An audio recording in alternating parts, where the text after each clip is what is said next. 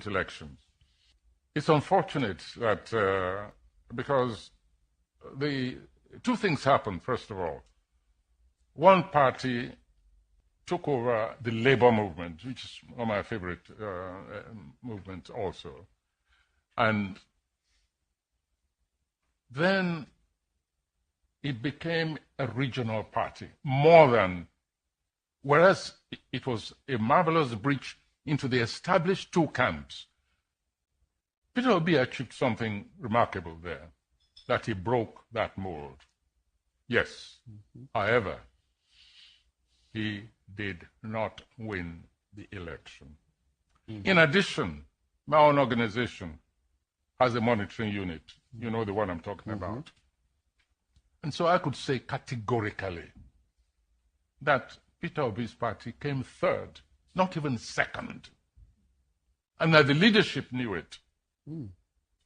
Well, they wanted to do what we call in Yoruba, gbajue. Ẹ̀jẹ̀ mi ni ẹ kí n gbọ́, àkọ́bí ewé ayò, ewé tún méje, ìtún ló ní ọ̀tún ẹ̀ ṣe, ìfà ló ní kan fà ẹ̀ mọ́ra, àìbínú gbogbo àtàrẹ, gbogbo méjì ọkà bàbà, gbogbo mẹ́ta ọkà wáṣẹ́, orí ló túmọ̀ ẹ̀dùn. Gbogbo ọ̀nà ní túmọ̀ ẹsẹ̀. Akọni ìmọ̀ tú ìmọ̀ ọjọ́. Ìmọ̀ èmi ni wọn kì í dálẹ̀. Wọ́n bá lọ mẹ́lẹ́mọ́. Wọ́n á fi jóye ẹlẹ́mọ́. Akọni wọ́n bá lọ gbé fèrè. Wọ́n á fi jóye ẹlòkò. Bọ́ọ̀wọ̀ wọn bá tẹ̀lé. Wọ́n á fi jóye aláre. Àwọn mẹ́tẹ̀ẹ̀ta parapọ̀. Wọ́n wá jọ ń pẹ́ mọ́, ẹ̀ẹ́mọ́ olóko jẹ. Wọ́n pa Akíntọ́lá ọmọ Ògún. Wọ́n pàdé Ìyọ̀dà ọmọ Àtàlàbọ̀bà. Àkọ́bí wọ́n pàdé Ṣàtàdàdẹ ọmọ ọba Ìjẹ̀bú Mèrè. Aṣíwájú odò gbólùkẹrẹ, ajagun lólòdì ọ̀run. Tó o bá ṣe pé tìyẹ, tó o bá ṣe pé tìyẹ, lọ́ bá ń darí jọ wí. Àgbèrò ni kò ń gbọ́wọ́, ọ̀gọ́ ti ṣìgìdì bá gbé, àgétì ló máa ń gbé, àyàn ti ìlàyàn ewúrẹ́. Ọlọ́run dákun má padà lẹ́yìn ẹ, kó má gbàgbé ọ̀rọ̀ tẹ́.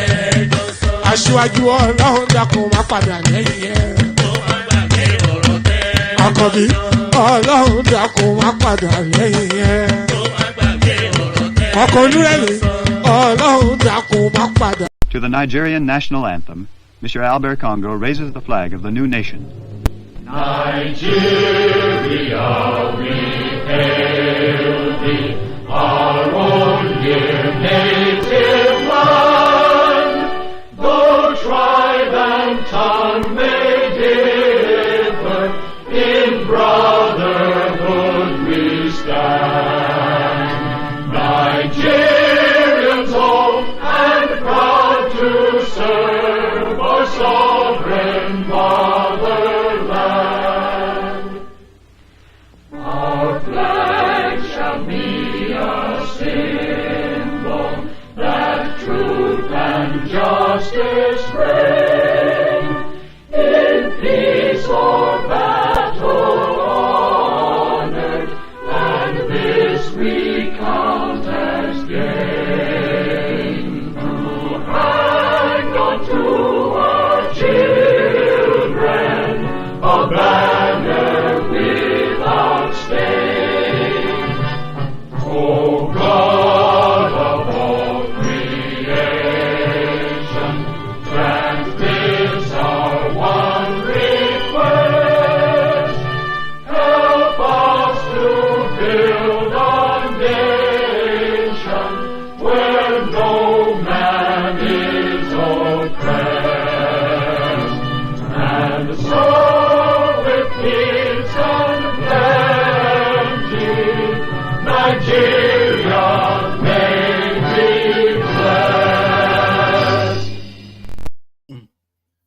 And there it is right there. And so with peace and whatever, Nigeria may be blessed. So that was the founding national anthem of the Nigerian state. I think it was actually Obasanjo. Please correct me if I'm wrong, but from memory, it was the Obasanjo military administration that actually commissioned now the Arise, O Compatriots that we now sing now. But the founding, as you can see, was Oyinbo people singing it. The Arise, O Compatriot, I think was commissioned by the Obasanjo military administration, but the founding anthem for the Nigerian state was what was just rendered there. It wasn't rendition though, it was rendered. Good day to you, good to be in your company, and how are you? Yes, I'll pop on your screen in a moment. But before I pop on your screen, I want to signpost you to what will be happening later on today. Dupsy, of course, your favorite girl and mine. She's kicking it off with yet another explosive topic. Why are Nigerian women making dating so transactional? That's the simple but loaded question that Dupsy is asking. And the provision of answers to that question will be provided time allotted for 4:35 p.m. UK time. So I'll send the link into the comment section now. So make sure you bookmark it. Let me pop it on we stream on Twitter as well. There's nowhere we don't stream, by the way. We stream everywhere. So let me pop that link into our Twitter stream as well. So the Twitter crowd can also come join Gypsy. So there it is. That will be the session for later on today. Why are Nigerian women making dating so transactional? So that's the question. Answers to be provided 4:35 p.m. UK time. So the link in the comment section, go bookmark it, get yourself ready. Come join Dupsy on the screen as well. She likes to have a crowd around her, so be part of that crowd. So I think actually I thought this hat would do it, but I don't think it is doing it. So let me just chuck it on the. I'll pick it up later, of course. I'm not untied in the space. So good day to you. Good to be in your company, and how are you? So good day to you. Good to be in your company, and how are you? So we fast track into another weekend. We are cascading into the beginnings of another week. We are actually in the beginnings of a new week because, of course, as we have previously discussed, the week starts on Sunday. So welcome to a new week, and I hope it's more fruitful than the week just gone past. You know, every moment you lose is a moment that you never gain back. So that's the tapestry of life. We just we live, we breathe, we eat, we argue, we do all sorts. But every moment that ticks by is another moment that is in your past. So make hay and make the most of the moment. Not make hay, but make hay whilst the sunshine. Of course, that's still appropriate. But make the most make the most of the moment. So all that good and funky stuff. Thomas, you should really be in the studio, not in the comment section. So all that good and funky stuff, the usual protocol, click on the like button just as soon as you're coming in. Subscribe if you haven't done that already. The hyperlink that says StreamYard, that invites you into the studio space. So I cannot recall. It's been a good while now since we broke the dock of a new voice. So if you're a new voice, if you've never been on the screen, click on the hyperlink that says StreamYard, come join us, and we will prioritize you because we are forever in search of new talent. So you'll be the talent of the day. Come join us. Come push back at some of the nonsense that you hear us spew every single day on this platform. So come spew your nonsense. So click on like, click on subscribe, click on the hyperlink that says StreamYard. I'm not yet going to push you in the direction of the super chats yet, because I'm not quite sure if it's going to be a long or lengthy session or how it's going to go. But I will push you at some point if I feel inspired that the session is actually worthy of the super chats, then I'll push you in that direction. So yes, click on like, click on subscribe, click on the hyperlink that says StreamYard. All the good and funky stuff. So let's kick it off. All the good and funky stuff. So yes, a lot to talk about, of course. I'm just setting myself up here. So a lot to talk about, of course, and we kick off the conversation with this particular headline. So we kick it off with this particular headline: Nigeria to end fuel imports by June.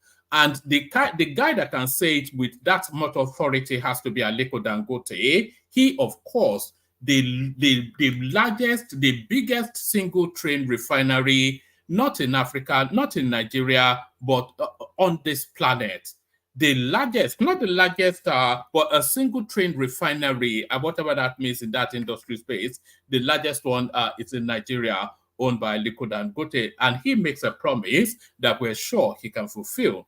Nigeria to end fuel imports by June. So we're in January, February, March, April, May. So as next month, essentially, and we're on the 18th of May now. So essentially within the next, at the maximum 5 weeks, Nigeria has to stop importation of fuel. So the fuel subsidy then finally then ends categorically. Africa's richest man and chairman of Dangote Group, Aliko Dangote, has said that following the laid down plans of the Dangote refinery, Nigeria will no longer need to import gasoline starting next month. Dangote also stated that his refinery can meet West Africa's petrol and diesel needs, as well as the continent's aviation fuel demand. So I don't think quite we have a full appreciation of just the size and magnitude of this project that Dangote has plunked down. Let's use plunked. That's an Englishism. Has plunked down in wherever in the suburbs of Lagos. It is a huge edifice. It's a global edifice. Forget, by June, we won't be talking about fuel in Nigeria anymore, and the conversation will just fade away. There will be no such thing as fuel shortage, or there will still be movements in price, but not the skittish, harsh movements, and there will be no narratives of fuel being what's the word I'm looking for? When they take it to the foreign country, whatever that word is that I cannot find, there'll be none of that smuggled. There'll be no mention of fuel being smuggled, or fuel shortage, or fuel price. None of that. By July, August, that would not even be a conversation within the Nigerian space anymore. Such is the magnitude of this guy's edifice. And look at how big that promise is. Let's take it from the top again. Africa's richest man and chairman of the Dangote Group, Aliko Dangote, has said that following the laid down plans of the Dangote refinery, Nigeria will no longer need to import gasoline starting next month. Dangote also stated that his refinery can, listen to this, so this just tells you then just the size and magnitude. The thing is so big that even Nigeria, the 7th largest oil exporting country on this planet, they cannot satiate the needs of that particular refinery to the point that he's already importing crude from America. Dangote also stated that his refinery can meet West Africa's petrol and diesel needs, as well as the continent's aviation fuel demand. A lot of people will be out of business as soon as this guy is fully operational. He spoke at the Africa CEO Forum Summit in Kigali on Friday, expressing optimism about transforming Africa's energy landscape. Right now, Nigeria has no cost to import anything apart from gasoline. And by sometime in June, within the next 4 to 5 weeks, Nigeria should not import anything like gasoline, not one drop of a liter, he declared. He also outlined progress made by the oil company to ensure that Africa as a continent becomes self-sufficient when it comes to the energy sector. He said, we have enough gasoline to give at least the entire West Africa, diesel to give West Africa and Central Africa. We have enough aviation fuel to give the entire continent. So from all the way through to Kenya, Morocco, and to cutting through Sudan, anywhere they need aviation jet fuel, because the demand we don't have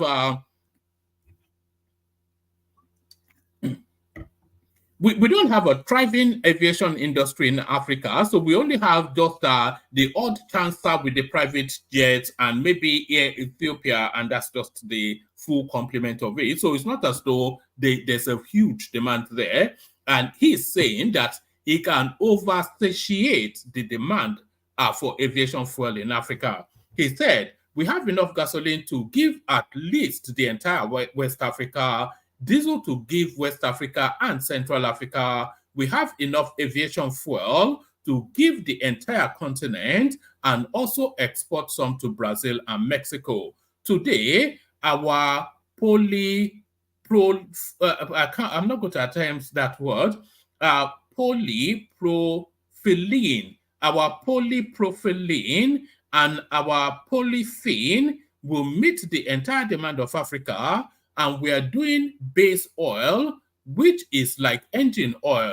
We are doing so a lot of things. Linear benzyl, which is a raw mineral to produce detergent. We have 1.4 billion people in the population. Nobody is producing that in Africa. So all the raw materials of our detergents are imported. We are producing the raw materials to make Africa self-sufficient. As I said, give us 3 or maximum 4 years, and Africa will not, I repeat, will not import any more fertilizers from anywhere. We will make Africa self-sufficient in potash, in phosphate, in urea. We are at 3 million tons, and in the next 20 months, we will be at 6 million tons of urea. That's UREA, which is the entire capacity of Egypt. We are getting there. Dangote also went further to outline the achievements of the company since the commissioning of the refinery in February.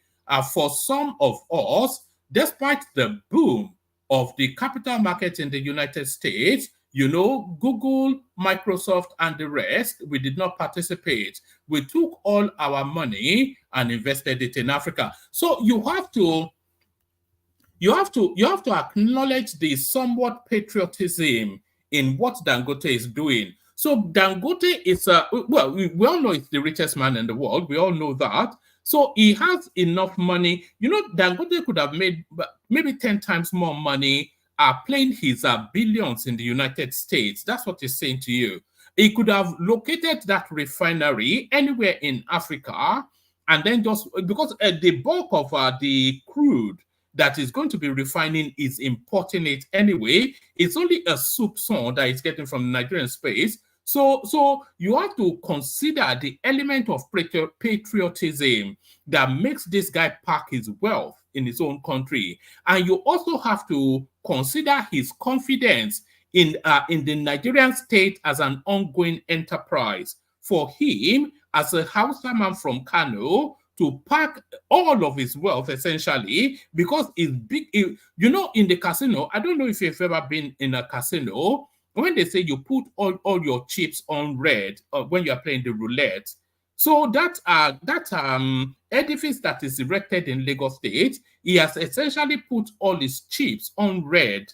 If the ball falls on a different color, he loses everything. So it's a flick of a coin. It's the biggest gamble anybody can take. What he has done so you have to applaud both his courage and his patriotism. You just have to. I mean, there is I'm not a gambler, Eze, but I watch a lot of James Bond movies. So so the room needs populating, by the way. So we need people to hop on.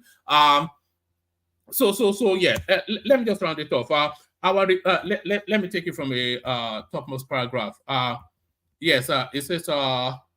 It says yes.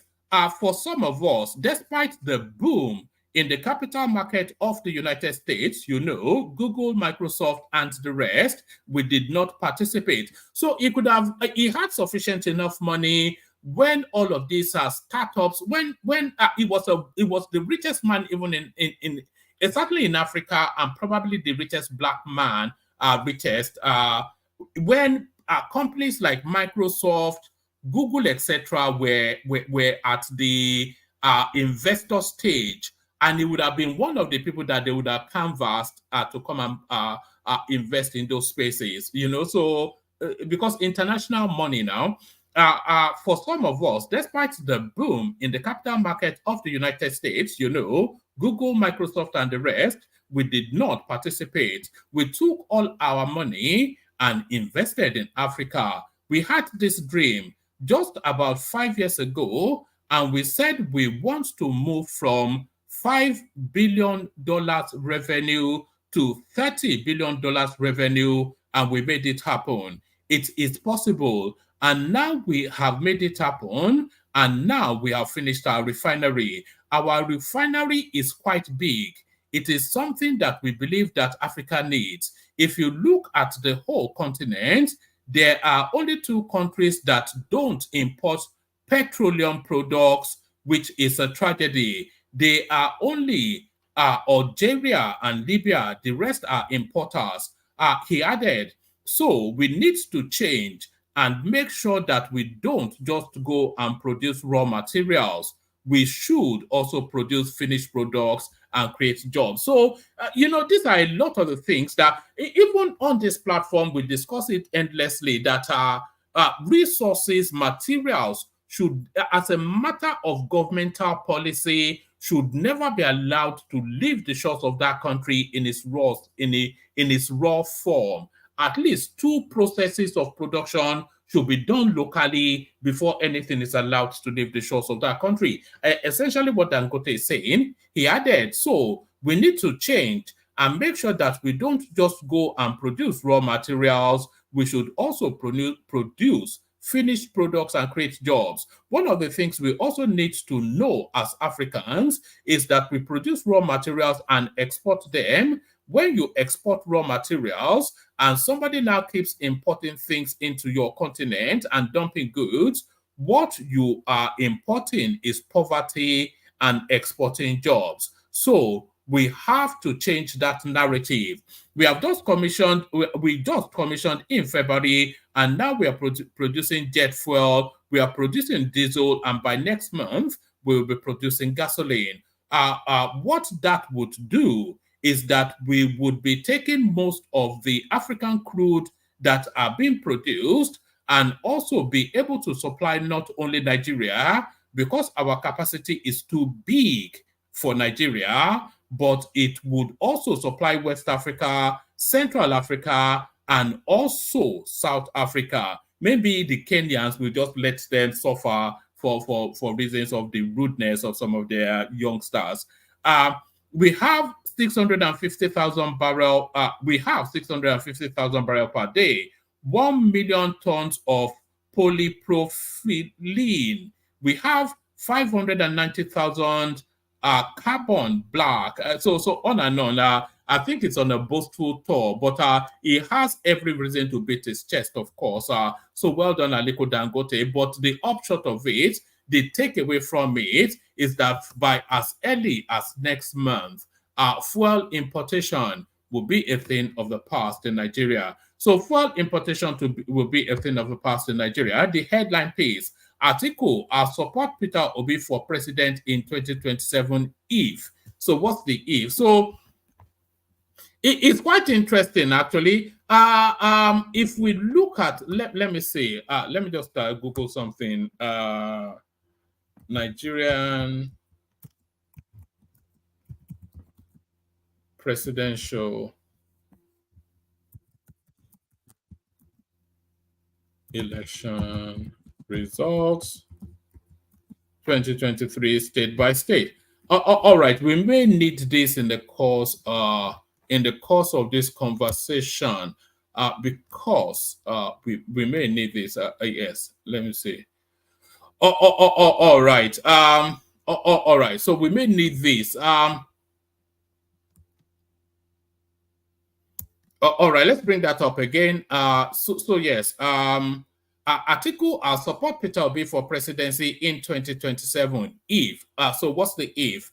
Former Vice President Atiku Abubakar has declared that he would support the 2023 presidential candidate of the Labour Party, Peter Obi, If the People's Democratic Party PDP determines that the Southeast should have its turn in 2027, Atiku, the PDP presidential candidate in the 2023 general election, said that he would support Obi wholeheartedly should his party select him. In an interview with BBC Hausa Service, the former vice president said, "I have said repeatedly, and I even said it before the 2023 general election, that if the PDP decides to zone the presidential ticket to the South or the Southeast specifically, I won't contest. As long as it is the decision of the party, I will abide by it. But I contested the 2023 presidential ticket because it was thrown open to all members of the party. If the party decides that it is the turn of the Southeast and Peter Obi is chosen, I won't hesitate to support him." The PDP leader added that the party members would determine his destiny in the general elections of 2027 and that a merger between the PDP and the Labour Party is a possibility. He added that his recent encounter with Obi might point to a potential coalition before the general election in 2027. Atiku said about the meeting, "It's just a normal friendly meeting that we often have, particularly amongst us in the opposition parties. Such meetings are healthy for Nigeria's democracy and in the country's interest." About the possibility of a merger, he said, "Yes, it is very possible. We can merge to achieve a common goal. It is possible, and nothing can stop it if we wish to achieve that." He denied that the choice of the presidential candidate might frustrate the merger discussion, saying, "It is not true. The challenge will not arise. I can tell you that the choice of who will fly the flag of the party will not be an issue." Clarifying his active part in politics, he said, "Yes, we can't keep quiet and watch things go wrong. People are suffering, and we are committed to making Nigeria a better place. It means you are not tired of politics of Nigeria, not at all. I am still in active politics in Nigeria at least, as long as God permits. My age does not stop the young ones from testing their faith. Everybody, irrespective of age, is allowed to aspire to be anybody in the society, politically or otherwise." Regarding his 2027 presidential ambition, the former vice president said, "That would depend on the decision of my party. I can't make any categorical statement on that. It is the duty of the party to decide on the way to go in the next election. Until that time comes, let's just wait and see how it turns out. It must not be interpreted like that. I must not be eyeing elections. I must not be eyeing elections to have meetings with political friends and associates. Currently, we are practicing democracy in this country, which we fought for with our blood." So I'm not quite sure that Atiku was especially at the forefront of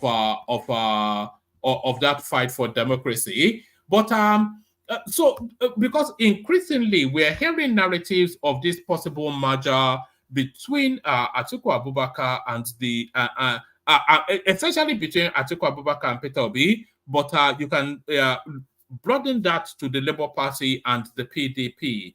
But what would this mean? What would this mean is the thing. Will that merger stand any chance of wresting power from Tinubu? That's the question. And the answer, you may be surprised, might be no. It may well make the defeat more categorical. Because, of course,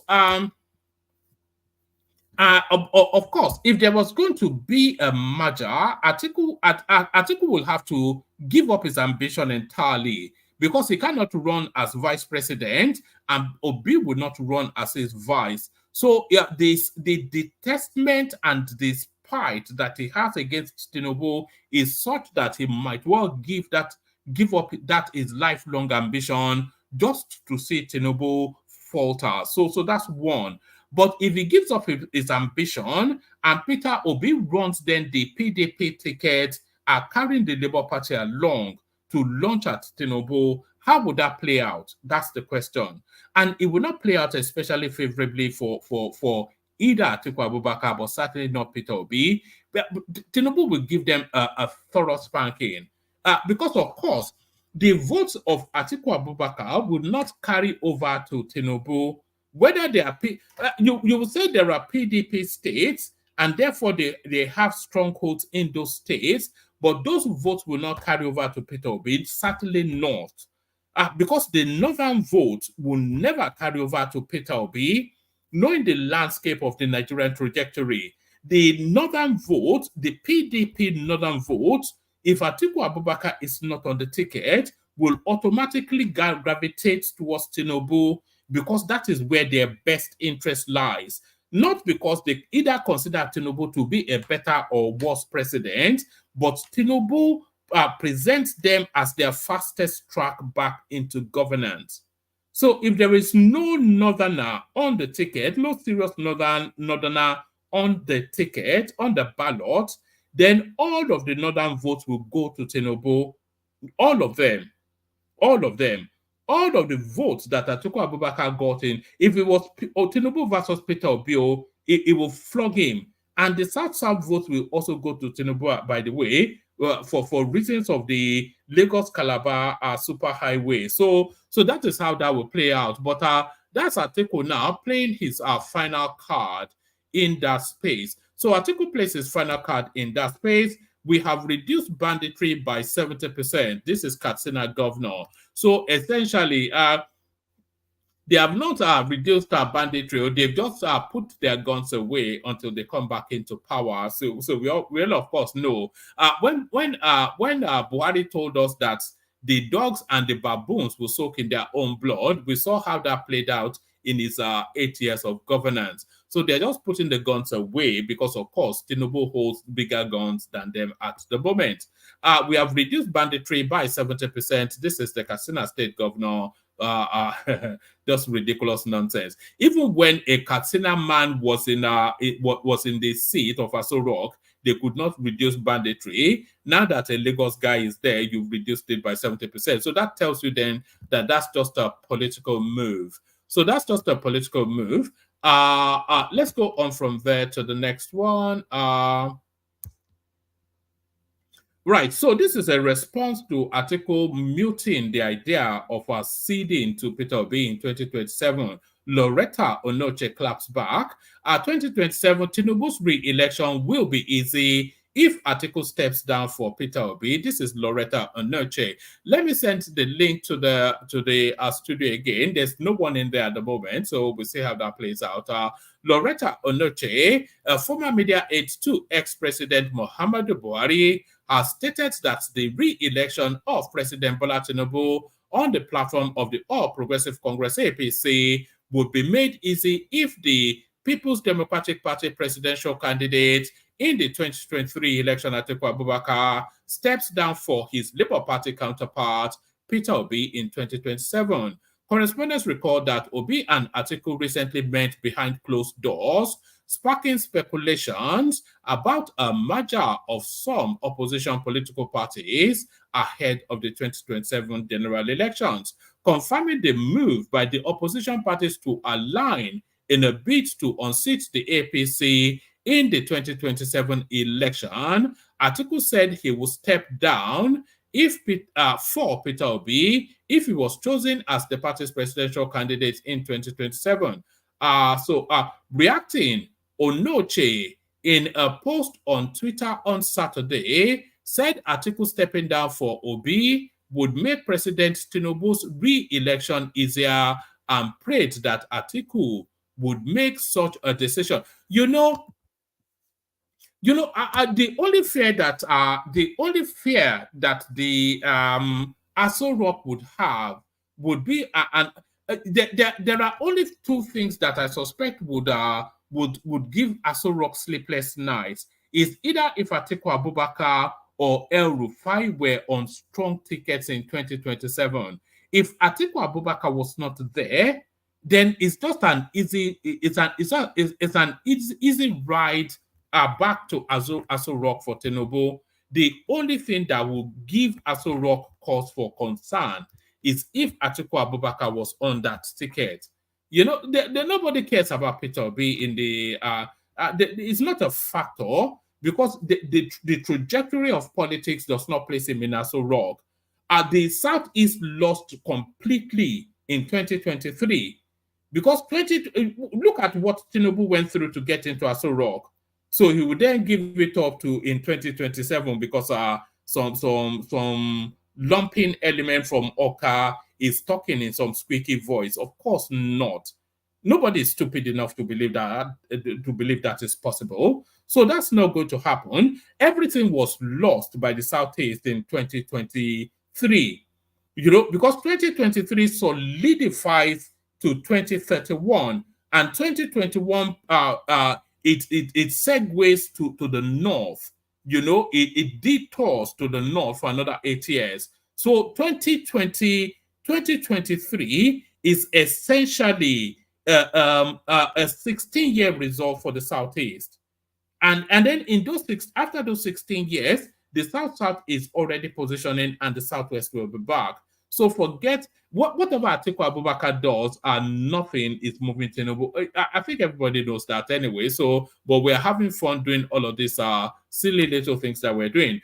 But reacting, Onoche, in a post via Twitter on Saturday, said Atiku stepping down for Obi would make President Tinubu's re-election easier and prayed that Atiku will make such a decision in 2027. She wrote, "Our Father and God, yes, it is me, your son.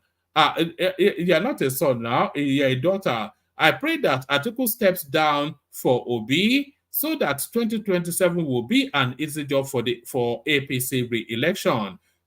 I never ask you for anything because you are a responsible father who provides for me always. Thank you for answered prayer." So there are people, the APC are actually praying that Atiku yields to Peter Obi. It'll be a slaughter. It'll be a slaughter. So it'll be a slaughter. So let's go on from that. Today's Nigerian pastor suspends offering collection due to hardship. So this is a turn up for the books. Do you remember during COVID that they were sending people text messages that they should still be paying their tithes digitally? A Nigerian pastor has captivated his congregation by announcing the suspension of offering collections due to ongoing economic hardship in the country. In a video that went viral on Saturday, the cleric is seen informing his church members that, given the current state of the nation, offerings will not be collected for the foreseeable future. Addressing his congregation, the pastor stated, "Stop collecting offerings for now because of the situation of the country. For now, we are pending that's suspended. That should be the offering. In our church, we are not collecting offering for now. Come and serve your God. Go until pressure comes down. It is not easy. You are going to your work tomorrow." So I'm not quite sure. He also made a broader appeal to religious leaders worldwide, urging them to halt the collection of offerings temporarily. To all pastors all over the world, stop collecting offerings for now. The pastor's decision reflects a growing concern about the economic challenges facing many Nigerians and underscores a compassionate response aimed at alleviating financial pressure on congregants during difficult times. So there it is right there. So that puts a lot of pressure on that space, of course. That puts a lot of pressure on that space. A lot of this news repeating. Let me give you one more, and then we may just wrap it up. So let me give you this one. Burkina Faso, Mali, Niger finalized plans to form confederation after quitting ECOWAS. So I'm not quite sure how that will work out. What sort of confederation? It's a short read, so let me give it to you. Their foreign ministers met Friday in Niger's capital, Niamey, to agree on a text establishing the Confederation of Alliance of Sahel States.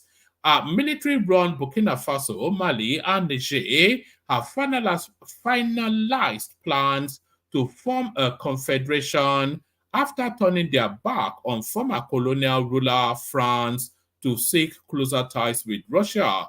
Their foreign ministers met Friday in Niger's capital, Niamey, to agree on a text establishing the Confederation of Alliance of Sahel States.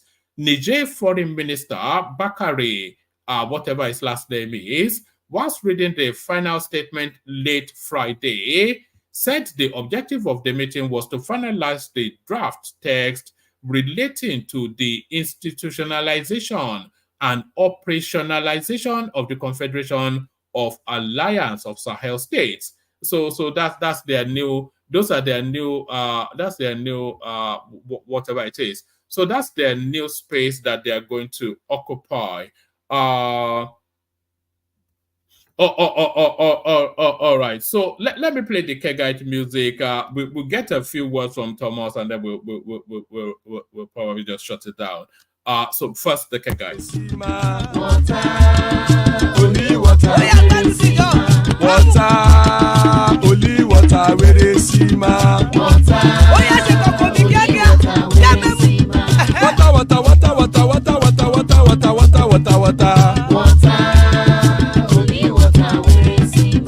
Hapa o naido.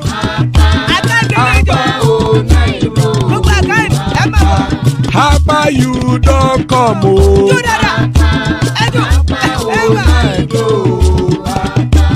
Hapa o naido.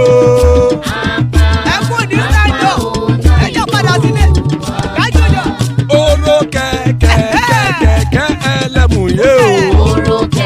Ilé sọ́dí kẹ̀kẹ́ rẹ̀ ẹlẹ́mù rẹ̀ o. Bobby Master kẹ̀kẹ́ rẹ̀ ẹlẹ́mù rẹ̀ o. Chief Faila ti kẹ̀kẹ́ rẹ̀ ẹlẹ́mù rẹ̀ o. Eruku lẹ̀lẹ̀ ẹlẹ́mù dé. Eruku lẹ̀lẹ̀ ẹgbẹ́ ẹlẹ́mù dòdò jàre o. Eruku lẹ̀lẹ̀ Ghana ti dé ẹgbẹ́ bọ́dì o. Ọmọ ẹlẹ́yẹ ẹ̀yẹ o ó dilé o.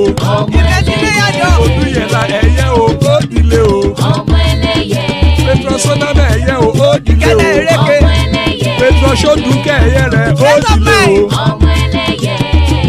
Ẹlẹ́kọ̀ ọ̀run mú ìní o.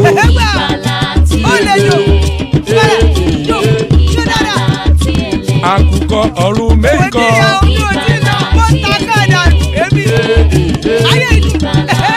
Ikú kò ní ríwà gbéṣe o.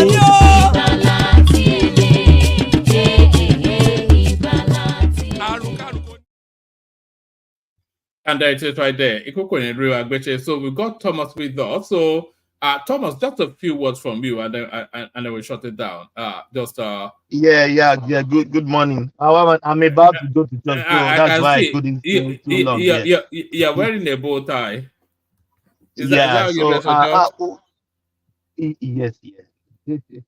Yeah. Well, man, let's just speak about Atiku and just few minutes. Maybe somebody will come in. I don't want you to. No, I think I'll just shut it down. So sometimes you just have to, just a few words because from you, and then I'll shut it down. I was just thinking because I'm just spending 2 hours in church, so I can take charge from you.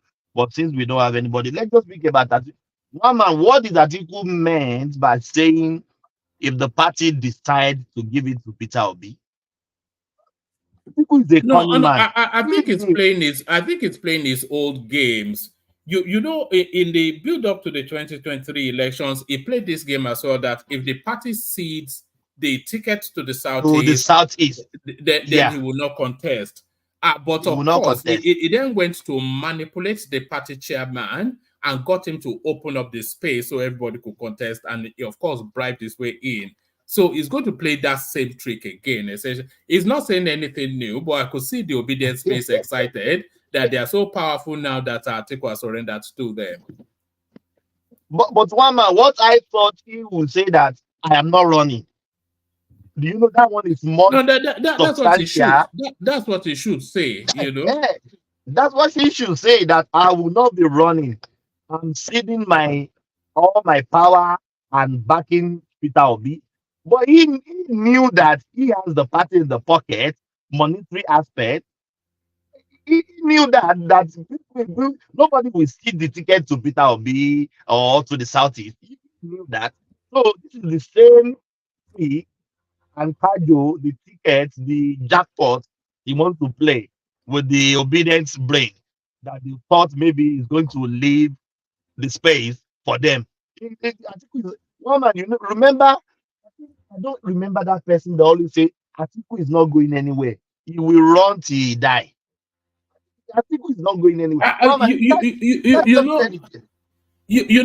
think his is it Marabounds or what do they call them? His Babalawos or his Muslim Alfas. They've told him that his destiny is to be president. I think he's convinced in his mind that he's going to be president at some point, and he cannot recognize that the moment may have passed. One man. Yes, Kenny. How you doing? You're right. I do. I mean, don't shut this down now because everybody is watching boxing right now. That's why I know. The timing. I forgot. I forgot the boxing. And don't tell me the results though, because as soon as I come off, I'll go and watch it. No, it's still they're still on round 5 right now. Don't tell me how it's going. Don't tell me. Yes, I forgot. Okay. Mr. Thomas. Man, you are not going. I'm good, my brother. Good morning from Australia. I don't know where you are. Good morning from Australia. Yeah. One man, you are not shutting this thing down today. One man, forget it. I was wondering if people are getting fatigued by the Peter Obi article, but one man, you know what? Yeah. Sometimes time factor, because sometimes when you put on your time, people waited, then you come up, you come up later on, people already go back to bed and all that. So you need to try and stick with your time. You know what I mean? Exactly. Like woman I was telling the other day is you have to adjust your time. If you adjust your time, people like from Nigeria will as well be listening because you can't be starting by 1 and you expect people from Nigeria to watch you. It's not possible. How dare you? I thought I was the highlight of your day. What happened to all that? Why not the highlight of your day? Which one the highlight of our day? Even woman, how's that? Even with that we are in the UK as well. We use same time as Nigeria, so it's difficult. Nigeria, yes. To wake up around 1 o'clock, 2 o'clock, listen to program. But if you start, just try as much as you can make it 9:30 or 9:45, at most 10 o'clock, so that at least if you come back from work, we just use it and rest. If you are not listening to channel television or AIT or NTA, you can just tune in and pay attention to what is. Emmanuel, I know one man very well. We are like brothers. So one man still have a life to live before the section. So that is what always cuts one man to the late time. You know what I mean? So it's not that it doesn't have anything to do else. I think that is why one man can you can defend yourself. Thomas, stop it. One man doesn't have a life. Look at that. Now my brother, I know him. He doesn't have a life. Don't let my secret out now, Prestige. Why you letting Why you outing me in public, Prestige? Why you outing me? I'm just kidding. I'm just kidding. Last year when I started joining one man show, I think it was starting 9 o'clock on the dot. That's what at least you're on YouTube, you're seeing things happening. I think I joined last year, the last 2 years. So it was 9 o'clock. You understand? But gradually, one man was just moving the time from 10, 11. Sometimes one man started at 1:30. I said, what are you doing? 1:30? Who is going to listen to you by 1:30? What I would consider is that even if it's people can watch back. So I know that because a lot of people still watch back, don't they? So the joy of it is this bad boss that happens real life. You understand? Live. So I understand. Live. You understand? The comment section is giving us their ginger. The panelists, they are giving us oh God, you shouldn't have said that money more. God. It's One told man. us it's told us the result. One man. Yes. You know, I want to say this here. That's one thing that you do that me personally, I do enjoy, and I really want you to do more of it. Because sometimes when people don't come up, Kenny, yeah, just give me 30 Hold 1 on, hold second, on. please. Let him hold on. Let him land that point. No, no, Okay. I'm going, one man. I want to leave. Okay. I just want to leave. Yeah. If you can, one man, if you can stay for 2 hours, then I will take charge from you. I have just service 1.5 hours. Yeah, it's up to you. Yeah. You guys. We see how it goes. yeah. Yeah. No, Kenny, you were saying. Yeah. So you know, sometimes when you start a program and you don't see people coming to the stream, you always try to shut it down. But there's one program they always do. You when you're doing those 1 hour program, you tell us about things. You spoke about the topic. You know, people enjoy that particular one a lot. So if you don't see people online to join you quicker, you can actually narrate or talk about the topic of the day. So that would give you enough time, and you give people enough time to come on online as well. So personally, when you spoke about those topics and you analyze, you know what I mean, I enjoy it a lot. Yes, I just wonder if it's fatigue, if people are fatigued by the politics, you know. No, one man, it's not fatigue, it's just the timing. No, I don't think so. You know, see, the main point is the time. All right. I'll work on that because Emmanuel said that yesterday as well. So yes. Going to bed. I'll watch over again sometimes. I'm in the morning. So that means sometimes I will leave it when I wake up in the morning going to work. I rewind it back. Sometimes life is still, the program is still live. I have to rewind the program back from the beginning and I will listen all day. You understand? So you do you think it's too long? Do you think the sessions are too long? No, it's not. No, see, actually, we have two programs. When you finish your own section, and the second section started, you know, it's two different programs, and we do enjoy it. Seriously. Yeah. Thomas section is somehow actually. All right. Do you think I should be breaking them into two? Chop it up, end mine, and then start another one for the rowdy bunch? No, you don't have to end it. You have to end it. You know, as long as you have someone to take over from you, like Thomas, like the other guy. What's his name? Rational Mind. No, Mike. Mike. You understand? So I can tell. Do you think Mike is too brutal? No, it's getting better these days. You know what I mean? It's actually yesterday it was far better than what it normally does on this program. It was calm, you know what I mean? It's not agitated, you know what I mean? It's actually getting better. It's improving, seriously. Unlike before, you would just be shouting, argue with the people and all that. But yesterday was actually perfect because I watched all. All right. Come to me. Let me talk. All right. We go to you then. They said that Fury has won. No, that's not one. No. So what is Money More saying? Yes, but nobody tell us the result of the boxing, please, because I want to watch it after the session. So let's kick it off with you then. As we wait for the room to populate. So the headline piece, Emmanuel Atiku, I'll support Peter Obi for presidency if. But that if is the real killer, isn't it? A lot of people excited by that news, but it actually offers nothing new to the space. Okay.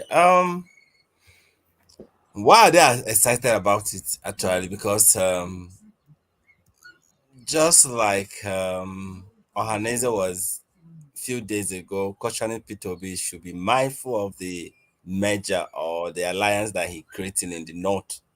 So I'm sure Peter Obi is not naive to understand the politics of the north. If you remember the politics that Atiku and Tambuwal played during the primary election, you understand. So haven't seen what Wike did for Tambuwal before then, and all of a sudden, in the middle of the night, they they do what they know how to do best.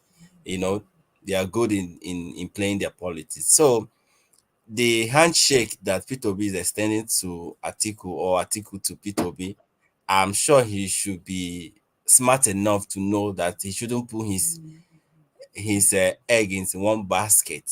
He should understand that anything can happen, anything can. So I don't think that people are excited about it. Actually, the only thing the obedient we are doing that.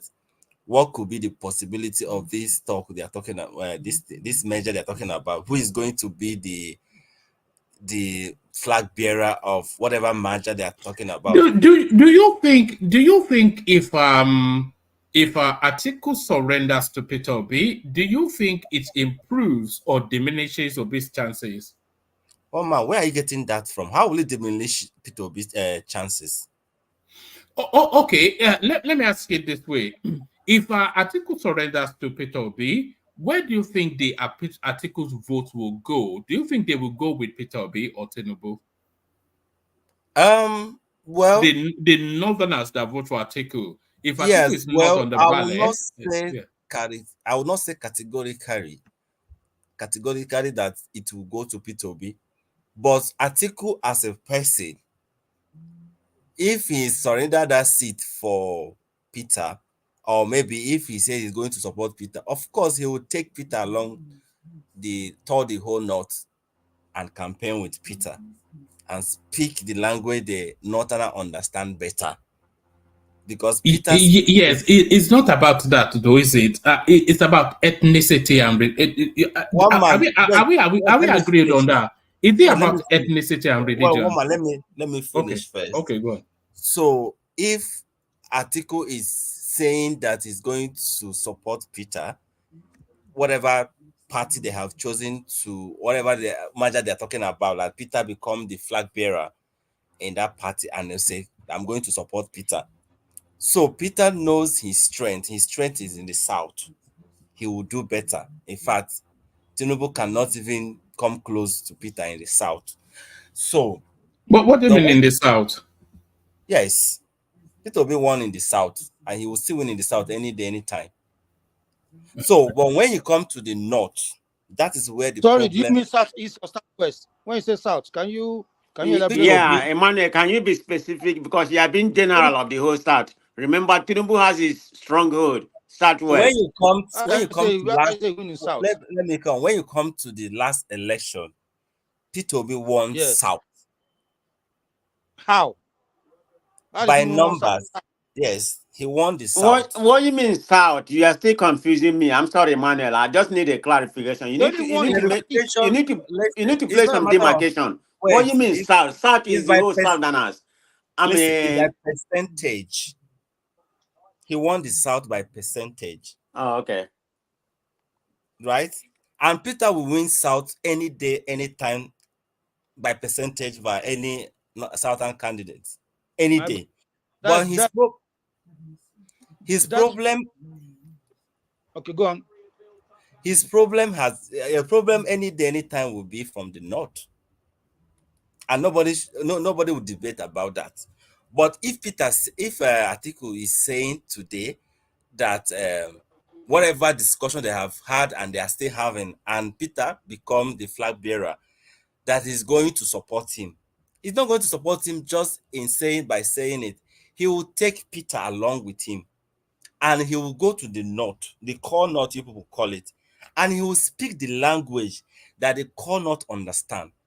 The agreement the two of them might be having is maybe, Peter, you are going to take 4 years. And whatever agreement they have accepted, Atiku will now explain that language to what their people understand. It's all about understanding and negotiation. And that is where Peter have to play smart as well. You understand? So now is the turn of the South. So the issue is that, are you ready to play your own part of the game? Because one person has done 4 years. And these two you're seeing here, they have categorically said that if they have a presidency today, that this south and north zoning, they will eliminate it. They will make it the six zones, six geopolitical zones, that they will make it that each zones will be having a tenure of 6 years, and it will go round in the whole 6 geopolitical zones.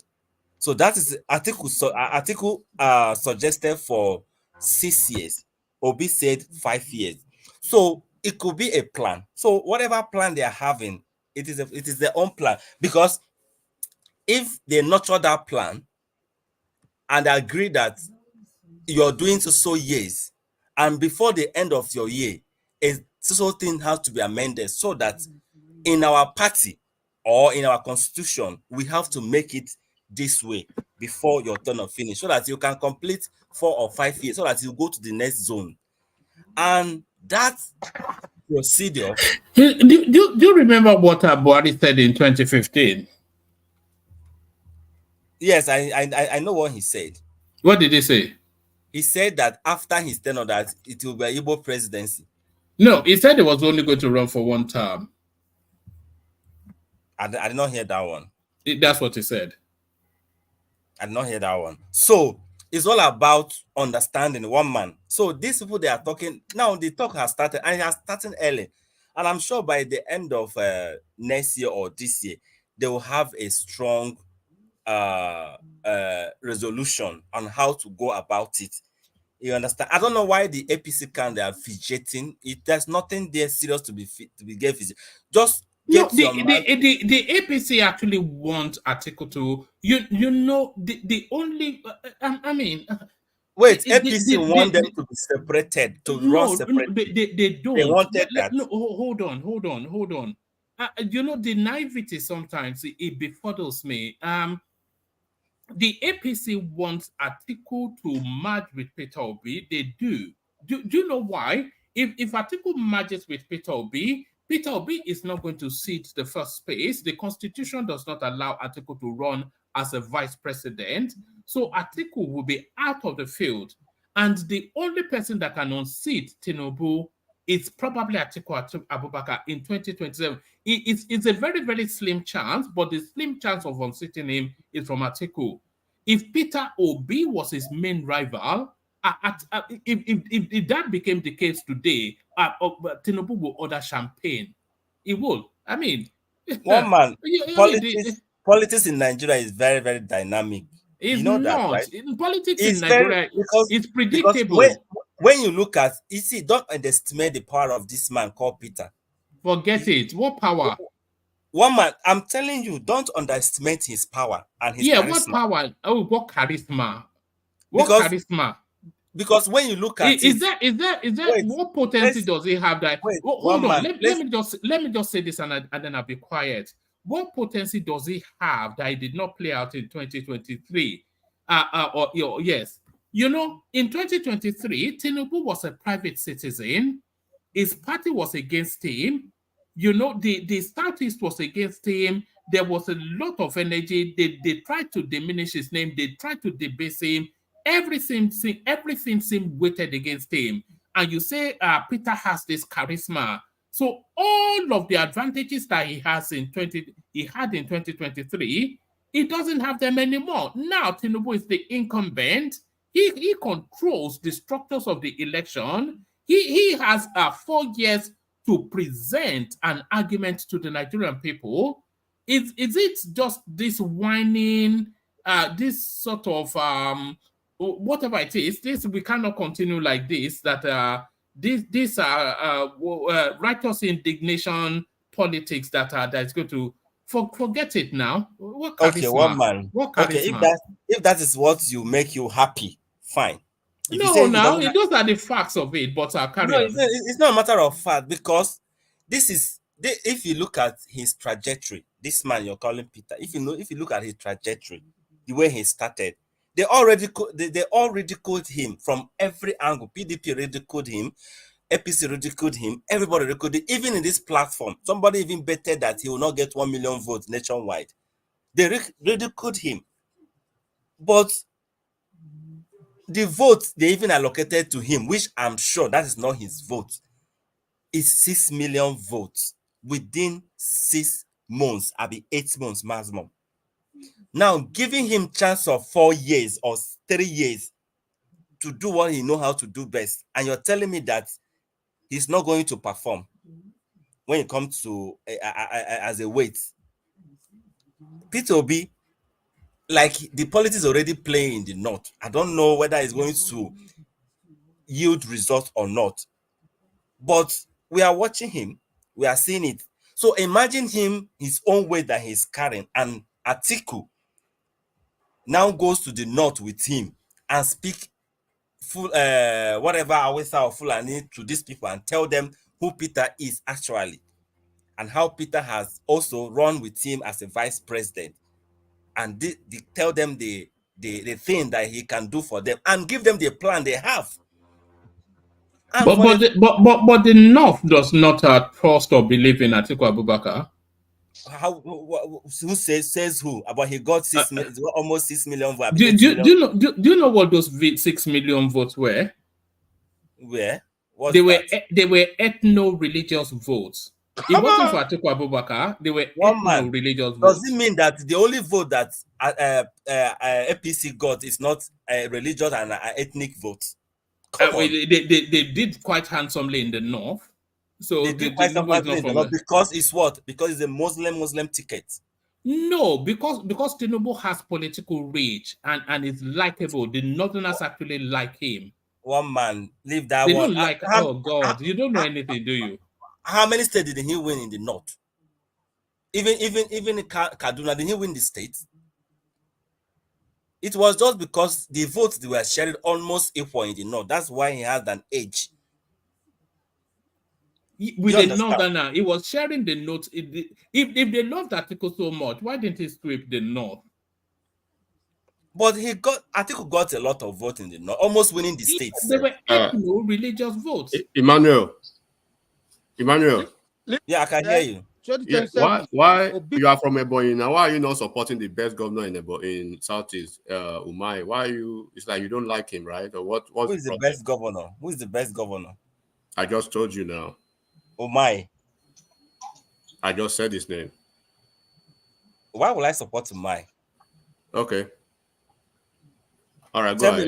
Tell me the reason why I should support him. No, go ahead and have your conversation, woman. Never mind. If you know how Igbo people think, you think say we are doing all those. Don't go. Don't need explanation. Go ahead with woman with your conversation. I just wanted to. Umai rule my state. The only thing I can vouch for Umai that he did well in infrastructure. The other rest of the thing is zero. People became poorer under him, so forget it. When the reason why we are rooting for Peter because. What makes people richer? What makes people is education, knowledge, education. Yes. It did not invest in the. It did not invest in education. One man remember that. One man remember that Peter Obi said. One man remember that Peter Obi said you cannot. He said you cannot develop. You cannot grow economy with infrastructure. So you know whatever he says, they go with it. The more people are educated, the more the country become rich. So do you actually want to compare Umai and Peter Obi? Mention the same name in the same breath, under the same breath? Is that what you are telling me, Emmanuel? I'm from that state, so it should be. I know you are from Ebonyi State, but I'm telling you, you want to. So ordinarily, me that from that state would have gone for him. But you don't live in Ebonyi State. You live in Abuja. You live in I live in Ebonyi State. I live in Ebonyi State. You live in ABJ. No, it's not a matter of ABJ. I go to my state every year. You live in ABJ now. Have I gone to and have I even slept in Anambra? Have I slept in Anambra once in my life? So you believe Obi is better than Umai? Is that what you want to say? Far much better. That's why I support. See, it's okay. Woman, go ahead. Not only Umai. I am pious that is on my street. You guys just supporting Obi blindly. You just said to yourself that you've never been to Anambra before, and you just believe everything he told you guys. It's not what he told me in my mind. Hold on a minute, please. How can you compare? It's not a matter of what he told me. It is the evidence that is lying fallow there. Which evidence? You never been before. Now you just said you never been to Anambra before. So which evidence are you talking about? Evidence everywhere. At least, mention one. See, if you cannot support for Peter anything, support him for managerial skills. Which managerial? Don't infrastructure. I mean, you can. Do you listen to what I said? Is the beauty? Is the beer? Do you listen to what I said? If you cannot support Peter for anything, if you cannot support Peter for any, support him for managerial skills. Which skill? I say if you can't support him. All right. Well, expand on that. What managerial skills does he have? Skill. Tell me, yes. please. Managerial skill that this is a man that inherited a debt in his state. He inherited a debt in his state. But one way or the other, he didn't borrow from anywhere. But he left in quantum for that state.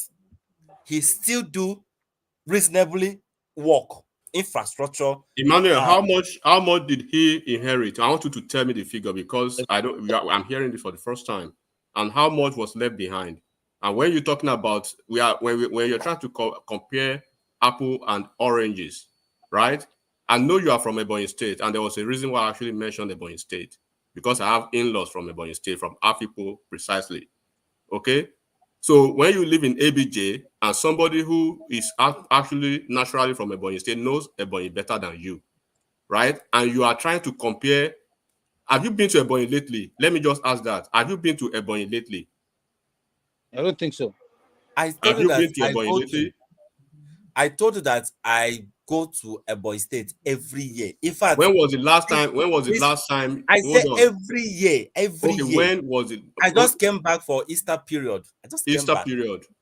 I went for Christmas. I still went for Easter because I have my aging mother there. I go there every time. Let me ask you this: do you know the infrastructural status of Ebonyi State before Umai and after Umai left?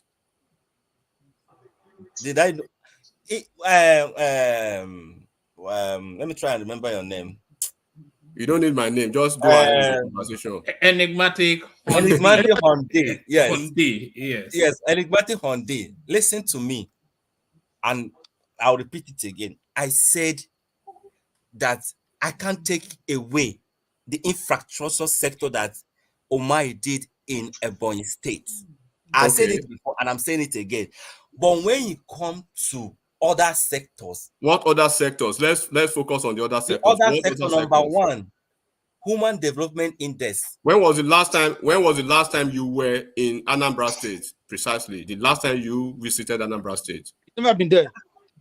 But I don't understand. I told you that I go every time. So why is this repeating the same question for me? I'm not. It's just hold on, Emmanuel. You know when you say you go every time, because look, I have a lot of people. They even travel from the US. They travel from Canada. They travel from UK. Enigmatic, hold on. I'm telling you, I'm from the States. I don't know why you're still complaining. Emmanuel, it is me. I'm supposed to be campaigning for my. I'm supposed to be talking for. No, I'm not telling you whatever you want to do. You have a choice. It's your opinion. We're just having a conversation. Just chill, okay? I'm trying to tell you, like, for the fact that you come from Ebonyi State, I know people who come from certain states that they travel to Nigeria. They don't even step into that region before they move back, before they come back to the US or to Canada or to UK, wherever they came from, right? So for the fact that you are from Ebonyi State or you're from that neighborhood doesn't mean that you know more than what you know. And I'm asking you precisely, when was the last time you actually the issue is that at least if I did not feel it personally, my community will feel the impact of his governance, right? So in your assessment, in your general assessment, you believe. So if my community, listen, hold on. You believe Umai did not do anything in Ebonyi State. He didn't turn anything around. So maybe you are trying to put words in my mouth. I've given him credit where he has done well, and that's the kind of person I am. When I come here, I tell that. All right, Emmanuel, go ahead. Thank you. No, Emmanuel, you have a question. You say OB is good in managerial, whatever you mentioned. Can you explain that better to me? Because when you come to managing economy, yeah, you understand. If you don't know anything to support for Peter, take it he will take it. Hold on for him. Sorry, how did him? Obi knows how to manage economics, is what you were saying. Yes, he has that managerial skills. Yes, so tell us which economy he has managed. You know the economically, Anambra performed better under Ngige and under we ran the data. You know, we went into their record books, and we did almost 7 hours on Anambra here a few months ago. Under Ngige, they did better. The IGL generation, the general economy of the state, they did better under Ngige, and they did better under Obiano. So the pre and post Obi, they did better economically. But the Soludo that was an aspirant under Abga, do you remember what he said? He said he will do one man. No, don't dabaru it. Yes. Do you know what he said? You tell me. You know, let me tell you what he said. He said that poverty under Peter, that Peter followed the manifesto of Abga judiciously, and before Peter finished, poverty was higher. One man, let me finish. I should tell you what he said. Okay, so he said before Peter finished that he reduced poverty rate in Anambra from 57% to 14%. That's not true. That's not true. That's not according to Emmanuel. Who said that? Who said that, Emmanuel? In fact, that's a lie. What you just said. Hold on, one man. Just give me a second. According to the National Bureau of Statistics, we did it here now. Poverty doubled. It doubled. What are you talking about? Poverty doubled in Anambra State. But Emmanuel, who said what you just said now? Wait, don't make up stories now. Said it. Soludo said it. Okay, hold on, give me a second, man. Let me just, because it's like you like to compare apple and oranges. Let me give you a quick comparison so that I'll probably refresh your mind. Look, when politicians are making statements, especially when they are campaigning for an office, right? Take it with a pinch of salt. Now, let me give you one thing. Don't tell me that. Hold on now. Chill, Emmanuel. Hold on. Okay, I get you. I'll take your point. Okay, Soludo said this and Soludo said that. Do you know that this Peter Obi, right? He actually said PDP was a party of a party and system and structure of criminality during campaigns. He still said it a few days ago. He said it about 2 days ago. And then he called. Do you know the unprintable names he called Atiku and a lot of political. He never called. See, he called a structure. He doesn't call. I'm just trying to let you understand that politicians can say anything. So they can say anything, and they will go back to what they just said. I'm telling you, this one, when he was campaigning, he's not just putting a number. He's just saying based on beliefs of this and that. No, I'm telling you what. Wait now. Hold on, Emmanuel. Try to separate politicians. You don't need to separate it. You don't need to separate anything. And what they say. Somebody used somebody's performance and debated when he was debating with. Okay, did you read his memo? What he wrote in his memo? If you want to go by what he said during campaign, what about what he said during his memo? And why you obedience hate him today now? Can you talk about that too? You know, Soludo. I'm not a fan of Soludo. I don't know why people even like him. Everybody who hates Soludo now, they hate Soludo because of his memo. Forget what you are saying. No, the issue. Everybody loves Soludo at a point until he wrote a memo about Obi. Period. Don't say you were not every human being. Every single human being at a point will have Soludo as a mentor from what he's been able to achieve academically. I use your record, for instance, enigmatic. I use your record to ride on the horse, and because I'm not having an ambitious for president, but you are not getting what I'm saying. Obi said PDP was a party of criminality. All right, and I don't think he wants to. Enigmatic. I don't think he wants to engage. So just let him have his moment. Use my record to ride in a horse and become somebody in life, right? Because I'm not aiming higher to go somewhere, and because you don't like some certain things I'm doing, the way I'm doing it, you now went against me and start trying to ridicule me. You know, it's possible in politics. And he played it well, of course. He played, and he's still doing it. If you see how his PR is rubbishing Peter every day, and he's still doing it, it doesn't matter. For the fact that Peter does not even give him that liberty of replying to him is another thing. See, one thing with Peter is that he doesn't reply you. You will say everything you will say about him. It does not concern him. But he will say what he wants to say, and he will say it the way it is. He doesn't paint black blue. He will just give it away the way it is. He called it a structure of criminality, and he still called it till today. And you'll see him call it. When he's talking about structure of criminality, the group, the gang up that is existing there, it's not calling one person. It's calling the group that have captured the status. They have captured the country. That's statical that be. That's what he's calling criminality, the structure of criminality. He said he will dismantle it. And he's saying it every day. So I don't even know why you came and dabaru what I'm saying. I'm just trying to lose the sorry, man. Yeah. Anyway. Right, sorry for dabaruing your thought. Yes, no, that is what you're good at. You just come and bring in a different thing, Umai and everything. No. You know what rankles people is the embellishment. When the National what is the Bureau embellishment? One man. No. You ridicule somebody's record. No. Its record is ridiculous. So it doesn't even need anybody ridiculous. To. Of course it is now. We've run a lot of data on Peter Obi on this. You know that as well as everybody. We've run a lot of data on Peter Obi now. Somebody that be 75% of every revenue that comes to Anambra State, and by the end of he finish, he saved up to 75 billion naira. It did not. That's another lie. It did not. This man just came out the other day. Wait, one man, let me come. One man, listen. Just 1 minute. One man. Can you hold on 1 minute?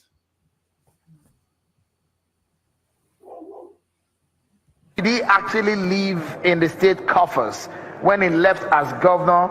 And are you willing to publicly publish the bank verified statements to settle the matter once and for all? Yes. Not talking. Yes.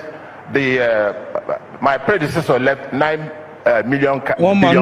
You can't hear anything. 9 million or 9 billion? 9 billion cash and 25.6 billion in script issues. These are sovereign wealth fund and shares in other banks.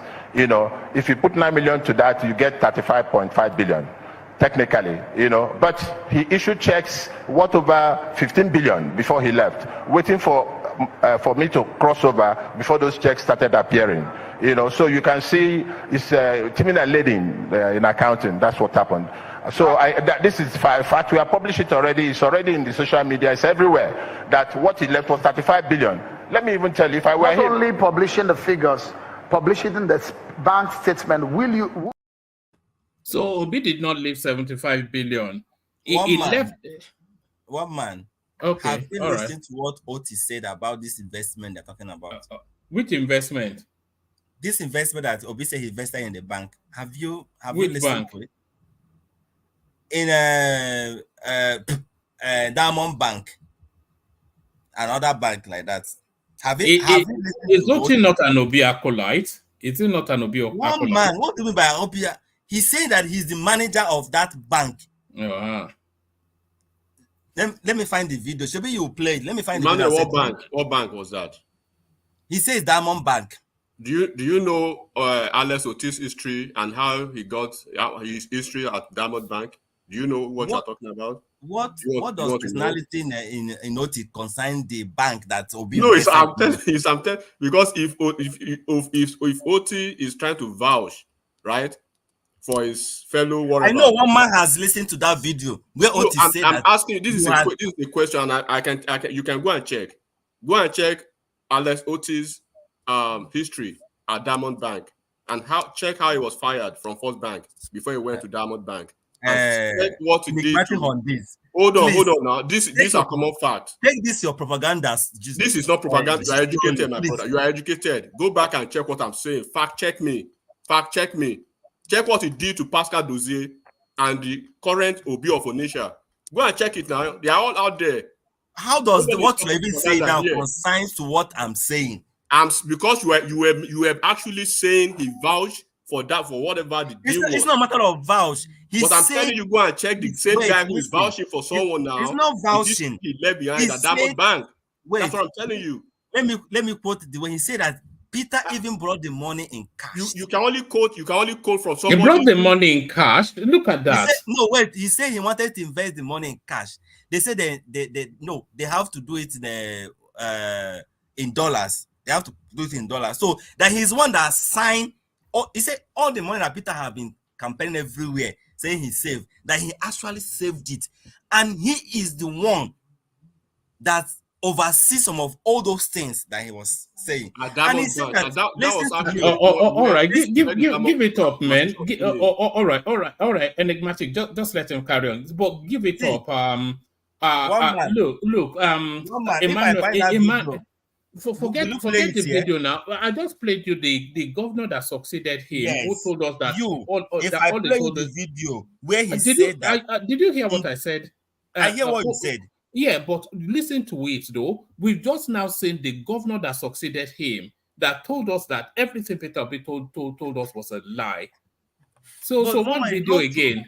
One man, this same governor went secretly and told the this Adamawa's governor that don't worry about all that. We know who Peter Obi is, so let's just why won't I worry? We know it's a fraudster now. Why are we like this? Why are we like this?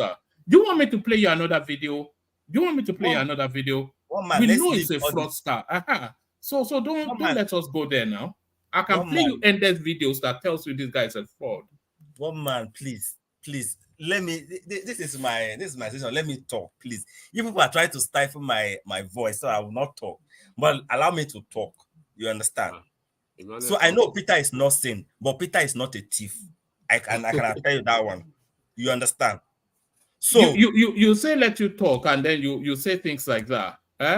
One man. All right, hold on. I have to play you another video now. You say Peter is not a thief, so I have to play you another video. My convoy is 5 vehicles, and you cannot buy fuel unless I'm inside the car. So I will pay them. No more. I know. The governor was paying for petrol himself for his convoy. When they get to a gas station, he will come out and bring out money and pay. In fact, at Oka government house, then when he was governor, forget about drinking champagne, what they are now doing there. Then he gave out old newspapers as substitute for toilet roll. If you are going to the toilet, he will just to save money. Yeah.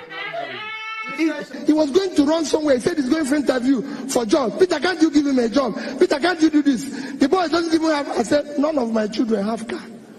I was the only person who is governor and bank chairman, not to them. Isn't that mesmerizing? But I know that Peter Obi. I know that he's a smart man. You know. But the governor, that Obi, did he say anything about that 200 million from security vote that he was caught? His convoy was trying to smuggle out of the country. Did he say anything about that? No. Peter is not a thief. That's a leading obedience telling us how Peter Obi stole 200 million. Imagine one man. Do you want me to play you more videos? Do you want more videos? I have one man. Should I send you a video of OT where he was saying what he was saying? Do you want to hear that one? Okay, one man. If you want to send you the video of OT when he was saying it, and I just told him now, right? I believe he has Wi-Fi wherever he is. One man, check the private chat.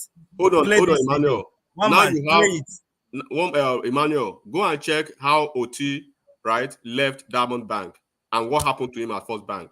Now I don't know why you are all right. I don't want us to deviate to OT too much, but if we stay with Peter Obi, you cannot. You know, in England, there's an idiom in England. Don't worry, you cannot polish a turd. You know, we know Peter Obi now. We know it's a fraud. Don't be unfair to me on this platform. We are not ready to play all those nonsense, Jerry. One man, just play one video for me. Just play the one I said. Go and read about Alex Oti at you don't want to play it, man. You don't want to play it. If that person is vouching for his fellow thief, then it's not vouching. It's not vouching. He's saying he's fine.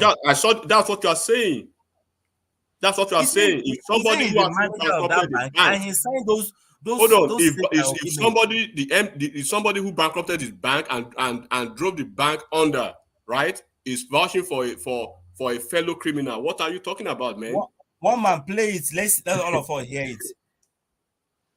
All right, I'll play it and then we'll move on because I don't want us locked down in that or be something too much.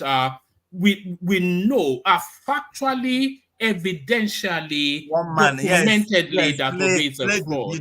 We know it's a fraud and all the evidence is there. But I'll play you. Just hold on for him one moment, Enigmatic. I'll play this clip and then we'll move on. But we can do Obi all day, but we all know it's a fraud. There has been accusations and counter-accusations about the money he left in Anambra State. And as a participant at that time in 2013-2014, I would like to again restate that Peter B actually left the money he said he left. And I had documented it in my back page article that I wrote some 2 years ago on the 8th of June 2020. I happened to be the CEO of Diamond Bank at that time, and he came to my office. He wanted to leave the money in cash, and we said no. We strategized and said we'll invest the money in Euro bonds. I personally helped him exchange Naira to dollar, about $155 million, which were invested in the tier 2 capital of some of the banks, and then in some Euro bonds. Some of them have maturities up to 2023. So some of the monies have not matured. So one man, have you heard it, right? I didn't hear anything, no, but carry on. They did not hear anything. How will it? We can loop around forever on it, but I think people are. He told you that Peter, the money he mentioned and he left, he actually left. Sorry, Emma, can I interject? Sorry, I'm interjecting my brother. One man, are you hearing me? Yes, I sent you a text. You didn't respond, but check your phone. But carry on. Okay. Earlier in the day, but carry on. Okay, I hope it's money related because I'm looking for money. I sent with what you're saying, Emmanuel. Emmanuel, you need to understand that the people you're talking to knows what you're talking about. So maybe you're new to the platform. Maybe that's why you're stressing yourself. But I'm not new. We have to do it, Basbos. You know, say if you are not strong, they will stifle your voice. No. I wanted to tell one man. So I've been looking for a particular video and I found it finally. I'll send it to you. It's Obiano's accountant general while he was in office. That video was from Channels TV. That's when they came to do right of reply after Obi's people brought all the documents, including the bank statements of the entire 3 banks, to Channels TV with Chamberlain and more and 2 other guys.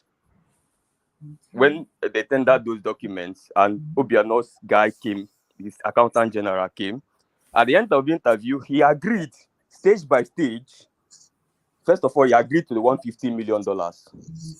And then he agreed to the Naira as well. And then they were asking him, so what were you guys dragging ever since? The guy was now started changing math and said that actually what they meant is that some of the monies didn't have immediate maturity. That some of them will mature, you cannot have access to them now. Some of them are more accessible now.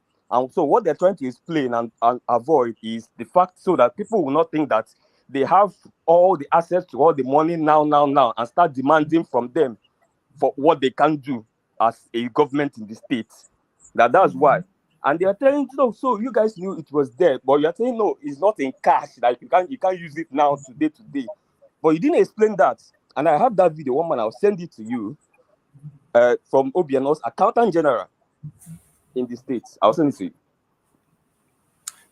Okay. One man, like I was saying before, so now you have heard from this man, and every time they will say Peter Obi invested in his bank. Does Peter Obi owns bank in Nigeria? They say and his bank is Fidelity, but I just heard it now. It is Diamond Bank. Though probably, I think there's another one I invested in Diamond in Fidelity, but this particular one is Diamond Bank. So I know he, like Peter said, that what they are all doing, like when he was running as a vice president, it was all a righteous man then. But because he has chosen to run on his own, solely on his own, that's why everybody's now going to, against him and bringing all kind of propaganda against him. Good and fine.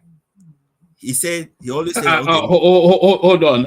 Prince, thank you for the super chat, but I've been warning everybody not to tell me the result of that fight, although it seems to have gone in the direction I wanted it to go. But sorry, carry on. I have to go and watch it. Okay, one man, let's go back to the major thing. So let's leave up. Now, is the enigmatic that came and do the Dabaruni our talk here. So, No. People no, just I'll cannot. just put in People context can't. to your conversation. People can't stand people trying one to. Man, what is they cannot stand? I'm about to the tell you truth now. is You won't let staring me on tell your you. face. The truth is staring on your face. You say you cannot stand.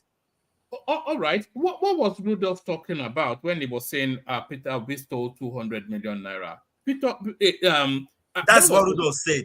That's not what he said. He said,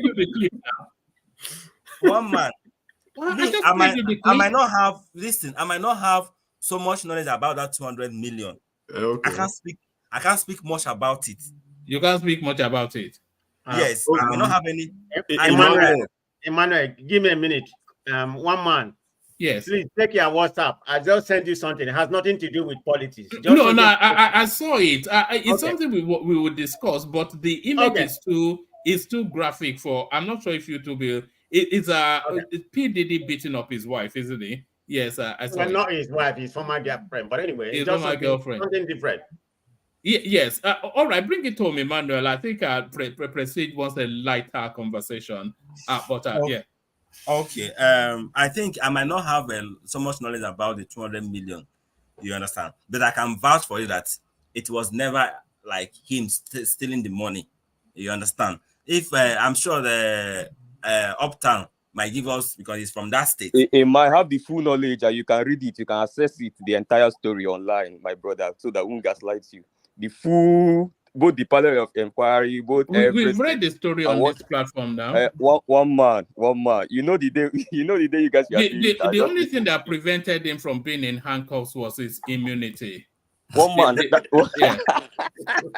One man. That same money was still used, was appropriated legitimately by the state assembly, which is not African Assembly, PDP Assembly, for their own cars, and that money was still used to buy their car and has nothing to do with Peter Obi. The money was seized by the police. No, it was not. Oh God, we read it here now. What are you even doing? One man. Do you want to go toe to toe with me on it? Are you willing to? All right, it's not what the bother, because we've done that story so many times. It's just like you coming to argue about when I was born. To me, that's why it's annoying. All right. Okay. You cannot. Right. There is no man. If they place $10,000, I will chop it. It's simple. Come on, let's move on, Joe. All right, let's just move on. Now, one man,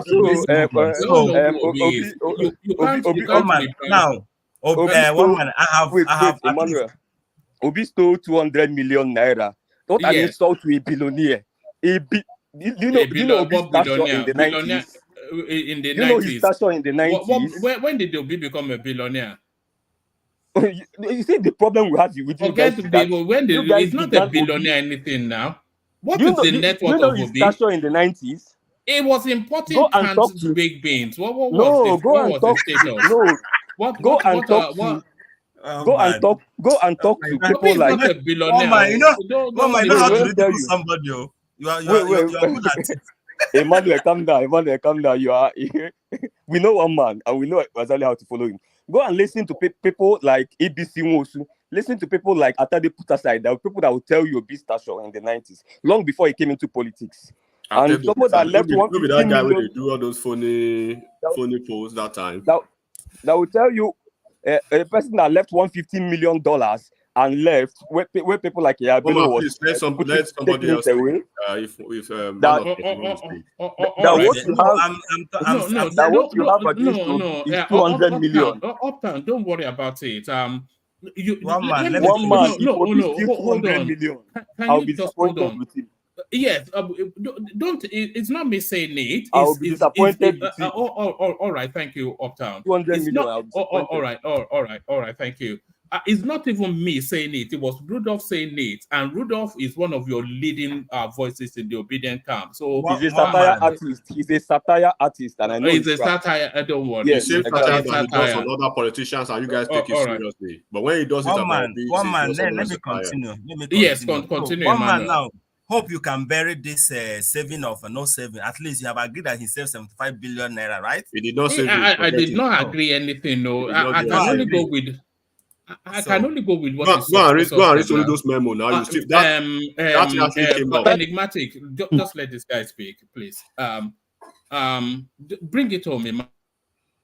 Okay, bring it home. I think it's getting tiresome, you know.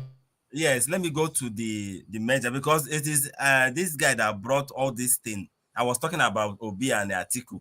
They now brought this. They're just trying to dabaru everything and stifle my voice, which is haunting. Nobody is stifling your voice. Stop I've no problem. So I'm ready for all of you. Anyhow you want to do it, but no problem. So one man, what I'm talking about is bring the headline, remove this, or have played the video. So we're talking about the Obi and Atiku, right? So like I was telling you that you don't have to underestimate the strength and the charisma that he carries. So, and if he could achieve what he did in less than 8 months and garner 6 million votes based on what INEC allocated to him, because that is not his real vote anyway. So if he could garner such votes, so give him extra 3 years and see what he can do. And that is exactly the politics he's playing now. So I cannot predict how the end result will be.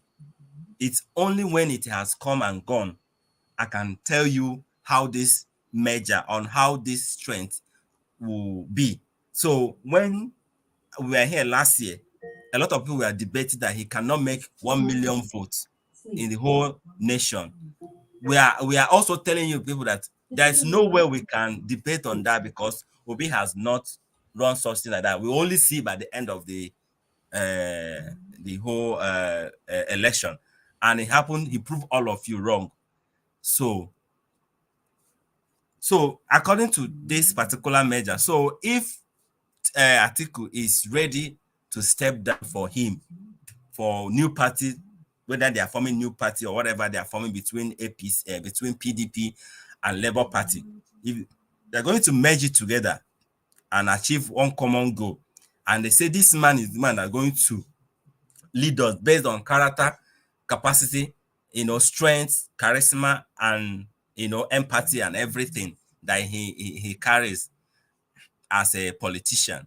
So he said, this is the man that we are giving this our ticket, and he's going to do better. Then allow him, let him do, and let us see his results. And I can tell you that if they agree on that one goal, and they will win.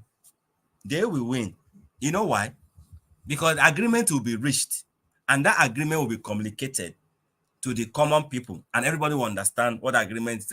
I have heard a lot of people from, like one man and some of your APC lineage, that always saying that there is no way not they are strategically wise when it comes to politics, that they cannot languish their 8 years for another person, that they rather go to this person as far as that person will just complete 4 years and let's go back to the north. Fine. At least this man good luck on Jonathan also scatter that plan, so another person will also scatter the plan as well. So let's see how it plays out. So let them do whatever they want to do, and let's see how it plays out. We'll always support them, we'll pray for them, and we'll hope they will win. So there is no two ways about it. So I don't even know why the APC camp, they are so everywhere, doing as if Obi has even taken the presidency already. He has not. He's just strategizing and making alliance. You understand? People should calm down, calm your nerves. You understand? So, one man, take me to the next topic. All right. I'll only take you to one more topic because the rumors suddenly are fully populated now. For a moment, I thought we were not going to have the fullness of a session, but there it is. It's been going like that over the last couple of days. Nigeria to end fuel imports by June. This is Dangote that brings good tidings. Okay. Actually, it's a good tidings. It's a good news to we in Nigeria. But one thing I don't know why we are so fixated about this man, a single man business. I don't even know why. You understand? We have refineries scattered all over the nation. And because one man chose to build a refinery, that is where all our focus just, rely on him. Another refinery that they have been promising us since last year is going to come on stream on December. It's going to come on stream on January. And now they have pushed it again to November. You understand? So I can't say much about Dangote because he's a citizen and he's a private business. So if he come on stream with his product for we in Nigeria, we pray that at least it will satiate and reduce the price of fuel price, and also find a way to reduce inflation in Nigeria, because that's another area that is biting us so hard in Nigeria. Inflation, I don't even know why people are just saying that whether Tinubu perform or not perform. I was telling somebody today that I never knew that somebody in his life will be worse than Buhari. Somebody in his life as a president will be worse than Buhari until Tinubu proved me wrong.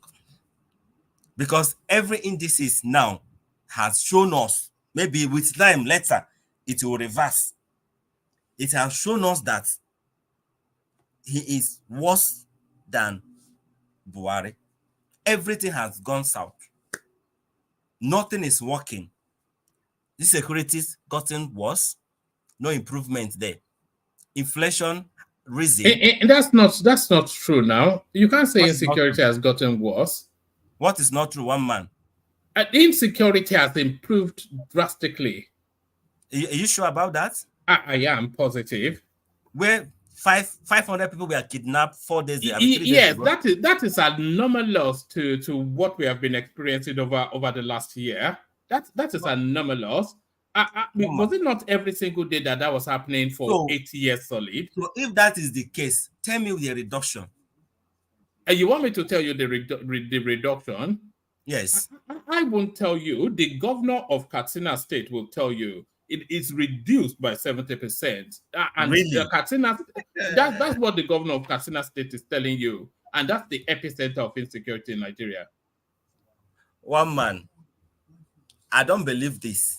Yeah, you don't have to believe it now because it doesn't favor your politics. No, it's not because it my politics. You want the country to collapse because you think that will get your Martin. Yes. One man, it's not collapse. I just told you that 500 people were kidnapped. Last month, several children were kidnapped as well. They went and paid ransom. People have been kidnapped. They have been in Benue. People were being slaughtered. And if you go in Nigeria, if you are telling me that it has reduced, have people in the ID camp, IDP camp, have they returned?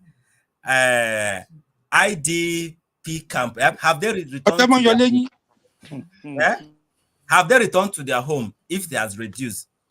But more people are thrown inside IDP camp. So what is look at that? That 500 something has been debunked by the Zamfara state government as well. So you guys have to look for another story. One man debunked.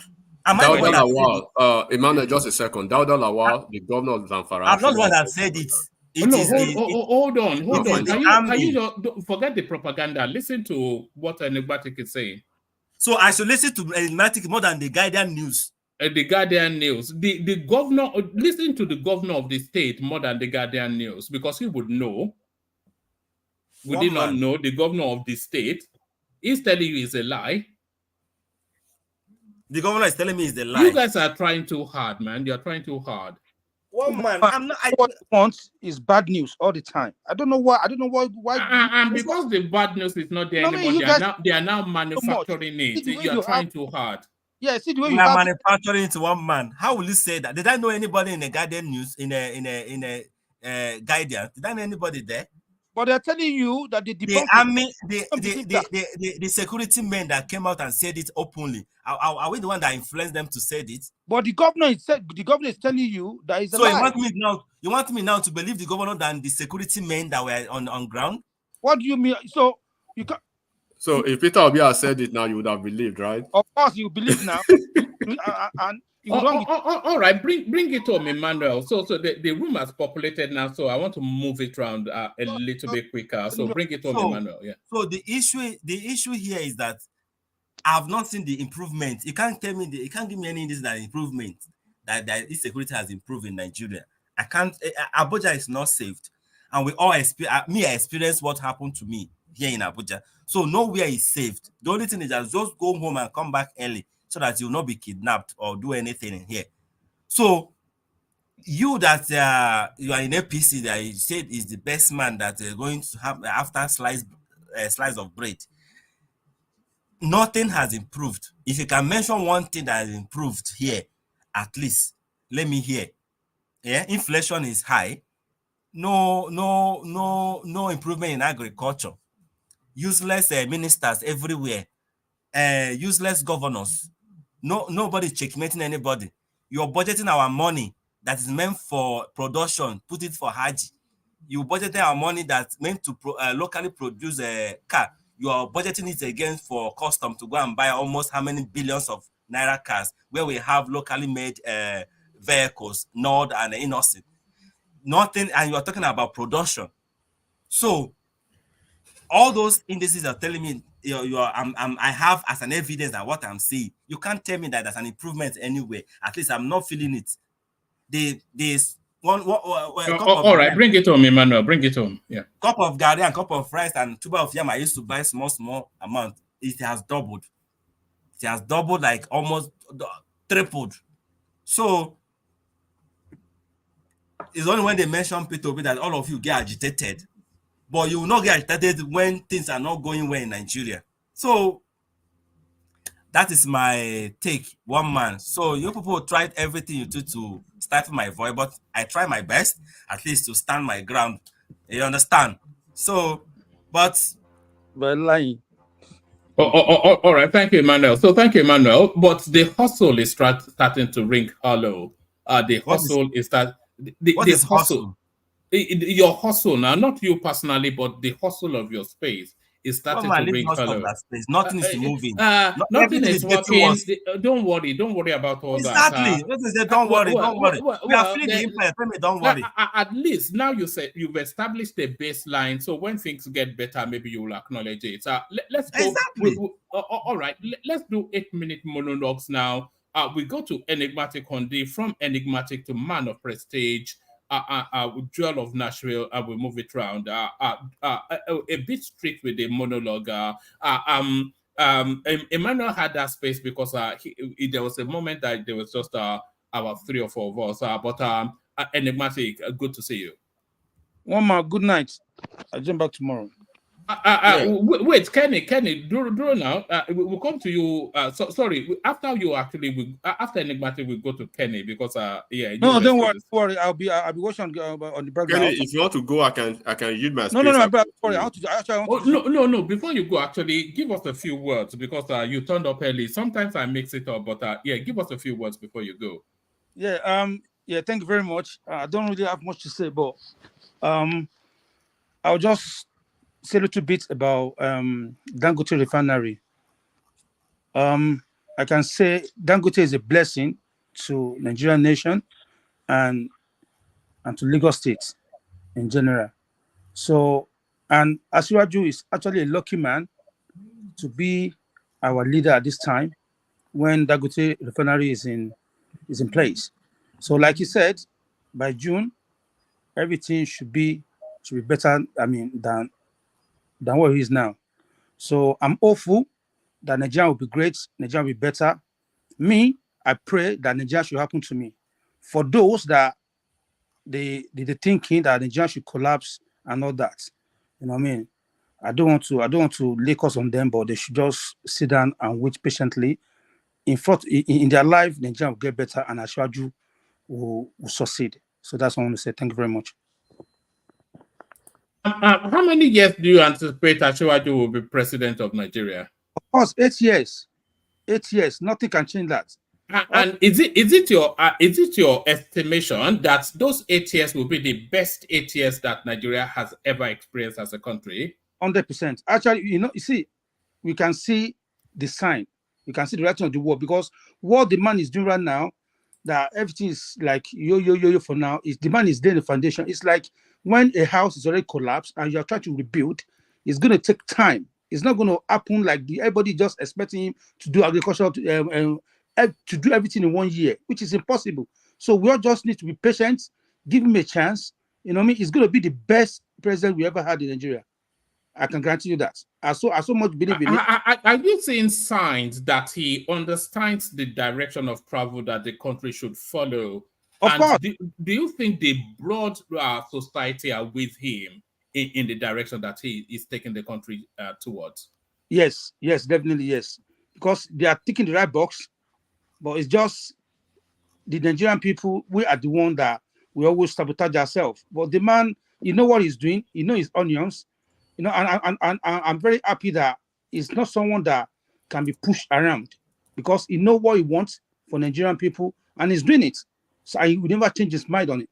So I can't believe. Do you think, Kenny, the people that have been going around all over the world trying to demarket the country, do you think they are just a vocal minority, or do you think they represent the broad sentiments of the Nigerian people? No, they don't. They are, like you said, they are minority, and they will soon be ashamed. Honestly, everybody that come here that they talking, they say what they're saying. Very soon they'll start eating their vomit, because Nigeria will turn around. Look at Lagos. Look at what Lagos has turned to. You understand? We can see the sign on the wall. Like I said, Nigeria is going to get better. You know, bit by bit, we're going to get there. You know, I don't see him going back to the time of subsidy and paying that amount of money to be defending Naira. You understand? So he should continue what he's doing. You know what I mean? All of us, I can tell you, 80% of Nigeria believe in him. Those that are making noise, they are the enemy of progress, because their man, they don't win the election. They want Nigeria to collapse, and they want to come here and say, oh, we told you guys, see. Anytime they hear bad news, they run with it. But when good news is coming out, they quiet. You know what I mean? So Asiwaju is doing the right thing, and we all of us should support him fiscally and by prayer, as if we all pray for him. Because if Asiwaju succeed, Nigerians succeed. So can I ask one question? Just one. Hold on, you've had a good go, Emmanuel. But no, one might say a question. I'm not interjecting. I say one question. Yes. I thought this is a monologue. One man, nobody's supposed to, you know. Yes, I think people. Yes. Can you mention one thing he has gotten right? The students' loan, something, he got that right. The Lagos Calabar way, he got that right. The removing arbitrage, floating the Naira, everything is done. He's gotten right. But let me ask you this, Kenny. From just all that are fleshed out in response to Emmanuel, then are we looking at possibly what will be probably the best African leader we've ever seen, which would then cascade him to the greatest black man that has ever lived? If all these plans come can through, we stop the psychophancy? Yeah. You're taking too long on it, please. No. Listen. See, I don't want to jump ahead of myself. Like I said before, I'm someone that believes in Asiwaju 100%. Right back from the day of ACN, when he was Lagos State governor, I know what the man can do. You understand? See, when the time comes, all of us, even those people that say bad things about him, they will start singing his praise. Go and mark it down today. When that time comes, I don't want to say anything. I don't want to predict the future, but I can tell you right now that when that time comes, by the time Asiwaju finishes 8 years, you know, they will beg him to do another 4 years. But the man will refuse that. So no, I've done my time. That's what I can tell you right now. He's going to be the best Nigeria president ever, because he will work his ass out. And he's doing it right now. The man is not sleeping. He's working day and night. But because this badger of a guy, they don't win, and his follower, they run with everything. They want Nigeria to collapse. I can tell you right now, Nigeria will not collapse. Nigeria will succeed, and all of us will be partaker of it. And like I said, I want Nigeria to happen to me. And that's it. All right. And just finally, do you think, I've used the phrase once, drop the dead donkey. You know, a donkey is a workhorse. It doesn't need much taking care of. You just feed it a little bit, give it water, and then you take it to the field, and then you walk it and you walk it. But when the donkey is dead, there's no point flogging it anymore. It has nothing else to offer you. So they say drop the dead donkey. So is it time for this guy you've described as Bajo, which I think is the coinage from Wode Soyinka, is it time for him to drop the dead donkey? Because his window of opportunity, it was a one-shot deal, and that window came and went, and it didn't go his way. So all this screeching and squealing, all this righteous indignation politics and borehole politics up and down, constituting a nuisance to time and space, is it time for that guy you described as Agbajo to drop the dead donkey? One man, he will not drop the donkey because he have a lot of monkey to feed as well. You know what I mean? So he has them to feed. He has to continue feeding them what they want. He has to continue giving them their banana. You understand? So if you throw the banana to them and they're happy and they start eating it. So he will not stop until it's disgraced. And definitely it's going to be disgraced 2027. Because that 6,004 they're talking about, they will not get it. It's gone.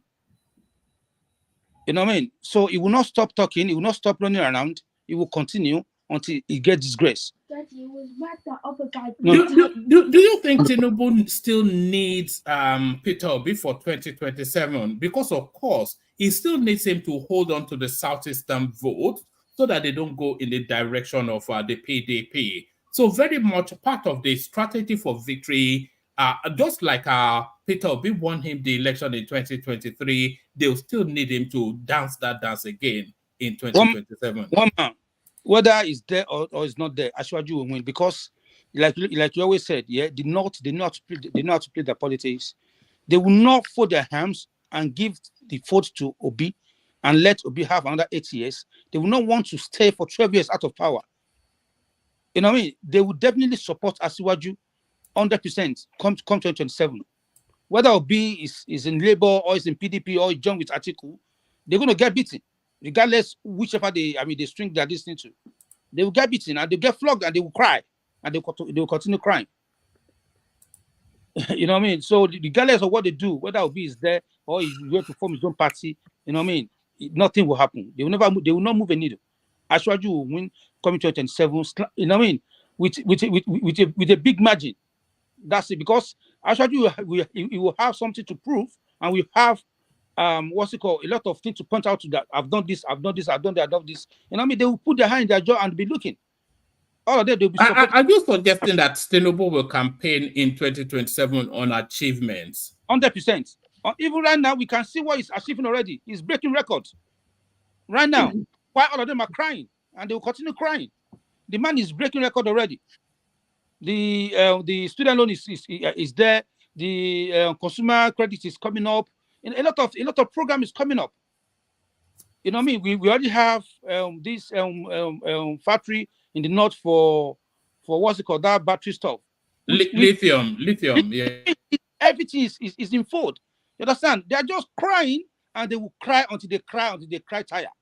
You guys continue crying, no? I'm sure you're crying. Seriously. Can I ask you a question, sir? Can I ask you a question? You know what I mean? I just cry. Keep crying. Can I ask you a question? Oh my I really goodness. enjoyed that. Ask me a question, yes. Yeah, you say Tinubu is breaking boundaries. Well, what boundaries is he breaking? I just mentioned it to you. In the history of Nigeria. Breaking record. Yes. Since time of Obasanjo, did anybody do anything that got to do with student loan? How much was budgeted for student loan? I don't care about the budget. I'm telling you the record. You don't care. You don't care about numbers. We understand that Badorians don't care about numbers. So I mean, I thought like I know you guys are not good with numbers because if you're good with numbers, they are good with electoral. They are good with electoral numbers, though. No, they are good with wicked numbers, you know. And I get it. You will not understand, and it's okay for you to say Tinubu is going to be there for 8 years. It's going to be there with or without performance. Please, it's going to be there for 8 years because am I not the next person? Let me go. Can I just finish before you cut me short? Can I just finish? Please, it's my turn. It's my time. Can I just finish? Then you go ahead, brother. I was asking you a question. Let Joel have the interjection, and then you bring it home, and then we go on to enigmatic. Okay. Yes, my brother. I'm going to make it short because I think this time making it long, most of you won't comprehend. But it's okay. The Abadorians can say whatever they want to say. 8 years is a long time to stay in this mess. And as time goes on, we know for sure. Any government that budgets 5 billion for education and budget 90 billion for Hajj is not ready to be a government in Nigeria. Tinubu cannot be the president beyond 2027. It cannot happen. So whatever way you want to see it. But the game is on. However you want to play it, we're going to play it with you guys. Thank you. Come on, man. You're welcome, bro. Okay, thank you very much. Let me say a big thank you to you for giving me opportunity. And I mean, I enjoy people crying over Shiwaju, and they will continue crying. By God's grace, above 2027, when Ashwaji succeed, and Nigeria will succeed as well. Enigmatic on the. Inshallah. Amin. All right, Enigmatic, you're up next. 8-minute monologue from Enigmatic. Okay. One thank you so much. And first of all, let me you dabaru my session. I'm going to give you freedom. No problem. I didn't dabaru your session. I was just trying to. I was straightening your path. That was what I was doing. Straightening what? Yeah. So one man, thank you so much for the opportunity, and I appreciate the time. It's a nice weekend. So first of all, let me just say that an administration that has been in office for a year, and then if people cannot see anything good nobody is expecting an Eldorado in a year. At least if you're expecting an Eldorado in a year, we can go to the subnationals and look at what the governors have done in a year, right? Irrespective of the improved allocation that they've actually enjoyed so far. We have a governor now who is probably marking a year very soon, and all he does is basically fighting his boss, while his boss is doing a good job in Abuja. I'm talking about Fubara, if there's any Rivers person here. So yes, we may tend to compare apple and oranges sometimes, but we have to be objective. Opposition is good, but when we try to make our opposition, there's a reason why we have opposition. Is for critical analysis and for objective appraisal of the situation and how things have been over the years. So it will be very it's how would I say it? It brought a lot of hypocrisy to say you see an administration in a year and you can't even say this is what they've been able to do. Even the worst of the worst governors in Nigeria, we can still say, okay, this is what they've been able to put on ground within a year, or probably in 12 calendar months of administration. So, when we try to draw conclusion or probably comparison between apple and oranges again, why people who do not want to see anything good, right, in a certain person by virtue of who he is or by virtue of the fact that probably he beat their candidate, they just have to understand the fact that if they're actually fighting for Nigeria as they claim, they should find a way to highlight the significance of whatever they've been able to see, at least positive.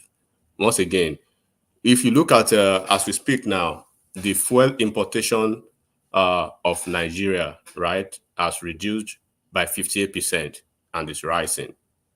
That is one thing there. If that is not an accomplishment to you, I don't know what it is. So, and then when you look at the trade, surplus of Nigeria, Nigeria now has a trade surplus, so to say.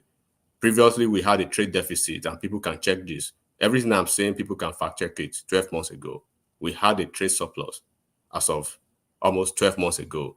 Now we had, trade deficit last year. So now we had a surplus of over $3 billion, right? So that is something that you can count on. But of course, it's not people's happiness, especially people you cannot basically placate. And of course, we have local refining now that is up by 32%, and there's a projection that it will actually maybe go further than that in Q3, maybe 45 or thereabout within that region. So as we speak currently, work has commenced and is going at a very good pace, at the on the coastal highway that some people are still basically enigmatic. You said you have a trade surplus against which country, or what do you mean? No, I said if we are trying to compare now as against 12 months ago and now, we had a trade deficit previously. Now we had 3.5 trillion in trade surplus as of now. So that's it. I'm just trying to at least one or two. If we are talking about trade surplus, I think it's based on our trade with other countries on an individual basis. How do you come about that trade surplus? I don't understand. I just want to. When you say a country suffers trade deficit, it means at a point we couldn't even muster any any FDIs at all, direct investment from any of these foreign countries or probably foreign partners, because they have the record and they are very graphically entitled to see where we are, where the status quo was. So there's no way they will make a gap analysis and they will see the loopholes and they want to go ahead to invest in your country when you've not actually liberalized, the basic item, probably on the fiscal part and the monetary part, which this administration is doing. And they could see that the Federal Reserve Banks, the CBN, they could see the posture and the body language of the new henchmen, or probably the people spearheading the economic team and the CBN now as against what we had in the past. So those are the things, those are the stuff that will actually give investors confidence, and that will actually have a trigger effect. It will leverage the surplus within the trade of companies coming to do business with you. Basically, it's just a very common thing that people will see. It's objective. So, and as we speak now too, our crude oil production has risen by 1 million barrels per day, right? From 1 million barrels per day to 1.3 million. At least we may say that is not where we should be, but we are not where we were.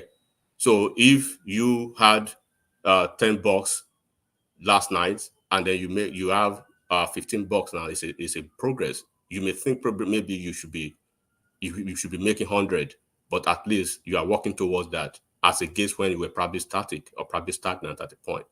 So I'm just saying, people who say they are not seeing anything, of course, those are the things that they can see. And then we achieved a 3.4 GDP growth so far, %, right? And then to everybody who you say on this platform, they come from a state, they have a state of origin. They do have state governors, they do have state legislators, both at both national chambers, the House of Rep and the National Assembly, and they do have their House of Assembly. So as of now, each state of the Federation gets at least 45%, more now on their federal allocation as against what it used to be. So, for instance, there are some states now that are actually almost 100%, right? They have almost 100% increment, right, on their federal allocation as against what it used to be. Anambra is part of those states, 70% higher from what it used to be. Nasarawa State, 100% higher from what it used to be. So those are the things that you can say is an achievement. And how is that an achievement? It's an achievement as a trigger effect of the subsidy arrangement that they had. So the governors now have more money than they used to have. So if you have any issues now, instead of focusing, and do not forget that we have our 3 tiers of government, right? If you do not know, we have the executive, we have the legislature, and we have the judiciary. So, and then there are tiers of regional, governance as well. So we do have subnationals. So there are some things that are not within the purviews of the central government, which is the federal government now. We do have local governments and we do have state governors. So if your state governor is not pulling its weight, instead of looking at the central, go and find out what your governor is doing with almost 100%, 70% increment in the allocation. So it means if you were making 3 billion maybe last year, the same month last year, now you are probably 7 billion now every month, almost 4 billion richer or 3 billion richer. So those are those things you should look out for. And then recently, I know this may be a minute achievement, or probably will say, okay, by virtue of Nigeria's age and the democratic process, we are just having something common that other countries have so many years ago. But at least we will celebrate our little achievement. We just had e-gates in some certain sectors of our airports in Nigeria now. So at least we can say that is something as well, right? So the Lekki Seaport, the one in Tinkan Island, and the one in Onne Port Harcourt. So they do have an expansive capacity now. They've been upgraded that they can take larger ships, larger vessels.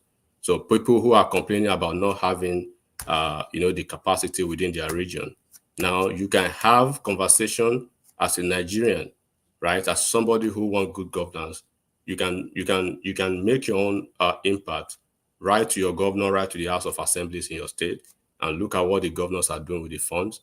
And then, for instance, if you are from South and some part of Southeast, now the Onne has a bigger capacity. It has the capacity to actually warehouse, vessels with 3 more minutes, Enigmatic. Yeah, so that is one thing that you guys should look at. So those are the things I would say about that. But it's a moving. It's a step in. It's a work in progress. Nobody will expect a 12-month administration to achieve what a government has had for 16 years of PDP, another 8 years of almost wasteful years of Buhari, and then somebody will just there 1 year. And then let me quickly speak to the politics of Atiku and his boy Obi. First of all, one thing that I was trying to say earlier is that we should take politicians for who they are.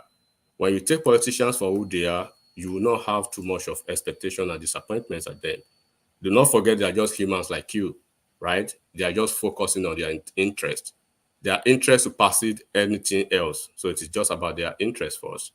And when you have Obi going back to Atiku and a couple of folks in PDP, I always ask this question: would you think Omoyele Sowore would have made that move? He wouldn't do that. So when you are trying to differentiate Obi from all these folks, do not forget he's been part of the system. He actually started his politics from PDP.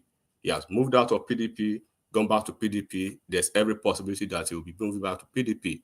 What is actually the status in Labour Party now? Has he been able to find solution to the problems in Labour Party? So now Atiku says he will probably support Obi. But before people get too optimistic about the situation in Obi's matter, they should understand that there are some crucial issues that they need to consider. First, Atiku is constitutionally prohibited and barred from serving as a VP So any alliance between Obi and Atiku, so you guys know the answer already. So Atiku will never be the one on the bottom of the ticket. So how are you guys obedient going to deal with that, right?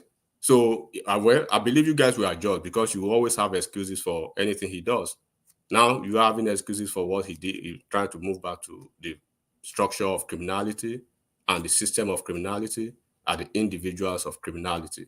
So of course, you guys will always find a way to explain it out. But if Obi decide to opt for Atiku opt for the presidential ticket in 2027, it will be very difficult for him to have to convince the southern electorate to support him, which will quite be challenging to him. When I'm talking southern electorates now, when I'm talking southern, I'm talking about South now. We know South is where they will always be, right? So South, do not forget South, they are trying to position themselves for the VP position when the table turns in 2031. And they are very on the right seat as it is. So they have their man as the legislative head. They have a ton of their folks within the governor's cycle now, working and then working with the federal, the Tinubu's government. So they are positioning that when it comes back it goes back to the north, and then they are looking for VP, they are getting position for that. I hope that Umai will be that person, but Umai's chances will be scuttled by his own people. It's already written all over the place, so we can tell. So it will be very, very dicey. One more minute. To convince the South people to vote for him when they know that 8 years of Tinubu will pave the way for them to have a vice president who can probably aspire to be the president. So basically, and then on the other hand too, if Obi, hypothetically now, if he emerges as the presidential candidate, he will face grimace hurdles, gathering support from the north, which is basically gearing up for a power transition in 2031.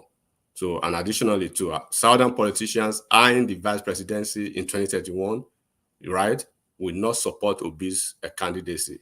And then I think the obedient part now, they've messed up Obi's chances because they've killed his maneuvering skills politically now. So if he has a chance to be a viable VP, he wouldn't want to take it because those people will go against him. So on the optimal timing for such would have been probably 2023, but they missed it. So the alliance now, as it is, it appears basically to me implausible and lacks, political rationale. However, I would say Atiku's persistence, efforts to strengthen his position within the PDP, and again, this is very, very germane, will definitely alienate a lot of southern politicians. People like Wike and people like this man from Lagos State, Bode George, all of them, they still have some grounds to deal with, to bear with him. So it's going to be we may probably experience one of the most easy, second-term presidential election in the history of the country in a very subtle way, because everything's aligns, and then PDP, they are not getting it right. Labour Party, they are not getting it right. Obi is all over the place. Atiku is having his issues. So, and then APC, we can see what they can bring. But thank you. All right, Brendan. Excellently delivered. You can see the legal training is still there. It doesn't work as a lawyer anymore, but it doesn't really leave it. But one man. Yeah. Please, a second. Let me just chip in something. A second, please. Okay, go on. I'm talking to the audience that is listening. It's very easy for us to get carried over by English language, like my brother Kenneth will always say, But within the English language, there are some things we have to start questioning, which I know most of you question. Stuff like people saying that South is preparing to go for vice president, so they won't listen to Obi before. Has South and South ever voted apart before? No. What is the political antecedent of that? Nothing. And also, South had a viable vice presidential candidate who is a sitting governor of Delta State in the last election in a major party as PDP. So it's not like presenting the opportunity of vice president to South is strange to them. That opportunity was in their face in 2023. The guy was a sitting governor with the wealth of Delta State, which was one of the largest wealth baskets of the country. And the guy was in a major party, major ticket. They voted against that. So anybody present, it's very easy to come and I know the last time we talked about El Rufai, people came here to come and start saying things they didn't know. I came and told you that there's nothing going on there. People came here to start saying what they didn't know. They just manufacture things to sound like they are political analysts. But the truth is that when you dig into the facts behind the English and grammaticals, you find out that most of them, just like most of their permutations during the election with Edo and other parts, are all flat, like a flat tire, because saying Wike, the only guy that stole a state from the South from Obi, he's being decimated now by the sitting governor there. And we know what he did before he could steal that state from Obi. He almost cut off his neck. Even the APC chieftains had to tell him, man, you almost killed yourself doing this.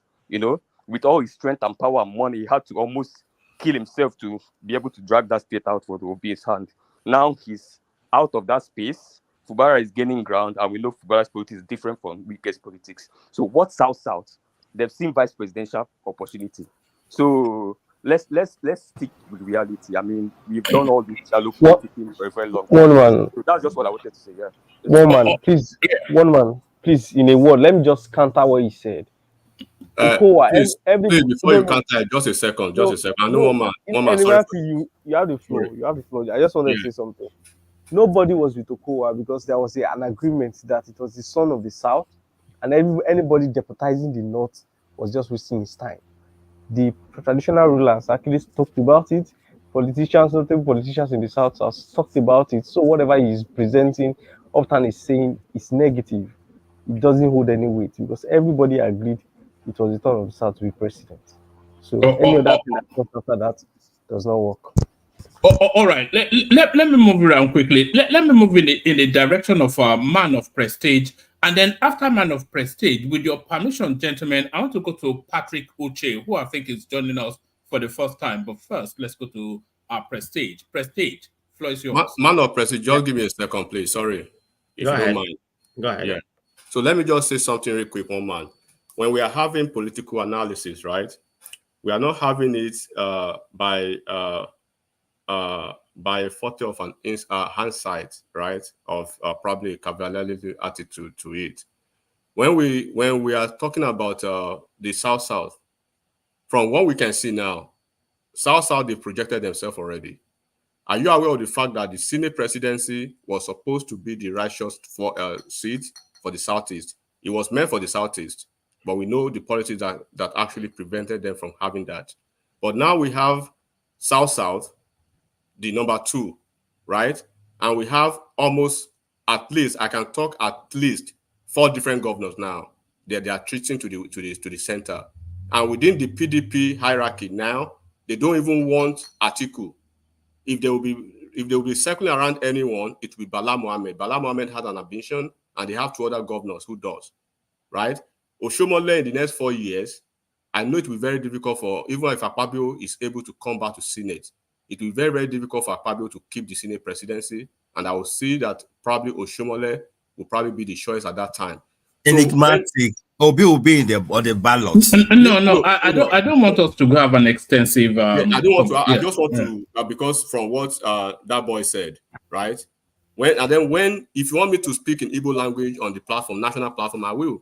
If I'm not talking about Igbo. I'm talking about all this. I said Obi will be on the ballot. Of course. All right. Thank you, Enigmatic, and thank you, Emmanuel. Of course, just because of the people waiting. That's Emmanuel, right?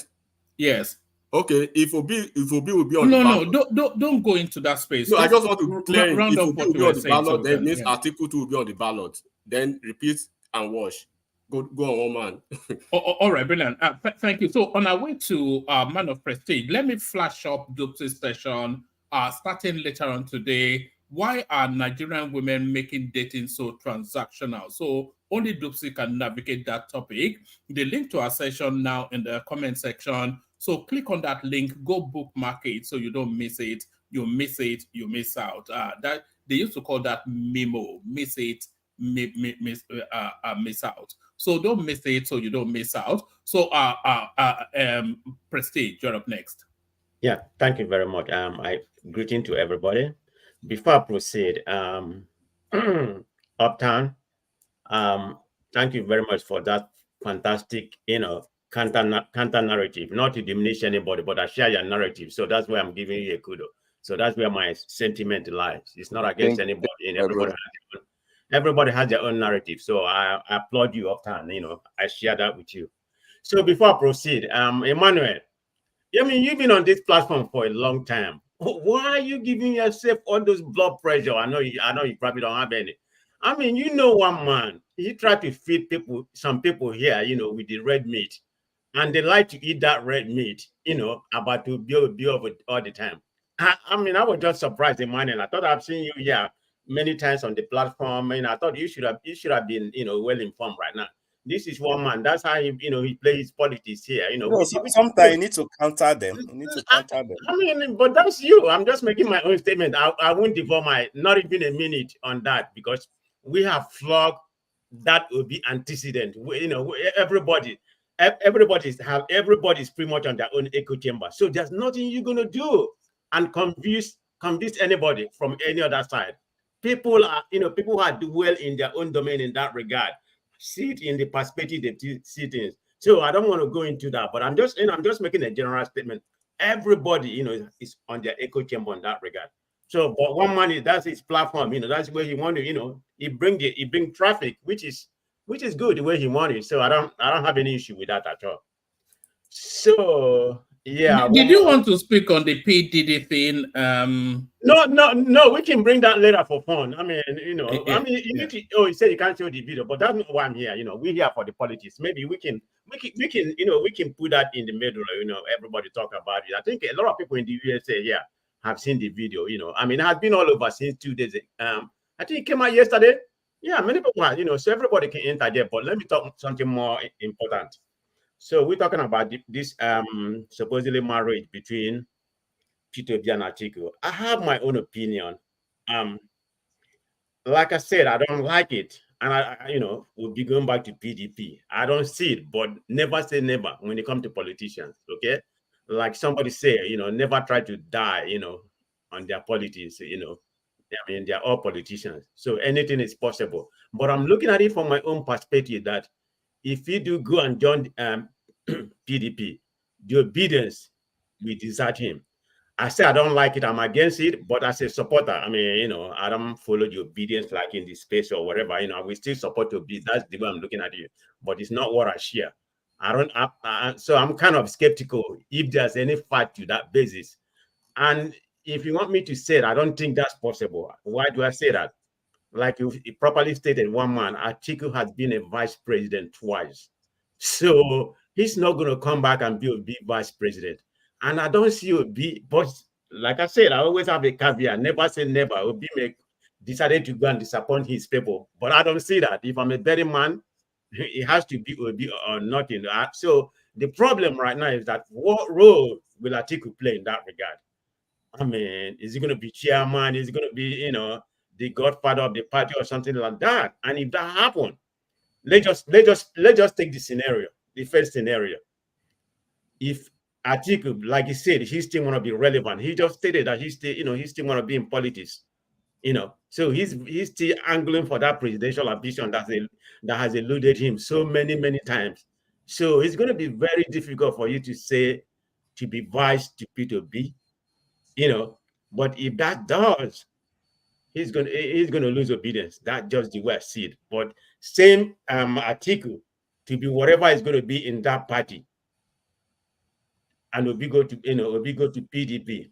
Okay, let me play this way. Obi is going to win the whole southeast. Put that one in the bank.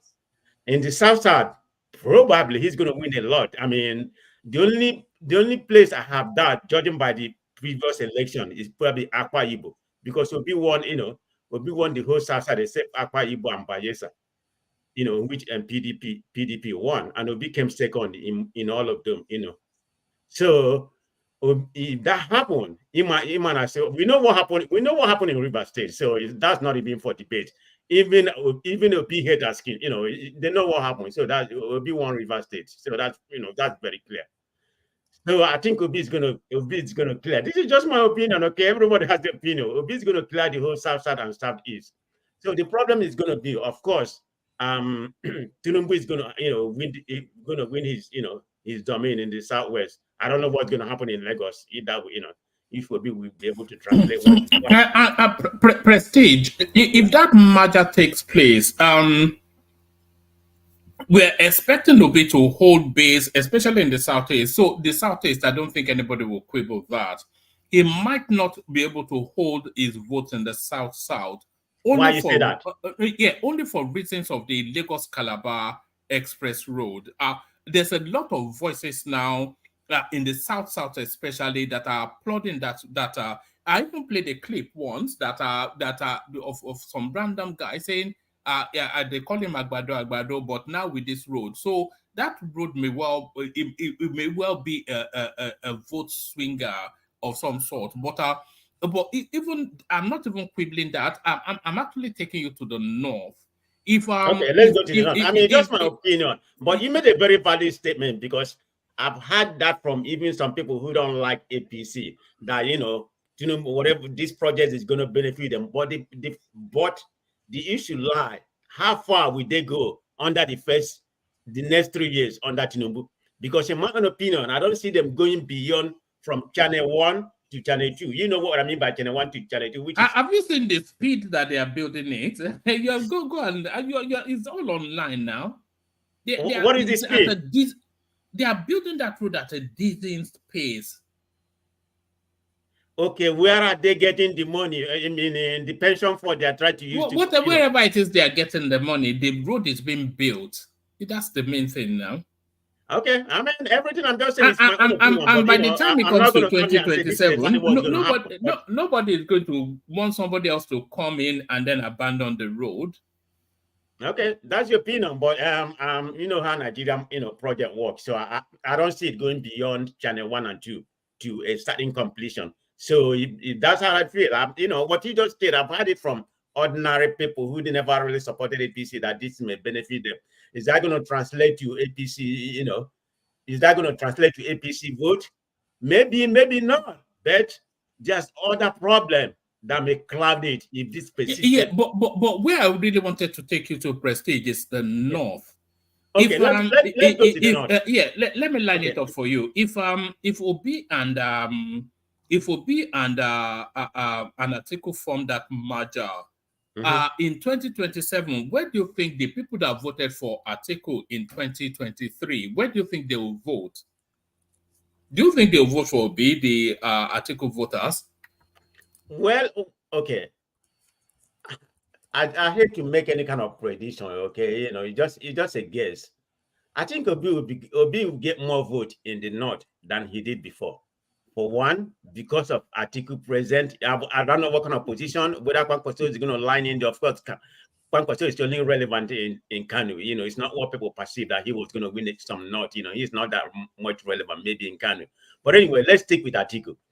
I think Obi will garner more vote in the north, but up to what percentage? That's what I don't know. But he's going to get more vote. After all, Obi won Plateau State before, and he came second in Nasarawa State. And he won the FCC, the capital of the capital. So he's gonna get more vote because of Atiku influence. Believe me, he's gonna get more vote. And whatever he's evangelizing right now in the north, we come here, we talk about Obi every day. Good, one man. Keep on. I think what you are doing here, maybe for whatever it is, you are promoting Obi. That's the way I see it. I mean, look at Nigeria, look at American election. Look at the free publicity Trump is getting, or he got before. It's not about money. If you talk good about somebody, the person is going to be relevant. You talk bad about somebody, it's going to be relevant. That is a free publicity people are giving him right now. Will be probably the most popular, African candidate. It's not just something I'm just talking about. I'm talking about popularity wise. I'm not talking about it's translating to a vote. Obi is very popular. Popularity is measured at the ballot now, Prestige. Yeah. I just say that, but I'm talking about Obi. Obi is penetrating in the north than they did before. I mean, we may come here and laugh at him for building I mean, for building stuff, standard borehole or whatever. I don't want to get into that, but he's doing better than he did before. So I'm not going to come here and say, you know, whatever he's doing is going to translate in 2027. That's going to be, if he might with PDP, it's an automatic winning. But remember, out of the 740 something local government we have, APC, you know, has, you know, have put their people in all over local government, you know, the INEC and everything. So they control it. So if I'm a betting man today, I will say, you know, Tinubu is going to be there for the next 4 years. I mean, for the next 7 years. Because it's very, very difficult, you know, to move forever, you know, and people like APC, I can't find them. But it's not a matter of what I say. It's what's gonna happen at that particular time. But that's just the way I see it in the Nigerian forum. If it is free and fair election, then I'll be talking about all that thing. But we know in the Nigerian space, you know, that's not possible. The only way things can be possible if INEC can be reformed. Because you know what happened before is a child play. It might be worse this time. You know, he might have a higher number. It's not, what I'm saying is, you know, it's just a doom scenario that I'm thinking that may happen. It's not what I want by no means. I'm a big supporter. We say it here, 100%. They have to play their game right, you know, regardless of how people are feeling in this country right now. People are suffering. Well, for now, it's going to be a year into 29 of this month. But I don't know what's going to happen in the next 3 years. You know, whether the APC is going to, if APC is going to be able to do something that change people's minds. So anything is possible. You know, I've been in politics for a long time, not necessarily Nigerian politics, but in American politics. I know how things can change, you know, in a month. But look at what's going on in America right now. I mean, the stock market has hit all-time record. You know, about 400,000. You know, ever. This is the first time in American history, and Biden is still under the water.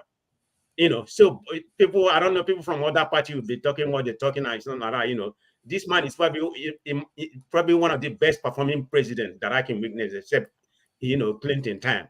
But he may not win it.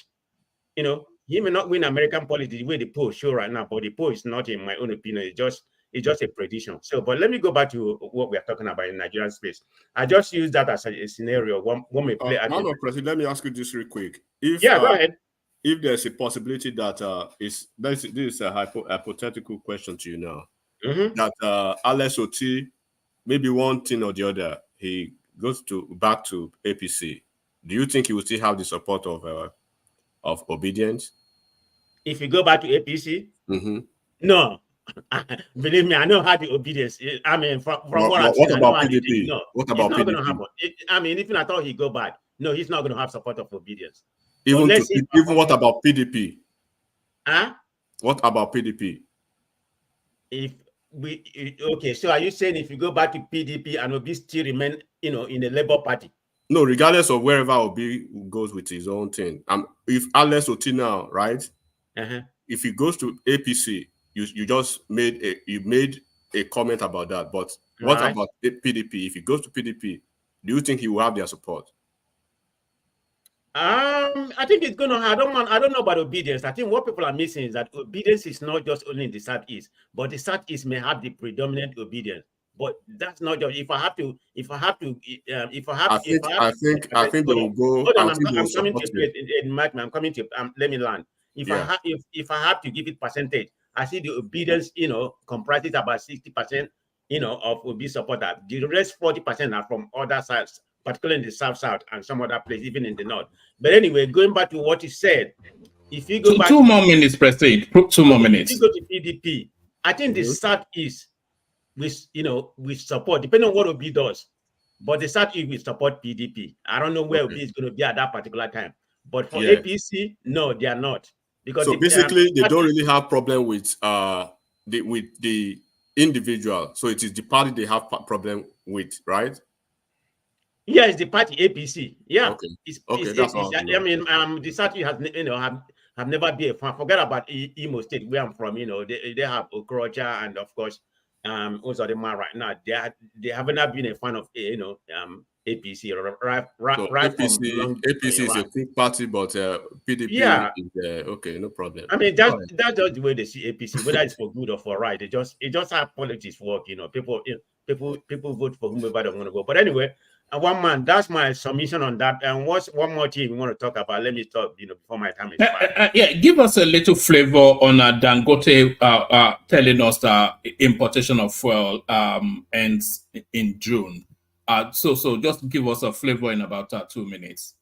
Yeah, I think that's a good thing, But from I think it was in American I was saying that we have a trade surplus. Yeah, I actually read it. Yeah, I think our trade surplus started. That's a true statement, but it can be a little bit misleading because we have a higher import surplus. So that kind of diminish that diminish that trade surplus. So there's a little bit more into that, but regardless, it's still a good thing because according to what he said, not just the oil and gas, that he wants to make the whole Africa, not to import anymore, petroleum and gas. That's his ambition, but he has been taking a long time. I think he has made the Nigerian economy. So it's about time he start producing, to the Nigerians. I mean, we invested a lot of money on that, and I know it's his business. But having said that, so I'm waiting to see maybe somebody, an economic who know about how this work, can educate me. Is that going to lower? Are we going to benefit? I'm not talking about the government. I'm talking about the masses in Nigeria. Is that going to lower the price of gas in Nigeria because it's going to be trading on international level? So how's that going to affect the price of gasoline in Nigeria? Is it going to lower? I don't think so. I mean, I'm not an economist, but finance in that area. Maybe somebody who have a little bit more, information on that can educate me. But all in all, it's a good thing. But like I said, it's about time. He already made Nigeria for a long, long time. So it's about time he started producing. I mean, favoring Nigeria. I don't know how many percentage Nigerian government has on this on his company. Do you know, one man? I think Nigeria has about 15% of that edifice, yes. So 20%. NNPC invested 20%. That's reasonable, but I mean he's in control, so it's not even close. So having said that, that's how I see it. It's a good development, but the only thing I'm after if it's going to help Nigerian economy, not just because this is his own company. I'm help the masses of Nigeria. So that's what I'm looking at. But thank you, one man. Oh, all right, brilliant, excellent. So that's the majestic man of prestige, the inimitable mighty man himself. So thank you, Prestige. I was going to go to Patrick Uche. You know that guy, Patrick Uche? He comes into the studio so often, at least over the last hour, but we've not yet been able to document his voice. So he's dropped, but when he comes back, I'll go to him. Just, how we like to prioritize new voices. But as we wait in anticipation, we delight in the voice of Ajan Lekoko if he's ready for us. So Ajan Lekoko, your monologue up now. Ajan Lekoko. Oh, okay, I don't think Ajan Lekoko is quite ready, but I think AY might be ready. So AY, your 8 minutes starts now. AY, Ayo. Oh, okay. Man, thank you. Long time seeing everybody. What happened? Is our fight over? What kilo shele? Oh no! Are you going to be the first quickie connection? Adjust yourself so we can hear you properly. Can you hear me? No. Are you out and about? No. I mean, actually, but can you hear me? Is it better? Yeah, we can hear you now. So stay steady where you are and then carry on. 8-minute monologue. Yeah. All right. Oftentimes, I actually listen to the recap when I'm free. When I couldn't join, I always listen to the recap, listen to what everybody says. So, actually, I'll start with Dangote Refinery. I think it's a good thing, and as much as possible, everybody's waiting for when it's going to come on the stock exchange to buy stock. Of course, everybody's waiting for his IPO when he's going to start his initial public offering, because apart from everybody's focused on PMS and diesel and all the other things, but there are some other subtle raw materials that he mentioned at that forum, at that summit, like the raw material for detergents. Fortunately, yes, polytaurine or something like that. Yes, he listed a whole raft of so many things coming out. That guy is going to be, he's on his way to being the richest man in the world, I suspect. Not the richest one in the world, actually. Maybe It will give a gig gap to all his other African contemporaries. I mean, and he's really going to make a lot of people billionaires too. Of course, I believe that project a lot because they love some of those things he mentioned. They are going to be exporting to Europe, Brazil, Mexico. So Nigeria is not even it's just the crumbs that, because what is our petrol need anyway? It's not that much. It will satisfy that in one day. No, it's even going to capture West Africa, Central Africa. It's just going to capture it, and not only because of it's even went ahead to talk about his fertilizer that is increasing it to 6 tons in the next 20 months. They are currently producing about 3 million tons. They will increase to 6 million tons in the next 20 months. So I think the project is really, really massive, really, really massive, and it's really going to change the landscape of African economy. It's really, really, it's a good news for Nigeria and it's a good news for Africa. And when he was talking now, and I saw the reason why they have to really work faster on that Lagos Calabar highway, because that Lagos Calabar highway will have to, it will open a lot of trade for Dangote to be able to export some of his fertilizers, the PMS, along that route into Central Africa.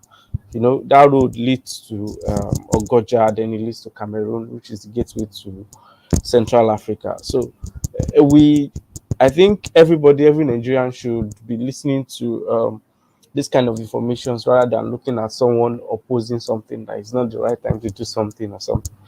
There are a lot of things going on in the country, a whole lot of things going on in the country. And if you are worried about PMS, what will be the price of PMS? Now, there are 3 options in the country, or there will be 3 options in the country. If you have a car in the country, you can now go for PMS. If you cannot afford it, go for CNG. If you cannot afford CNG, or you don't want CNG, go for diesel. So there was a policy that was rolled out last week that all retail filling stations should have those 3 options for CNG, for PMS, and diesel. So, can you hear me, man? Well, we all can carry on.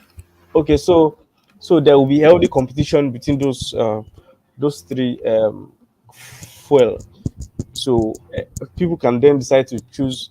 If CNG is 200 naira per liter, if you're a transporter, you can go for that. If you are more boxed up, you can go for continue using your PMS. And if you okay, it's electric car you want to be using, of course, there will be options for that. So I feel Nigeria is on the great path, and the economy is actually opening up, especially with this CNG rollout too.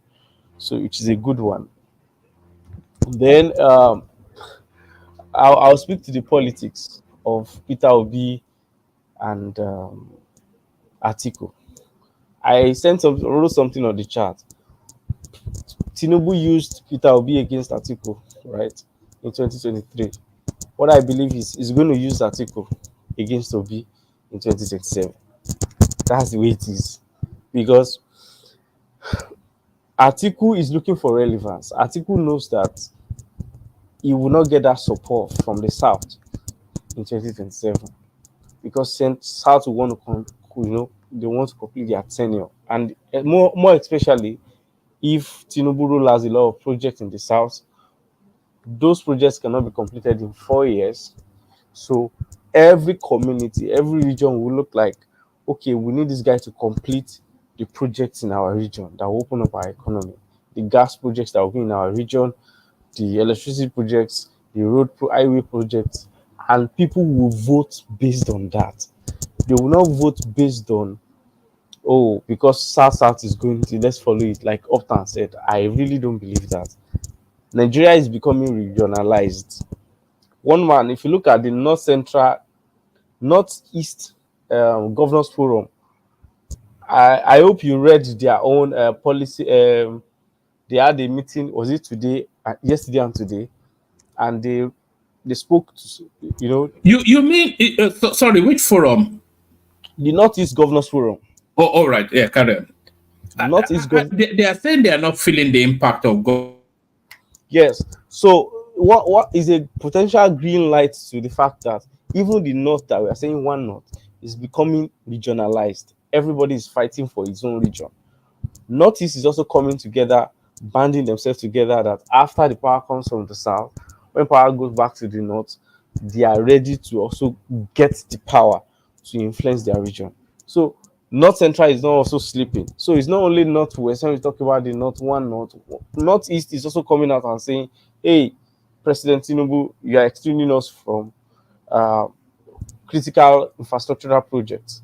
So now, even irrespective of their party affiliations and all of that, they're also coming together, which was one of the things Southwest did when Buhari was in power, where they were coming out, Southwest Governors Forum, before he metamorphosed in Southern Governors Forum. So in the political space, it's not only about, and there is, as of today, there's no longer any politician like Buhari that can say everybody will follow.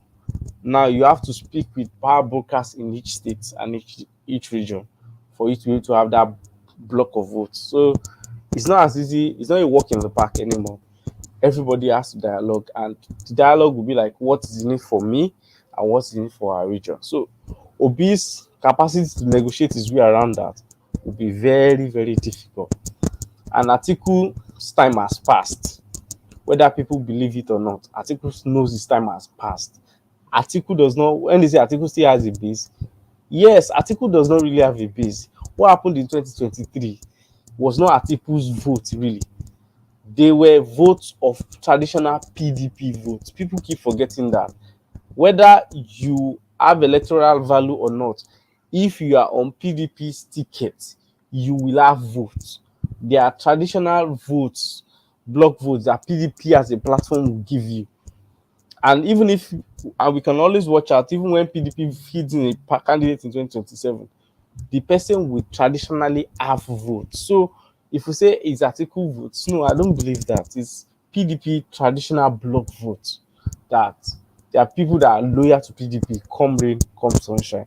So we cannot take that away from PDP. PDP itself as a party has block votes.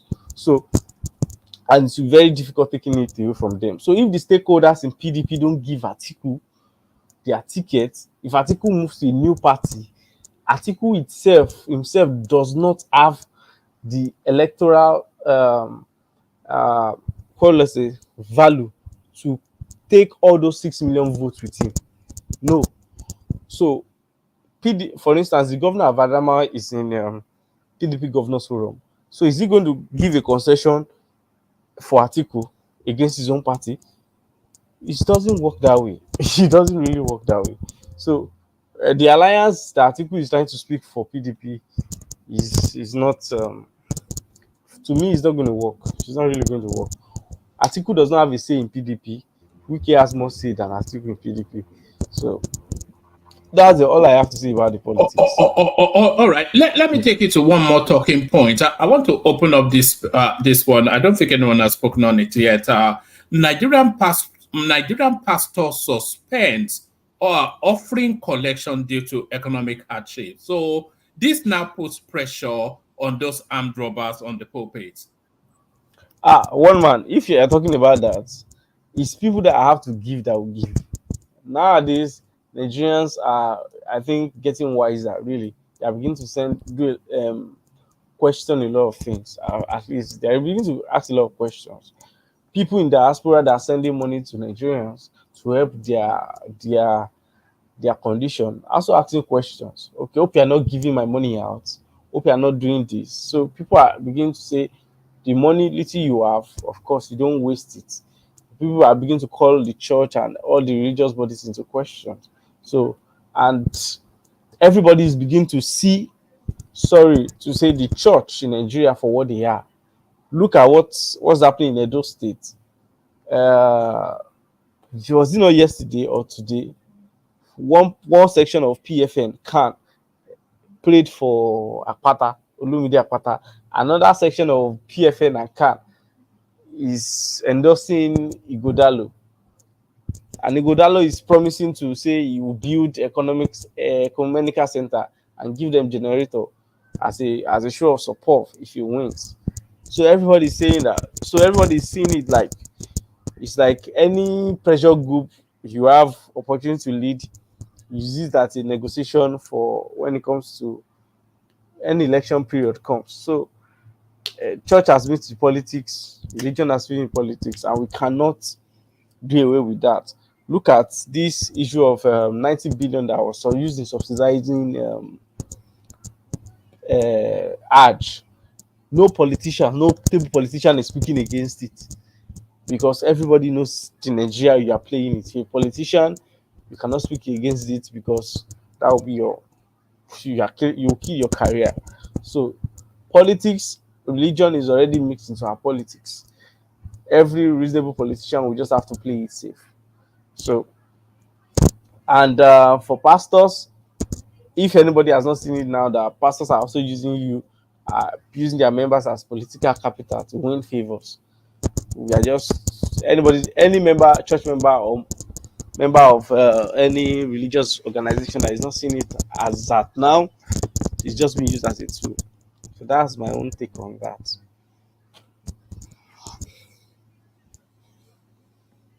One man.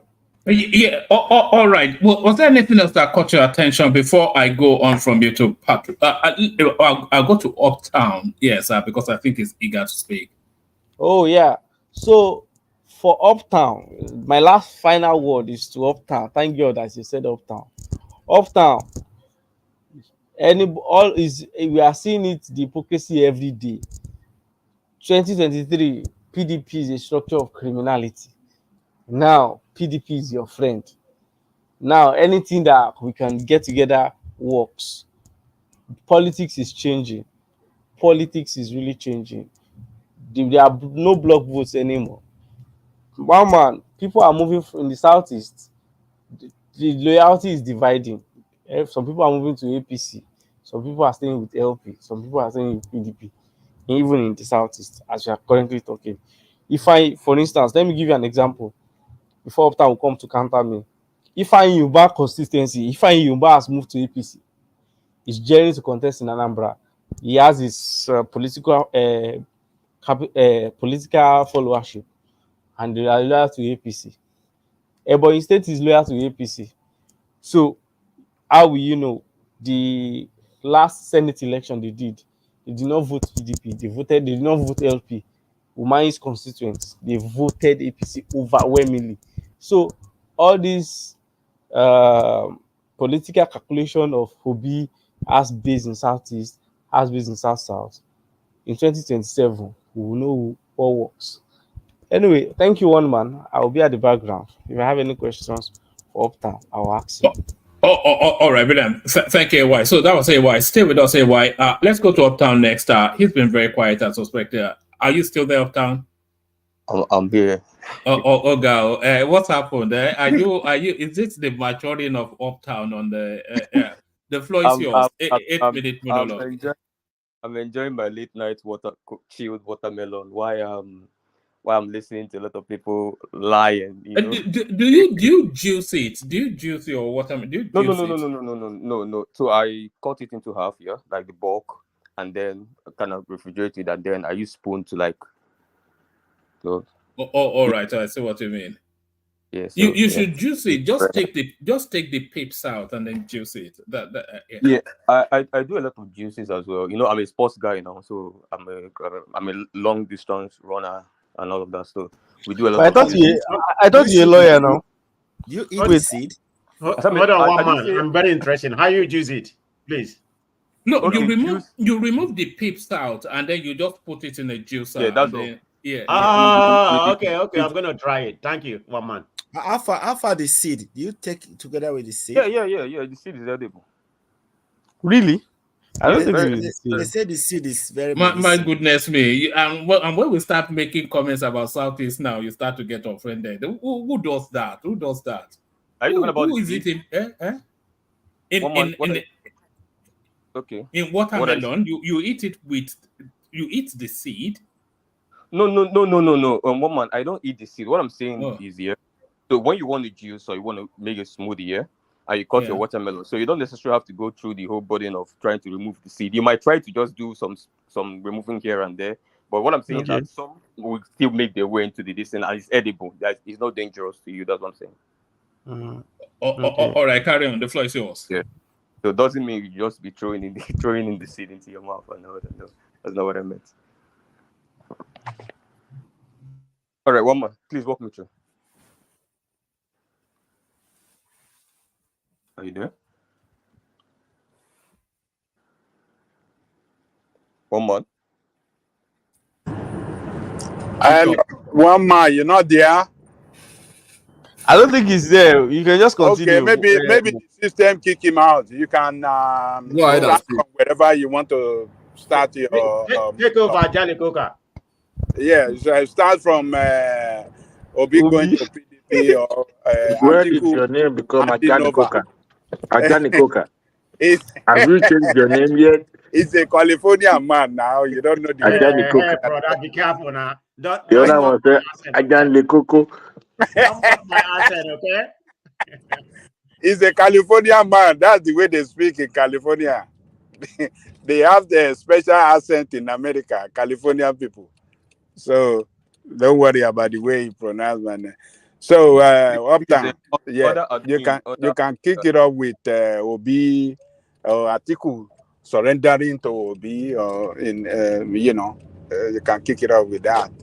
All right, sir. Thank you very much. Please, other admin, try to bring back our hosts. Now you're gonna make him feel good when you say Atiku surrendering to Obi. You make up time feel good. It's weekend now. Let him feel good. He's drinking juice already, so let him enjoy his weekend. Baba, that's not very fair on the Waziri of Adamawa. I mean, how can you say that? Okay. But I think my brother, sorry, I couldn't get the name of the person that spoke last that addressed me. Uptown is me, AY. I used to follow you on Twitter sometimes, so yeah, I'm listening. AY, please, if you can DM me on Twitter so I can identify your account. Thank you. You asked the question about the people gaining grounds in Southeast. I think you mentioned Ifeanyi Ubah. Yes, I mentioned Ifeanyi Ubah. Umari constituency, they did a by-election in Ebonyi State where they voted overwhelmingly for that the APC candidate. Yeah, in the by-election. Yes. So.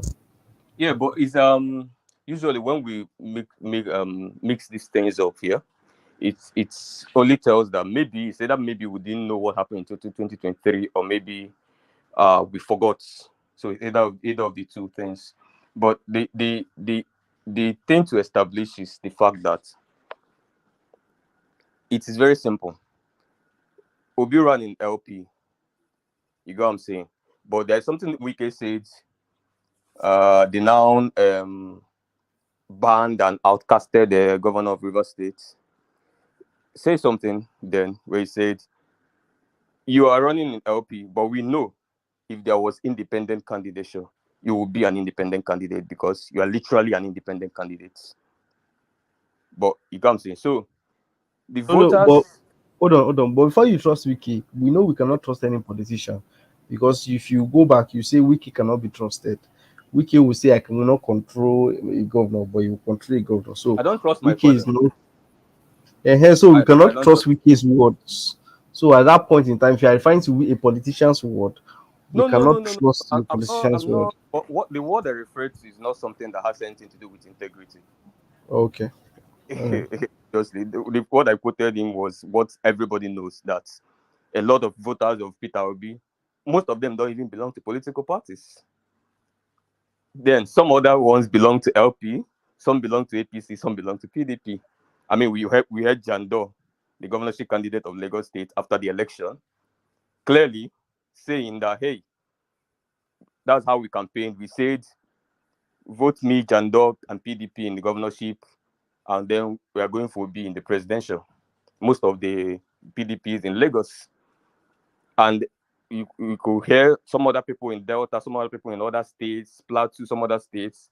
It was probably a little bit unconventional, especially in the southern politics. But that's what happened in the last election, where people are campaigning for the first time. I think I don't know whether it happened during Buhari's time, because Buhari is another guy that had that kind of cult followership in the north. But people were pasting poster, House of Rep, ADC, presidential, Peter Obi, House of Rep, PDP, presidential, Peter Obi, House of Rep, APC, presidential, Peter Obi. That was the posters you could find in states across Nigeria, especially in the No, south. but Some part of sorry, the north. but they did that for Atiku too. If you remember in Adamawa, this woman that contested against the current governor, say presidential vote Atiku, governorship vote me. So The that's APC, not. Yes, the APC candidate. APC woman. Yes, the APC candidate in Adamawa State. That is understandable. That will be in Atiku State, right? But I'm talking about the spread of such thing with Obi's candidates across states, apart from his the state he came from here. So it's a natural. How many states did that one happen? What you are saying now, that the printing poster for double party, where It happened. It happened. Baba,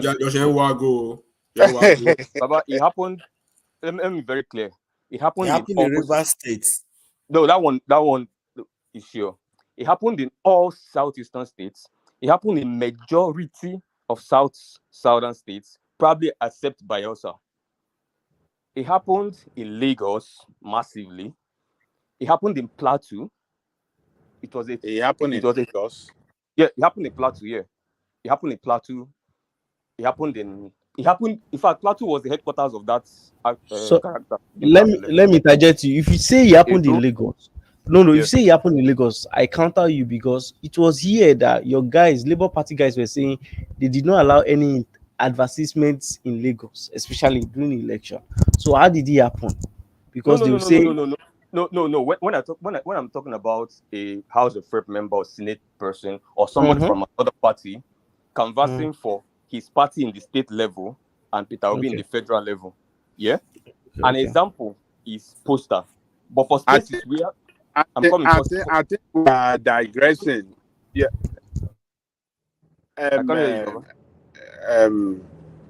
Uptown. Yes. You guys are digressing. You are not talking on the topic that I put No, before he asked me a question. He's the one that actually made me to digress. I was responding to a question he asked me. Yeah, we have a lot of people that have not spoken, so Okay. So that's you make Coco, we came to you earlier. I came to you earlier. You were not there. No problem. I think I was. That's what. All right, carry on. Uptown is speaking now. Okay, so one man, yeah, I'm here. Welcome back. Probably got kicked out. Please walk me through what you want me to talk about, sir. Yes. Do you want to kick it off with the Dangote promise? Although you believe it when you see it, is how to respond, is how to digest Dangote. But it's promised. It's 4 weeks now, so that's a short time span. That's a short time to really trouble yourself. And it's saying importation should come to an end. One man, if importation comes to an end, I mean, it's not going to be huru. I mean, prices are probably not going to, you know what I'm saying? But yeah, that's a major thing for us.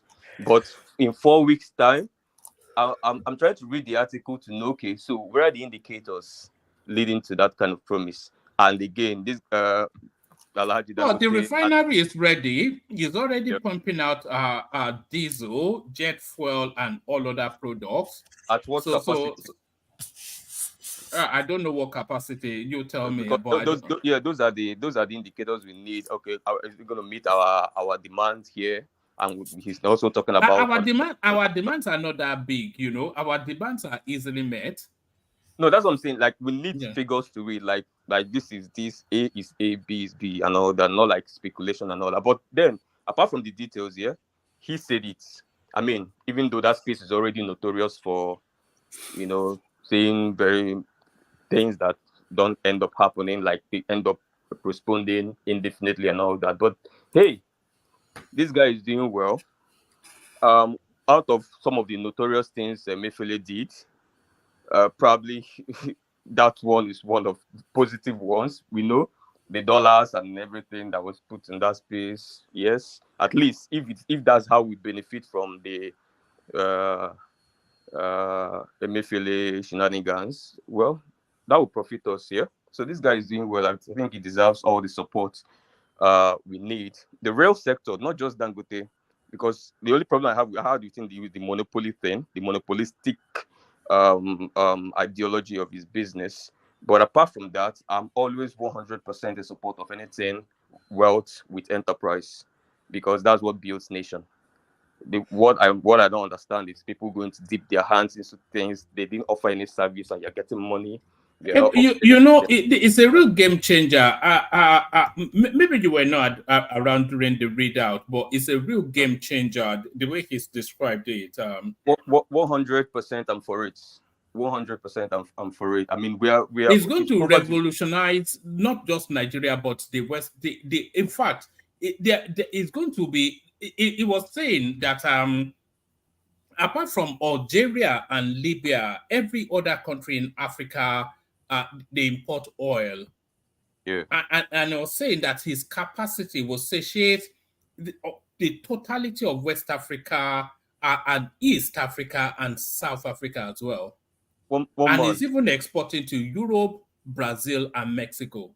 Yeah. One more. Do you know why? Do you know why some of us try not to get overly excited?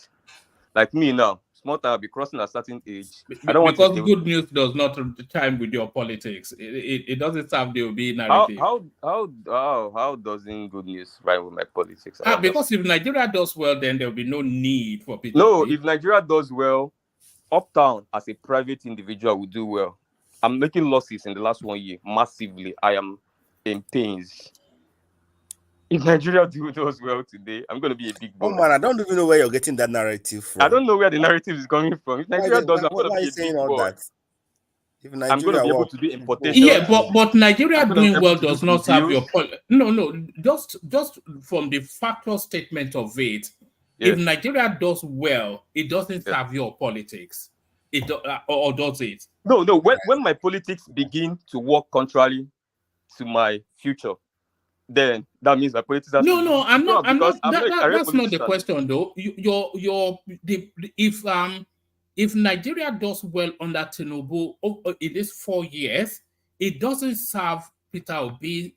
Why would, if the country is doing well, then why would they want Peter Obi? So it doesn't serve your politics. 1 month. You have to ask the question. And that is why you try to dampen down any progressive thing that is happening in the country. Yeah. It's better we talk reality. Let's even forget this because we can always make statements and we won't interrogate the statements, and then we think we're making a statement. When you interrogate it, you find out that it doesn't have any footing. First of all, what is the idea of even having interest in politics? You know what my mates do? One man in Lagos. We have fun. We go to club. We chill. We get the girls. We aim for the Benz. We do yahoo. Nobody cares about governance or politics. That's what my mates do, yeah? So what's even in the interest of even caring? Tell them, but we are here. What is the interest, first of all? The interest is to see improvement, because why would I call my dad on phone and my dad will tell me some containers that were shipped and then is recording over 120% losses? Who wants to hear that from the family business? Nobody wants to hear that. Yeah? So the interest is watching the declining of the economy, also watching the declining of the society as well. Because I'm looking at the education sector and I know what I left behind, being a very active secondary school boy who was a child parliamentarian, and who was a head boy.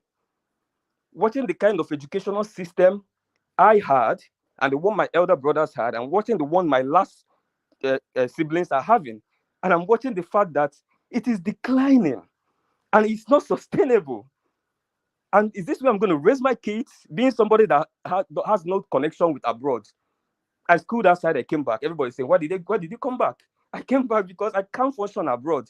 I'm a Nigerian. I'm the only sibling here in Nigeria. Everybody's asking, your siblings are out. Why are you here? Because I'm here. I'm just a Nigerian. I've never pictured myself ever saying I'm relocating to any other part of the world. it doesn't come to my sense. If I wanted to, I'll be out of this place.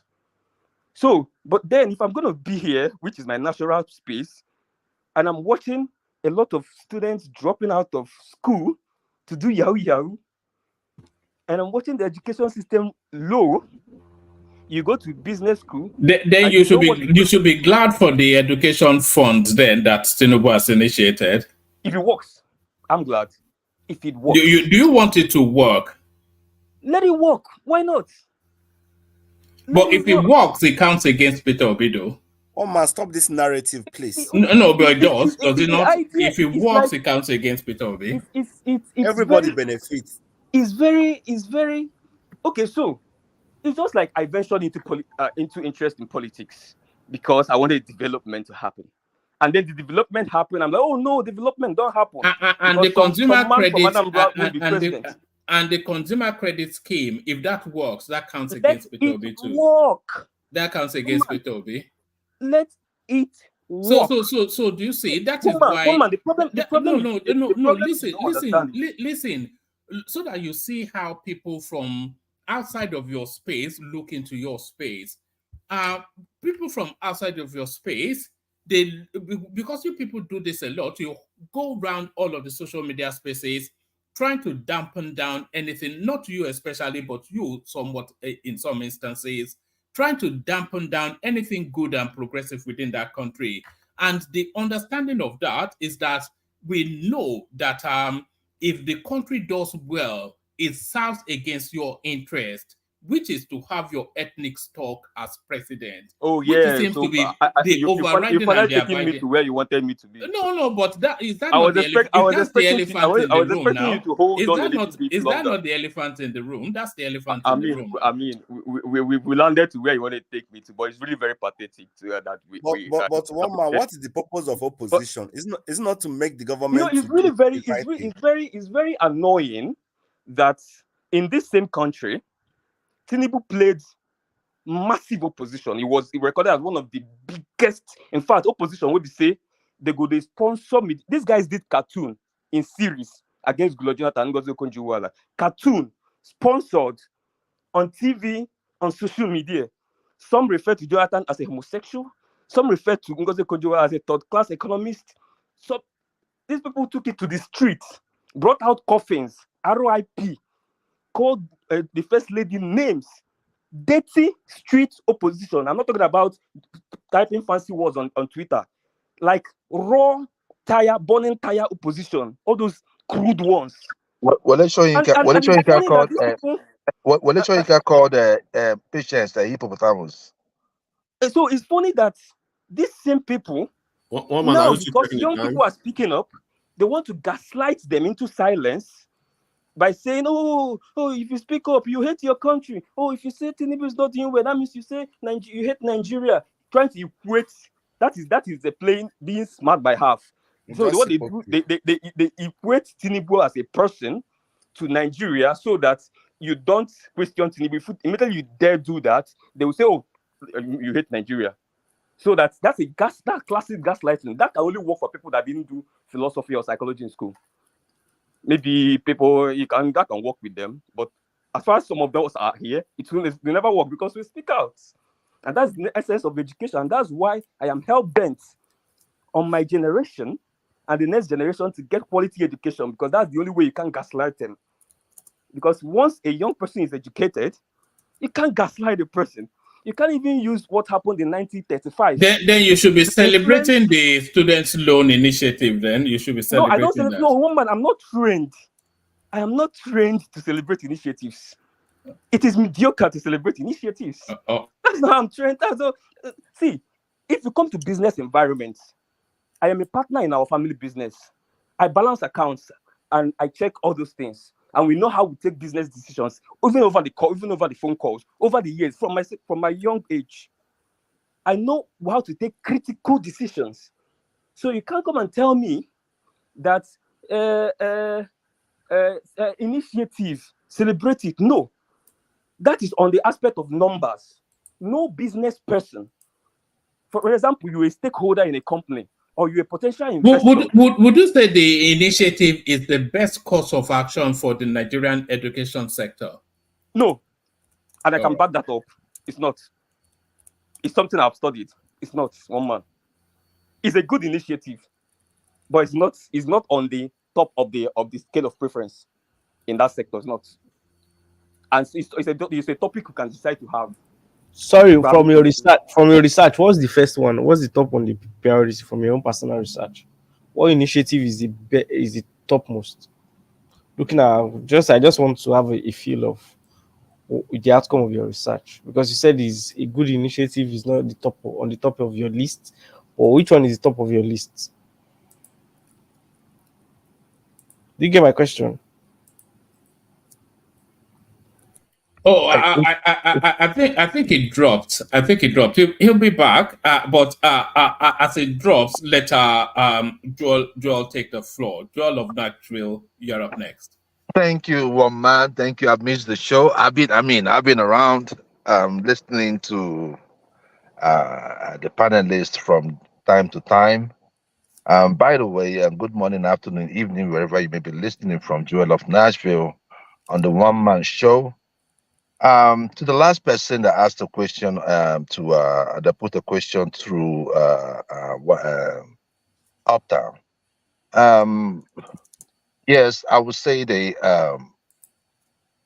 student loan is a good initiative, but I think that if I were to place my preference, my priorities, I will go with the physical structure and the retraining and recruitment of teachers. Joel, before you go for that, please. At the primary and secondary level. Go ahead. Can you hear me? Before I joined the call today, you were saying something about the student loan. You were saying that 5 billion was budgeted for it, and I countered the narrative that it's a propaganda. What they budgeted for it was 190 billion, which is 1% of the educational tax. I'm just going by what was in the budget. Now, if they made some extra budgetary allocation towards that course, then that is different. It was not in the budget. Hold on now. In the budget. No, in the budget. It was not in the budget. It was said many times over and over My again. brother, it was written in their budget. We all read it now. It was 5 billion there on the budget. 5 billion. I mean, where am I going to get it from? Where they've made many references, right, to that 5 billion. You know, even with the what they call it, with the cars that was bought for the National Assembly, we made a reference to that. Are you talking about the supplementary budget? We are talking about the 2024 budget, because if you are saying it's in the budget, bring it. The 2024 budget is 1% of the educational tax, which is projected to be 190 billion. Let's for stop education. it. For education, we are talking about the loan. Yes, I'm talking about the loan, student loan itself. That 190 billion will cater for 1.2 million Nigerian students.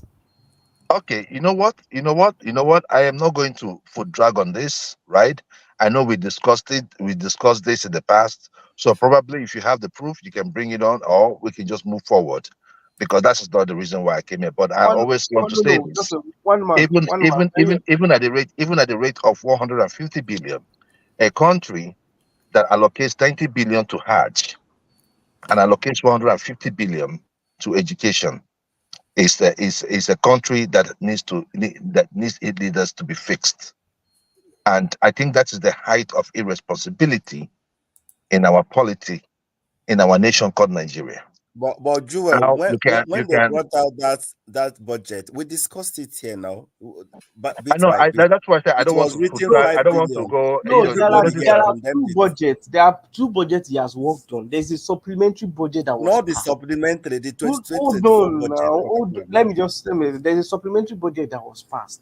That supplementary budget, sometimes when he raises a committee, like now when he whenever he raises a committee like the tax committee, there's always a 5 billion for the committee to work around. Like, even okay, so Nigeria, they complained that period and about the presidential years that I'm has just saying, that period more than. yes, So they they come now back. removed that and added it to the loan. So we all know this man know what he's talking about. It was 5 billion they wrote there. Okay, there was a committee. Whenever he's setting up a committee, for instance, most times the funds for the committee to take off their research and everything they would need to do is always 5 billion. And the government came out at the end of the day saying it is not 5 billion, it's 1% of the educational taxes projected for this 2024 cycle is 190 billion. I will look for the video and send it to with one man. So Okay.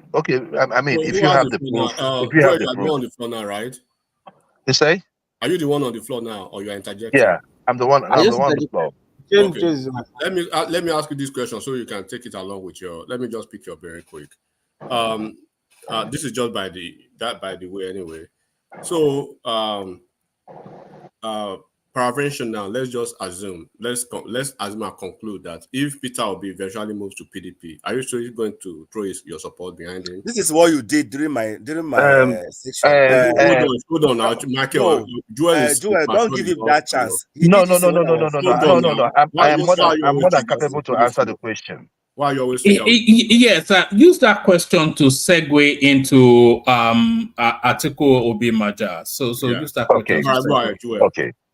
All No, right. one man, I'm back now. Which one is Okay. You the conversation did not stop well whilst you were away now. So Joel, let Joel then I'll come back to you. Okay. All right. And thank you, Uptown. Thank you, Uptown. Now, that is a masterclass move. If both of them controlled 12 million votes in the last election. Say it again. I didn't hear that part, the first part. I say it's a masterclass. It's a masterclass move by Obi. Masterclass move? Yeah, it's a masterclass, yeah. And why do I say why do I say this? Why do I say this? Huh? You asked me a question. Let me answer. I just ask the structure of criminality. What is the structure of criminality? Okay, go ahead. Never mind. Go ahead. Okay.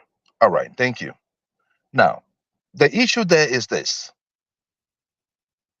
Peter Obi has come out to show the kind of person he is. If you're going to be the president of Nigeria, you're going to be the president of criminalities, you're going to be the president of criminals, you're going to be the president of good folks, you're going to be the president of business and different kinds of people. That is why you are the president. So you're not going to say, I am not going to talk to these people, just like you talked about the terrorists, the Asaris, the all of them. IPOP. I am going to talk to them. They may have a point. It could be that the problem they want to solve or the issue that is making them to fight or cause this mayhem is just something little. And you do that, draw a line, and you move forward. Peter Obi has shown this character. His character is you can sleep and wake up and explain who Obi is. He is a forthright man. And the issue there is that whenever God has lit up someone, you don't need to fight so much. People will gravitate towards you. I don't know what it is. For some reason, everything that has been thrown to that man, everything that has been thrown to him, that been thrown at him, he takes it and smiles. He is not there to oppose you.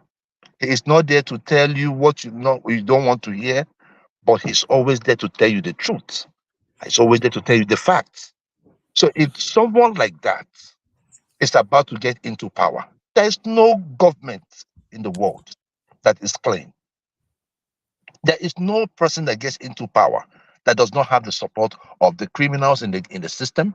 But even within that, even within whatever thing that we're doing, whatever private stuff we're doing, we can all agree that we can have a good country. The day the Lord catches me, catch me as a criminal, I go in and do my time. But when we have those criminals at the helms of affairs, that is where the problem lies. What we are asking is this: we are trying to make sure that we open up certain things, that certain areas in Nigeria that we see as say foreign, something that cannot be achieved, just like things like power supply, transparency in the NNPC, all right, good governance, good roads, saving of money.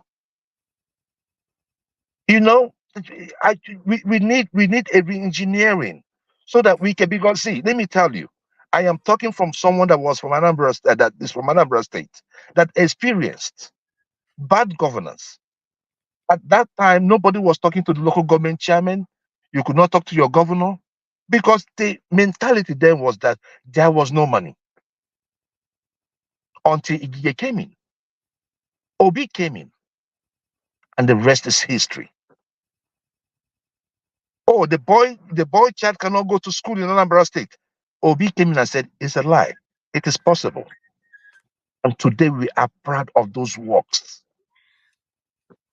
Doing things differently. If you have a government that spent 90 billion naira on Hajj, there is no excuse. That is the height of irresponsibility. And I told you guys when they came into power, when they started with renovation of the VP quarters, when they started with the yacht and all the bullshit, I told you guys, I said that these guys have come with this same way. There is nothing to be changed about these people. There is no fiscal responsibility, and most of our problem in Nigeria has been on the fiscal side. No matter how Cardoso, no matter how good that he may be, if the man that the money is given to, as an executive governor of a state, or as a president, or as a minister, or whatever level of government that you find yourself, if you do not manage those resources well, whatever Cardoso is doing is nonsense. So that is the point. And like Peter Obi said, if the president is not stealing, if the governor is not stealing, then the people under them will follow suit. So it is a moral thing. There is no way the Akapon in Aso Rock can do anything different. I mean, I don't know how to sink into you guys' head. You look, what you're going to see is this: one side is going good, the other side going bad. Who are you trying to please with the floating of the naira? You're dancing so much to the West, and that is why the IMF and the UN will give him pass mark, because of what? They're eating the sugar. They don't care what we go on, what we go through in our own country. I mean, for the fact that this stupid guy, Harry, and this useless lady they call Megan, came to Nigeria, the way the British press addressed Nigerians was a disgrace. It was shot. For who? They said we were worse than Nazis. I'm telling you, one man. I mean, you can see the way this guy sees us. They don't call us anything. Why? Because they see us in their country. That is what we call see finish. They have seen us. We come to their airport, we beg to go into their countries. If our country was good and we have less people traveling, at least there will be something hidden about us. But why are these people? They would like to know more about us. But how can you do that when May Malabumi will take imams and go to a power tower and kill 2 cows And they are praying that terrorists will not bring down their power plants. Terrorists will stop attacking power distribution centers. I was weak. That is the country we live in. The responsibility of government has been given to the church. Go there and pray. Whatever you pray, we take. That is what is happening in Nigeria. I mean, if you think deep, what goes on in Nigeria, you go to a doctor, the doctor cannot diagnose you or does not have the right equipment to diagnose you. What does he tell you? He will tell you, Madam, nah, my God, this one is spiritual. Oh. What is the next thing? Do you have any strong man of God? So the pastors, they are getting from this, from the mess. Why would they want you to feel good? Why would they want you to do good? So wherever they call them to pray, they just go there and pray. Instead of asking questions and say, guy, you are the governor. You have the executive power. Right? If not for anything, you can organize vigilantes to guard this place. Have better intelligence. Even if you're not in full control of the force, you can do these things yourself. But what did he do? He took imams and went to a power pole to go and pray. That is the country we live in. And do not be surprised. By the time the Christian pilgrimage will come up, they will try to appease the Christian side. Because that is how useless we are in that country. And Tinubu will still donate to the Christian to go and pray. To go and pray to who? When the God you're serving, I do not care which God you serve. He has given you one head, two eyes, one nose, one mouth, two hands, two legs. Like the same people you spend billions to go visit. And they have made themselves okay. And they've even fried your brain. 2 more minutes, Joel. Two more minutes. Thank you. So fry your brain to think that you are worthless until you come there to pray.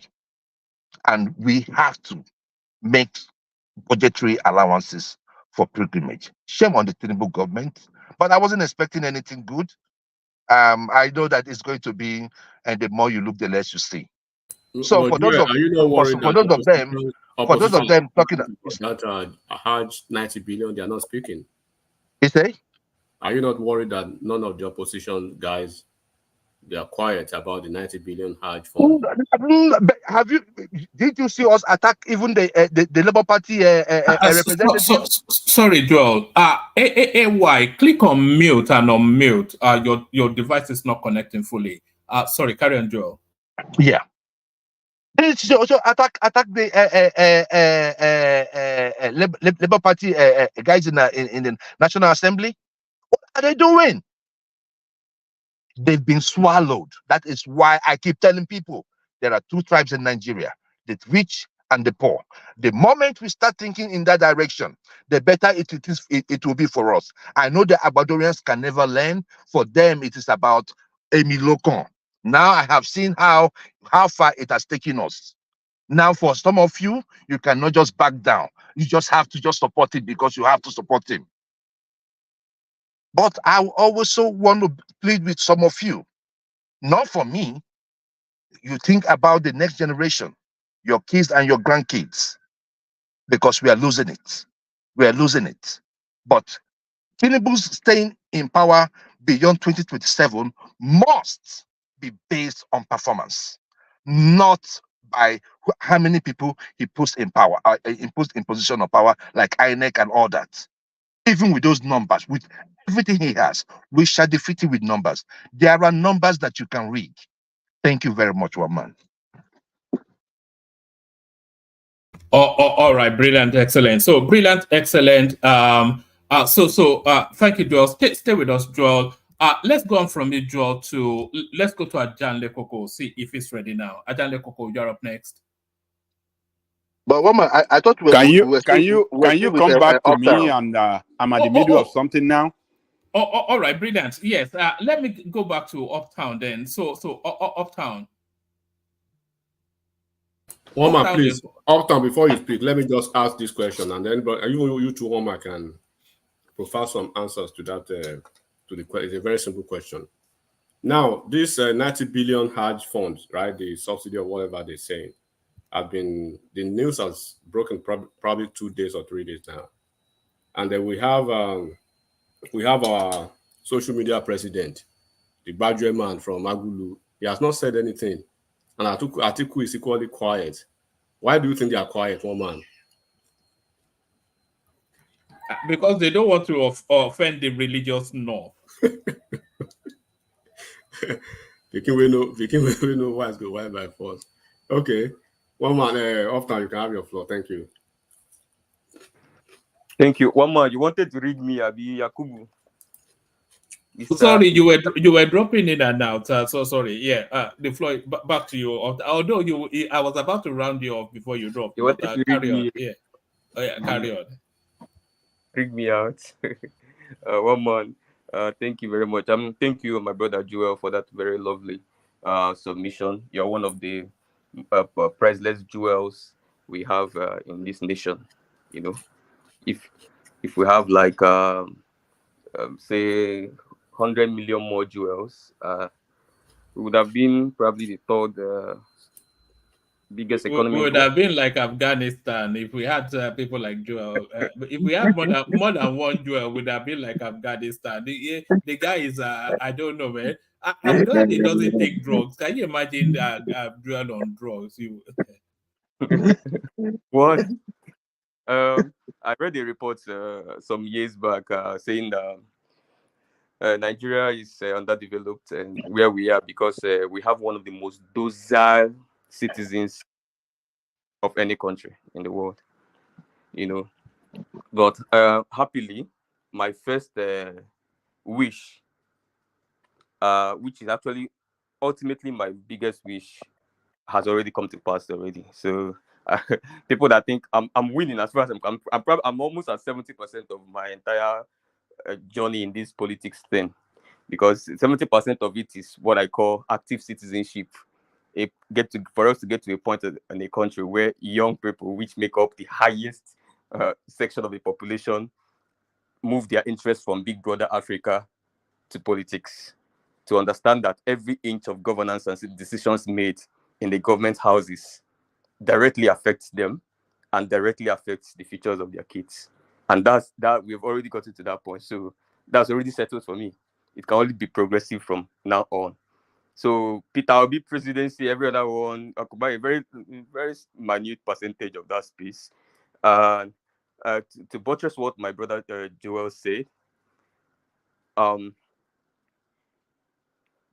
man, whether it's politics or whether it's personal business, or you're running a company or you're running a firm, it's only competition has proven over the years. Competition breeds success.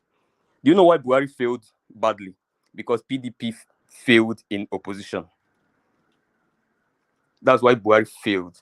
So when I'm accrediting, I'm saying Buhari failed, I say Buhari and PDP holistically as a party, as a opposition party, failed because they didn't push Buhari enough. It was just some lone voices in the wilderness like mine. I mean, who cares about my tiny little voice? Then probably Peter Obi in that space that was always visiting Arise TV and Channels TV, challenging all Buhari's policies, but he was only a lone voice. He didn't have the voice he had now, or the wideness of it. Who else in PDP was really talking? Wike was just politicizing it in Rivers. Who else in PDP? Nothing else. So they are the reason why Buhari failed. If they have pushed the man, if they have formed an opposition that say, hey, if you don't perform, we are going to take you out of office. The man will, whether he wants to be a dollar that he is, he will be forced to perform. Because, and there is something that came to my mind when Joel was talking. Something my dad told me when we were having some private discussion, business related. He told me something. He told me that he once sponsored a business against his business just to create competition. It didn't make sense to me till he told me the entire story about one of his boys that he allocated a particular shop to in Abuja. And then the guy was docile. You know, he had to sponsor a competing shop without the boy's knowledge. The boy doesn't know that it's his Oga that is sponsoring that shop. That guy was there competing with him, serving the same market. Immediately, the guy saw competition. A guy that used to be dull immediately picked up and started challenging. And by that said, it's a very simple business formula. Because either ways, if he responds to that competition that I have put in that space, I benefit. If he does not respond, I still benefit because the other guy will be taking his customer, which is still coming back to my pocket. If he responds, then it will be double collabo. They are both working, which is still back to me. And my boy is also getting the solid grasp of business. That is how a typical businessman thinks.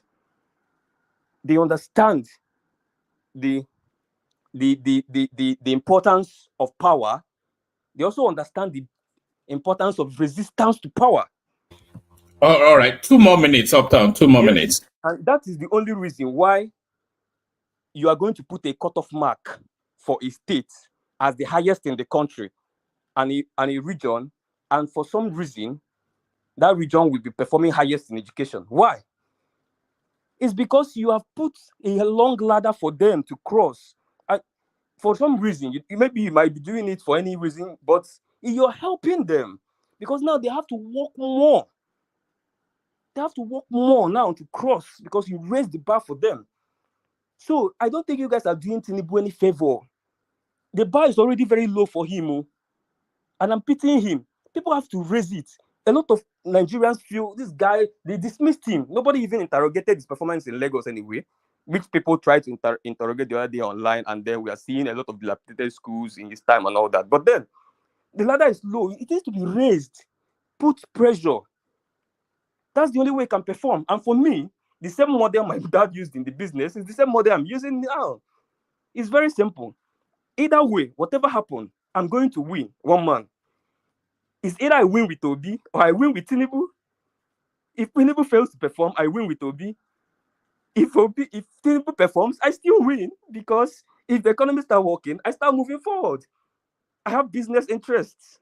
I am all in the country. I have no business interest outside the shores of Nigeria. You understand? So either ways, I'm going to win. How I'm going to win, nobody knows. If Tinubu wants me to win through him, good luck to him. If he fails, we are going to move to another side and we're still going to win. Either ways, that's the whole point that people don't understand, but we'll keep explaining to them. If Tinubu does not succeed, it does not default to Peter Obi, you know. You have to remind yourself where Peter Obi... It does not default. It does not default to Peter Obi, but it defaults to the narrative of Peter Obi. No, it doesn't. It doesn't. It doesn't. Peter Obi doesn't have a narrative.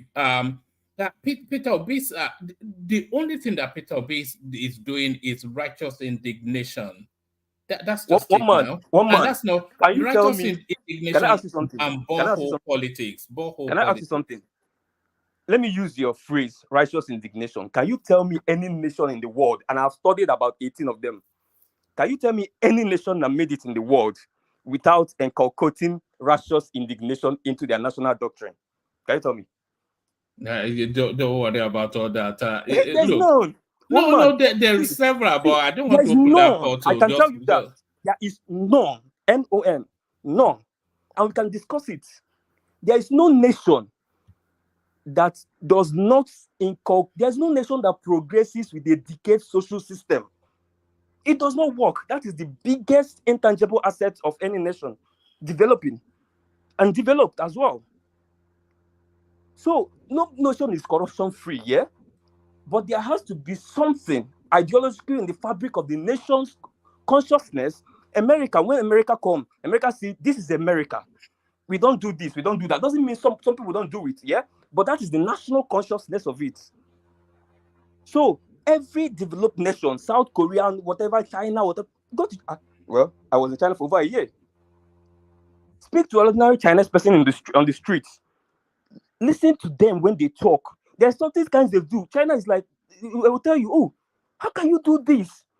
You'll be surprised. You'll be like, normal thing, what would they do for our country? Like, they will be like, it was so strange. Like, are you an animal? Like, how will you even think to do this? That is what drives their entrepreneurship. Corruption kills three things. It kills hard work. It kills entrepreneurship. That's not what drives. You do know what drives China? Do you know what drives them? Tell me. You probably won't know, but you. I know. Okay, tell me. What I'm telling you may not be what you think. That's why I want to hear from you. No, I know what drives China, but you don't know. Let me tell you now. One man, let me tell you what. All right, go on. Have you been to China? I have. I don't have to go to China. I know what drives their economy. One man. The typical mindset. Have you heard of Confucius? Explain to me, one man. All right. There's something called filial piety. So go look it up. That's what drives China. No, one man. You don't want filial piety. Filial piety. Of vital knowledge. Tell us what it is. Okay. There's filial is spelled F-I-L-I-A-L. I think it's an English word, and then piety from the word pious.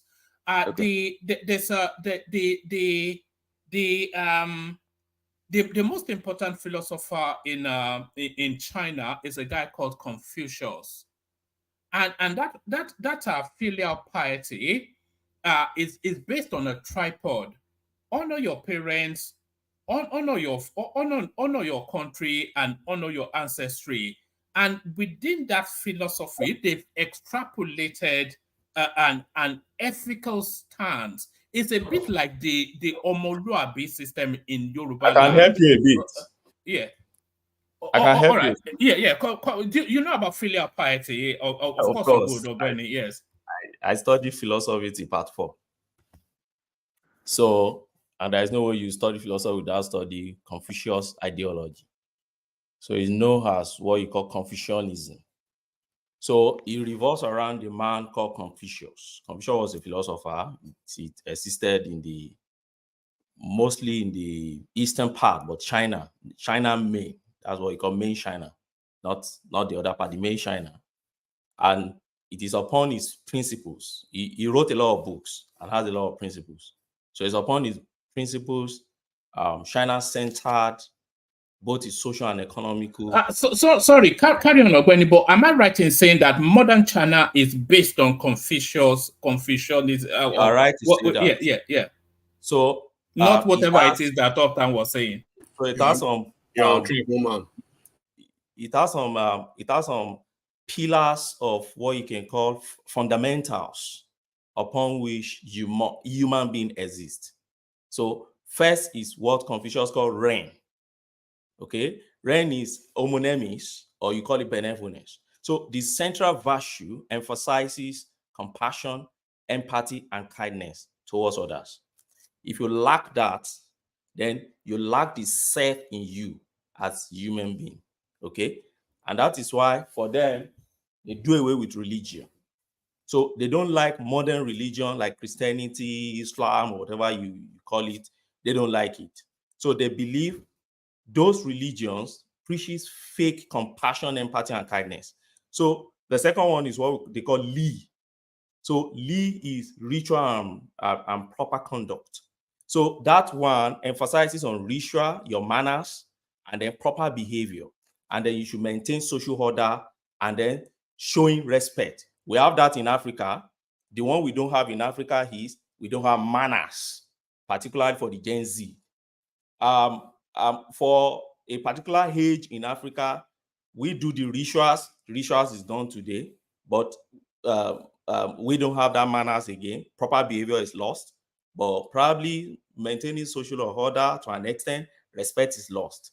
Now, the third one they call Xiao, X-I-A-O. That is the filial piety you're talking about. And what does it say? It talks about respect and devotion to one's parents and ancestors. Before we used to have that in Africa.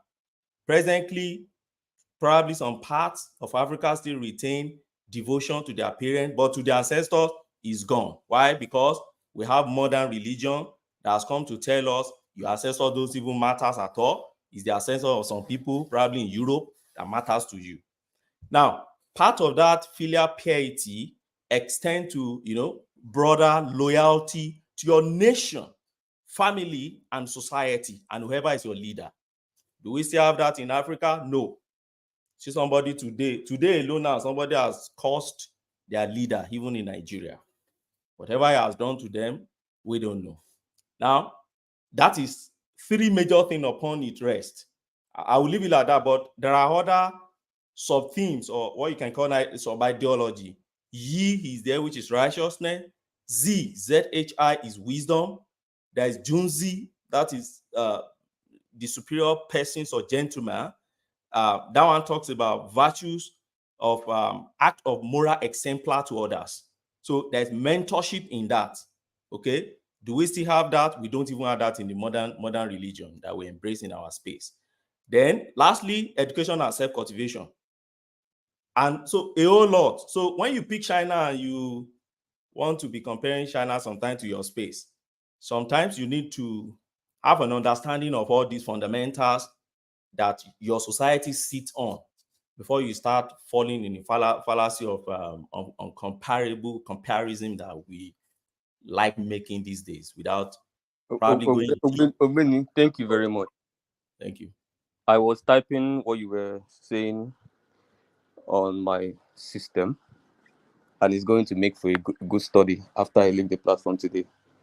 And that's why I always call for a civil conversation instead of all these Southwest, Southeast, do this one and all that, because that's how you open portals to learn, and also afford your listeners that opportunity of learning as well.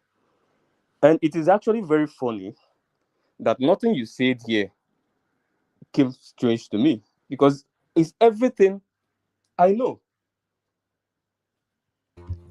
Is it everything you know, everything that Peter Obi has been preaching? Is that not everything that Confucius? Of course.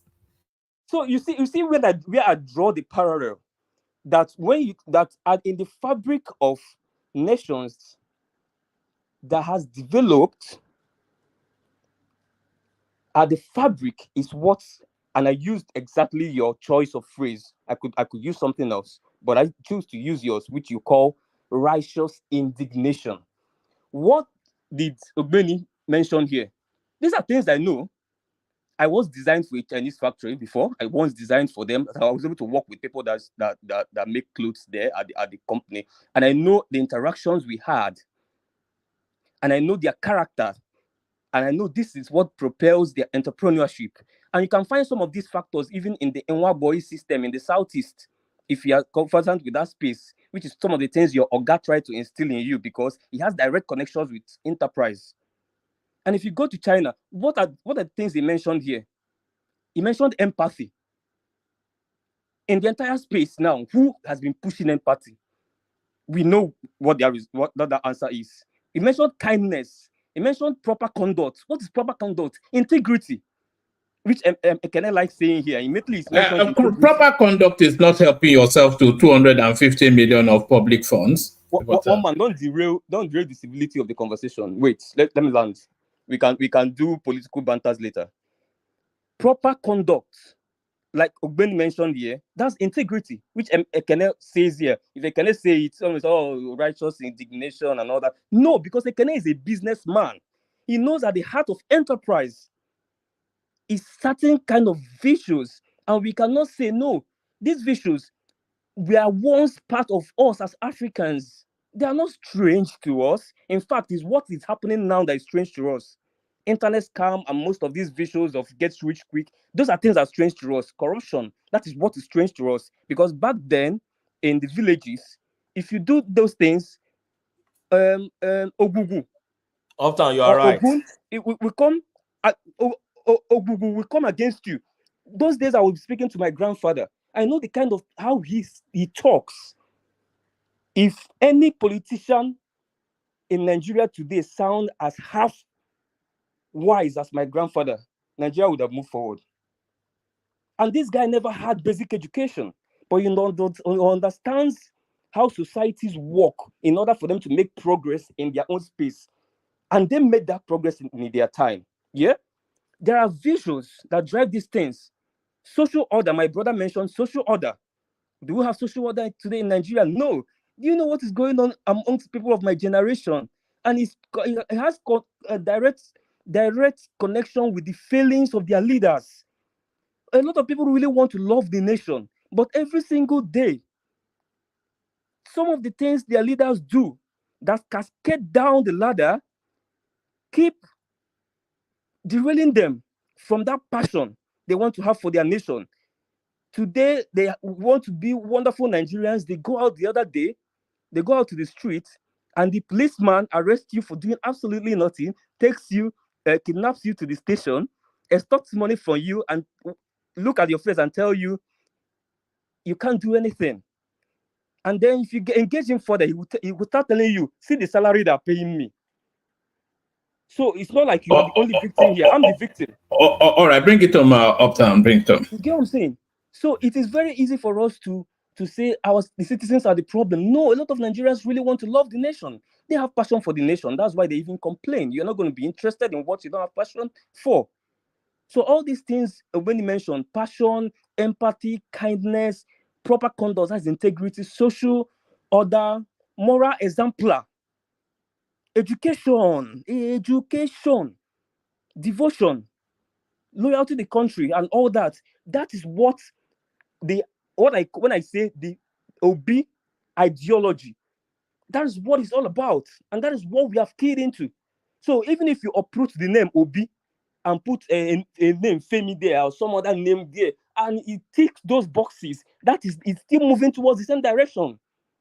And that when I say that direction is going to persist, unless the people there get it right today and are willing to sustain that getting it right, because we have gotten it right sometime in the country. Obasanjo did well. A lot of other people did well, and we still went back to where we are. So it has to be consistent. That's also another point to note, in a consistent way. You get what I'm saying? So that's the point I'm making. And the OB is just the figure that happened to be in that space for now. And he's embodying everything, empathy, kindness, everything. He has it on all that. That's why we keep there. He's not going to live forever. How long? I mean, he's 62. I mean, you know what I'm saying? I don't know. He's probably going to live to 100. But then, that is the space. That space is where young people have to key into. Can I ask you some questions? I'm coming. That's the space the young people have to key into. Else, I'm going to take the phrase that he has been using, Peter Obi, since 2014. The society we are abusing today will take its toll on our children tomorrow. And you can call that righteous indignation. Please, Ogbeni, go on. So, you agree with me that the larger supporter of Obi are the Gen Z guys? I know you agree with me on that, because you guys people that feel they have more stake in the project. Yes, the larger population of Obi supporters are the younger generation, particularly in the south, not even in the north. The southern youth, right? Even his supporters, no matter how the numbers in the north, let him just put the question to you. I'm listening to just let him land this, just so we can move around a bit. So my question is, please go on. We are on the same page that we have the larger portion of Obi's supporter in Instagram, X, and others, and I know that you are there. Yeah. You're conversant with what is happening on internet. Is the leader of the park on Twitter. Yeah, and others. So would you now say this Confucianism that preaches manners, proper behavior, showing respect and co, when you say Obi personifying all these things, do you find it in abundance among the Obi supporters on social media? Manners, proper behavior, showing respect, li, ziho, yi, zi. These are the things Confucianism preaches. Okay. And before you answer that question, do you know that in China, if you lack some of these, particularly you go to social media, many of Obi's supporters, by the lack of manners they display on the internet, do you know many of them would have had probably capital punishment in China, that you think Obi personify all these virtues? Okay, can I respond? Yes, please. Do you know that Obi supporters, if they were in China and they had the economy of China, do you think they would be doing the same thing? Why not? Do you think people don't complain in China? You think China is heaven? No. Obviously, there will be exceptions. I'm telling you. I want to answer you now with a question, because you said. So my question is that if they behave the because same way we need to talk to what fuels it. That's why I had to take it to China. Let's change the China, situation now. Look, under confucianism, yeah, their business is not about what prompts it. It is your obligation as a citizen. It is your duty to comply. And that is why the Western world see them as a country running dictatorship government. They don't want to care about what is prompting it. They believe before you can keep intact the social fabric of society, whatever is your personal problem with the system is not their problem. You must show good manners, proper behavior, you must show respect, and all these things that keep the social fabric intact. So my question to you is that, do you think that resonates among the obedient that both me and you know are on social media today? Dragging people like Wole Soyinka, anybody that have contrary view to them, they can drag you to any length. Okay. Can I ask you a question? You know answer mine. No. The question is an answer to your question. Sorry. I really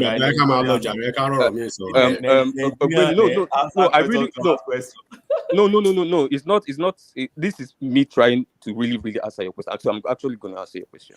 Yeah. So it's not anything. Okay, go ahead. You've been on. How long have you been on social media, if you don't mind? Approximately. Well, it depends on what you mean by social media. I'm Twitter not on Facebook, as an app. Twitter as an app. Well, I just joined Twitter maybe less than a year ago.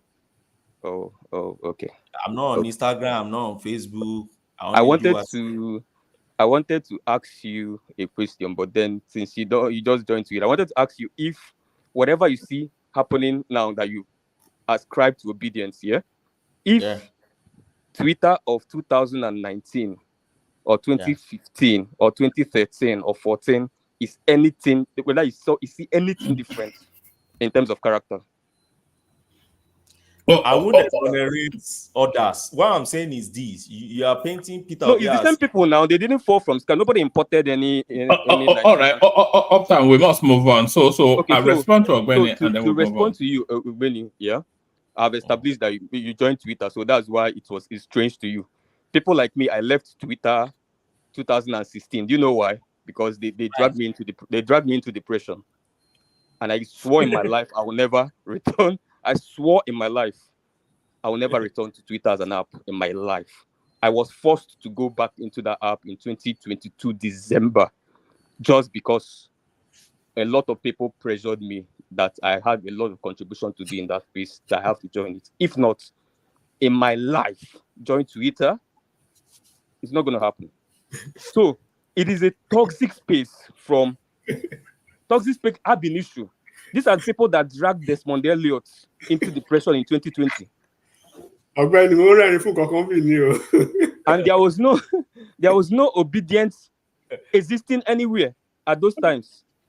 If you went to Twitter in 2013, Ogbeni, you will come out. If you were fair, you will come out black. You went through burning furnace. After I beg now. See, anybody that is a Twitter person will know what I'm talking about. So it is. See, the mistake the political class made. The mistake the political class made this time around is going to bring those Twitter children into politics. And you actually force them into politics, because what they're doing now in politics is not Martin. Have you ever gone to Wizkid versus Davido Twitter space? No. God. Your parents will suffer. Just for supporting Wizkid. There's no abuse you're not hear in your life. So, Uptown, let me do a follow-up question on it now. Okay. So the point is that it's not really anything about obedience. It's supposed to brand you of that space. It's about obedience, but don't give long and lengthy responses to just so that we can get to other people. Carry on. Uptown, you see, I can hear you, bro. I pause a bit on the book I'm writing about this obedient thing. Yeah. Why? Because I pause a bit because I don't still get the direction Tinubu government is going now in terms of the key sectors I'm focusing on, which is power, agriculture, and education. I've not seen anything much in that. Thank you for focusing on education. Yeah, so what will be the reason why I'm writing a book about the obedience space? Let them continue their madness. Maybe it's going to be the best thing or good thing for us. The government must always be on their toes. But look, when you say obedience, sometimes we always confuse it, and I think I tried to clarify it on this platform before. There are many groups collapse into that obedience eventually.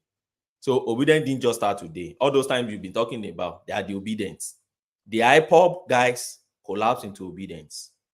The Christian radicals, particularly the Pentecostals, who believe anything Muslim does in the north is against them. Okay? They are part of the people who collapse into obedience because Obi gave them space. NSAS guys, some of them are tired of the system. You mean the Sorosoke youth? That's my primary constituency. The Sorosoke guys. Some of them just want to draw traffic into blocks and others. So whatever is raining that sounds negative, they know people will rush to, they collapse into obedience. The Shai Baba group that brought in Buhari that victimized Jonathan, caused Jonathan, put Baba there. They are part of obedience, and so many people. And Osibanjo group is also here. There. So these are the same guys, you know, that are now obedient. But this is the question I really want to ask you or to engage you on. Comment I want to make is, look, I see people, and same you've said that into the problem is just about leadership, it's not about citizenship, it's about leader. You see, all these guys we're talking about are not the leadership, they are citizens. They are people like me and you. For whatever reasons, you see them misbehaving, and you see their leader, you call Obi, will never correct them. We never for once. I've not seen once correct. You will never. No, you're wrong. He called them out twice. Obi will always find a way to explain it out. No, he called them out straight up twice. Okay. He was advised to stop doing it, but he did it twice. Yeah, maybe. So the point is not good for our system. If you want to be China, let's adopt Confucianism. If we're going to adopt Confucianism, first thing we'll close down all churches and mosques. That's the first thing we're going to do in our system. We close all these things down. And then in our curriculum, we have to put Confucianism in there. And then we start imbibing into our system. The moment we cannot do that, let's leave China alone. They have their own ideology we can never adopt. Let's deal with our own system. Thank you. Ogbeni, thank you very much for that very civil conversation with me. Let me just end my section with replying you, yeah? So you will not confuse what I say. If you remember before, I didn't just mention China. I said if you look at countries that have developed over the years, then go to the fabric of their nationalism, you'll find that fancy phrase one man uses, which is righteous indignation embedded there. So it's not really a China thing for me. So Chinese is an extreme version of it, which is where I align with you.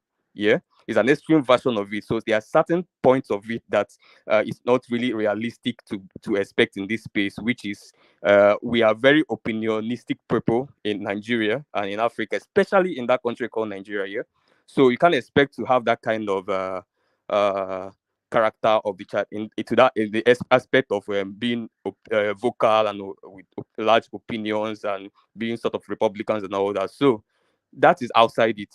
Yeah. So, but in that space, things like passion, empathy, kindness, proper conduct, integrity, those are the things I chose. Yeah. So it's not like a whole who can sinker of that Chinese model. No, we are not exactly the same. Yeah. But we are also very related in terms of enterprise. Yeah. So we are an enterprise. We are a nation of enterprising people. So that's where the similarities are. But are we going to adopt their near autocratic whatever? No, I don't support that too. Yeah. But there are certain things we can learn from China. You can't say so. When people are talking about look at model nations, Nobody's saying go to Singapore and adopt Singapore hook, line, and sinker. No. Go to China. No.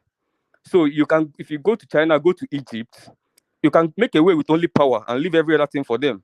Just select those things, that tailor in with your local realities, For example, you're going to adopt a model in China or in Singapore, wherever it is. If you bring it home, don't just apply it to client and sinker, You have to localize it to reflect the local realities you have, which is a homegrown model, that's going to best fit your own space.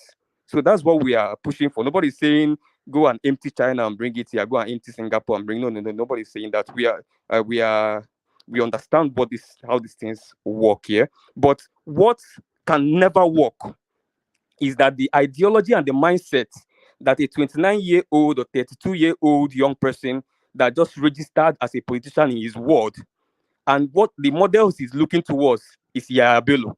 He's looking toward Wike. He said, the more I can rig election, the more they can trust me to give me local government chairman, and I will climb from there. The more I can do this, I can kill more people, and I will become this, and then I can eventually become governor. It will never lead us to development. That is the larger point to it.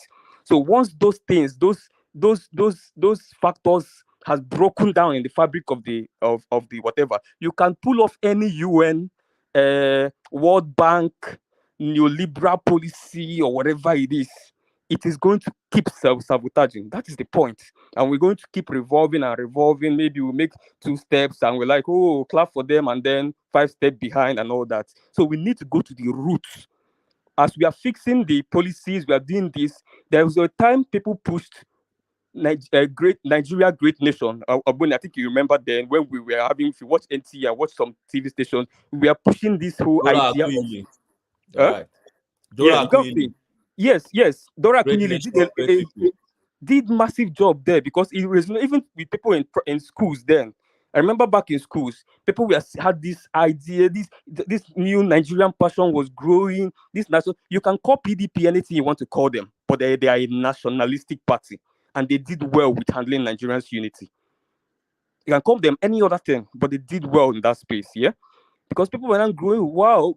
We were writing essay. I don't know if you know about this. There was this essay competition worldwide, nationwide, called Nigeria of My Dreams. The finals was always happening in Abuja. So for the best essays, we had students were writing Nigeria of their dream. That is how to run a nation.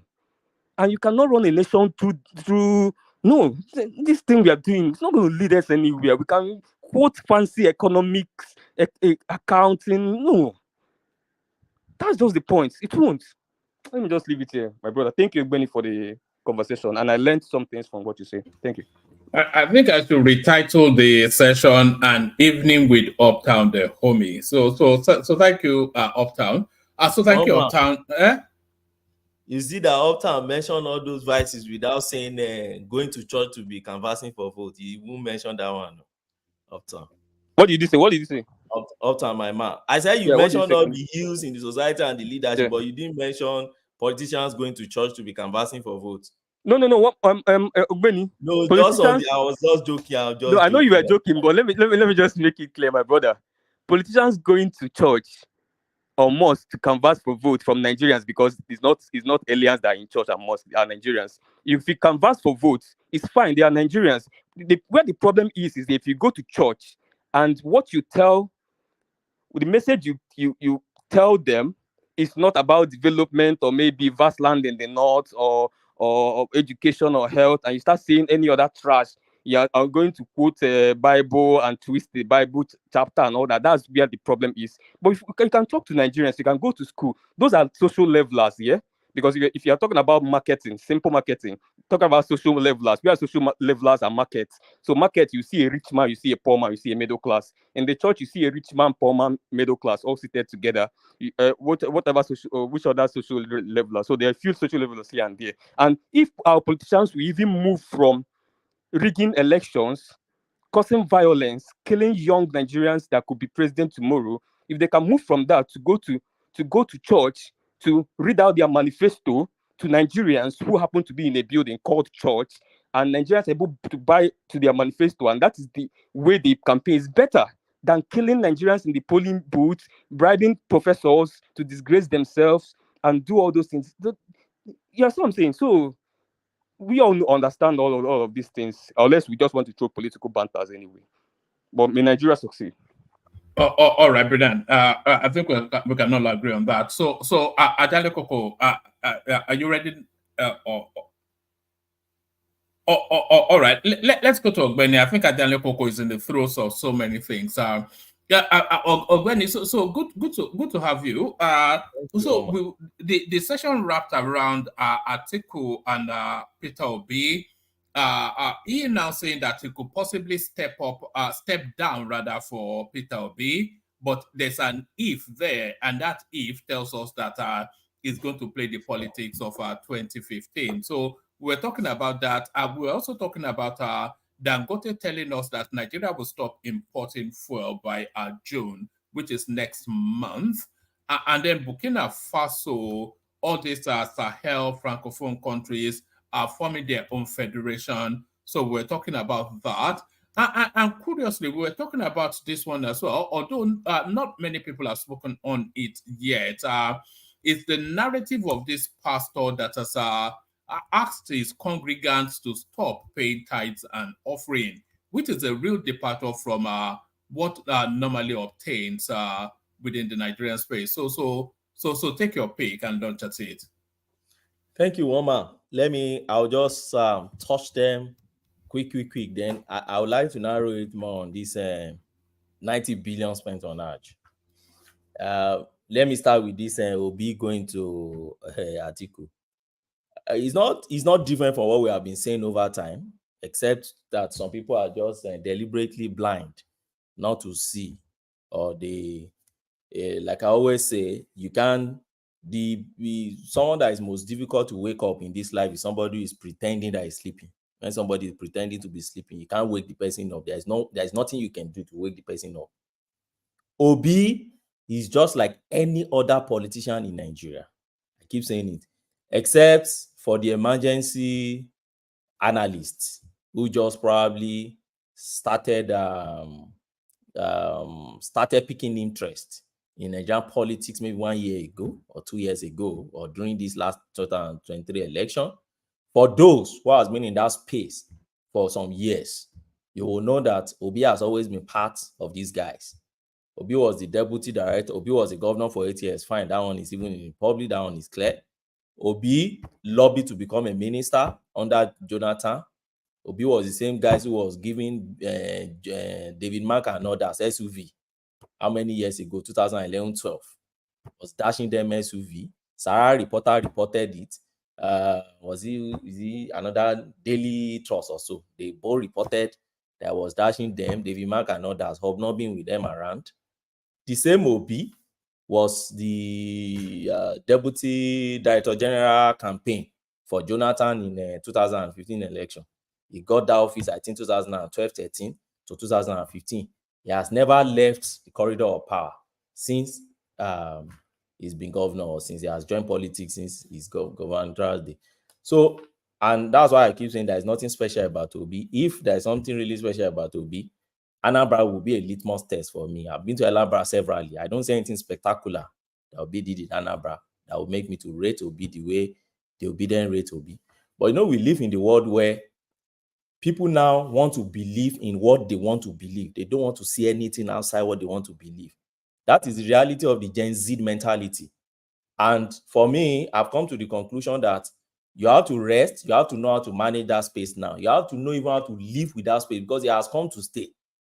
That mentality has come to stay with us, and it will come to stay with us probably for life, or as long as social media is there. There's a paper I just finished writing. It's about commercialization of traffic to websites. That is what is causing serious issue in terms of social fabric of any country in the world now. Because we have commercialized traffic to a website or to vlog or blog, people just write anything, people say rubbish, people do things that they don't care about what is the implication. People are not too deep in the analysis of personalities and even politicians again. All they just need is sensationalism to draw traffic. And that's the reality we are finding ourselves. So we must just learn how to live with it. Now, where am I on this Obi going to meet Atiku? My point is, Obi is just playing the normal politics any politician will play. What is their target? Power, position, and ambition. That's what matters to any politician. The gullible ones may be following and think, oh, somebody meant the best. Oh, this is the only person personifying this. Oh, the best ideology and virtue. Where was Obi ideology when Jonathan was doing rubbish in Nigeria and they were bombing everywhere in Abuja? Where was Obi? Or where was Obi? Things that Obi are complaining about today, was he not part of them in power in those days? Where was his voice? And now all of a sudden he has become a saint. Now he's Saint Peter. Oben, you know you interjected me. Am I allowed to do the same to you? Yes, you can ask me question, but let me just land on this point. So my point is power, position, and ambition. If you read, there's a book written by Vladimir Putin. What's the title of this book? But the summary of that book is this: power, position, and ambition. That's what is permanent to any politician. Politicians come in disguise of many things. They will tell you they believe in ideology and blah, blah, blah, blah, blah. But underlining all these things is power, position. So Obi has always been PDP guy, has been in the home. He's going back to his home. The only thing I don't know is this: whether Atiku, because Atiku has come to clarify today and said what he's saying is that if his party is going to go for a southerner or a southeasterner, he's going to zone it to a southeasterner, he's going to step down. Sorry, Ogbeni. You want to land that thought, and you land that thought, and I know. Pardon me, and I know you don't like your stride being broken, but Thomas turns up, which opens a window for me to build. Ayo again. Of course, when we're talking about super tax, we are mentioning Ayo, and then followed by Prince, who announces his return with a supercharge. Lato Rich, who often joins Ayo in that space. Kulata brings out his wallet today, and that's Kulata for the second time, and Kulata still for the third time. So the super chat space still open for the after hours. So we launch into the after hours with Thomas, who is looking like Jack the Biscuit in a bow tie. Thank you, everyone. See you tomorrow. Carry on, Ogbeni. Okay, so my point is very simple. That's my point. Just to let us know that I don't see anything special or anything alarming in what Obi has gone to do. Obi has always been somebody who respects Atiku. We all know that. He will always say Atiku is my brother. He will hardly criticize Atiku. Rather, he will criticize PDP and the people around Atiku. So he's going back to his big brother. So there's nothing different. He's just pursuing his own ambition. But Ogbeni, yeah. Why do you think Atiku welcome him? Why do I say that? We can classify Obi as one of the ones that debar Atiku to become president 2023. So why do you think he's still welcoming him? I don't get it. So, like I said, what is permanent to every position is power, position, ambition.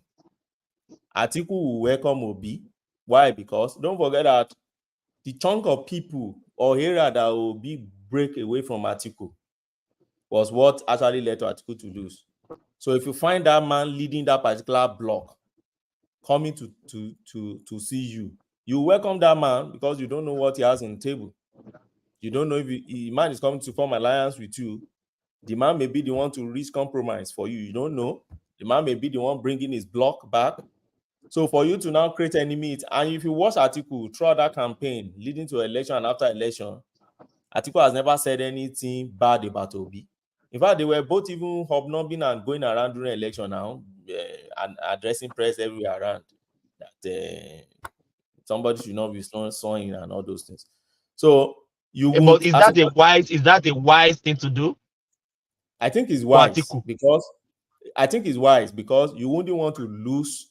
Don't forget that as it stands now, Obi hold the Southeast at least to a larger extent, except probably Imo, right? Obi is holding that area, and Atiku needs for Atiku to rule this country or to lead this country. Atiku needs Southeast and part of South with what he has in the North. So and you have somebody who has block vote from that area. coming to see you. You want to know what the person has.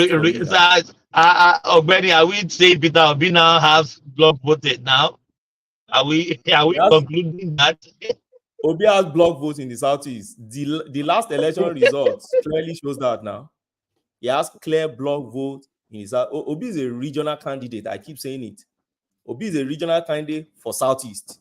Many of my Southeast friends don't like me saying that. But that is the only area where Obi is having 90%, 85%. So clearly, by any statistic or any permutation or any explanation, you are a candidate of that region or of that section of the country because your vote didn't spread as such. Do you understand? That's my point on that. Let me just move to 1 or 2 points and then I conclude because I learned that there are people, okay, no many people to an interjection. Okay, you can interject now. Yeah. Okay. So I wanted to interject to you when you said Obi was silent under Goodluck Jonathan, and I wanted to direct you to Ngozi Okonjo-Iweala's book. You know, page 46, if I can remember. If you read that book, you know that Obi was the only candidate she mentioned specifically in the entire National Executive Council, as well as the economic team, who supported her and who kept raising his voice in the spaces of, first of all, subsidy removal and in the spaces of savings for rainy days. He said every other 35 governors were against her except Governor Obi of Anambra. Yes, I know that. Okay. So that's to tell you that it's not today. Obi does not care to move with the pack. If he believes in something, he has always said it. Even when he was in the economic team of that government, he has always said, "Let us save for the future. This money, this oil boom, this." He's always been vocal with that, even as governor of Anambra, and that is number one. The point to make. You talked about Atiku and Obi. If you follow Obi's politics over the years, you find out the kind of politics he plays.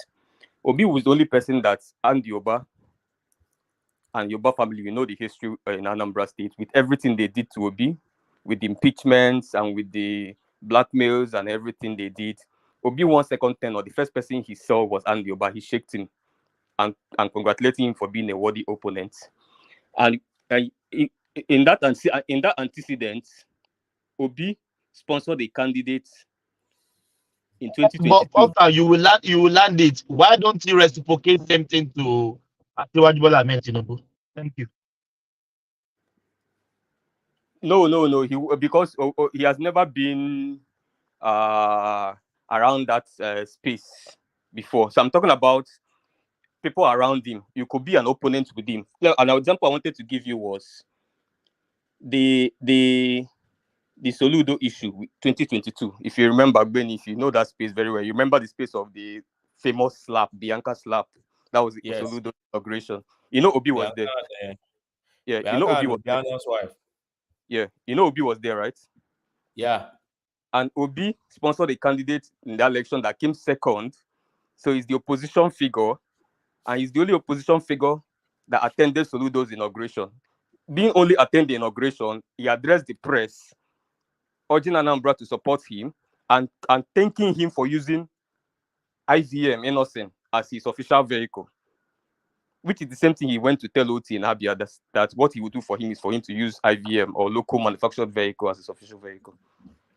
And this is a Soludo that, you know, is on the opponents. Even with the election as well, with everything Soludo did, with the history back on, with everything Soludo boys were doing in Anambra State. Weeks later, Obi still attended his 1-year anniversary.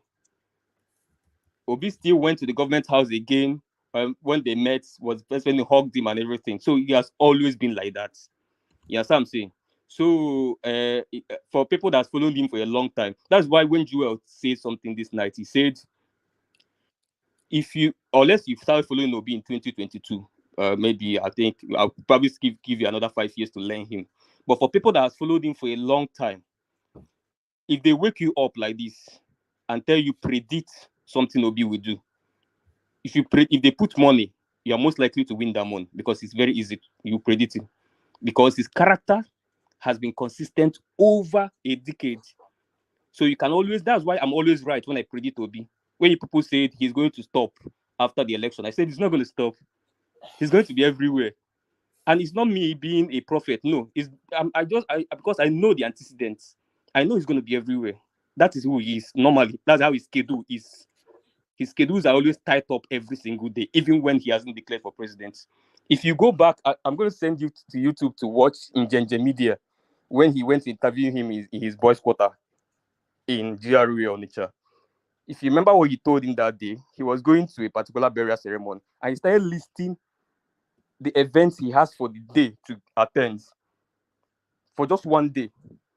And if you have ever gotten the opportunity to talk to Valentine Obionyem, his press guy, he will tell you that Obi's schedule for a day and this has been consistent since 2014, he left governance, is always packed up and he's still willing to choke him more. Whether it's in Kenya, whether it's in Nairobi, he can be in Nairobi at 10 a.m. and be in Enugu 12 a.m. And it's been like that. So how can you expect me not to easily predict that such a person will keep up after election? Because he already has the antecedents of that. Just that the only problem is that those years, he didn't have this kind of, in terms of media attention. For me, that note, he was doing things around the country, sponsoring schools across. This was before now. So how will he stop those things now that he's now even running for president, that continuing to do those things will now be killing two birds with a stone? Because now you're no more just doing it as Peter Obi. Also, it will also fetch you goodwill. So is it now that you will stop it when you were even doing it before? Even to the extent of going to Haiti to intervene as a governor. So that's why it's easy to predict him if you followed him for a long time. You know, I was one of those class reps those years. So this is a guy you can call me today, you give me some A, B, and C. What do you think Obi will do out of A, B, and C? I'll point it to you. I'm most likely to be correct. And I don't need to come saying. Okay. So that's the point I wanted to make for you. Okay, good point, Uptown, that you have made. But let me do one or two reporter so that I leave this point. First and foremost, Obi was not the only person who said, let us save. Okonjo, we are alive. Go back to that book and read very well. Mention Raji Fashola. And he said Raji Fashola objected to Raji Fashola wanted them to save, but he objected to that account they want to open on constitutional ground. Obi told them they need to save, but kept quiet on whether it is constitutional or not. That has always been his characteristic. And that reflected there. Now, what was the politics of then? You see, we shouldn't take issue that happened then out of context. What was the politics of then? Fashola has always been a superstar in the country. Yes. So what was the politics of then? The politics of then is very simple. PDP against the opposition, 1. 2, Jonathan against the governors in PDP who didn't want Jonathan to contest again. That was the politics of then. No, you see all these Okonjo now road, big. No, look at the politics of then. Now, which side did Obi fall into then? Jonathan's side. It was very clear then. It was Jonathan person. So there was no way Obi would say no to Jonathan, whether the account is going to be legal or constitutional. And that's why I said, see, what is permanent to politicians is power, position, and ambition. When you sit in a space and you want to form an exception for a politician, I just look at it and laugh. There's an extent to which you deal with politicians. You go with them, you go to that space that will make you to understand this. If you're an outsider, you just stand aloof. Benny, don't forget interest too. What bothers them is interest, what they want to get. It matters to them. So, and what was the point then? Obi was Jonathan's guy. Obi will not fuck Jonathan's up. He believed Jonathan wants to save. Some other governor believe Jonathan wants to save for election. Like someone like Amechi knew, if you save this thing, you are going to bring that money down to deal with me in reverse. Let us share this thing now. Someone like Fashola believe we are in opposition. Why do I have to support them? But I believe in saving. Then technically, this thing, the constitution does not support it. Let's dismantle it. Let's have our money and everybody goes. So, okay, so but when okay, please continue. So when Okonjo wrote that, don't forget that Okonjo was also Jonathan's person. So Okonjo will surely tell you, but put it in the context of politics of then. That's what I wanted to put. Now, secondly, you mentioned okay, Obi going to shake. Obi will not be the first governor to go and shake opposition in Nigeria politics. No. Fayose did it 2003 before Obi far. He did it to Adebayo, Adeni Adebayo, Lamadeshina, and all those guys did it. So, and that is not to say that Obi does not have his own identity or exceptional characteristics when you compare it to other politicians. What I'm saying is this, plus or minus, when you look at Obi, except those ones that have not been watching the political space over time, Obi is not new in the system. Obi has always been part of this system. Yes, he has bring his own voice out once in a while on issues that border on national interest, fine. But at the same time, he has also but Benny, can we hold on, please? Yeah, let me make this. Then you come in. Again, we can give him some accolade. It's a little bit different from so-called politician. You see how that from a little bit of gentle person can not to aggravate politicians. Just be fair to him. Just give him a little bit of accolade. Yeah, I think somebody again wants to come in. Yeah. Well, Thomas, you almost said the same thing I want to say because everything is so politics. It just how Ogbeni turns everything to the politics. Because I don't see the reporter or what he's saying to suit the narrative that Upland have brought up to him. So, but he seems to turn everything to the politics. That's because maybe he didn't like the man. But that's not how it should be. Sometimes, if you see some things to applaud in the life of a man, you just do that. It doesn't take anything away from you. Sometimes the way you give your reporter and everything, it doesn't look intelligent. And I see a lot of hatred in it because the reporter you gave, this person go and do this, doesn't fit the narrative of what Uptown brought to you about Obi and everything. So, Obani, you should do more about that. Thank you. Anyway, let me add my voice before you now take us all at once. Oh, okay. You people should not be hard. I've not had time to think about it with how objective you are anyway. But well, okay. But the point that Kene raised is something I even wanted to talk to you about because the rebuttal you gave me with the savings issue is not really, you deviated from the points of the whole thing, which is that you said that he has not been vocal with his governance philosophy. Because if you say him backing savings was politically motivated, it does not rhyme. Why? Because he was the only state governor that already, even before that whole debacle, adopted savings in his states in the sub-sovereign region, as a sovereign space, as a governor. So it's natural for you to know that he will obviously be in that side of the divide in the national, because assuming he did not doing it on the states, I went to the international, he will say, he went the one he's doing national is playing politics. So it sinks in with his governance ideology. And what I wanted to ask you is that if you really know Obi in that space, the question I usually ask people that claim to know is the narratives we are hearing now from cost of governance. That was almost like his pathway to prominence, preaching cost of governance. If you followed him, you will know that is it. Cost of governance, prudence, humility,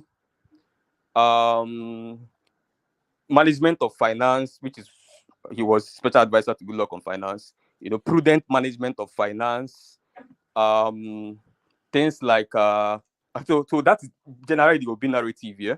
So do you think there's any Obi narrative today? And even what people call, give the cliche, sainthood, yeah, which he has said is not a saint over times, but people keep saying that. But that idea of Obi being a saint, and if you follow the Anambra politics that year, that is what PDP always used to attack him. You know, if PDP write article, they will say Saint Obi. Saint Obi is always claiming to be perfect. He's always claiming to be saint. But this, you know what I'm saying? So that means that the whole ideology of sainthood is not something that just came in 2022. The entirety of his governance had that idea that he's a saint. And if you go to the tons of articles written by the opposition PDP in that year, you find out that that's the narrative they keep hitting. Saint Obi, Saint Obi, Saint Obi, Saint Obi. So the question I have for you is that, is there any narrative around Obi now? Let's even talk about flying economy class, which is part of the narrative today. Which I know he flew economy class throughout his 8 years as governor. The only governor that was doing that in Nigeria. Is there anything narrative about Obi today that you feel it just manufactured itself in 2022 when he declared for president, and it has not been around Obi as an individual since he joined politics? Like, he has not been there when he was governor. That narrative has not been around him when he was governor, even the other 8 years he came out from governance. So is there any narrative today that you feel it just came to fusion in 2022 that has never been hovering around Obi since he joined politics? That's the question I wanted to ask. Hunter, your question is, he has many faces. I don't know where to start from. Maybe start and from I don't want to make this conversation Obi conversation. Obi is not my president, so I don't know why we still keep emphasizing on Obi. For me, by now we should be emphasizing more what is the government doing, criticize government, and tell what we think why is still the guy still continue coming out of the limelight? It's simple, and I keep saying it: power, position, and ambition. Obi is a kind of guy that doesn't like to lose. It's a politician that doesn't like to lose. Obi believed that 2023 had gone. Let me keep the tempo on till 2027. And it's all about his ambition. His ambition is to lead this country, which is a legitimate ambition. I don't have any problem with it. But for citizens like me who are well-informed, I'm a well-informed citizen. I won't waste too much time on Obi, who is pursuing his own personal ambition. You know, I think I should spend more time on analyzing who is the governor now. Who is the governor now? If Obi now becomes president by 2027, fine. We'll start analyzing Obi. It is then we should now be doing all this comparative analysis of what Obi preaches. Obi, you are doing that thing Ekene said you are doing again. Can you answer my question then, Ekene's question then, Thomas? No, I'm just addressing. No, we know he's not president now, but this topic was actually about him. So maybe no, I'm addressing General Thomas' comments. Now, to address your point, the main first and foremost, in addressing your point, I said I don't want to turn the whole session to Obi thing. But in addressing your question, the major thing you asked me is whether there's anything Obi said or the narrative they painted about Obi that is not true. No, that just came into future in 2022. That's not been around the Obi identity since he joined politics. That's the question. Well, I don't know what you mean by that, but let me tell you some little things. For example, can I explain to you, or maybe you understand? Okay, you can explain. You mentioned people calling him saints. There are things like people calling him saint that is always doing as if he's more holier than everybody. Yeah, that's one. Yes. That's a narrative around him. The other narrative is the idea of cost of governance in terms of prudence, aka what PDP then called stingy. Yeah. Yes. The narrative of fiscal discipline, like flying, not going with the proper amount of convoy, not flying first class within Nigeria as a governor, as a sitting executive governor, flying economy, and all those are narratives around him. Which other narrative? So all those narratives now, these things you are hearing now around Obi now in 2023, 2024. The question is, so that No, I the don't waste question time. is, which of them do you think just came There into are so existence many. in 2022? There are so many, so that I don't waste Okay, yeah, too please much go time on. First, I will refer you to an article written by Reno Mokre. He titled it 30 of the Many Lies Told by Peter Obi. Go and read that. I know you must have read it. And he brought out evidence and facts to show that many narratives they peddle about Peter Obi are not correct. Many things Peter Obi come out to say are not really correct. Some of it, if I can remember, is that he said he doesn't fly private jets and doesn't have first class. We've seen Obi many video flying private jets. During the campaign, Obi was flying private jets everywhere around. Mediguri everywhere was flying private jets. The question people started asking his disciples back then is, you said this man doesn't fly private jet. Why is he flying private jet now? Okay, no answer to that. Flying private jet, no, let me finish now.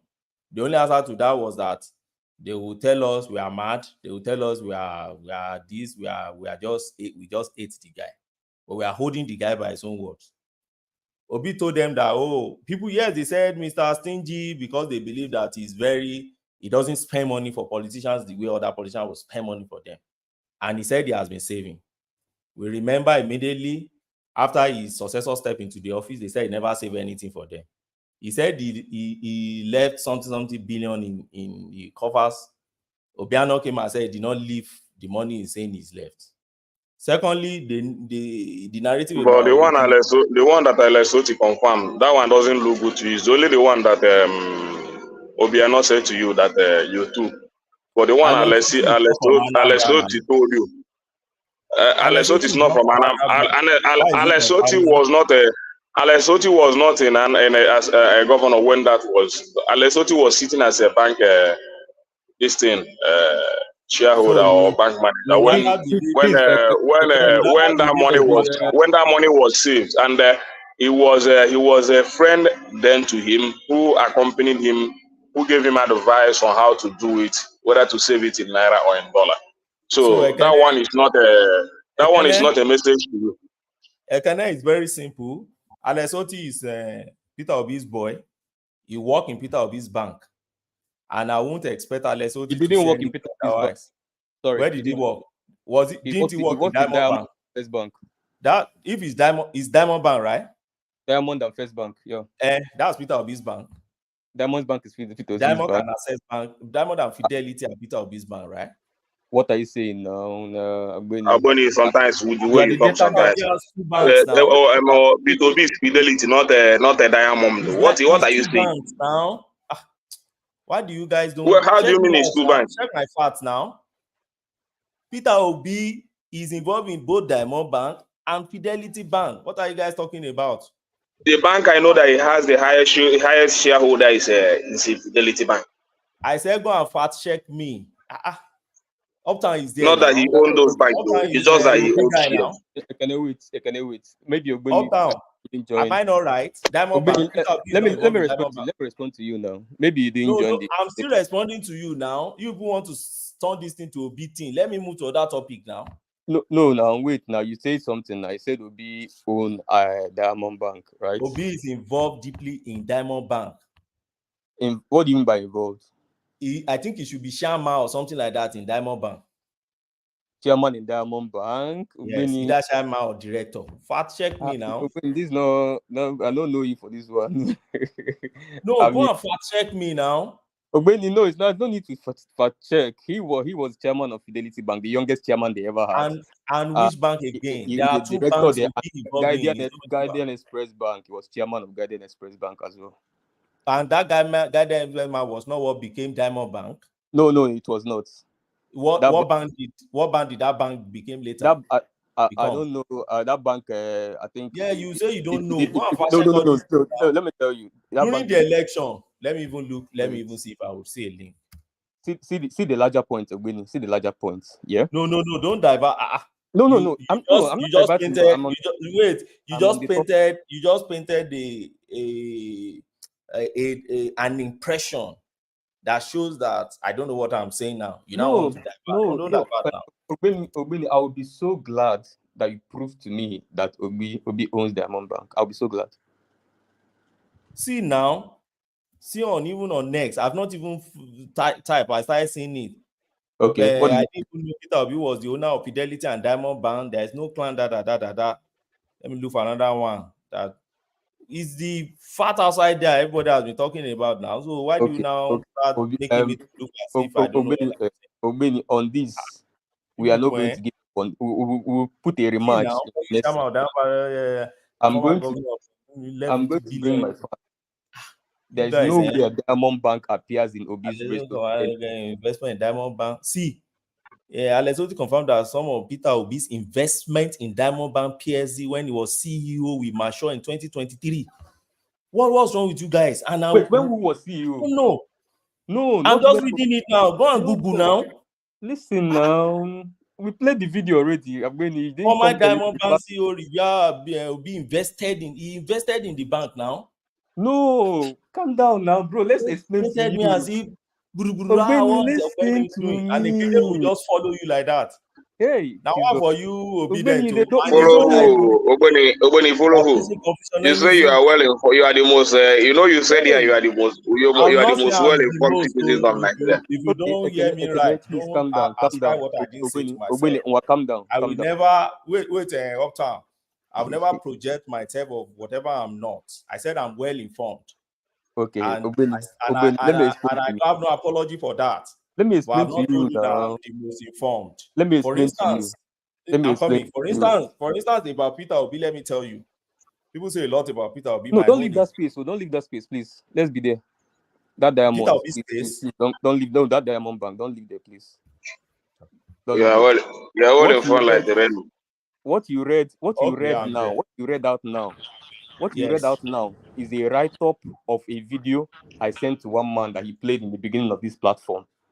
Well, I didn't watch that. What does he say? Where Oti was saying that Obi invested that money in Diamond Bank when Oti, was CEO of Diamond Bank. And Obi, that was Anambra State money, and they met with the team and planned how they're going to invest the money for the state. And he suggested that they use bond instead of direct investment. And then they placed different maturity dates. And he said some of them are even going to mature in 2023 for the states. Which Soludo has already withdrawn. Soludo is beneficiary of it, though, and he will not come out and say that one. Go to Soludo. But that's what you quickly read now. I used it to justify that maybe you thought Oti was talking about Obi owning Diamond Bank through an investment. No, that's not. No, wait now. See, when Peter Obi was leaving to become a governor of Anambra, companies where he has interest and companies where he was one way or the other director or shareholder or subscribers, Obi ensured that he collapsed everything. He resigned from the one he should resign, he collapsed the one he should collapse and leave. That is it.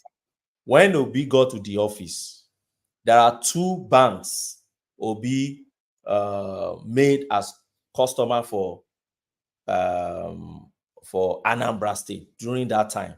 Diamond Bank and Fidelity Bank. Issue around that space in those days, if you were the one Anambra has 3 banks, not 2 banks. An Access Bank.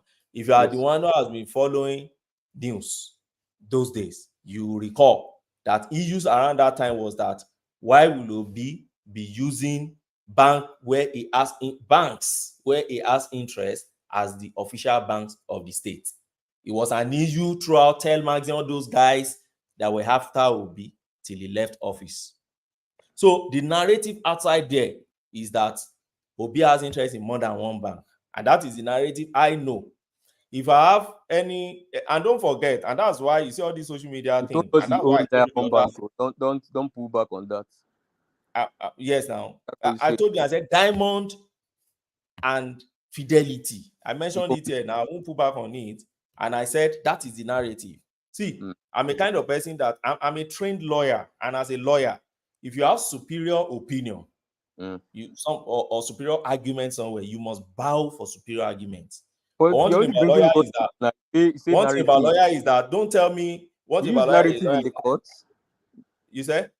When do you use narratives in the court when you're presenting your case? No. But you can use narrative, but you must be clear as to the source that it is narrative. What is the source? Don't think, yes. If your source, for instance, you have is another issue you are going to now. Now, if your source, right, is somebody said it, and you are coming to court to say it, you must be able to tell the court that this thing you are saying, you have not verified it. It's somebody that said it. So that can determine the weight they're going. You said? So you're just saying unverified things, like you just heard. Yeah, you can say unverified things in court, but you must not make it categorical as if you are verified. It's okay. In XYZ time, let me give you for instance. Oh, there's Tinubu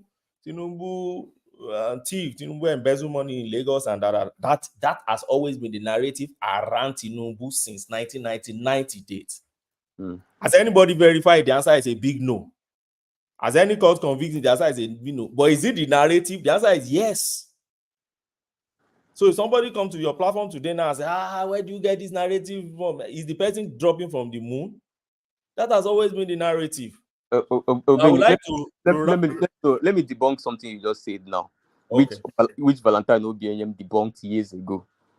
The idea of P2B made Fidelity, Access Bank, and Diamond Bank banks of Anambra. That's a lie. Under Chris Ngige, Fidelity, which is a traditional, anybody that knows Fidelity Bank knows it.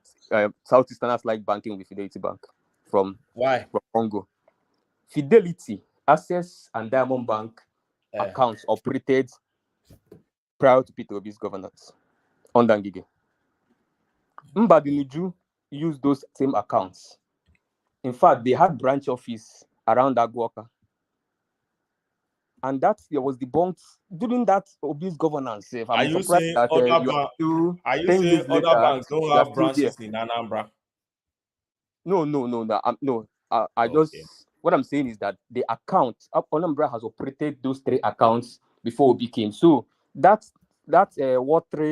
PDP brought up then, that this thing, it immediately evaporated, because it was clear Anambra has banked with these banks before Obi came. So we're supposed to shut the 3 accounts down and probably hold on. Bank of Ghana or Bank of Uptown. For the reason of not having a conflict of interest, Obi should have discontinued the account of that Fidelity Bank. Should have discontinued the state from using the Fidelity Bank since when he assumed office, since he has interest in Fidelity Bank. That is what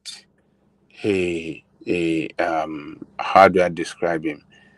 A lawful leader. That is what is expected of a lawful leader. He knew he has interest in Fidelity Bank, and he is the chief executive. He was the chief executive of Anambra State. He should have discontinued that state from using Fidelity Bank, for the reason of, to prevent what will be perceived as, conflict of interest. So we have the right to do it. So don't tell us that because, yes, hold on. Babaja, it's a lie. I don't agree with your argument. I don't agree with your argument, Babaja. As far as the state has been using, that account. What is this noise for? Can we let him land, please? Can you let me land? Go on, sir. As the chief executive officer of the state, he have the right to discontinue, to say, look, I have interest in that bank. I don't want to be caught with the law for conflict of interest. So we cannot continue to use that bank. Let us focus on Diamond Bank or this Access Bank where I have no interest. He can do it, but he refused to do it. So what are you saying? What are you saying? Because the state have been using, so we cannot? No, state can use, stop, patronizing one bank and open account with another bank. It's easy. It's not something difficult to do. So all this narrative you are playing now, oh, because the state have been using that, so you cannot discuss it. No, that's lie. It's not possible.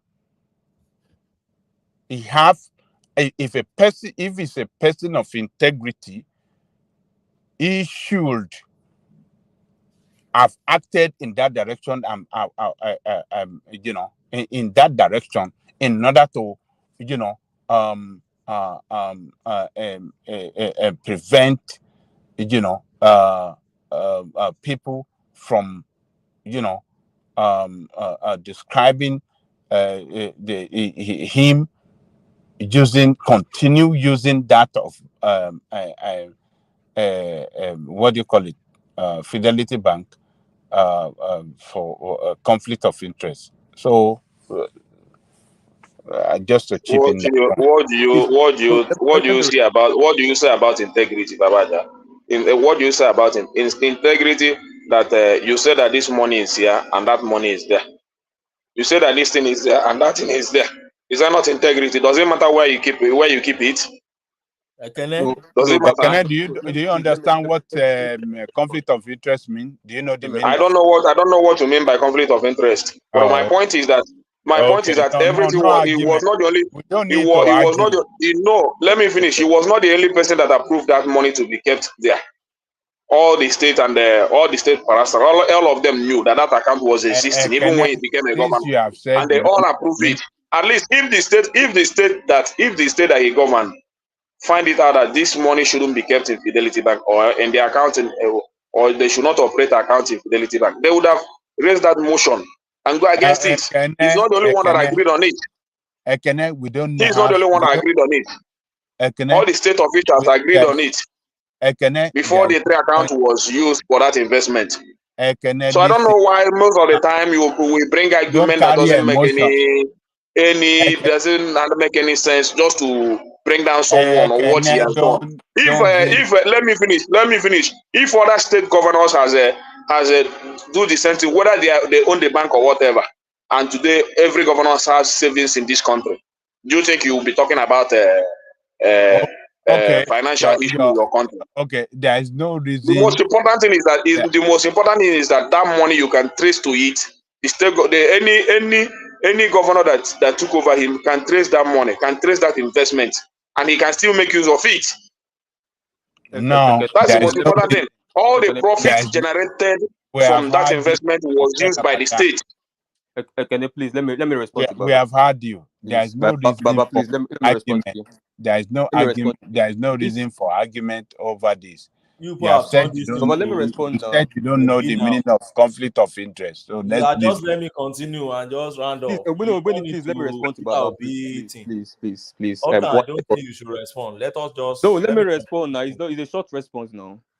Baba, okay. The question you asked was asked of Valentine that year, and I can remember some of the things he asked them. First of all, for an account that has been used by a state, an entity as large as a state government for years, long-term investments, borrowings are being done with that account, some spanning across periods of time, probably own some bonds here and there that are probably going to mature at some whatever time. They've done businesses with that account. That is one. And you just wake up one day as the chief executive and say scrap it. What if the house says how can you scrap an account that is backed by law? According to us, we know this is the accounts. What do you want to do? What is the business? What is the business? Hold on. No, let me finish. This is one. Then two. For example, let's say Obi has interest in all the major tier 1 banks in Nigeria, has some level of interest. And you now say, okay, because of that, Anambra, an entity as big as Anambra State, you go and bank with a tier 3 bank with a high risk because they want to avoid all the banks that Obi has even 1% share in. Or maybe if they don't find such bank, they should go to Bank of Ghana or go to Bank of South Africa because they don't want to commit traffic of interest. That's two. Then the last one is so I think that's the point actually, because it does not make sense. It doesn't make sense because if Obi has interest in when he's saying in Access, in Diamond, in this in First Bank and all that, they should go to Bank of Ghana and bank, or they should go to a microfinance bank or some bank that will fold up tomorrow to go and bank. Let me respond to you. We had you. Had your point. Like that. That's not. You understand what I'm saying? So that all those ones. Hold on, let me respond. Let me respond to you quick before Benny will continue. What we are going through in Kogi State is the fact that Yahya Bello put that 80 billion somewhere that he has some. Hold on, let me respond to you before, so to give room for Benny. We've had your point. Look, number one, the assembly, as you are saying, have no business in account where the state, that the state operates is the responsibility of the state, of the executive officer of the state, to open account with one bank or the other. So the what do you call it? This the assembly is not the business of the assembly. It's the business of the executive to decide where they want to bank with. Okay. So number two, even if they owe Fidelity Bank, right, the obligation of paying their debt,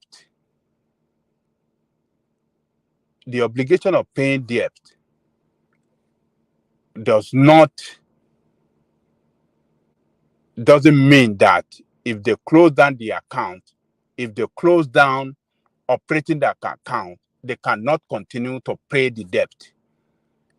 Debt payment is different from operating account. You don't pay debt on a dormant account. You pay debt. You pay debt on an account that is running. Hold on. Payment of debt. Give reasons to the discussion. You don't pay debt on a dormant account. Hold on. It's not going to be dormant. If we have a decision that, look, this account, can you hold on, please? Allow him. Let me land. If there's executive decision, state decision that, look, yes, we are owing this bank some debt, we will continue to operate this debt, but money should not go into this account. Transaction should not continue on this account until, the only thing we can operate on this account is the payment of their debt. So, but what Obi did is that he invested in that bank, the bank that he have interest. That is conflict of interest. That is what we are telling. Babaja, what you said is not. Can you just hold on? Don't carry emotion into this. No, it's not about emotion. It's not about emotion. Even you, the reason why salary earners, why they obtain loan from their account is because their salary enters into that account. You understand? So you cannot before you obtain a loan, that bank must be up and doing and they're running. So bank you cannot use this bank account to obtain a loan, and because of a conflict of interest or what you are saying, you have to close down that account. How is bank going to recover their money? Do you think bank are not wise? You have to close down account and use Access Bank and all that. How is Fidelity going to recover their own funds? What are you talking about? If Access Bank, do you listen to me? Sometimes the argument doesn't make sense to me. Do you listen? How do you use a dormant account to operate loans? That's the question he's asking. Who told you that is dormant? Okay, the account will say, hold on. Okay. Transaction will not be operated on that bank. I mean, on that account. Only repayment of loan will What be makes account dormant? operated. Hold on. What are you talking? What do you don't know the what make account dormant?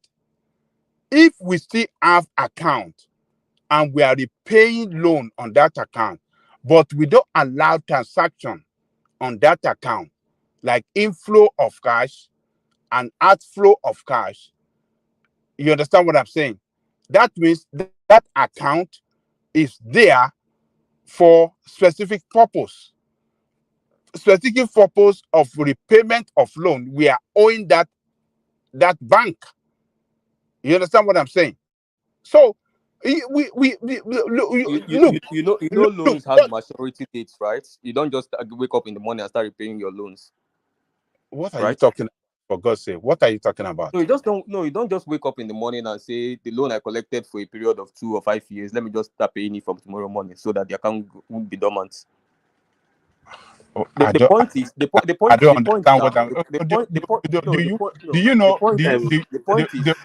hold on. Merge that together with the second question. If Obi had interest in both Fidelity, Access, and Diamond, is this the same thing the state will have to go through in the entire tier 1 banks? And then tell me what they would do after they are done. And let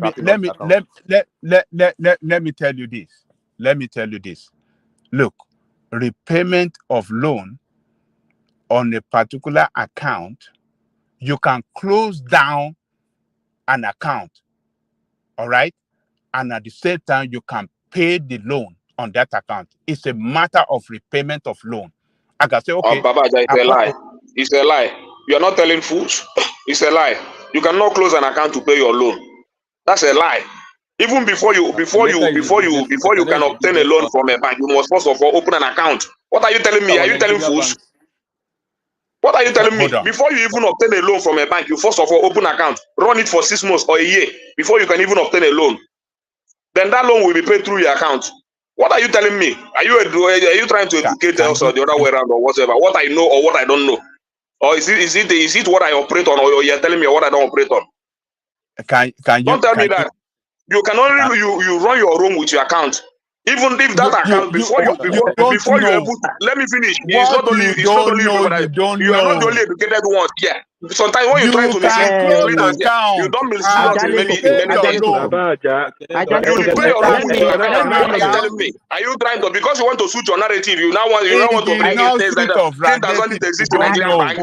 As far as Nigerian bank is concerned. Let me because this one has an account here. This and that. You don't know. You provide your statement of account. If your account is not running the way it's supposed to be run, nobody's giving on that account.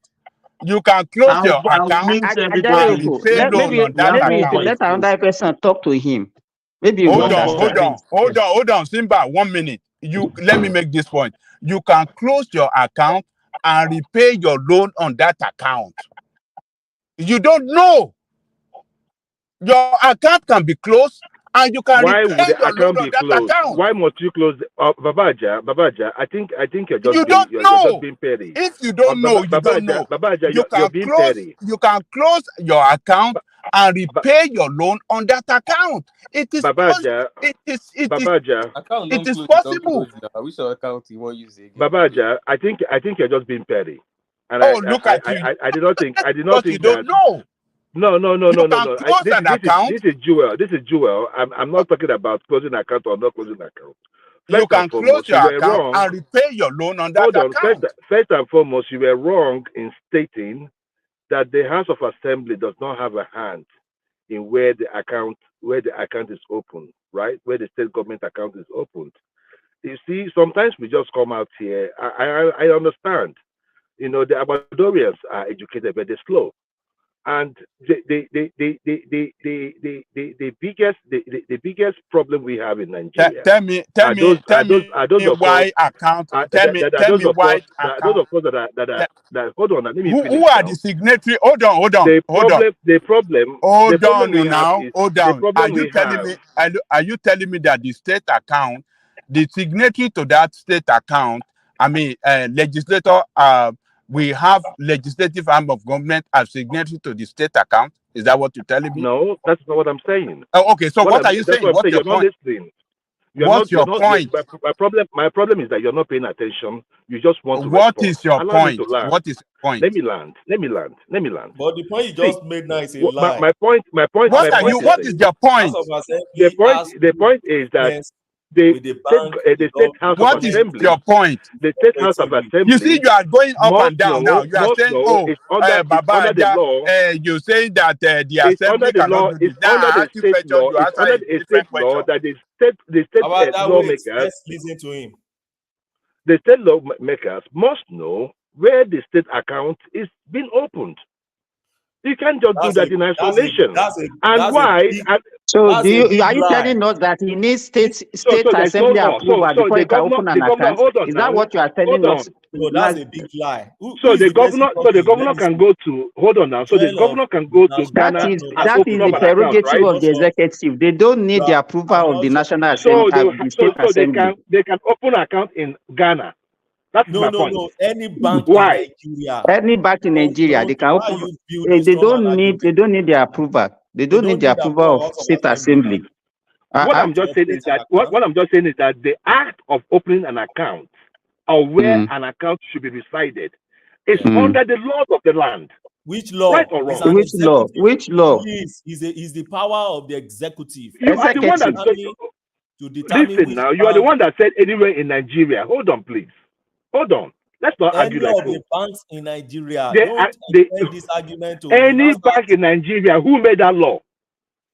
Which law are you talking about? That you can open any bank. You can open an account in any bank in Nigeria, right?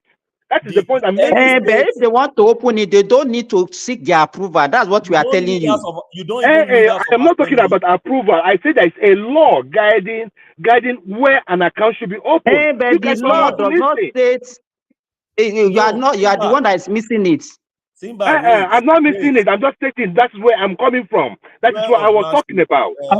So you guys were just jumping on me. Everybody, please hold on. Everybody, please hold on. Please, let's do it simultaneously. Let's Joel land it. Simba come in, then Ogbeni will come in. We are just talking on each other. We can't even get it. Yeah, Simba. Joel land it. Simba will respond, then Ogbeni respond. Yeah, thank you, guys. Thank you.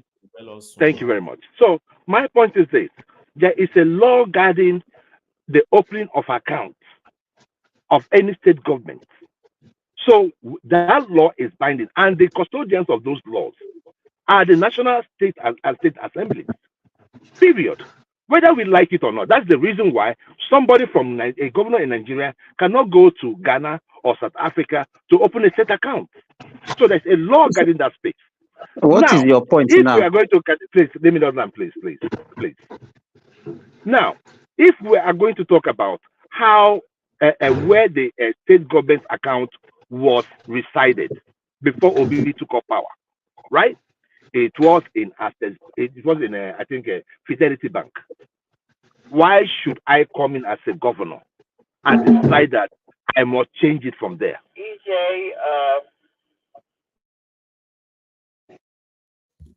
Simba, you can call me now. Okay, so what we are saying is this, Joel. Any governor can change the accounts of their state, and they don't need to go and seek approval from the state assembly. It's the prerogative of the executive. That's what we are telling you. You don't need to go back. That one is so true. He has the right. He can close that Fidelity account and open another one. That's what we are saying. So for him to avoid that conflict of interest, when you have share, you are the chairman or the largest shareholder of a bank, and you are using that same bank as your state bank account. To avoid that, he can close that account and open another account. Then, if you say, okay, because they are owing because of loan, whatever, you don't need to have an active account in any bank before you pay. You don't pay into that account. You pay to the account of the bank, not the account of the state. So for you don't need an active account. That's what we are saying. So I don't know why all this argument is. This thing is very simple. It's not that Thank same you, account that you will Simba. send the money to. Thank you, Before you come Simba. in. So, So I have the floor Ajani now. Koko. Wait So now, let me. Ajani I Koko have is the floor right. now. You don't need to have, hold on, Ogbeni. You don't need to have active account before you pay your loan. Yes, because the No, bank will give you, you have certain amount that you pay every month. Since if you are that's it. obliging to You your close own your account and you agreement, continue to pay you pay to your loan. the account that the bank gives you, the account, the bank that you are owing. That's all. Let me make some Oh, clarifications, I, please. I, Can I I didn't also know say that. my I'm own? hearing Can I that for the first also time. say what I'm coming Hold on, now. benefit? The Ogbeni. reason Hold why, on. Okay. let me finish. Let them Thomas, please, let finish. me say this Ogbeni has to before. respond. Let Yes. me Okay. have Go, the The floor. Simba, reason why most banks will ask you to have an account with them before you get a loan is because for the ease of payment. You understand? They know that if you are, because they also use that one to even get more customer. So if you have an account with them, they can easily be deducting that. You can even give them like a what do they call this one now? debit. Like standing order, that Standing okay, order. every month you can be withdraw this certain amount of money from my account, but it's not a sequano or maybe something that is compulsory that you must have an account before you can pay your loan.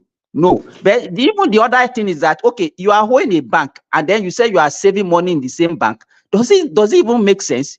Why are you owing? You are owing at the same time you say you are saving. You don't have enough money, you are borrowing at the same time you are saving at the same time. Does it even make sense? Okay, that's my own. No. Can anybody hear me? We are Okay. hearing you, Ogbeni.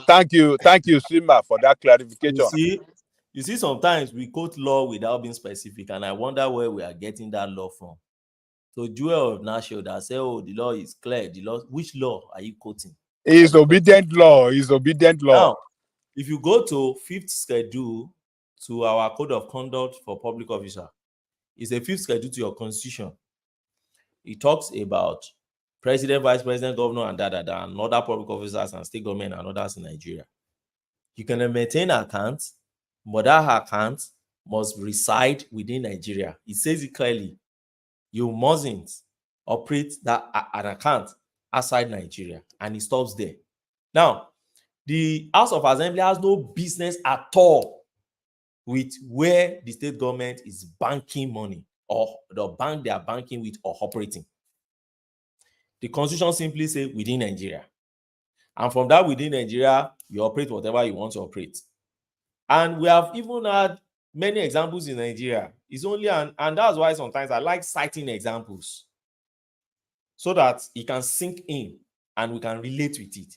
Governor Ayodele Fayose, just how many years back, when Zenith Bank exposes EFCC was after him, and then Zenith Bank sees the state government the account, they didn't want anything to. He closed down the account. We remember now that video of them coming to come and be begging and kneeling down in his sitting room, and he was videoing them, and it linked to the media. Did he go to the House of Assembly to go and do what in the House of Assembly? The duty of the House of Assembly is to make the law. And once they make the law and roll it out, it ends there. That is their duty. Assuming they even have duty to determine that, governor, don't bank anything outside Nigeria. Their law ends there. They made the law and they are gone. Whichever bank within Nigeria the governor wants to choose is none of the business of the House of Assembly. And that is why opening account and operating account is part of the executive power. The House of Assembly can never share it. The only area House of Assembly can do is when they are doing their oversight function. They can say, okay, we want to see your books. Come and open your books. Then we want to audit your book from our home perspective. And then they start asking questions from the finance. Okay, which bank are you? They can invite the bank manager to House of Assembly and say, okay, we want to, what is happening to so account? What is happening to? But to now say you can't shut down. And that is one. The secondly, sometimes you see, and these are one of the virtues you see in probably Western countries and all this Chinese government and code that we always like to refer to. People in opposition today, particularly let me speak in opposition today, you speak from the both side of your mouth. You see something now, you condemn. The same thing you try to protect. So this syndrome of I will protect my teeth, I will expose the other teeth, it's so rampant. Recently, We were all here condemning why would Tinubu award contract to high tech, because somebody came here, was it Pansat or one of them, that said, oh, because there was a subsidiary company, and that subsidiary company, Seyi Tinubu is a director in that company, or another company somewhere that the same Shagori is also a director in the company. He started linking just to demonize that project.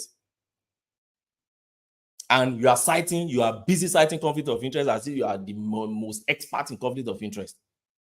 But now somebody just raises you up, somebody who has largest share in a bank, and because he's heading to become executive leader in a state, he has to abandon that shares and get there, and he's running business with that bank. You have no problem with that. Hold on, please. Let me even cite what Tajaligo even told me that day. He said, since Seyi is having share in any company affiliated to that company, Seyi should recuse himself from that company so that it will not look so bad. I remember all of us was condemning it that time. Yeah, go on. That is it. Let me give you another example. Look at the Minister of Interior. The man wanted to become a minister, and then the man resigned from his company, his own company that he founded. He resigned from his company and allowed the wife to be the only director remaining in the company.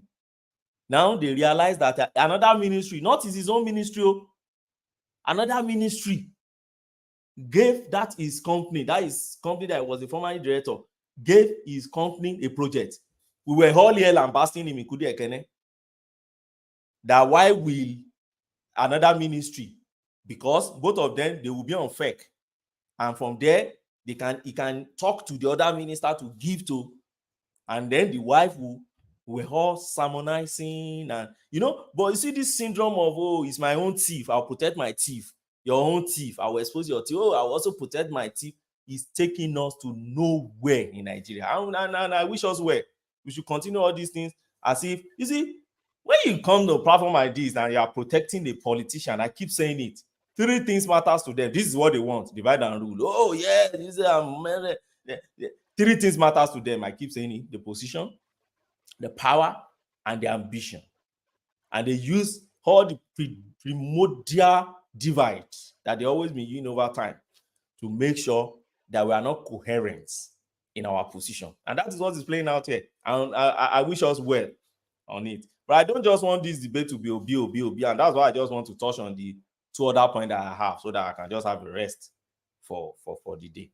And if I'm permitted, I would like to go straight to maybe pick one point there and just talk about it and then go.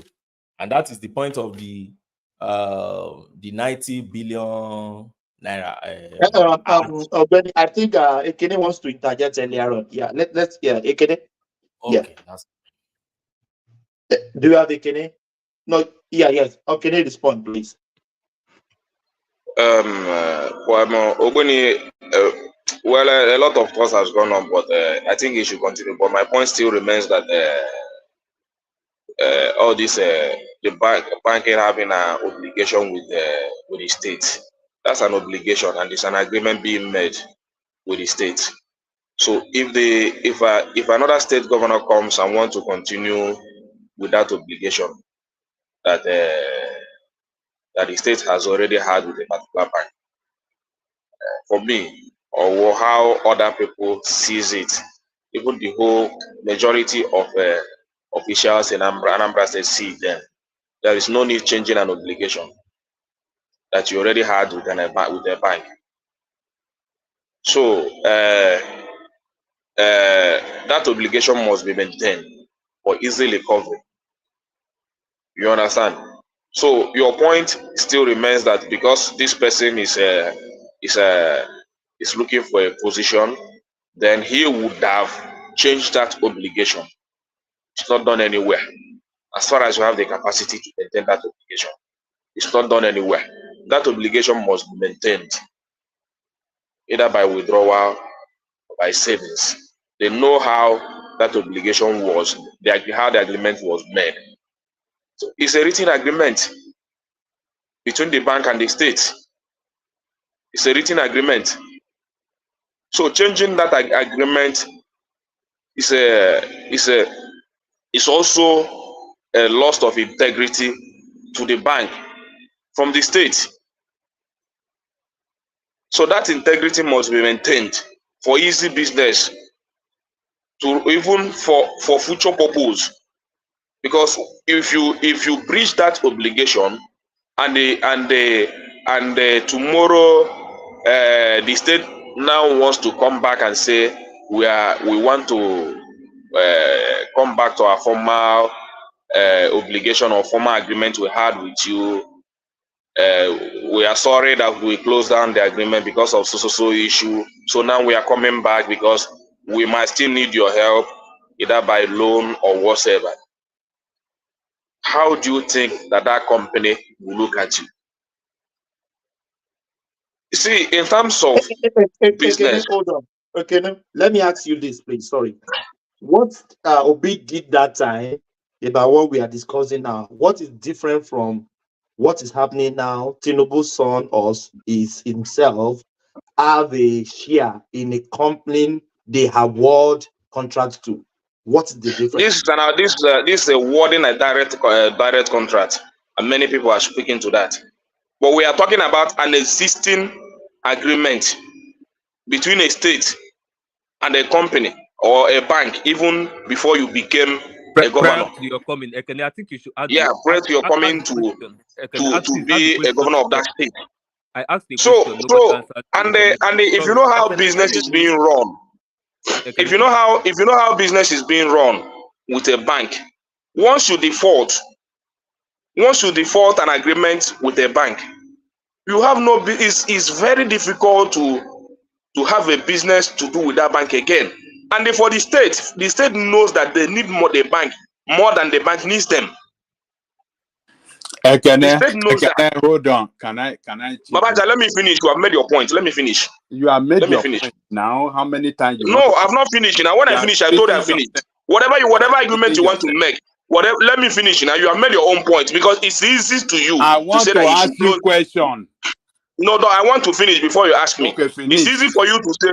If it's easy for you to say, close an account, open another one, to maintain to be able to be paying your loan or whatever. What if it's easy for you to say that, but you don't know. You don't know in terms of running business. You have to maintain a particular account. In maintaining that particular account, that builds up your integrity. That builds up your trust. That builds up your commitment. That whenever you need something from that bank, it's easy for you to get it. Because the more more you maintain the obligation or an agreement with the bank, it's easy for you to access whatever financial help or whatever you want. So if the state found Fidelity Bank capable of financing them at any point in time that they need them, what's the need closing an account? They have to maintain that friendship. Oh, okay, you have that landed. Obligation. Have you landed? For easy access for financial help, for future purpose, not because of Obi. So you don't have to destroy an agreement because somebody from that sector wants to be a governor of that state. So, but that's your argument, and that's how you see it. Maybe because you don't like the bank, but the way I see it, that's how I see it. You don't destroy an agreement. You don't destroy an agreement that you an existing agreement. Okay. Because somebody from that sector wants to be a governor of that state. If you know how business is being run, if I have a business obligation with so bank today, then I have to close down an account. Maybe today you have an obligation with a First Bank, then you close it down, go to Access Bank and open account. It's just that today banks can withdraw money through BVN owned by other bank from your account. But after that is being done, then you still need the help of that First Bank that you have already breached their agreement to say, I want to open or reopen an account and come back with the former obligation that I have with you. No bank will listen to you in Nigeria. Okay, it will be very difficult. Let us interject you. You have said it. We have heard everything. Okay. But do you know that opening an account is one thing and Borrowing loan is another thing. The borrowing of loan is totally different from opening an account. They are two separate things. When you open an account, you don't sign any agreement with the bank. You can open your account and close down your account anytime. Borrowing loan carries signing of agreement as to when you are going to pay the loan. And before you are even given the loan, the bank, you must have satisfied some conditionalities, you must have fulfilled some requirement for the bank to give you that loan. So it's a two separate thing. Don't lump it together. Account operation is different from borrowing loan. What requirements, Baba? Hold on. The thing there is that Anambra wants to bank with Access Bank. So if I hold on, let me land. I open an account, I can close it down anytime. All right? That is normal. That is normal. You open an account and you close it down whenever you like. It is normal. But loan is a different entity. It's a different thing entirely. So don't tell me that, because they have loan repayment, so they cannot open an account. They can't close down an account. That is not true. That is not. When you guys don't know the way banking system work, that is when you will talk like this. Baba, there's a lot of holes. Baba, Uptown, please let me just make my final point before. Baba, I'm not saying that what you are saying is no. You cannot do it. You can do. You can always do what you want to do with your account. So my point is that my point still remains that let me make this final point, Baba. You can always close your account and open another one. Bank will not question you on that. But before you close your account or open it, you should have known that I will not have anything to do with this bank again. So if the state find it necessary that I don't have, if I do this, maybe because Obi wants to be governor, then we have to close this account for that purpose, then the state would have found it necessary that we are not going to have anything to do with Fidelity Bank again, and we are paying them off their loan, and after that, in the future, we are not having anything to do with them again. So maybe we should close the account. So if the state would have found it in that area, then that would have been what they should have done. But you don't know more than the state that knows that Fidelity Bank is more accessible to them. They have more upper hand to get whatever they want to get from Fidelity Bank. So they don't have any need closing an account there because Obi wants to be governor. So I would have faulted Obi if Obi had said, I want to invest in Fidelity Bank. And for that purpose, I am opening an account in Fidelity Bank to make an investment there. Then I would have faulted Obi for doing that. You understand? Because you cannot just come in as a governor, and because you are the highest shareholder in Fidelity Bank, that you just, because you want to invest some billions of dollars to promote that bank, you just go and open an account for the state in Fidelity Bank. That is where I would have faulted Obi. Then I would have also faulted him if he has gone away from the. And that is, I'm coming. Let me just finish. So you will still find something to excuse them. Lie. And Obi, I would have faulted him in doing that, opening an account just to invest some money. But the account has been existing even before he became a governor. So they know the implication of closing that account because he's a governor. The state knows the implication. They know what is going to affect them in the future. Why don't you want to? Quickly, see. You guys argue with Ekene and Uptown. You're not going to win this argument. I mean, what can I but say? but it's a ridiculous argument. One second. I think It's a ridiculous argument. the state of Anambra, the state of Anambra has or had accounts with the Fidelity Bank, right? But the point here is that I think Peter B prior or at any point in time had a business relationship with the bank. So at that point in time, he knows better because he banks with the Fidelity. Because of conflict of interest, just like Angelica said, that he should have closed his accounts, not necessarily the state accounts. Prince Daddy, is it about Obi or about public interest? Is Obi closing it in a private interest or in public interest? Is the people of the state complaining? Access Bank has been the bank that Anambra has been using, right? No, In the southwest, in the Joel, that's irrelevant. It's not about people complaining or not. Wema Bank. Hold on now, please. Hold on, I was talking. You hold on. You guys have been using Wema Bank. Interest in it? First Bank. Do you see? Because your own people own the bank. Your own people are the highest shareholders. Now, the Access Bank is more southeast, south. Fidelity is more southeast, south. Even I didn't know we talk. I didn't know we talk about tribe again. What is tribal about this? The question is, so banking operation is ethnical now. Was there any conflict of interest? Is their way now. Joel, was there banking operation is ethnical? Is their way.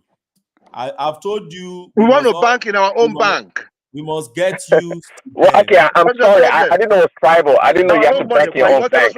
Okay, that's a different angle. No, you guys are overreaching. All of you shut up when you bank with Wema Bank. Almost all the southwestern states then had accounts with Wema Bank or First Bank.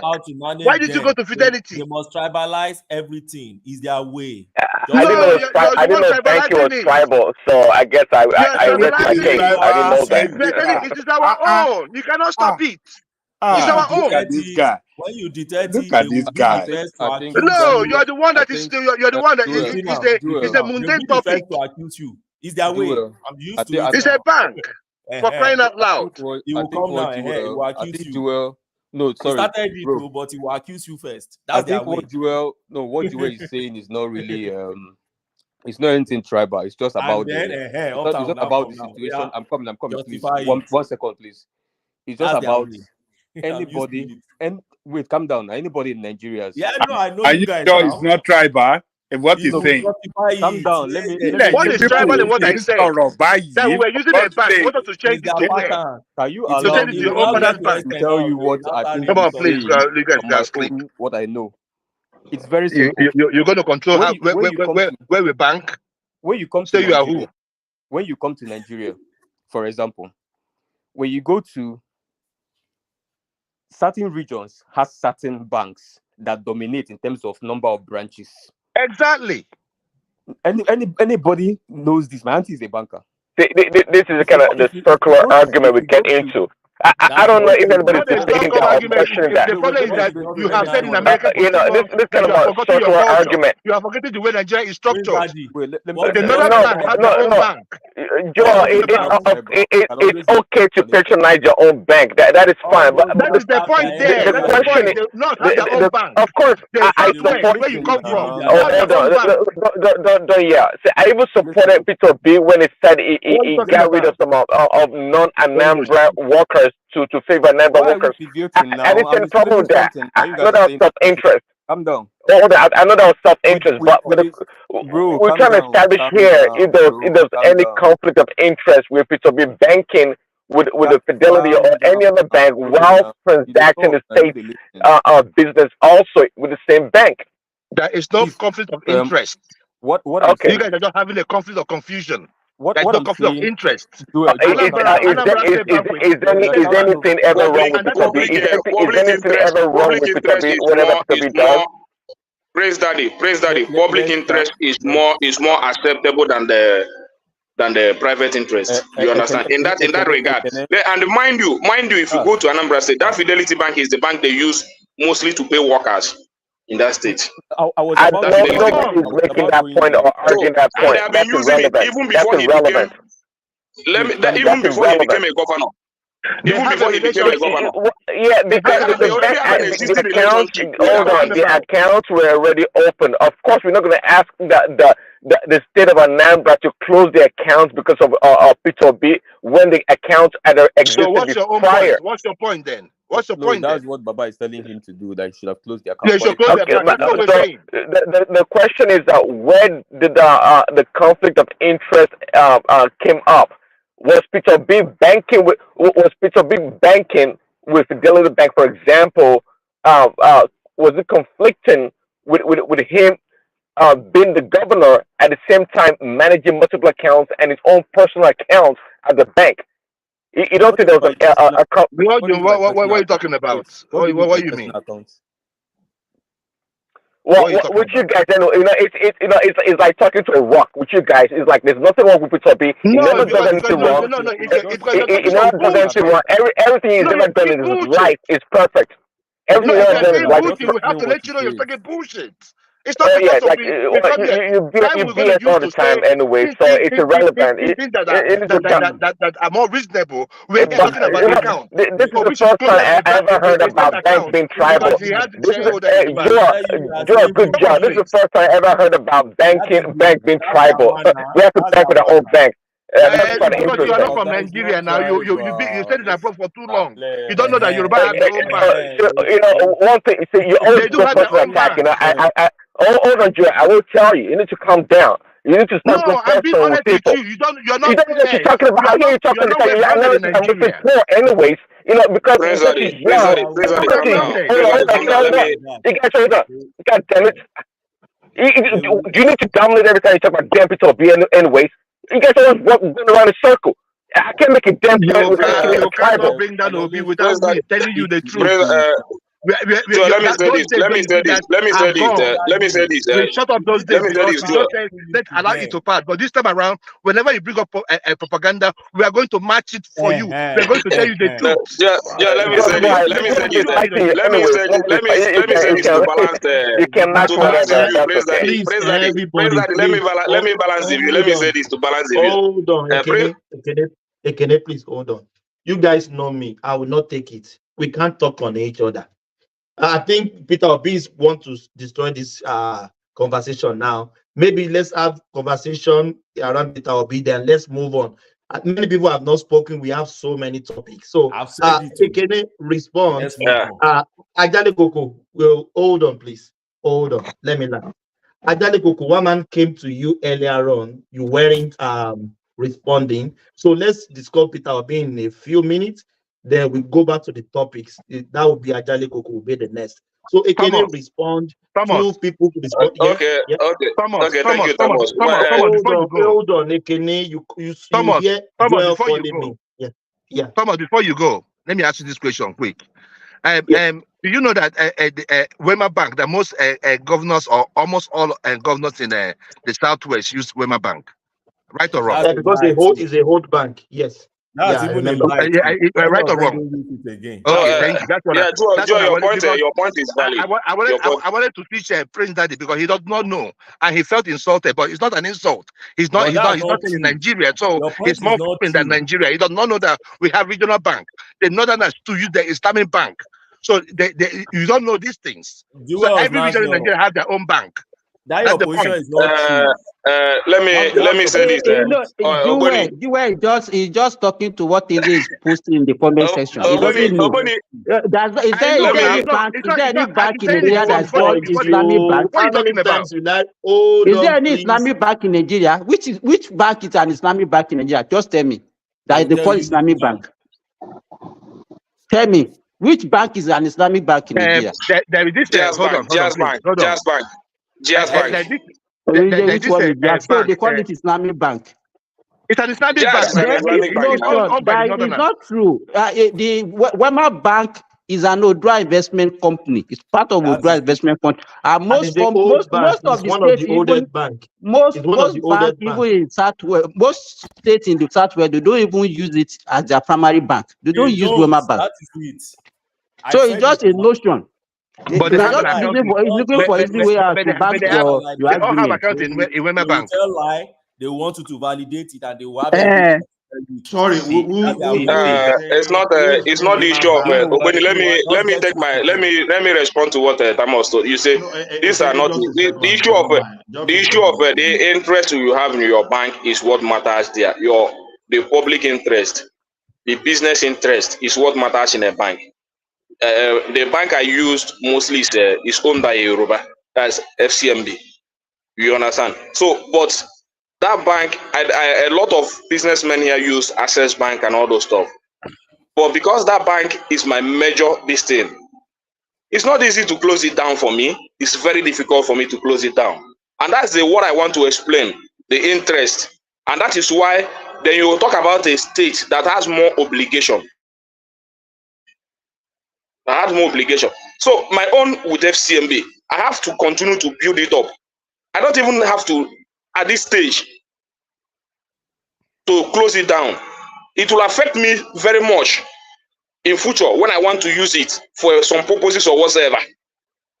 So if you know the importance of maintaining an account with a particular bank, especially a business account, you can easily close down all these savings account or whatever. Well, but when it comes to that, to open a business account or a corporate account, you have been saying the same thing. You don't repeat yourself. It's for you to know. What you are saying, excuse me, let me interject you. What you are saying doesn't make sense. I'm very sorry to use that language. It will not make sense to you. It's not your a own that will make sense. Your own don't even make sense also. It's not a personal thing. For if you, it's not a personal. But I'm telling you public interest in that regard, and it has been existing. You cannot disregard it because a governor came in.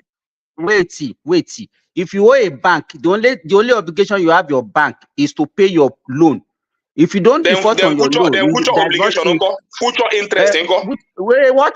There's nothing future about it. What determines your ability? Don't say what doesn't make sense. There is always a future interest.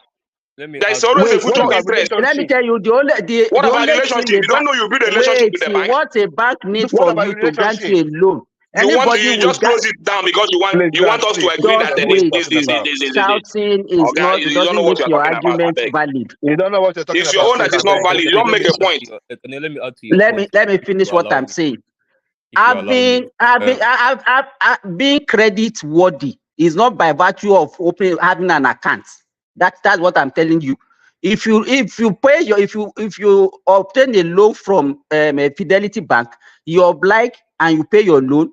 That does not mean that they will not do business with you later on. What determines your credit worthy is not about having an account with them. Okay, it's about having an account if you don't know. Let me tell you. You can have an account and default on your loan. You can have an account and default on your loan. That does not make you credit worthy. Even here. It's a lie, Simba. It's what gives you credit worthy. Let me tell you, if you run account a year for about 1 million naira a year, it will not qualify you the same as it will qualify you for running account in 5 years that runs up to 5 million.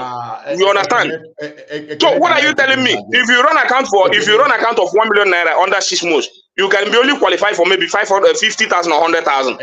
You understand? You can use that to compare an account that runs for 20 years, maybe has a turnover of about 30 million or whatever.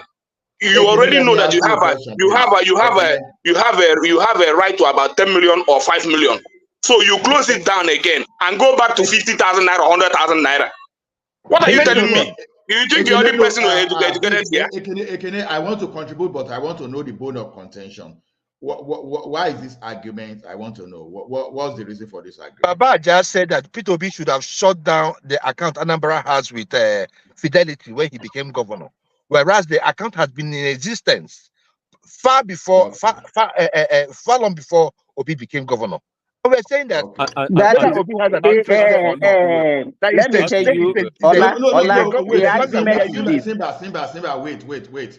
See, I understand what Ekene is talking about truly, to be honest. No, don't say you understand. Let me give you an insight. You said you don't know. He just wants to. Ola, listen to Simba first. Let Simba speak so that You can said help you are the one that said you don't know the argument, and I want to give you a premise to it. You are saying that Okay, you are go ahead, Simba. Go ahead. I just want to What we started by saying, Babajele Koko raised an issue. He said to avoid any what's it called now? Any conflict of interest. Conflict of interest. You are the state governor. You are the highest stakeholder. I mean, shareholder in a bank. You are the chairman of the bank. That to avoid that conflict of interest, you should have closed that bank account and open another one, another bank, to maintain your integrity. Okay. So that you will not be anything. All these things that we are discussing now, if he doesn't have a shareholder, he's not a shareholder or the chairman of that bank, we won't be discussing this issue. Okay. So that was the premise we started on. Okay. And they are not saying because he cannot be a chairman of a bank. See, you know, right? Joel, this is my contribution. I got you. From personal perspective, if you're a personal person, your credit worthiness is different from the government credit worthiness. I just want you to know that. If you're an individual, it is good for you to have a long time relationship with the bank, because already they will know your cash flow, the KYC, they know about you, know your customer, all those things. They know almost everything about you. They know your pattern of transactions. So if Ekene as an entity, if you want to deal with a bank, it is good, it is more beneficial to stay with bank for a long time. Because already they can really predict your behavior, your pattern, your likeliness to even default on your loan. And so that one will give you some kind of benefit.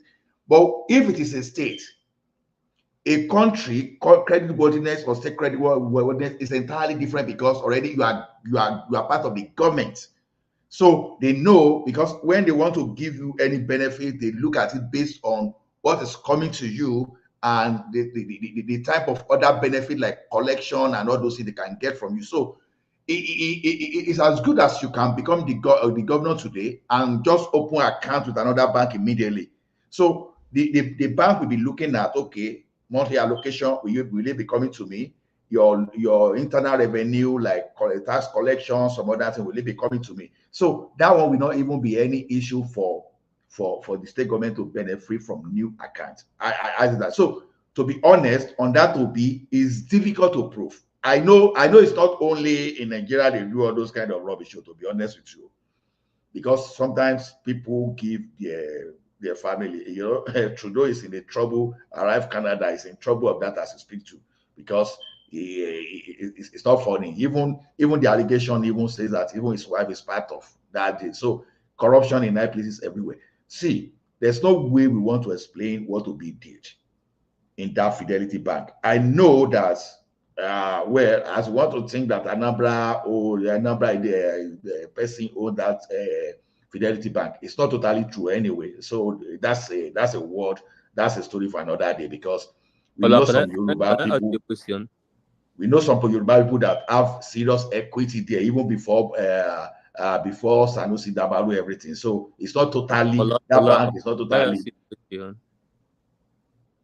Uptown, ask your question. Okay, I have 3 sets of questions for you. You know, I'm the one that started this topic before everybody. Uptown, I think that's the question. No. We have to go back to the topics, please. Okay. Yeah, we've deliberated enough about this one. People have not spoken at all. Yeah, Remy has not spoken. Let him ask him if you don't mind. If you don't mind, let him ask him now. You ask me. No, 3 is too much. 1, I will give you 1, please. Yeah. Toma, are you sure they are even interested in other topic? Why are you saying? We are, yes, they are more good in interested topics. Yeah, we have. Please. Yeah. Ask 1 question, then we'll go back. Ajali Koko, we have the next. Toma, sorry. Let me say this.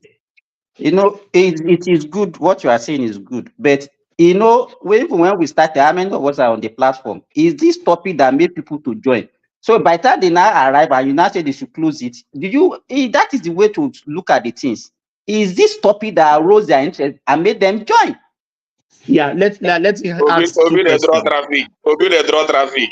So why then you not say okay? Then you not after this you discover that most people will leave. All right. Oh no. Simba. We are not here to discuss only about Peter Obi. There is finally about Dangote information. We have about Onoche. We have about Atiku. We can't start with Peter Obi forever. Yeah. If you don't mind, please. Yeah. Yes. Uptown has that question. Yeah. So we can move on, please. Yeah. Thank you. Okay. I think Simba knows that that's the topic still keeping some people, but that's okay. My brother, Ola. Elewetu. You can call me. Just call me Elewetu now. I was looking deeply Where did you change to Elewetu? You are Ola. Don't mind him, Joe. Continue. Because someone just dashed me a Elewetu now. So why would I celebrate what they dashed me? Yeah, go on. Ola, Thomas doesn't know what a way to means now. He doesn't. I don't know what a way to, and I'm from Hoyo. Come on now. What do you mean by that? Don't let go there, Joe. I don't hear you. Yeah, Uptown. You have the floor. So the question, Ola, is here. Like Joel already said, the bank was long-standing exist, and anybody from Anambra State knows that Fidelity Bank is an Anambra bank. I mean, if you're a civil servant in Anambra, you don't have a Fidelity Bank account, then maybe you're not a serious civil servant. And I think it's also the bank that has the highest bank branches in the states, Fidelity Bank. So it's a super strong bank in the states. Hence, the state has been banking with the bank. Now, the issue I raised is 3 issues, which I asked Baba Jali Koko, which actually started this whole conversation. When he said he should have closed the banks, the accounts, I cited 3 issues for him. I said, 1, what happens to the financial obligations that the bank has with the states, being a long-standing account and bank of the states? What happens to the existing financial obligations, whether they're talking about loans, they're talking about other financial obligations? That's 1. 2, I now asked Baba that being somebody, a big player in the finance sector, what if he has interest in all the major tier 1 banks in the country? Which obviously, for you to bank with a bank, you need some level of confidence that the bank will not fold up tomorrow. Now, if Obi has interest in major banks in the country, including First Bank, as somebody's highlighting me now, would they now go ahead to close the entire account of the states? Also, they won't go and open in First Bank and then probably go to a microfinance bank or some mushroom bank to risk banking with those banks, or go to Bank of Ghana. Guy, come down now. Or go to Bank of Ghana or Bank of South Africa to bank just to avoid Obi. That's 2 questions. So let me just leave it there. Just take up the 2 questions. Ola, please, Ola, please answer it very quick and no interjection. After that, I'm going to Ajale Koko. Please, go on, Ola. See, on the corporate level, you understand, on the corporate level, I would want to say, and this is a sincere opinion from me, there is nothing wrong in maintaining relationship with the bank you'll be using before. The bank is a separate entity from the state. That's with my sis. But when it comes to politics, things like this will always come whether we like it or not. So there's no way you want to do it. Because what I will expect is when this issue of OB conflict of interest comes in, instead of trying to defend it, because it's not going to come to an end. I even be one of those people later in the future that I say, oh, conflict of interest. But on corporate level, Ola, please give me 10 seconds. Yusuf, please. We don't call people name here, please. This is your comment. I will delete it, but don't write this kind of comment again. I will ban you permanently. Thomas, that chairman started it. You look at all the comments. But no. I didn't see what Shoma wrote. Chairman, I saw what he wrote. was abusing him first, saying your mother or something like that. Go and look at it before you blame the guy. Okay? So if it is true that we're maintaining that account with the state before, okay, it's very difficult for me to say, because there will always be conflict of interest. There will always be conflict of interest, whether we like it or not. But your conflict of interest must be seen as fair in such a way that you won't say it will actually change the outcome. Sorry, Ola. Sorry, Ola. Thomas, check the private chart. Check the private chart. Yes, yeah. Thank you. Yeah, go on, Ola. So, well, I got that, but if we continue on this issue, it's not going to stop, because from the political angle, Obi will always be accused of conflict of interest, especially when you have your family there. So, to me, it's a difficult issue. If I want to say, I would say, if I were in that shoe, I would tactically avoid it, because this argument is never going to end. And it's going to be very difficult for Obi to defend, to be honest with you. It's going to be difficult for Obi. So let's just say this. Obi, just like any average politician in Nigeria, is not a saint. So the question is, what should Obi have done as governor in that situation? That's the question. No, Obi may decide. Obi may decide to say, okay, I want to move their candidate so that people will see me as being transparent. You understand? Because one thing is this, you can be honest. Another thing is for people to see you as honest. So if you cannot separate, if you cannot clearly demonstrate to people that you are honest, it's difficult. So you may see African, okay, you may inherit their candidate and still continue to deal with them, and you may not even be doing anything shady just because you met it there. But for political reason, people will never believe you. They will always see that as, oh, why did they show move? Is this the only bank? I thought it's a complex issue. What so that's if what I'm saying. Shares with other banks? That's the larger thing. What if he has shares with other banks? Let me tell you one thing up down. Assuming, I'm not saying I understand the situation. Assuming I understand the situation, everybody will never understand the situation. I got your point, as I got what you are saying. I got it.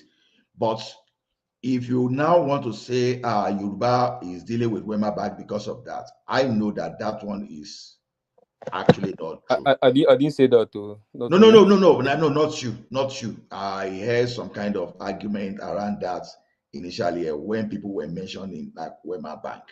So because I would tell you categorically that was not true, because we found ourselves in a situation too that we were even wrestling, even that Anambra State you talk about now, while as the Connector Bank too, we tried several times.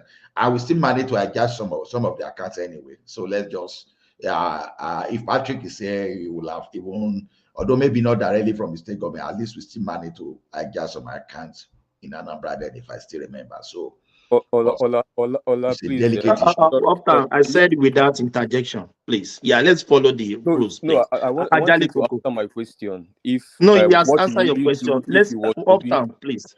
Let's move on. People have not spoken. Please, let's move on here. Ajaliko, do we have Ajaliko? Ajaliko, let's in the fridge. Have you go to the fridge? There's an very interesting topic, Ajaliko. One man came to you earlier before he left. I thought maybe you are busy some. Yeah. So do you want to free flow, or I should take me one after the other? Take me one after the other. Yeah. Yes. Let's start from the refinery. Dangote has came out to tell us in 3 or 4, maybe I don't remember the specific date.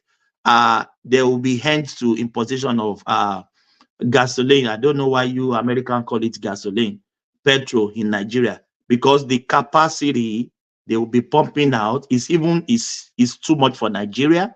They will be exporting to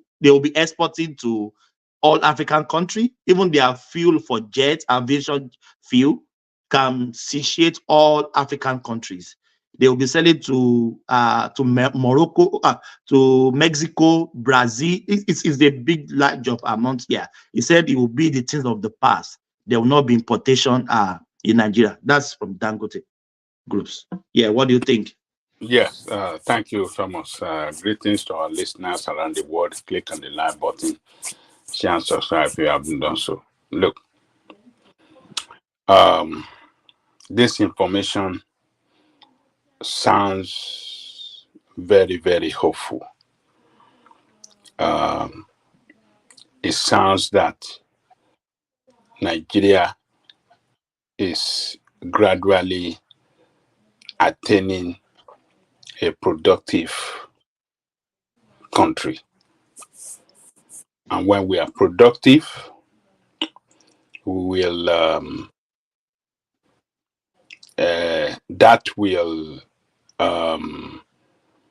bring economic prosperity for that country. And when the economy of a country,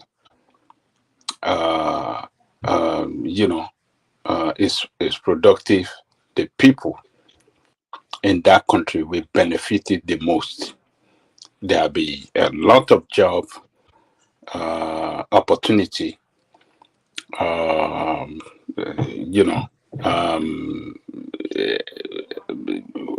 wealth will be achieved by the state, and the people in that country will benefit it economically the most. So, but Dangote has promised us in the past like this. Ajale Koko, don't go there. Ajale Koko. Go on. Hold on. I know what you want to say. Yeah. we have followed this Dangote guy for a long time, Thomas. The guy has promised us. Do you know how many times he promised that it's going to open the refinery will start? They are unveiling the refinery, yeah. And it never started. So now promise all this thing. I'm saying it's very hopeful. But let us wait and see if by June, as he promised us, if he's going to fulfill it. So, but even if he failed to fulfill it in June, I believe before the end of the year, he will surely fulfill it. And the economic prosperity that we bring is going to be huge. So, but Nigeria as a state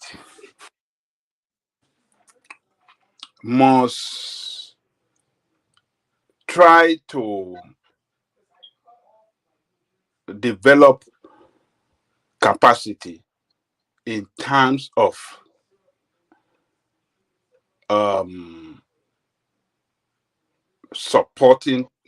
supporting, in terms of supplying Dangote with adequate,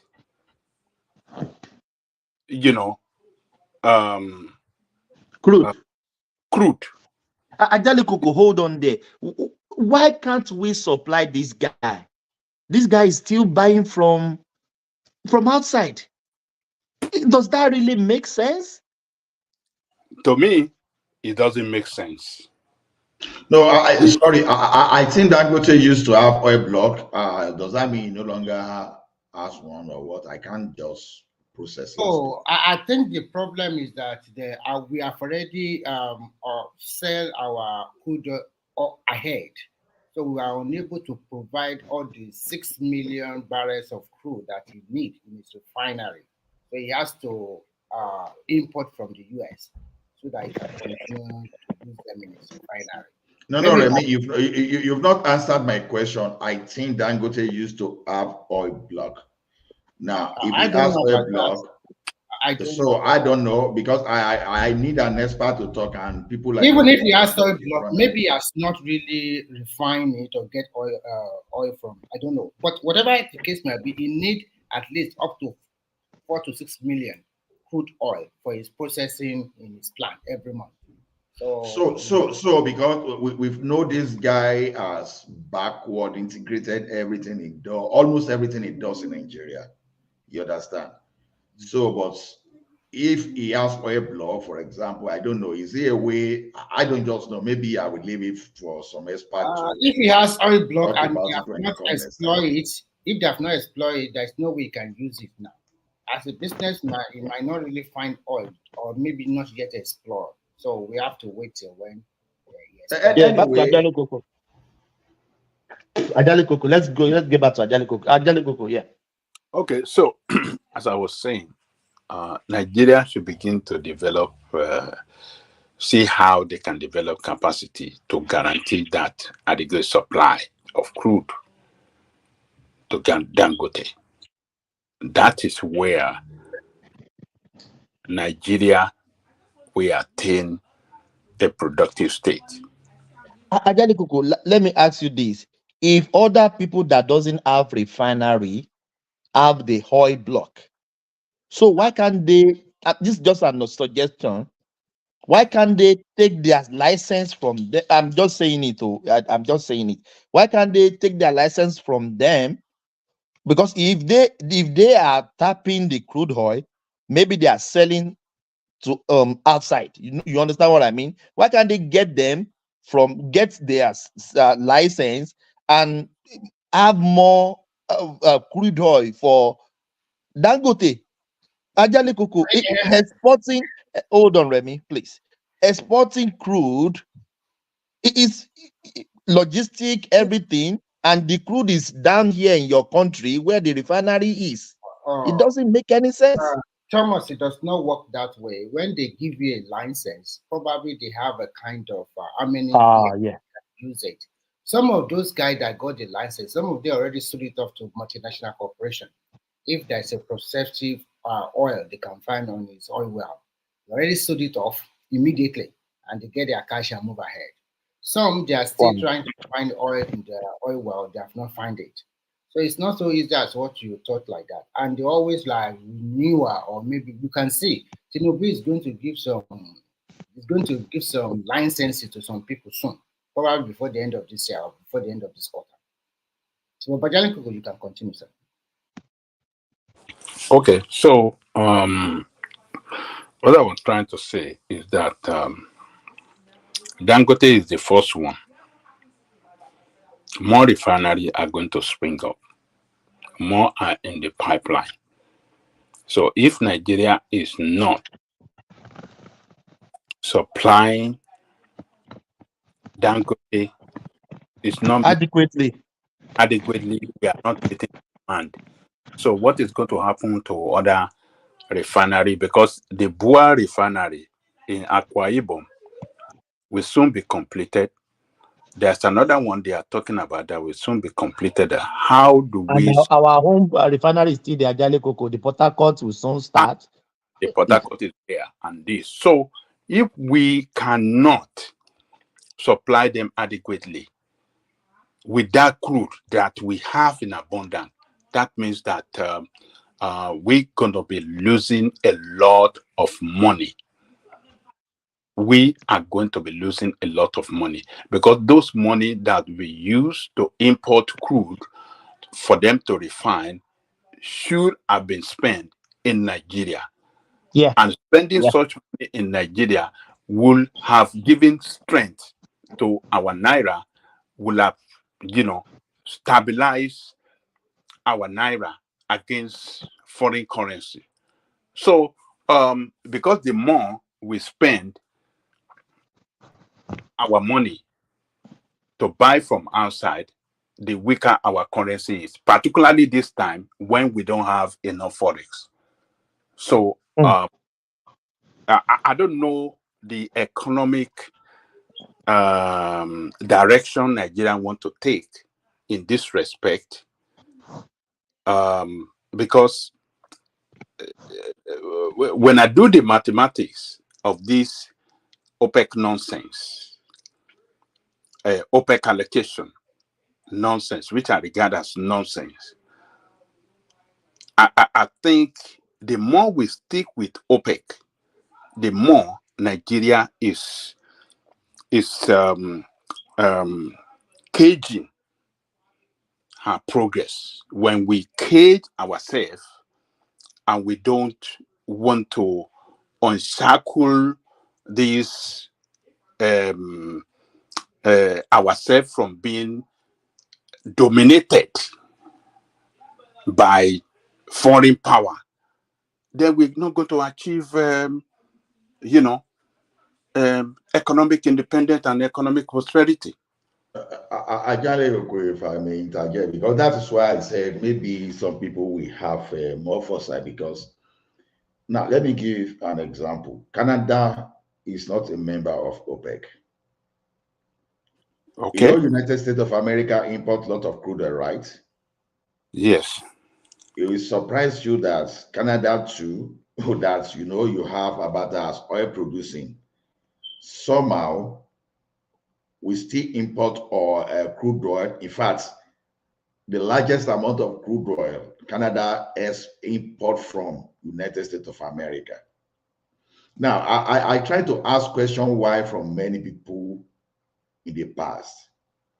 So what they told me is this, that the refinery, because there are some refinery that have their requirements, that's the reason for that of Canada, that okay, for some certain refinery, the type of crude oil they need for that refinery to be operational, we have to come right from the US, because in the year in the like on almost annual basis, Nigeria, Canada used to import about 17 million metric tons of crude oil from United States of America, and they will still import again from Saudi Arabia too, And meanwhile, Alberta, which happened to be the oil producing state in Canada too, exports crude oil to America. So that industry is what I'm struggling to understand.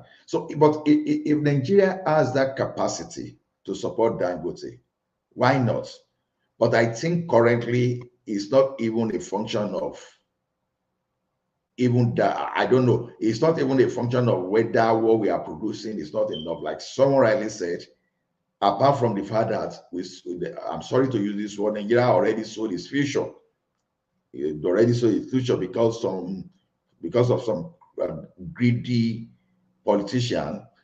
But my concern is this now: if they can increase the local production, maybe in the long term, local supply in the long term, so maybe it's going to be okay. But in this arrangement too, I don't think Nigeria is going to lose totally, because, like I said, it's no longer one way thing I used to be before, because it's two way things now.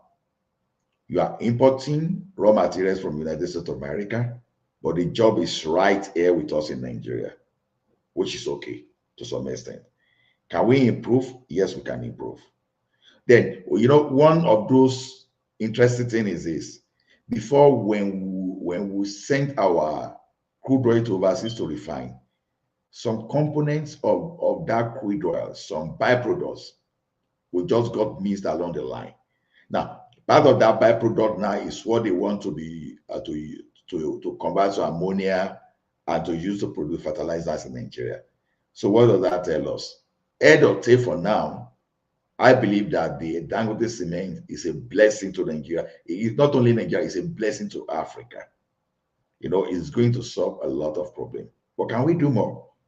That is where I'm wondering that if Dangote can be mining limestone in Nigeria, so why can't Dangote have access to crude oil production too?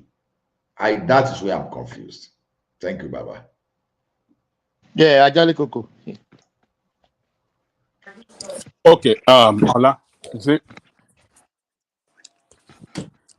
if Nigeria fail, now that Nigeria is developing capacity in production of oil product, Nigeria should develop capacity in the crude supply to this refinery. If we fail to do that, then we are only going to be that means that capacity will the capacity of production of crude we how do I describe it? if we don't develop capacity of producing enough for home production, then that means we don't have capacity at all. And when you don't have capacity, you can't attain productivity. What I mean by that is that the cost of production, when they import, is going to be very, very high. Very, very obvious. Ajale Koko. Very obvious. It's going to be very, very high. And those refineries are going to suffer a hit in that respect. So how can we make business easier in Nigeria? How can we develop that capacity of energy producing, all producing country that can be competitive in the world? That is what we have to attain. We must be a player in oil. So Ajale Koko, what is your solution in this regard, so that we can availability of the crude oil can be eased for the refinery, most especially Dangote, because this is the only viable one right now. What can the government do? What's your suggestion? Okay, yeah, my suggestion is this. Now, number one, we know that we have problem of insecurity in Nigeria. Government, Tinubu administration, must see it as very important, ASAP, to solve that insecurity problem. If we don't solve this insecurity problem, our economy will not grow. It's going to be doing, Senator Kazauri,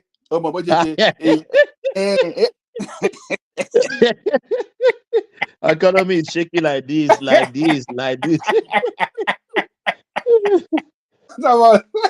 One man on TV, if I play Senator Kazauri, we just been dangling from right to left and dangling.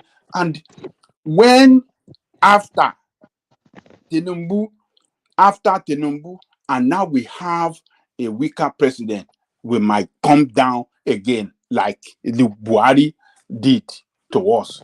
So what I'm trying to say here is that has always been my fear. That has always been my fear.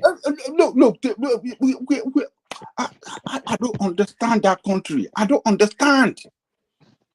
So what I'm saying here is that we should be able to develop that capacity of supply. This is only one. This is the only one we have now. Only one refinery, and that refinery. I think the Port Harcourt refinery will also come upstream, but they started producing 25% now. But what Jalego is saying is this: if you cannot even supply Dangote, I understand.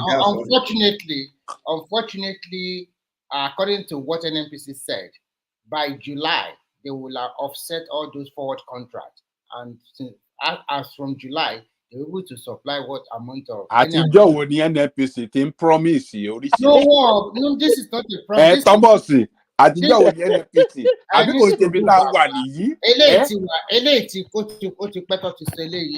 already told us since a long time ago. In fact, what I just want to, I want to also tell you, Babajanle Koko, that recently Nigeria was awarded another they extended our territory. They gave us another extended continental shelf. Nigerian gained additional territory through the ocean, the Atlantic Ocean. It's about 5 sides of Lagos State, but it's in the IC. Sorry, how did they get that? Is it Bakassi issue or how did we get that? It has been it's through the United Nations. Nigeria have been fighting for this extended territory for a long time, and recently they awarded it to Nigeria. It's about 5 times size of Lagos. And please let us have that link. I'm interested because honestly, you scattered my brain already. I will send it to private session. I need to understand this. We learned that place is also contain a lot of oil. is just beside Lagos State. So party lórí ẹ̀ ni àbí kí ni I know Remy has scattered my head now. Say they've ó lè granted pè wá sí àwa party tó fẹ́ ṣe because this Professor Remy now has already scattered my head because I'm interested. Ola, you know Remy don't give false information. See, I know. Yeah, he has credibility. Yeah, he has credibility. There's nothing he say. You fact check it. Yeah, you know what he's saying. Ajali Coco, round up in a few minutes. 2 more topics to go. Then we go. We try. We try Yusuf. Ajali Coco. Okay. Can Thomas at least acknowledge my presence first? At least greet me. The level of this. Àwọn oppressor ti wọlé àwọn oppressor. Kábíyèsí o. Àwọn akónilẹ́rú. Àwọn gbẹ̀yìn yín o. Yeah, two Omobas, two kings are here. Yeah, Ajali Coco. So what I'm saying is this. Look, Nigeria, Tinubu should fight insecurity problem. Because insecurity problem in the South, particularly those that vandalizes these pipeline. The pipelines, yeah. But Ajali Coco, I think that is not in play anymore. Do we still have vandalism? It is still in play. Look, a lot of our pipeline have been seriously vandalized. Crude cannot be passed through those pipelines from the south. It's about 1,566 people passed all into that pipeline. Into their private home or whatever they diverted it to. 1,566.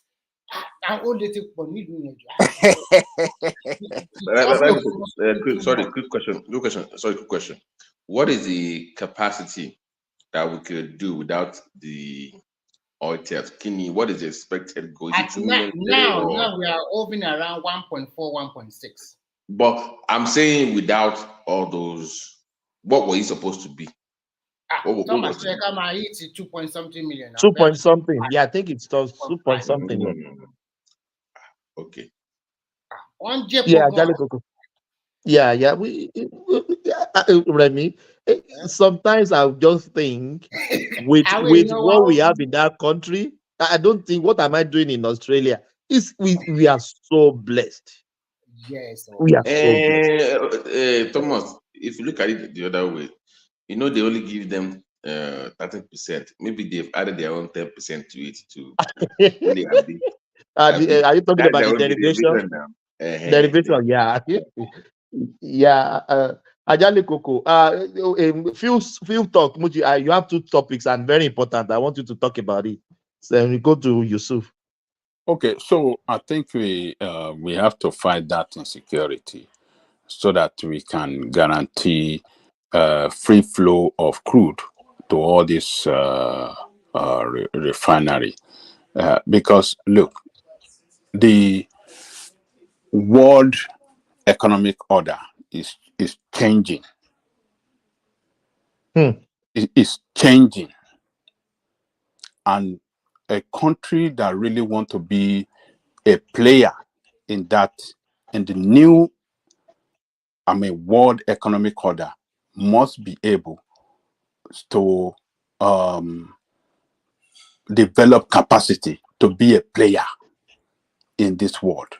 I don't see us,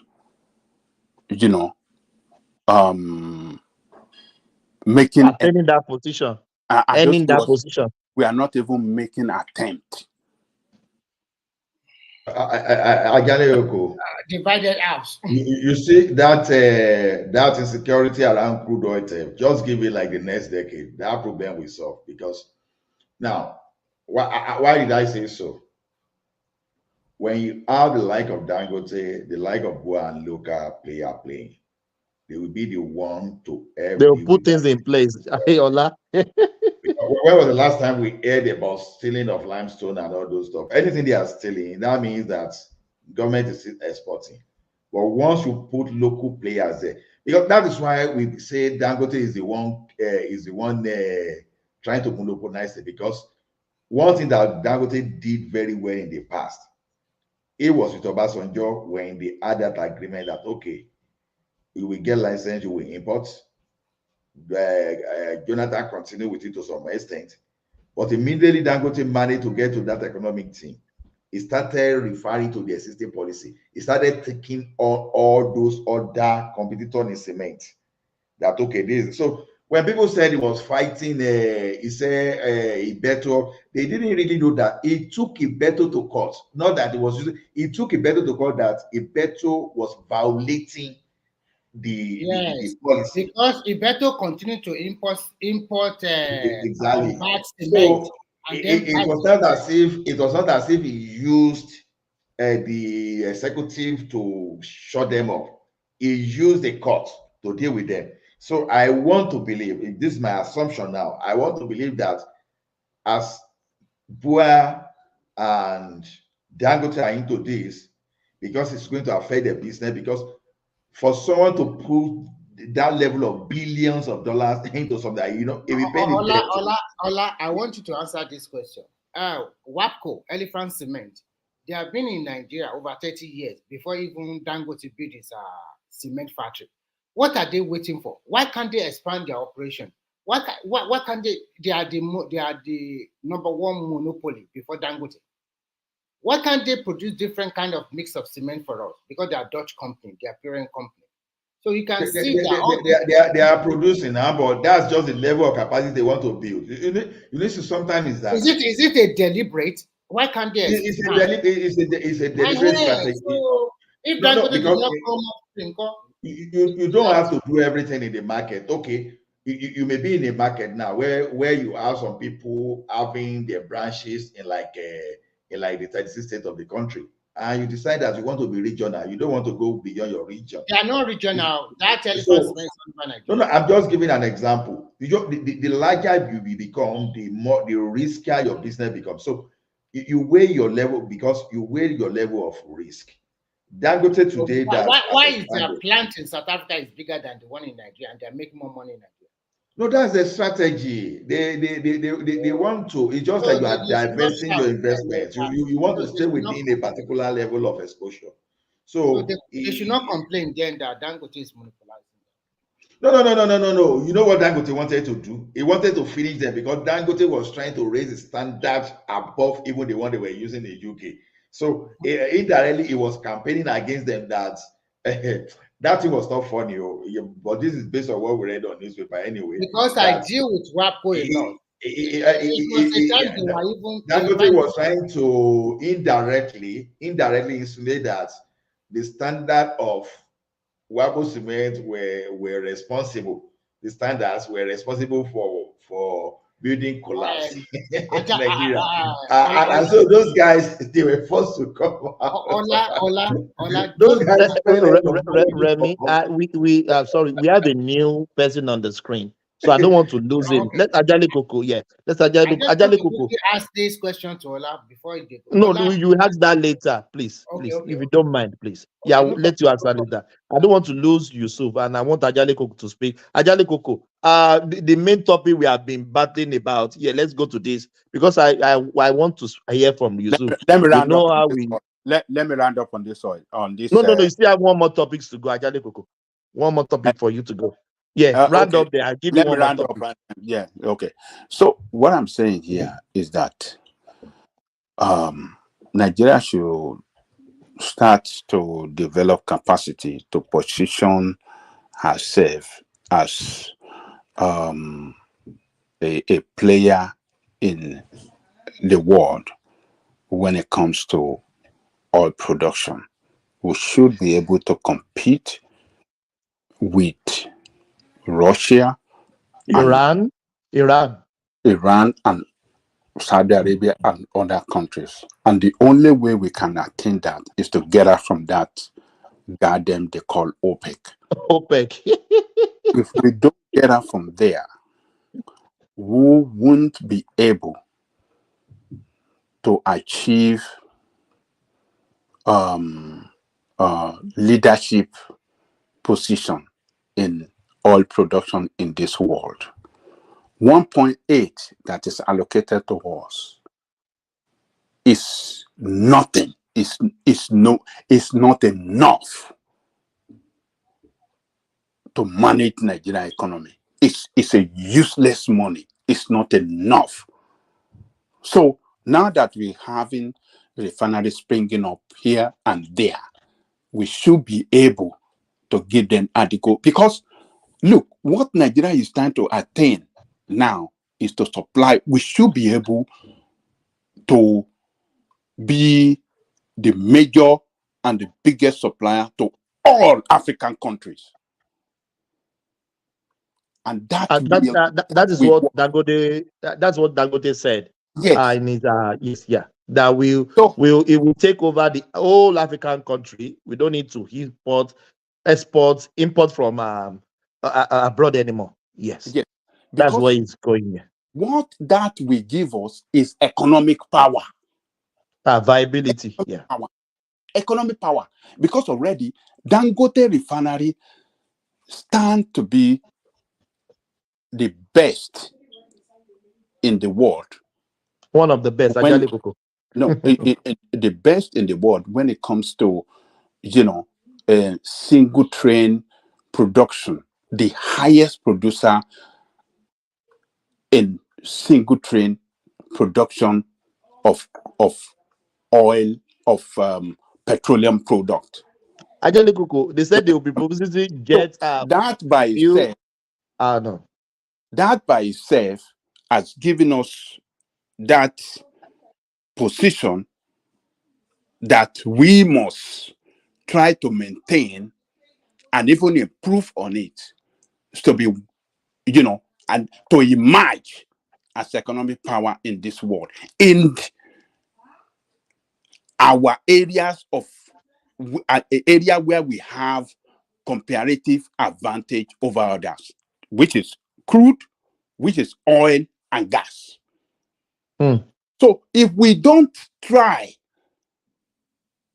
to get ourselves out of that place and increase our, local production.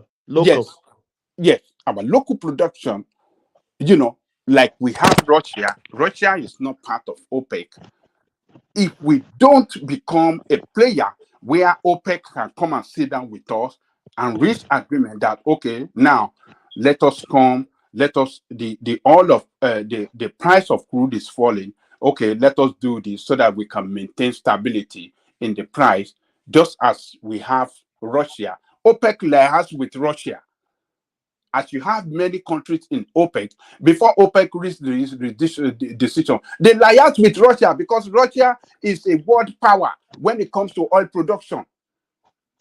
They go and agree with Russia that, okay, let us slow down.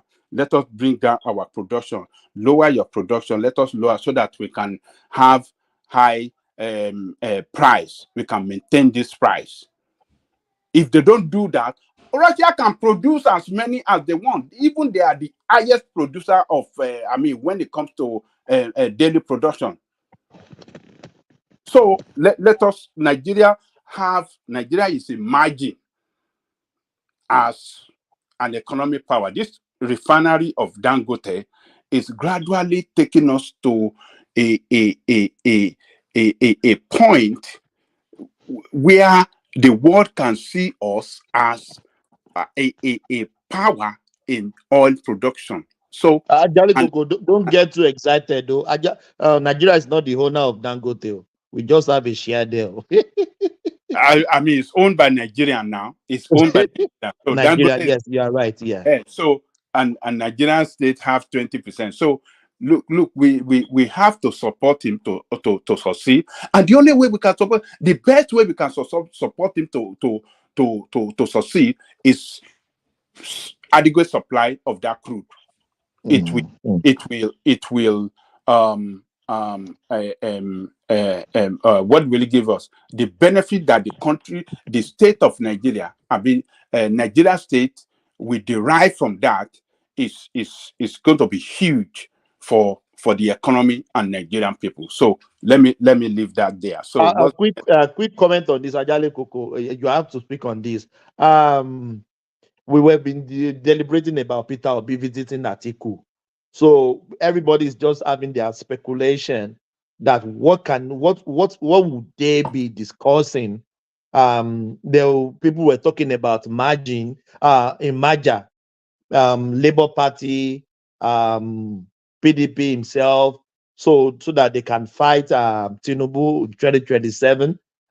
Peter Obi has been going to see his boss, former boss. So what do you think is going on there? And I think that's the really main topic of today, that Peter Obi is trying to get back to PDP. Maybe Atiku will give him the ticket. And Atiku also said that the PDP ticket is not up to him. You remember the Ojoro he used for them the last time, that if they give Southeast the the ticket, he will not be running. He has said something similar again, that if he doesn't have power, that the party will decide who they're gonna give the ticket. So what do you think about this Atiku Gbajue again? Let me tell you, Thomas. Or do you think Atiku will still run? What's going on here? Look, Thomas, when they say, I don't know the full story in this respect, or what the article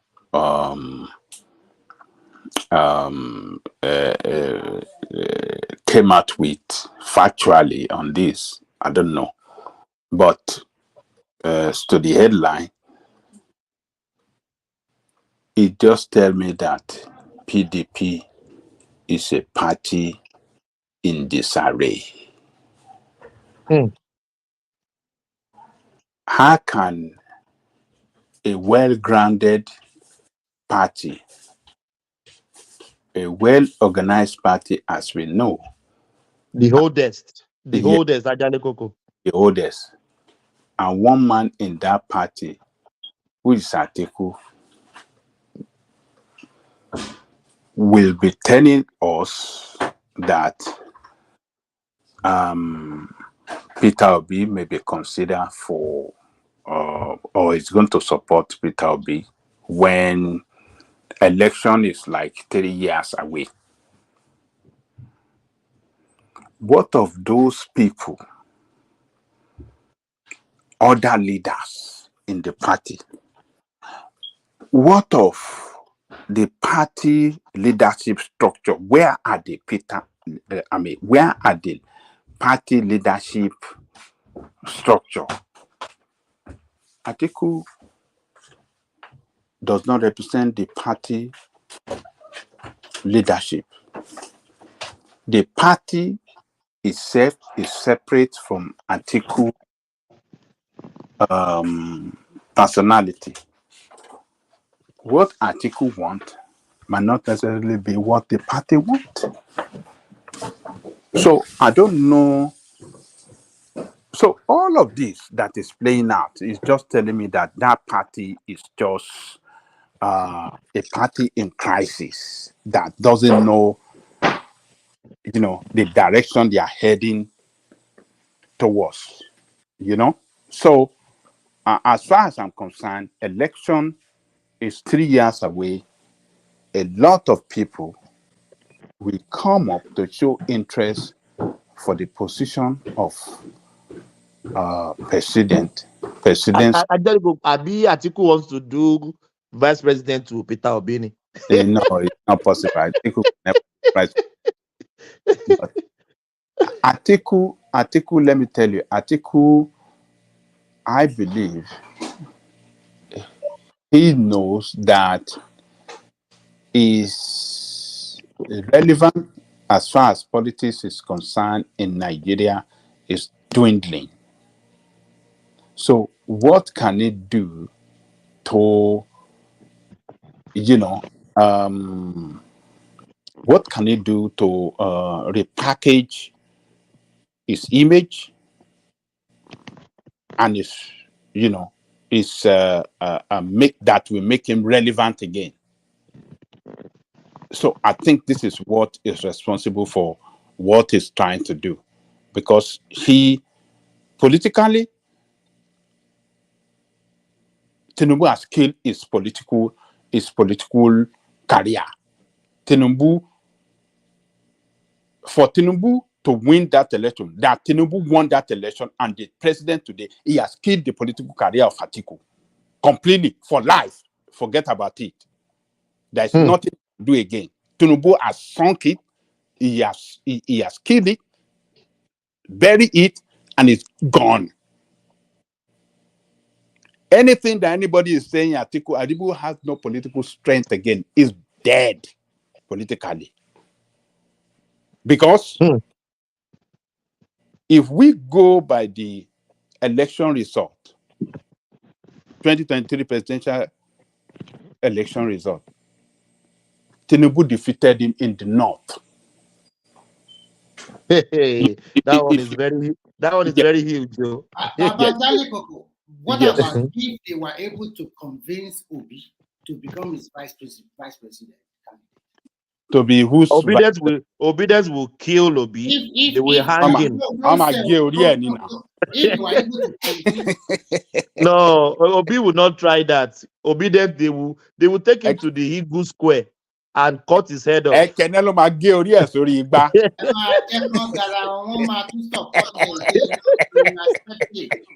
will accept it. Only that if you do some. No.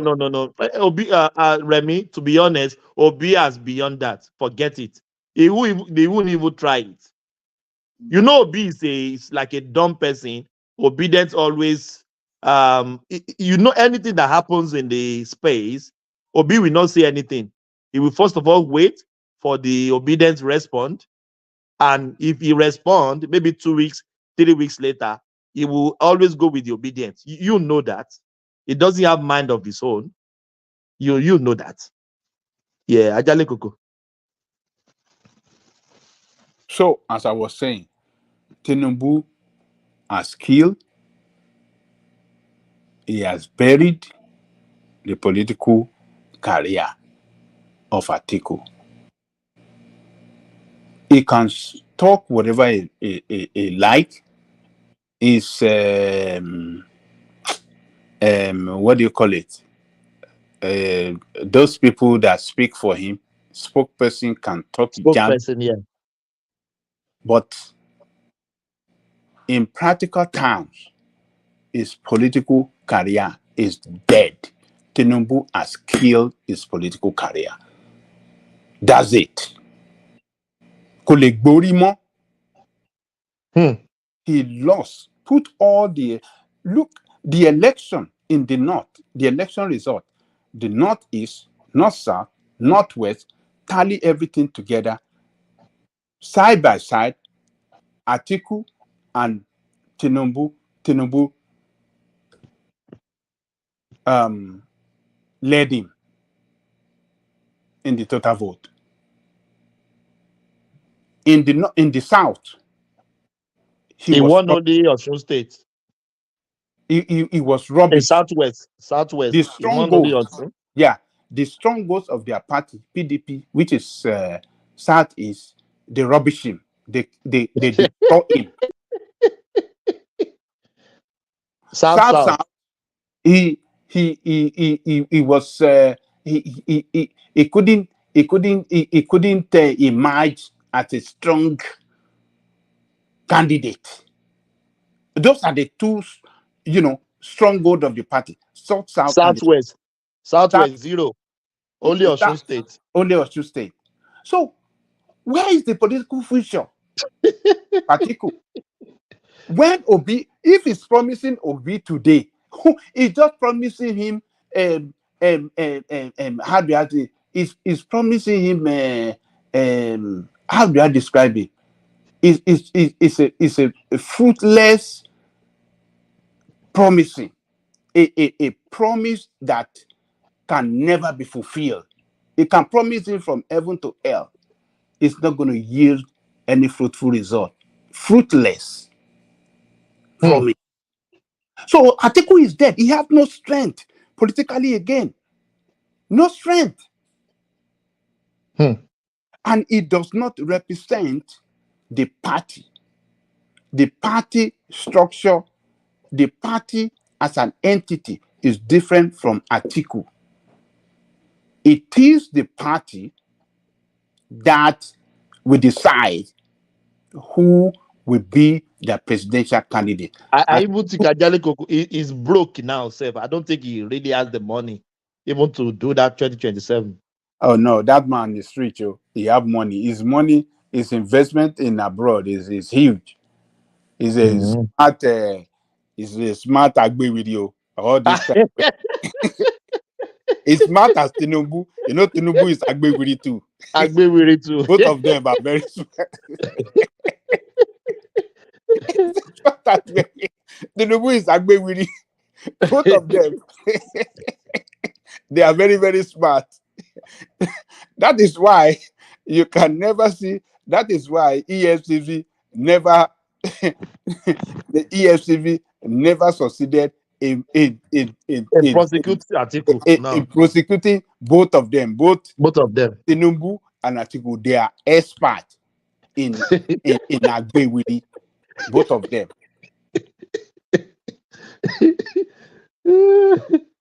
It's a bitter truth, but that's the truth. They are smart.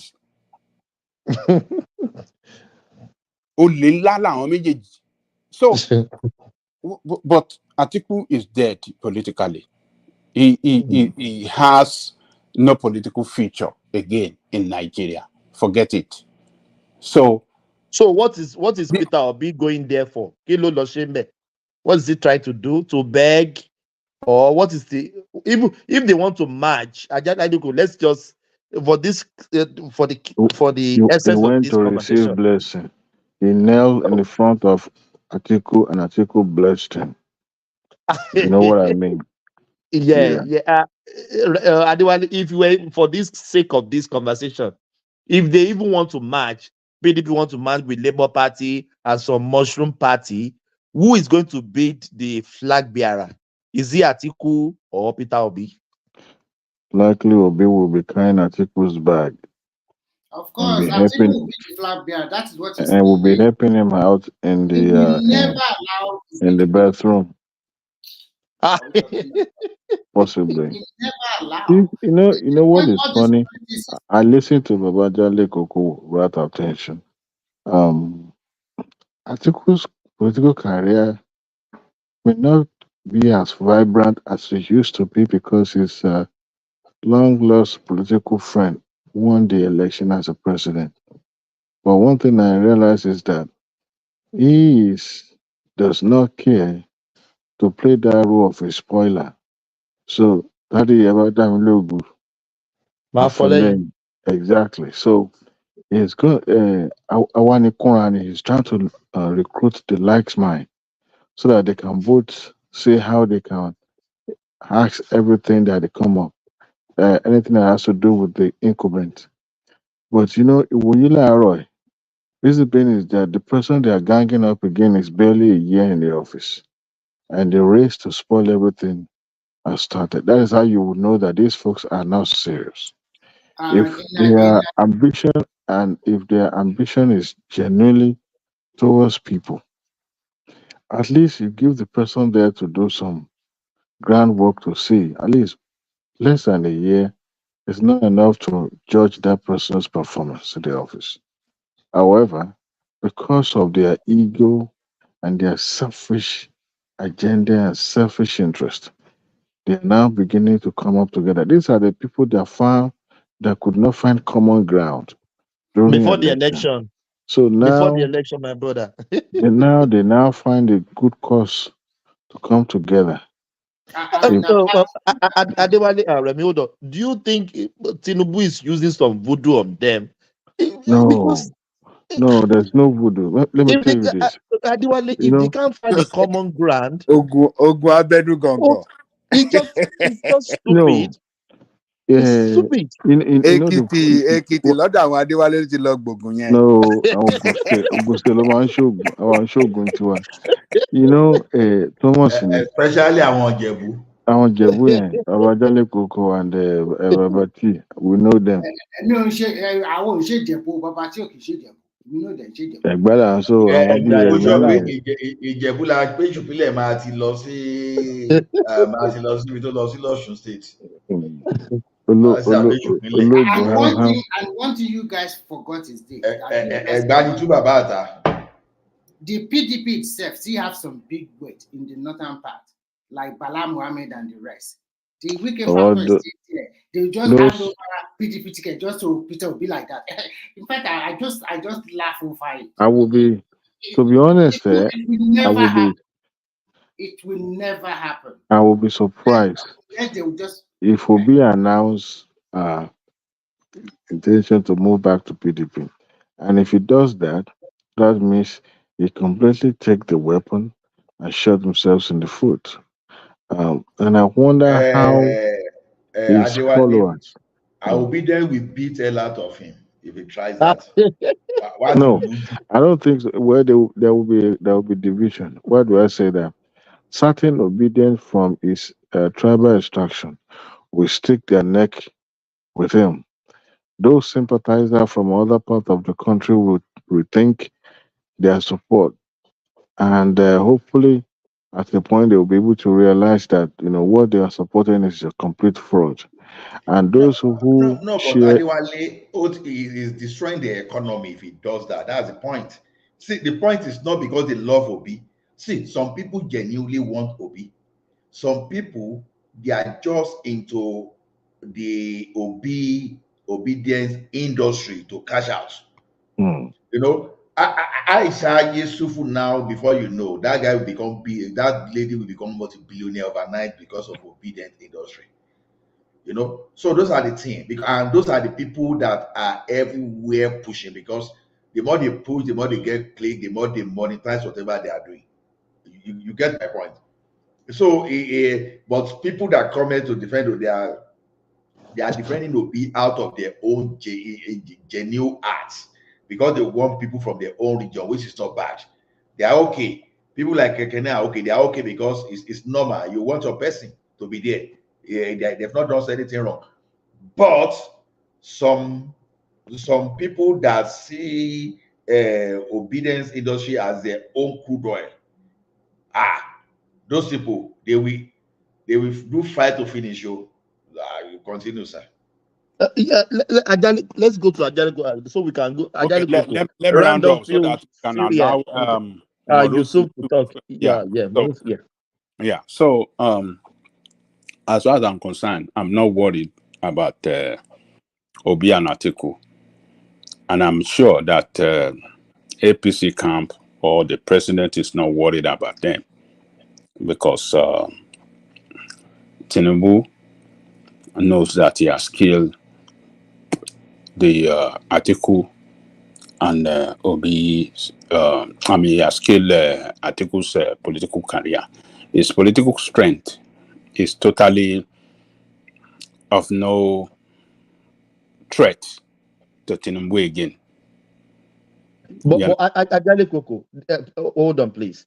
If Atiku managed to get back Wike, the 5 governors, he managed to cajole Peter Obi, so Peter Obi stayed down for him, then Atiku come out again 2027. What do you think will happen? Won't he win the election? Thomas, he cannot get Wike on his side again. Wike has those 5 governors. No, it's just a question now.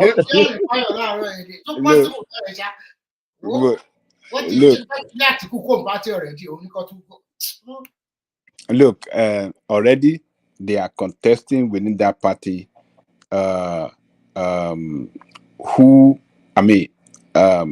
between the two camps, that is the Wike camp and Atiku camp, They are not contesting for who will govern, that for who will take the leadership position at the national level of the party, at the, the national structure of the party. They are now contesting. And do you think that when it comes to even money and everything for Wike to win, you think that the APC or the presidency will not support Wike to even, emerge, if possible? Emerge. Emerge. So that APC it will work for them again to 2027. Yes, so that they will not, that party will be a threat to them in 2020. Nigeria politics is very sweet. PDP, very sweet. PDP is a weak party. Atiku destroyed that party. Atiku make that party what it is today. And that party for 2027 it cannot be a threat. Tinubu's camp. In Tinubu camp. They're going to be beaten like a baby. Even before you don't know, maybe some governor will even from that party even cross to APC. You are right, to APC. You are right. So guys, Atiku if Obi go to PDP, Alex Otti will go to APC. Go and write it down immediately. That's what's going to happen. Let me tell you, others, you think Okowa and some other Abisaraki, you think they will allow somebody from outside who is not there suffering with them in that party be mad because Atiku is saying, oh, is backing someone? It's not going to be possible. No. So Atiku's political end, his political career has come to an end, as far as I'm concerned. The end look cinema. Yes, no political strength again, both in the north and in the south, is dead. So he can continue to do opposition by criticizing Tinubu on some of his policy, which is good. I support him for doing that. I support Atiku for doing that. We need an opposition that can be, a very strong, that can energize people against wrongdoing of the government. I support that. But his personality is dead. Just forget it. It is no more competitive. He cannot win election again in Nigeria. Zero. Let me leave it there. Give it to Yusuf. Let Yusuf speak. Oh, Yusuf, thank you for your patience. I'm very sorry. Yeah, I'm very sorry for yeah. How are you, my brother? Unmute yourself. Yeah, speak to us. Hello, how are you, my brother? Yeah, Thomas, yeah, good. I'm fine. Yeah, thank you for coming into the room. Yeah. What do you want to free flow? I should take you to the topics. It's up to you. I would love to free flow. Naturally, I don't want to talk about any topic now because this is my first time. I'm a shy talker. You are welcome. You are welcome. You are a shy talker, but you put on your video. That means you are not shy. If you are shy, you won't put on your video. No. See what gave me Yes. Yeah, that's all right. Where's Mike? Michael, what's his name? That guy give me that energy. So I'm a free talker, I'm a shy talker, and I want to say one or two things. Yeah, go on. Yeah, the floor is yours. This platform, I changed my mindset towards Nigerian news. I love TVC when I was in Nigeria and channels. Since I joined this platform, my sister sent this platform to me when I stay in Dubai. Oh, yeah. Dubai is hard. Yes, it's hard. I believe when you know what you're doing and you have a plan, nowhere is hard. Just improve in what you are doing. Oh, thank you. My English is not that perfect. That's all right.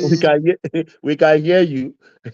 English is not my language. It's not our language. Thank you. I'm part of the ruggedity in Lasso. early 2000. Early 2000, check my name in LASU. When I got admission to LASU, change my mindset. Somebody was killed in my presence in LASU, which was LASU president then, Salaudin. So everything changed. I got rugged as a last white. I lose 1,000. But what I want to say is I'm not even going up. I don't want to go to there now. But I want to appreciate all the panelists. Joel of Nazri, I joined the platform before election. I think I'm a year plus now, right? Yeah, a year plus now. Yeah. Yeah. It's actually 1 year and few months. Yeah. Yeah. Joel of Nazri, I love the way he pushed back. Ekene, me, I don't come scatter Alabama International many times when I do school. So my parents did not work. I could come back and scatter. Because they my head, or bad they my head data. Because Ekene, I love the way you talk. I know you don't go to school, but you know about business very well.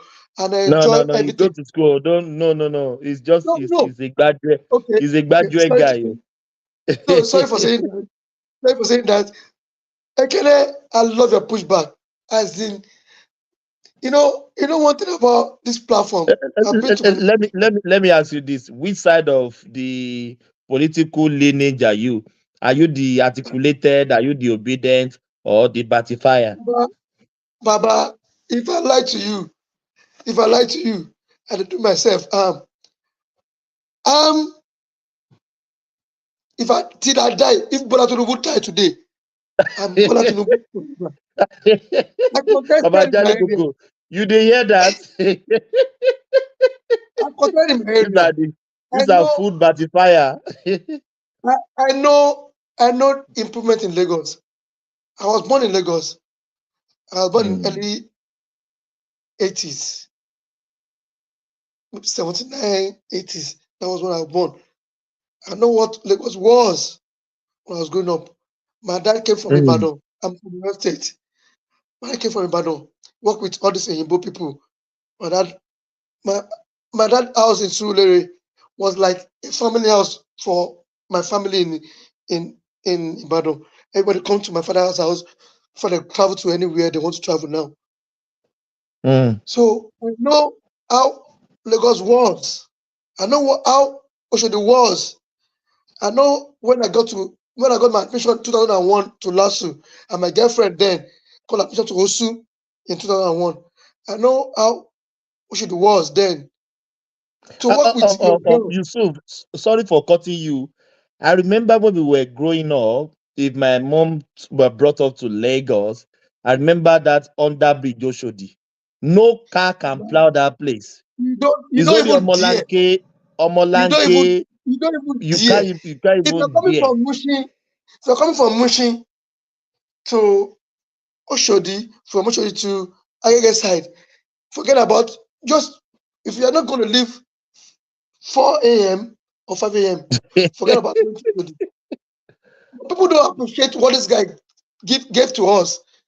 See, if Tinubu died today, me as a person, I'm very young, I'm in my early 40s. Tinubu has been a blessing to Lagos. People are just saying, hey, military. Forget about military. When Tinubu came, maybe, I don't know, maybe there's what do they call this? Shout for Lagos. But the military have not been following. But when Tinubu came, my area, Jesha, Sure, then Tinubu, when Tinubu came, he I don't know how to put this. He make the local government. Then we have how many local government in Lagos State? 10. So he changed everything to like you need to have your own thing. So we have our own thing. So he changed the local government. Sule have his own. We have Tilekate. So when I go to LASU then, so I'm putting to Ekene, I love your contribution on this platform. But I want to tell Yalaba as a whole to stop selling fake goods. I bought LG product when I got married. We're thinking we bought my wife is sleeping now because we bought LG. She was pregnant then. Like, okay, I was into fishing jar in the beginning, fishing pond, whatever. The We can make catfish, money. yeah. Catfish, thank you. So our first harvest, okay, we got the house because before baby come, we go to Alaba to buy LG.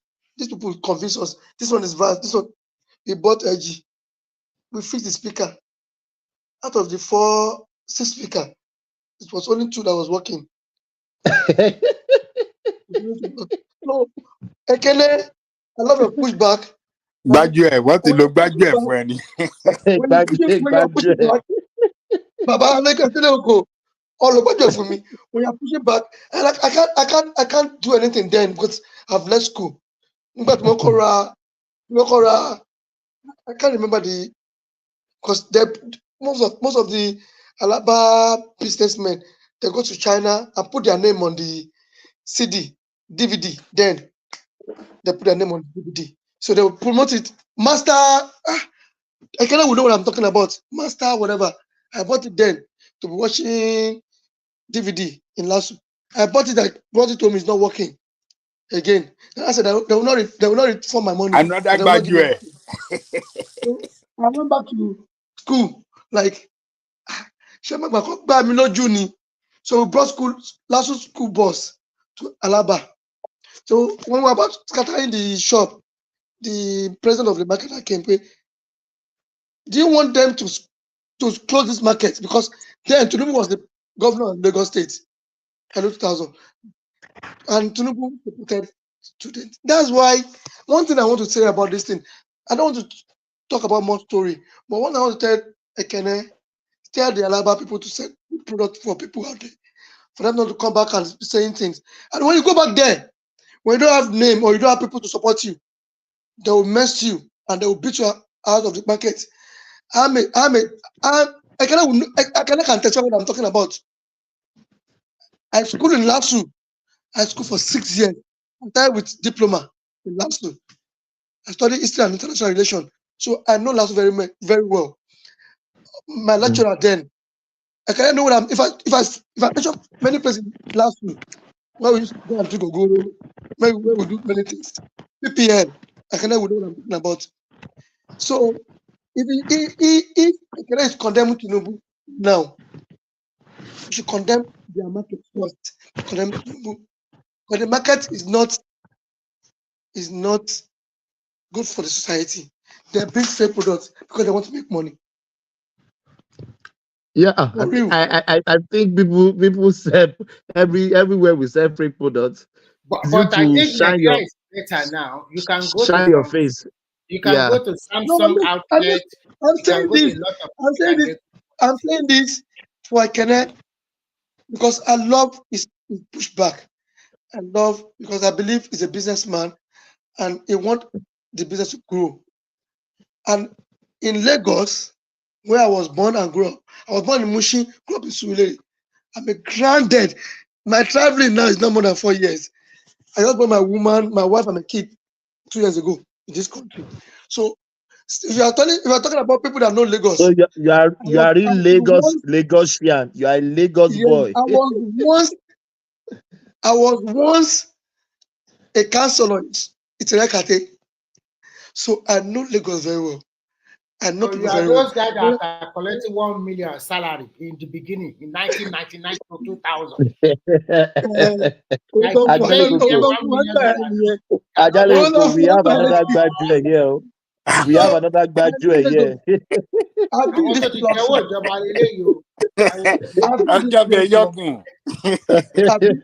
this platform. I enjoy everybody's comments.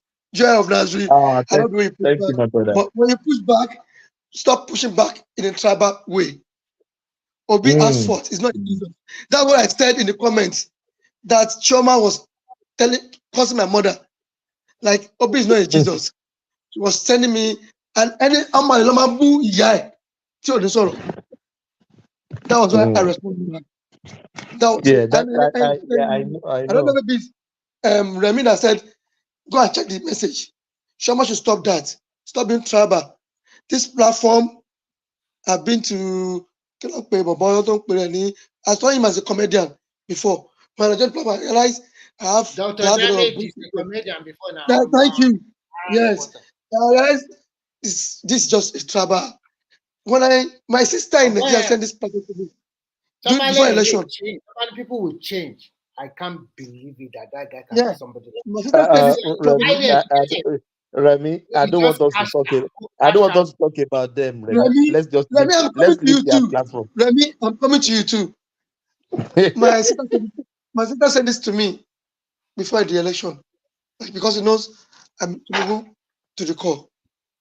My mom, everything that happens in Nigeria happens to my family. I have like 4 sisters. We have 4. My mom gave birth to 7 children, 3 boys, 4 girls. The 3 boys are out of the country, but the 4 girls are in Nigeria there with their husband. We send money every day. Yeah. So yeah, affect everybody. I send money to my mother too. But anything that wants to be good is not going to come easy. That's my pitch to every Nigerians. When Tinubu became a governor in Lagos, we thought he's giving us our time. You can't work. These people that is talking, if you work in Lagos, then I'm a pickpocket. Pick your pocket. You will find the person that pick your pocket. Somebody that is beating the person that pick your pocket. They're the same thing. They'll push that guy away from there. I don't think that thing exists anymore in Lagos. I don't think it exists anymore. So I want to say thank you to everybody in this platform. One man, thank you for giving me this opportunity. Ajalewoko, Daddy, I enjoy your view, your comments. You have never been biased, but as a comment, no. You too. Why is everybody always comment Ajale Koko? No, now somebody should come and criticize Ajale Koko now. No, I'm coming now. Calm down. I never has not ever been. No, I will never say he has never been biased. Like I will give him 70%. He criticizes the government. He supports when needed to. No one is perfect. I like that. Remy, let me come to you now. I love you so much. I love you because you love my man. Tinubu is old now. Tinubu is old. But I believe in that man capacity. He changed Lagos face. And I want you more, no more. We that knew, we know. Tinubu changed Lagos face. Whether you like it or you don't like him, I don't give a fuck. Whether they shop money or they don't shop money. Many people making money under him. Then nobody can make money. Yeah, I'm talking here because this platform give me the privilege to talk. My mother is one of the best customers to Ibru family. We sell fish, cold room in Lagos. Go to Jora, go to Mushin, go to Jesha. If you call Yagori, they will tell you, Yagori, don't Mama and Ben son, Mama wants of Yagori. Pasuma first wife was my mommy's customer. So that one, by the way, Remy, there's a time you need to criticize Tinubu. Tinubu is not Jesus, he's not perfect. He made mistake a lot. It is, and I believe he made the mistake because this is a federal, is not about a state. He made a mistake. And when he made the mistake, I feel like my wife used to fight me in the house, like, don't fit Tinubu share any feminine platform to Virginia like me. She me mortal me now. Shawan, Amanda Boruni, Amanda Borulasuni. Aluta continue. When Aluta don't start, we don't ready. Sure, you understand? Tinubu made a lot of mistakes in this new government. And I will not criticize Tinubu. You need to criticize him. Because no, believe me, I will tell you one thing today. I have a lot of friends in the government. they are listening to this program. And I love that Tebaso on your platform me, at least in 2-3 weeks' time, we see different. Look at this security, whatever they are putting up. I felt bad, like, why do we put up this kind of thing? You people criticize it. Remy will criticize it. Criticize what is not right. That was not right. Why do people on his own? The judgment day. The judgment I will day. tell you, criticize what is not right. Yes, I understand that we are trying to push back to Joel of Nazareth. Ekene, early 2000, I was in Alhambra. Igbo people are very nice people too. But I regret going to Alhambra when about leaving my service here. During my service here in Alhambra, it was so sweet. I want to marry a Igbo girl. I want to come back to Igbo land. I want to. If I mention some places in Alhambra, here are local government where the war. I know that local government too. I did my service and I know it here. Yeah. They told us, you know that filling station where the war. They said this is where the war. They are pushing back there. There's this Igbo guy that asked chemist. I forgot his name. Is this Ekene also? He's a popular chemist guy. Inewi is a close stone. Imo State to Alhambra is very close then. Yes. Even once we get to Onitsha market towards 99 area. Continue. So, as a copper, if you want to buy anything in Alhambra market, they respect us. If they sell it for 2,000, they sell it for copper for 1,000, 1,500. I enjoy everything about them. To the extent that they give us free women, say, marry my daughter. Can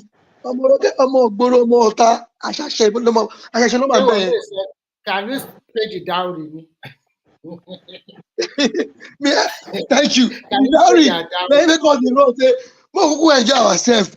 We pay the dowry. What we do? Come out. But the thing that changed my mind was because I grew up in Igbo boys.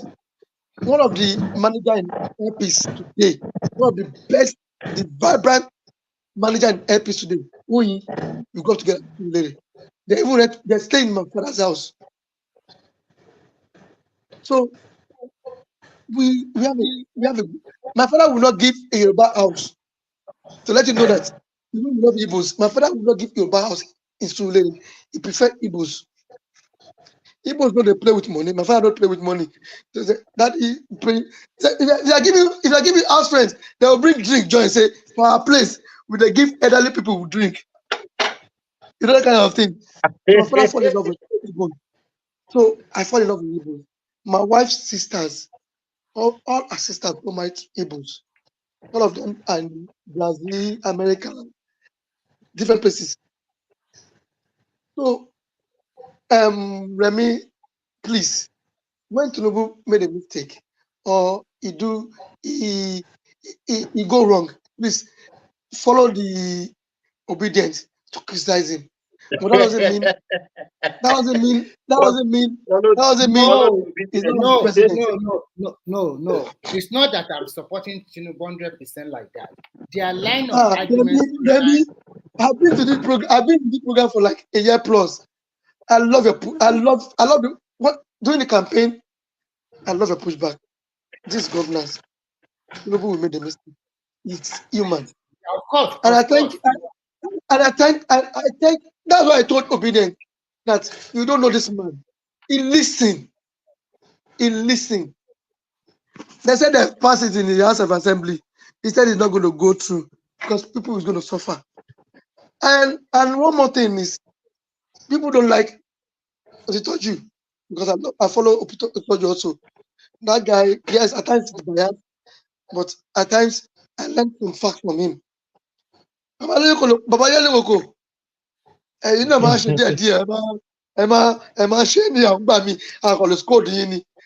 please, guys, I want. This is just I miss Bishop a lot.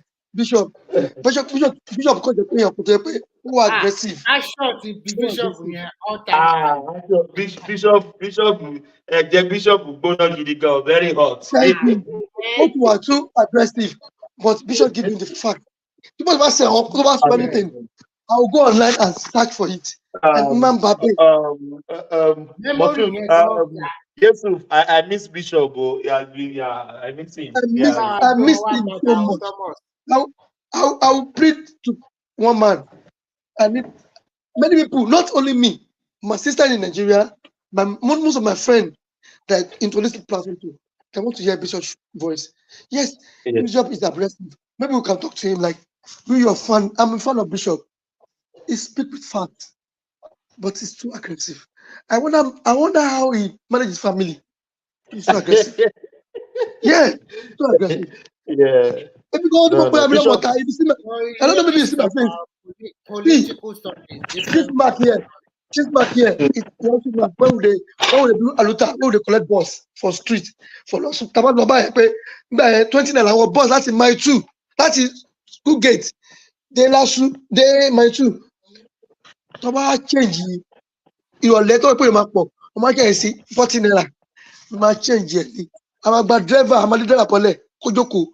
Pade mi lekon on the face Dubai stress. What was see? Was last is a lekon is a alota guy. Mo ni lekon kilo to sa to kolu ilu yi. It ma make it. Mo láti kàwé lu isi. Share me the doctor. There's a guy that's in Saudi that's a doctor. Simba. When he talks, I enjoy the way he talks too. But him himself is a biased guy too. Because he's like to know. Yeah, I will point it out because I love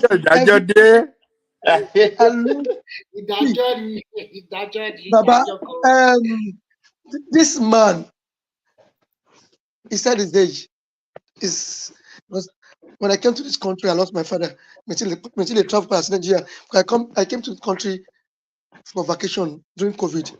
That was what changed my mind. Like, so I went to nursing school. So Martin bossing about Soropa, Mamati, go, Simba change your team, routine of me. Said, what the ball, the me. The beat up. Ah, my husband, my cookie, what? To reason how to stop none. So one man has been a blessing to me in abroad. You can go to Nigerian news anymore. I want to hear people's view. Ekene, I love you. John Nazri, I love you. And this man also, what's his name? This old man. Baba. No, Baba has always been my number one. Igbo yes, guy. yeah. This Igbo guy. Pansat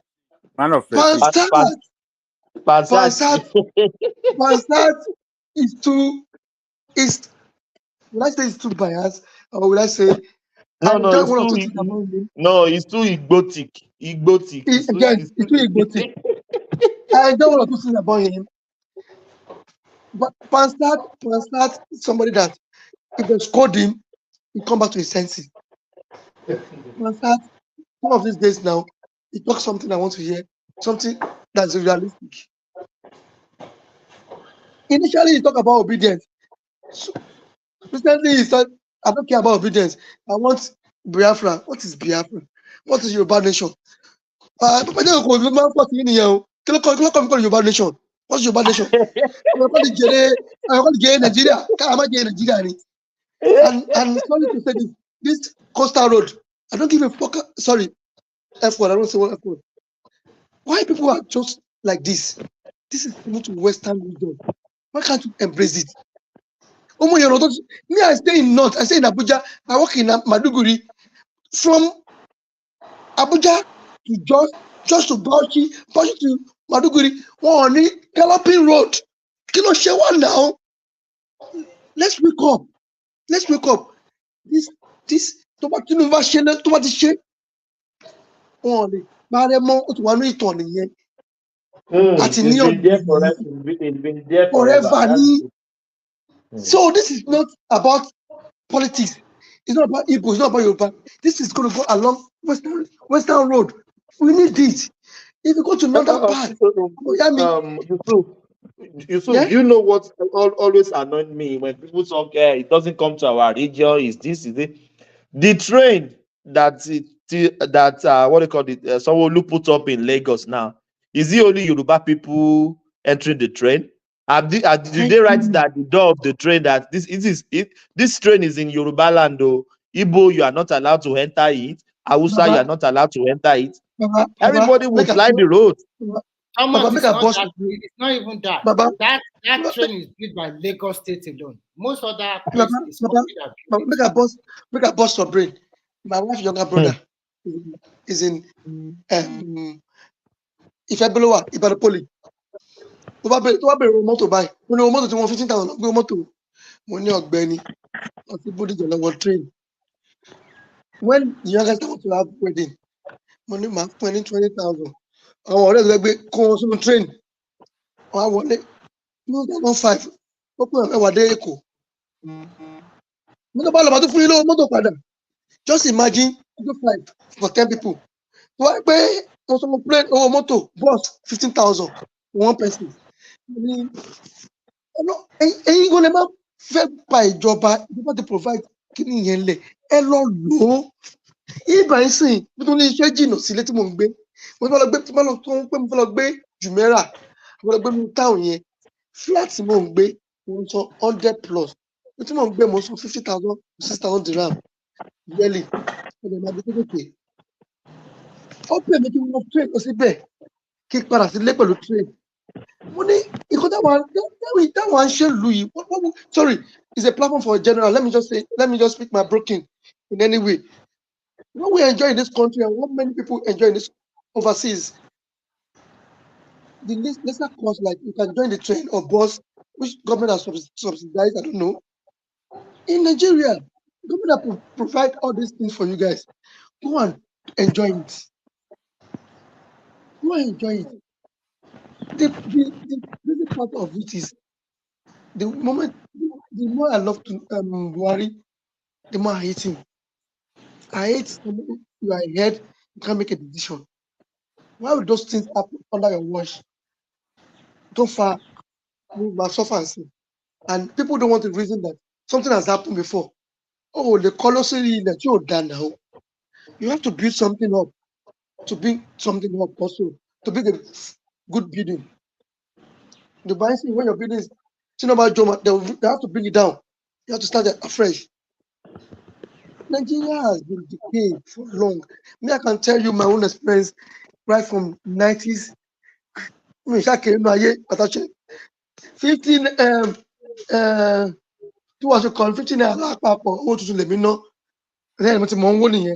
my family is very close to Abiola. My father's younger sister got married to Abiola family. Abiola direct, brother Ju. So I've met Abiola one-on-one in my life. Abiola had my first guguru, colored guguru, Abiola gave it to us in Abeokuta. So I've met Abiola, I know Abiola very well.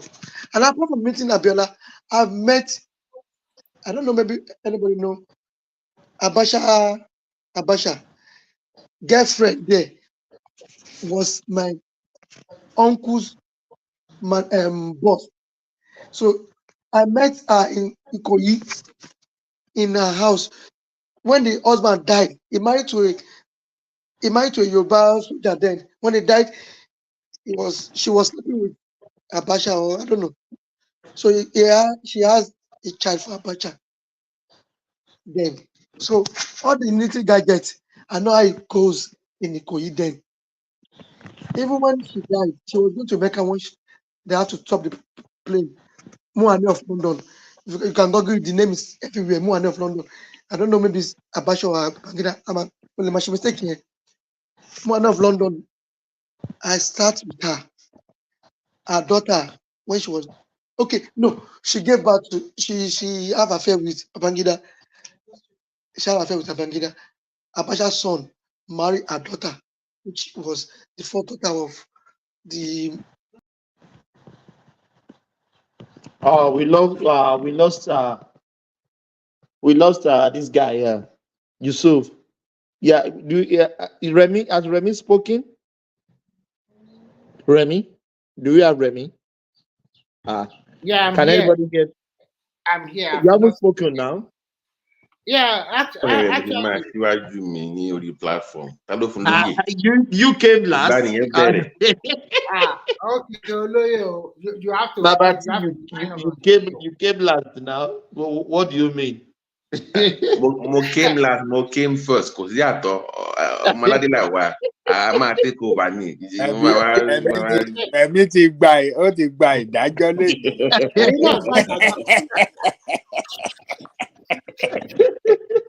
Ẹ̀mí wọ́n ní kò ṣe jẹ́jẹ́. Let me go ahead, Gary. Let me go ahead. Okay, quickly, I so that Babati can also talk because everybody have already, whatever you want to say, you have already analyzed it better, everybody here. I think about that Atiku and Obi coming together, to me, it's not a big deal at all, okay? Angelico already put it very right. Atiku already lost his relevance. Everybody is shouting, at what age? 82 years old. That one already knocked him out of presidency in Nigeria. That's number one. Then two, he does not undo PDP. He is not the leader in the PDP anymore. Those people that remain in PDP, they are also not dummy united because they know they cannot just be using their party for presidential candidate year in, year out. For the last 3 elections now, or 2 elections, 2019 and 2020, he has been the one. And before, he has used them before. Is it only him for that party? And for Obi, unfortunately, even if you go back to PDP, they will never nominate him to be their presidential candidate. They will not. No, I don't think so, Remy. No, they will never. not. They will not accept because there are so many big guys there. Okay, and they are not stupid too. You just left their party, and after 1 year, you come back and you want to be their presidential candidate. No, what do you have on the table? Remy, it's political. It's politician. Do they have a shame? Why are they even condoling him, even having meeting with him, despite what he did to the party, indirectly or directly? They want to use him. What they are planning for him is that if he go back to PGP, they already use him that way. They know that at the end of the day, he won't get that presidential. What do you call it? They will not make him their presidential candidate. Or they want the 6.5 votes. And Obi is in a dilemma. He knows that he cannot do it alone. If he become a VP, nobody is going to vote for him again. He cannot go back from presidential candidate and be a VP. And people cannot just turn around and give it to him. Who are you? This is not 2023. This is 2027. Why a lot of the northern candidates will be preparing their ground as against 2031. And so many big guys are there. Do you think Saraki does not have presidential ambition? He has. You see people like Abraham Mohammed does not have presidential ambition. So many of them that are lined up like that. Otumbaremi. What I heard. Who is the Oba? Who is the Otumba? Who is the Oba?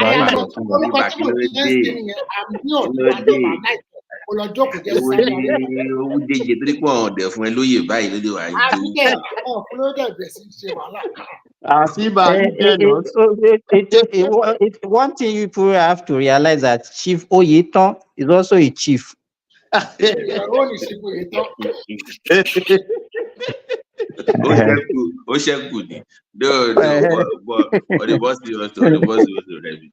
heard that instead of P2B going back to the PDP, that they want to form a new party, like a mega party.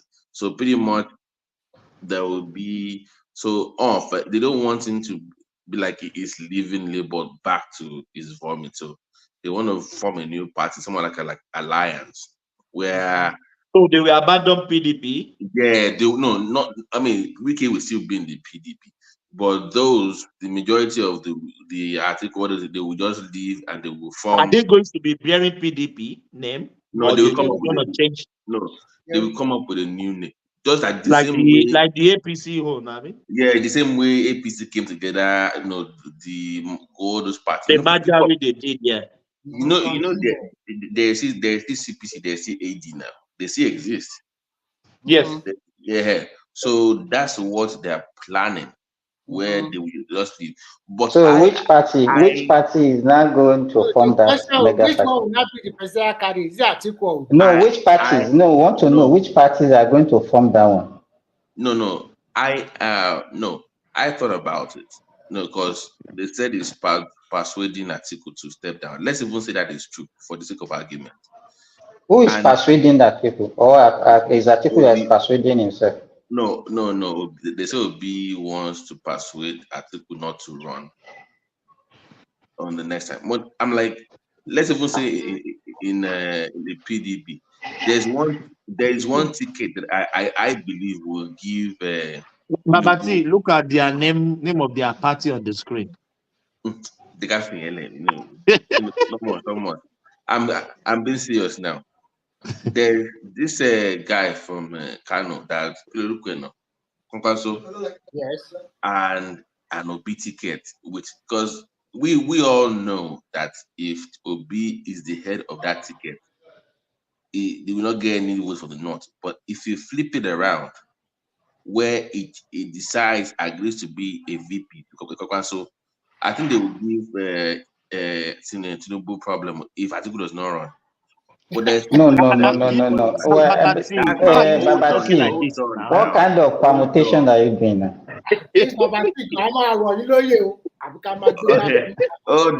No.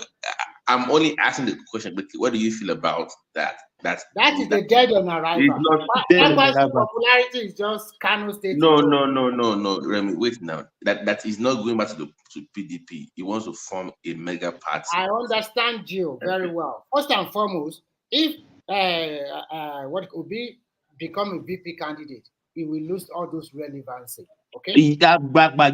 Obedient they will take him to the Eagle Square in Anambra. PT vote, candidate from the southeast, Yes. That's number one. And Kwankwaso to the popularity is just only in one state, in Kano. And in that Kano state, the APC will share the vote. They will get at least 40% of the vote. So, and mind you, what you guys are not thinking about is that, don't you think that the election of 2031 already start playing from 2027? There are so many gladiators that want to become president in 2031, thinking that the power is going back to the north. You think they'll just fold their hand and then you mess up their game? So when everybody has been talking, and I was just thinking that. I agree with you. I don't even know where this excitement is coming from. As if it's automatic that all the votes that Atiku used to have will automatically go to Obi if he step down for him. But Simba, do you know the red flag for me? If I'm an obedient, the red flag was when Atiku said the party will decide. I'm like, they might not agree. He's betting them now. You know what that means when it says those. That means you are 81 years old and you are telling each party, why can't you say at 81 I'm done? That one would be if you look at the politics that Atiku has been playing, Atiku has not been a leader in that PDP. Now he's just using them as a flag bearer. That's all. He's just using that PDP. Is what has Atiku contributed to the growth of that party? Nothing. And Atiku, if you look at Atiku has been jumping from one party to the other, He's just a selfish guy that is just pursuing his own ambition. He doesn't have a collective interest. And that is the problem. He's not a good leader and he cannot even achieve anything. And that's why he has been behaving the way he's behaving. In addition to that, most of the guys in PDP, they don't like him at all. The reason why why would they like him? Why would they like him? When has he solved any problem that PDP? Now that PDP is having problem, is he playing that leadership role to solve the problem? So what are you now talking about? If you don't have that kind of quality, Remy, to Simba's point, he lacks that to the point where to his own detriment. For example, those 5 governors that he let walk away to the APC, that is just because how do you just let the wiki if he's a good leader and politics much more better, people claim, he would have just made Wike the VP. Wike has the money. He will pump in the money out from Rivers. Because but you don't let 5 governors walk away, knowing fully well what just happened like to that, Goodluck and those or governors part they are the 7 one years holding before. the aces in PDP now. They are the one controlling that party. And they will do everything because they are still in government for the next 4 years. No, BT, apart from politicians like maybe Dino and all those ones that usually looking for what they are going to eat, tell me who among them, among the big wig in PDP that will listen to Atiku? Is it Wike? Even if Kwakwaso is still in PDP, do you think Kwakwaso will listen to Atiku? Already left now. So You understand? Even Babangida, the former was it Niger State governor, Jigawa State governor, that yes, Babangida. Will he listen to all those people? How many of them will listen to Atiku? But you keep telling me that they will not listen to him, but he keeps finding ways to win in that battle. Hey, no, let me call it money bag. Our politics is money bag. That is Apart it. from money bag, he play a fast one on there in the last primary they did. If they have known that stupid Tambua, sorry for my language, that Tambua will play that game like that, they will have covered their aces very well. Wike thought he has played a very good game. At least there were so many times that he jumped between Tambua and Wike, invited Tambua, thinking that at least Tambua will step down for him if it like they zone into the south or something like that.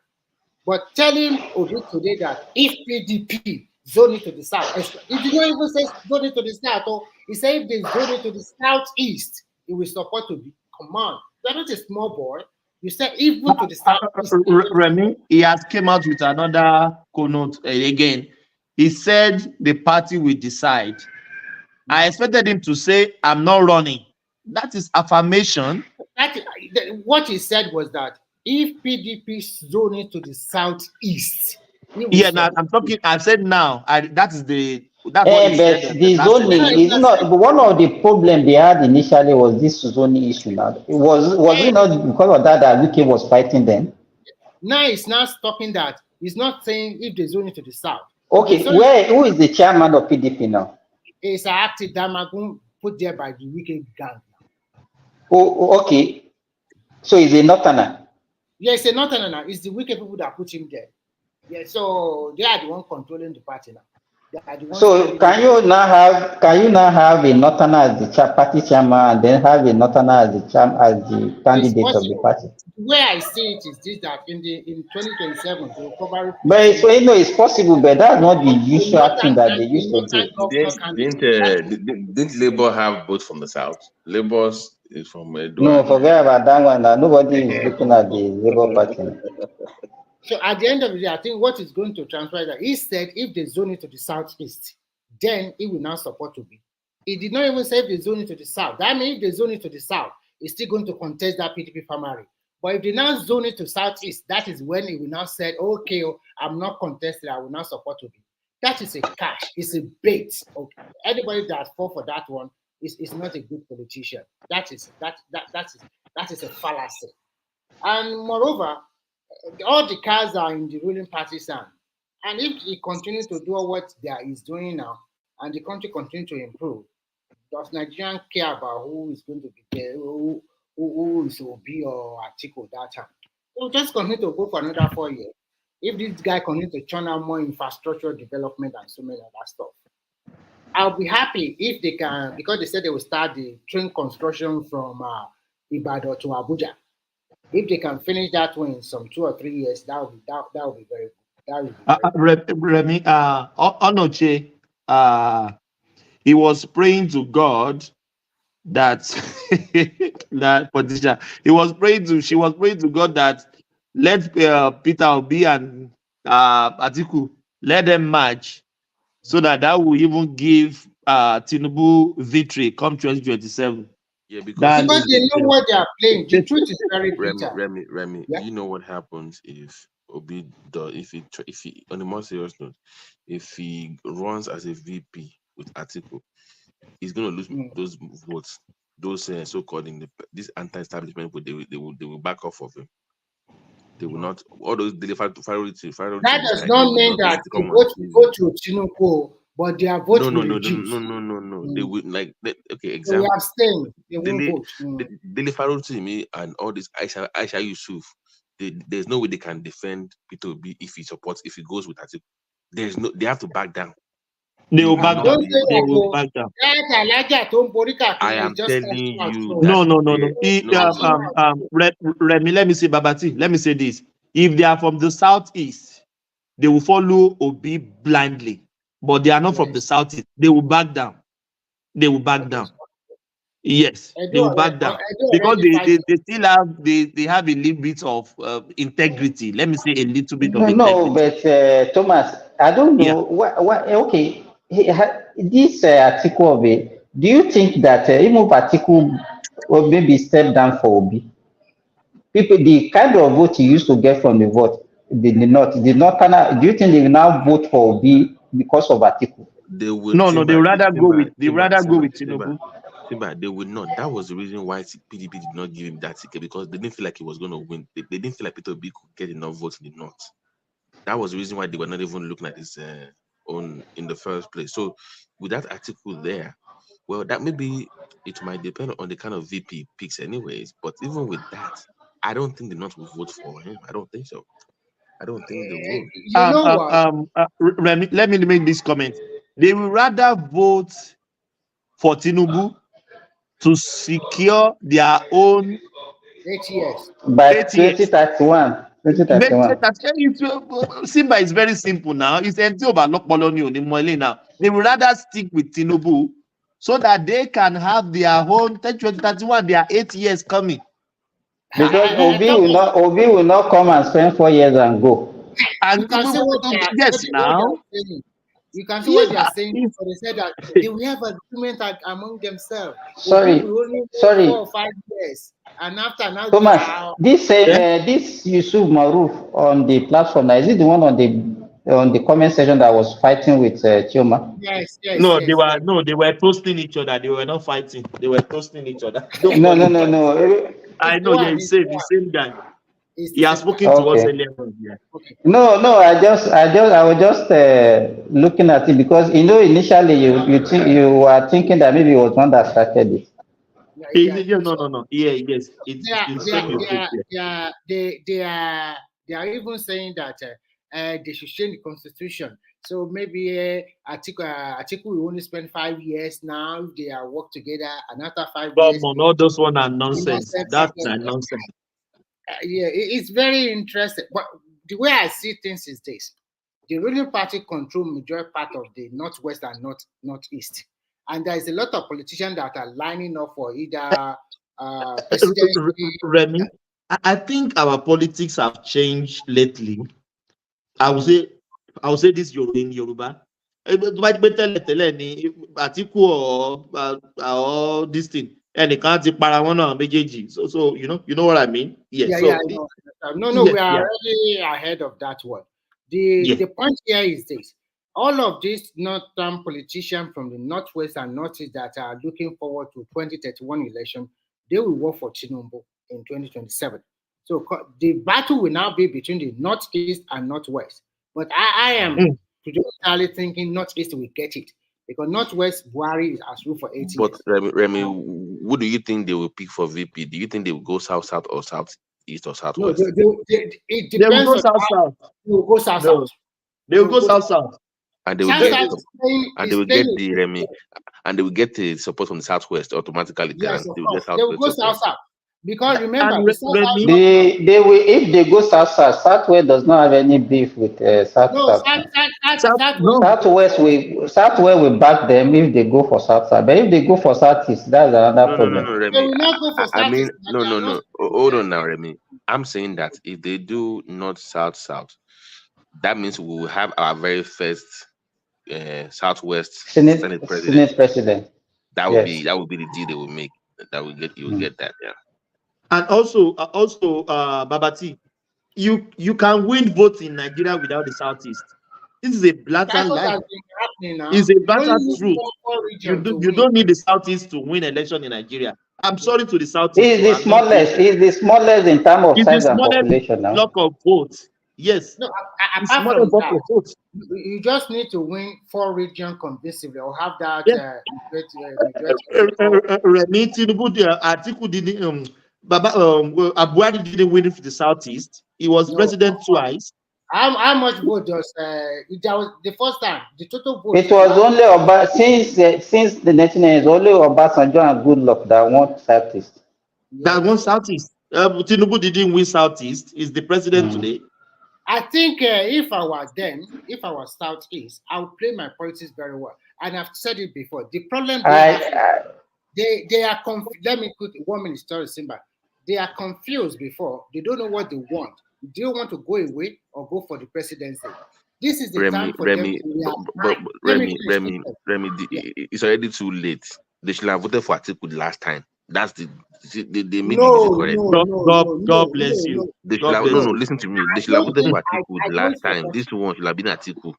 That was the only way you could have gotten your I don't support that because. But why didn't Atiku take Southeastern as his vice? Yes, why don't you take them? That's my point now. I'm not disagreeing with you that it should have done. It should have done it within that PDP. What Atiku did was for the Southeast. Southeast deserve to be on PDP ballot in 2023. If that party truly wants inclusion, they're supposed to have given that presidency to the Southeast. So paying Atiku back in his own coin for that 2023 is a good game from the Southeast. But going to 2027, they should think about playing their place very well. Because if they don't play very well, when it comes back to the South will get it ahead of them. If they don't start playing it very well today. And unfortunately for them, they are the only region in Nigeria that scatter all over Nigeria. They are the only one. If you look at the demography of Nigeria, most indigenous people from all the region, 75% of them stay in their region. But when you go to the Southeast, they are the only ones that are trading or living in other regions in Nigeria. So which is not bad. Which I think Nigeria as a country give them that opportunity to dwell and prosper in their region. If they have played their politics very well, they will be in contention after 8 years of northern people. But if they don't play very well, South will get it ahead of them, and they should not play. But Remy, can we be fair? Let me state my narration. Then you can counter me. Can we be fair that they too have a quota to be a president? That is one. Also, can we be fair that if he went to the north, he's always coming to the southwest? So is this southwest and northern affair? The only one in Nigeria. So that's why we say play your politics very well. So you must do your art for the southwest for playing a good politics. Look at it this way. They get a vice president for 8 years. Now they are there now. And possibly that they'll get it for 8 years. So after this, if Southeast played their policy very well, if they have played their policy very well since 2023, if what they should have done, they did not do it. But they allow, I won't blame them too, because of so many factors. If they have supported Tinubu in this 2023 election, then they will have prepared a younger person as against in the next 16 years. It will have been an easy passage for them. And they will have enjoyed more in this. And Southwest too will be making considerate. Yeah, but the way they are playing this politics now, even the South people are gradually shifting away from them. They will be telling you now that I'm not Igbo. You go online, they are telling them, we are not Igbo, we are totally different from you guys. So they are little by little shifting their way. And you can see they are playing their politics. They get the Senate president, it's in their hands, South. They are pushing a lot of infrastructure projects to the South too. So if you don't play very well, come after 8 years of Northern rule, South will get it ahead of them. People like their son, like Umari, that is doing wonderful things, you'll be ganging up against them. These are like in 1999. I think it's 1999 or 2000 when we supported Olufalaye. All Yoruba people will want Olufalaye. But the rest of Nigeria, they voted for Obasanjo. Yes. So, and we regretted our policies. And when we even voted for, Jonathan picked the Southeast and South ahead of us. Southwest, yeah. And we did not complain. We are not bitter like the way they are bitter now. We are not insulting anybody. We are not fighting Jonathan. We are not calling him all sorts of manners, fighting with his people from the South. We waited for our turn, and when we have the opportunity, we strike. And we got it. We play our policies very well. Who is smiling now? Continue to insult me, and you come back in 8 years and ask me for your support. You get what you want, what you deserve. So that is politics for you. If they don't trust you, you will not get their vote, and things will continue and to exclude you. You have to you have to earn somebody's trust, isn't it? Yes. Yes, you have to earn somebody's trust. Yeah, that these people, if I voted for you, you are not going to be against me tomorrow. It's just calculation. I think sometimes some people, they just see politics. When you play politics is a dirty game. Politics is not just for anybody that just say Mr. Righteous or Nobel. Everywhere in the world, if you want to be a politician, you must dine with the good and the bad and the devil. And the ugly. And politics is not for the saints. It's not for the saints. Yeah, people coming here that are bad politicians. Who are bad politicians? You that is even commenting here. You're also a bad commentator. You are so biased and your mindset is so warped that sometimes when you comment, I just say, who are you, sir? Who are you? What are you commenting about? Totally terrible most of the time. So politics is not a game for the naysayer, people that does not understand it very well. If you don't have the heart, don't go inside. Leave it for people that can understand, that can play the game. If it's so easy, then people like anybody can just be president of a country, just as easy as like that. Oh, Remy, yeah, thank you. One more topic before I go to the next big person. What do you think about the Dangote refinery? In June, he said you buying of fuel from overseas, importing will be. I am quite elated with what is going on with Dangote. I did a paper on that, which I presented when I was just before I finished my studies, and all the Igbo people, they were quite aghast. They were surprised that something like that is coming from Africa. 650 barrels of refined gasoline every day. Per day. And they can't believe their eyes. And remember, Ready? Please hold on. Yeah. And also everything that connotes with crude oil, that's what they will be doing. They are doing engine oil, aviation fuel. Just mention. Nigeria, we are so lucky. Everything we need to kickstart production again, in terms of agricultural product like fertilizers, instead of protein for plastic and the rest of the product, is even producing jet fuel for aviation, for our airplane. What else do we want? That is why I think Nigeria now, we need big stick. We must force our people to work. It's high time we change our attitude to work. If you work in any other country, if we will tell you are putting 1 hour, you put that an hour hard work into it. We must put our people to work. It's a game changer for Nigeria, and I think if other refinery and modular refinery also come on stream, it will marginally fall the price of gasoline down. Marginally.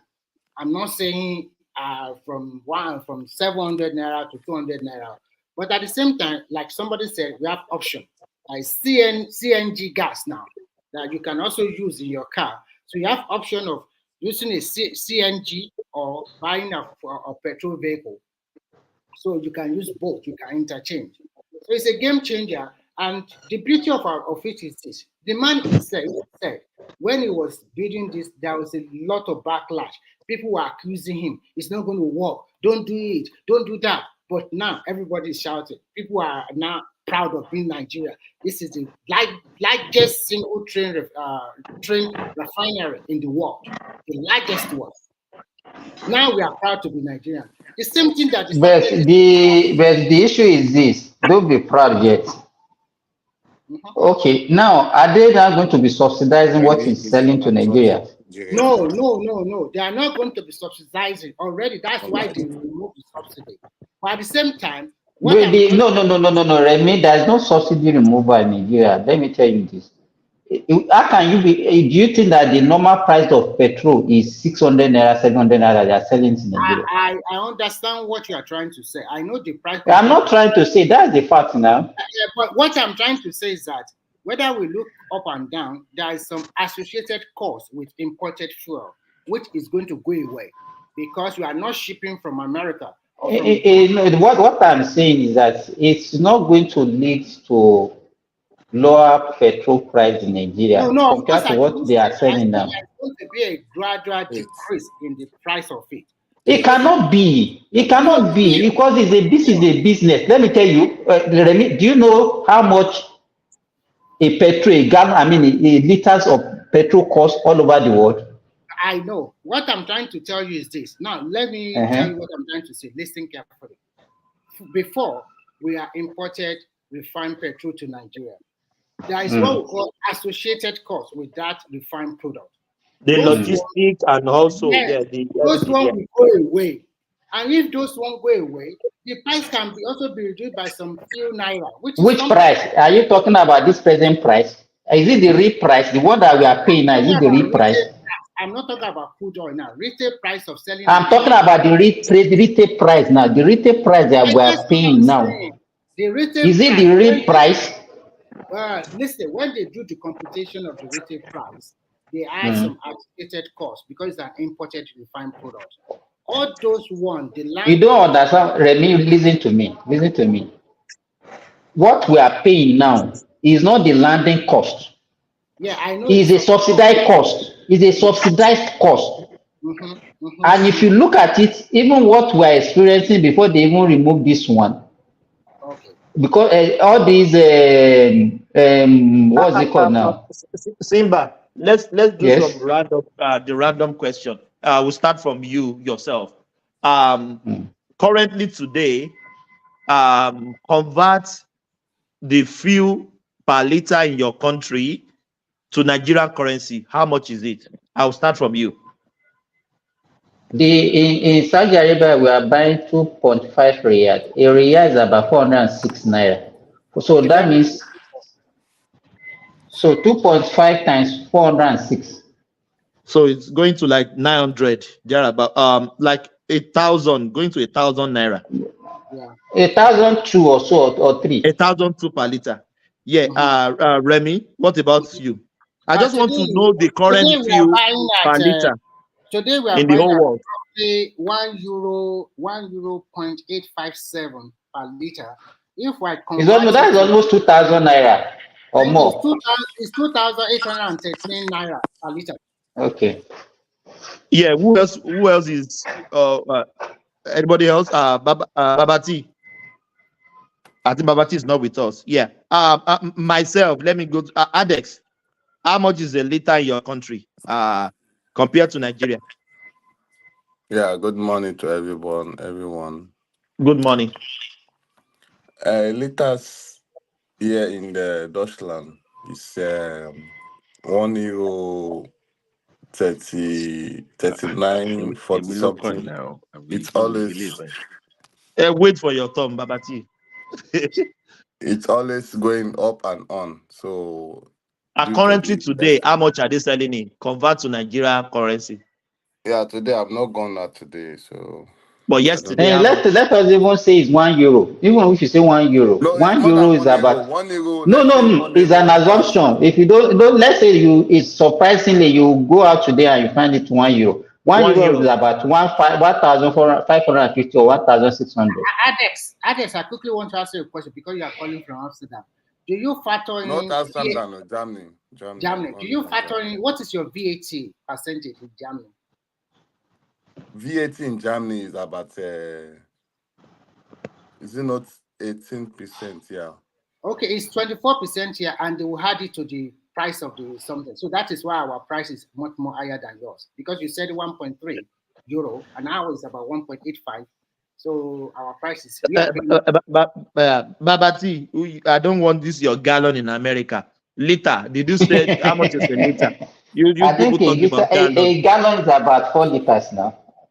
A gallon is about 4 liters. Yeah. So how much is US? We even know US. Yeah. Did you know, Simba?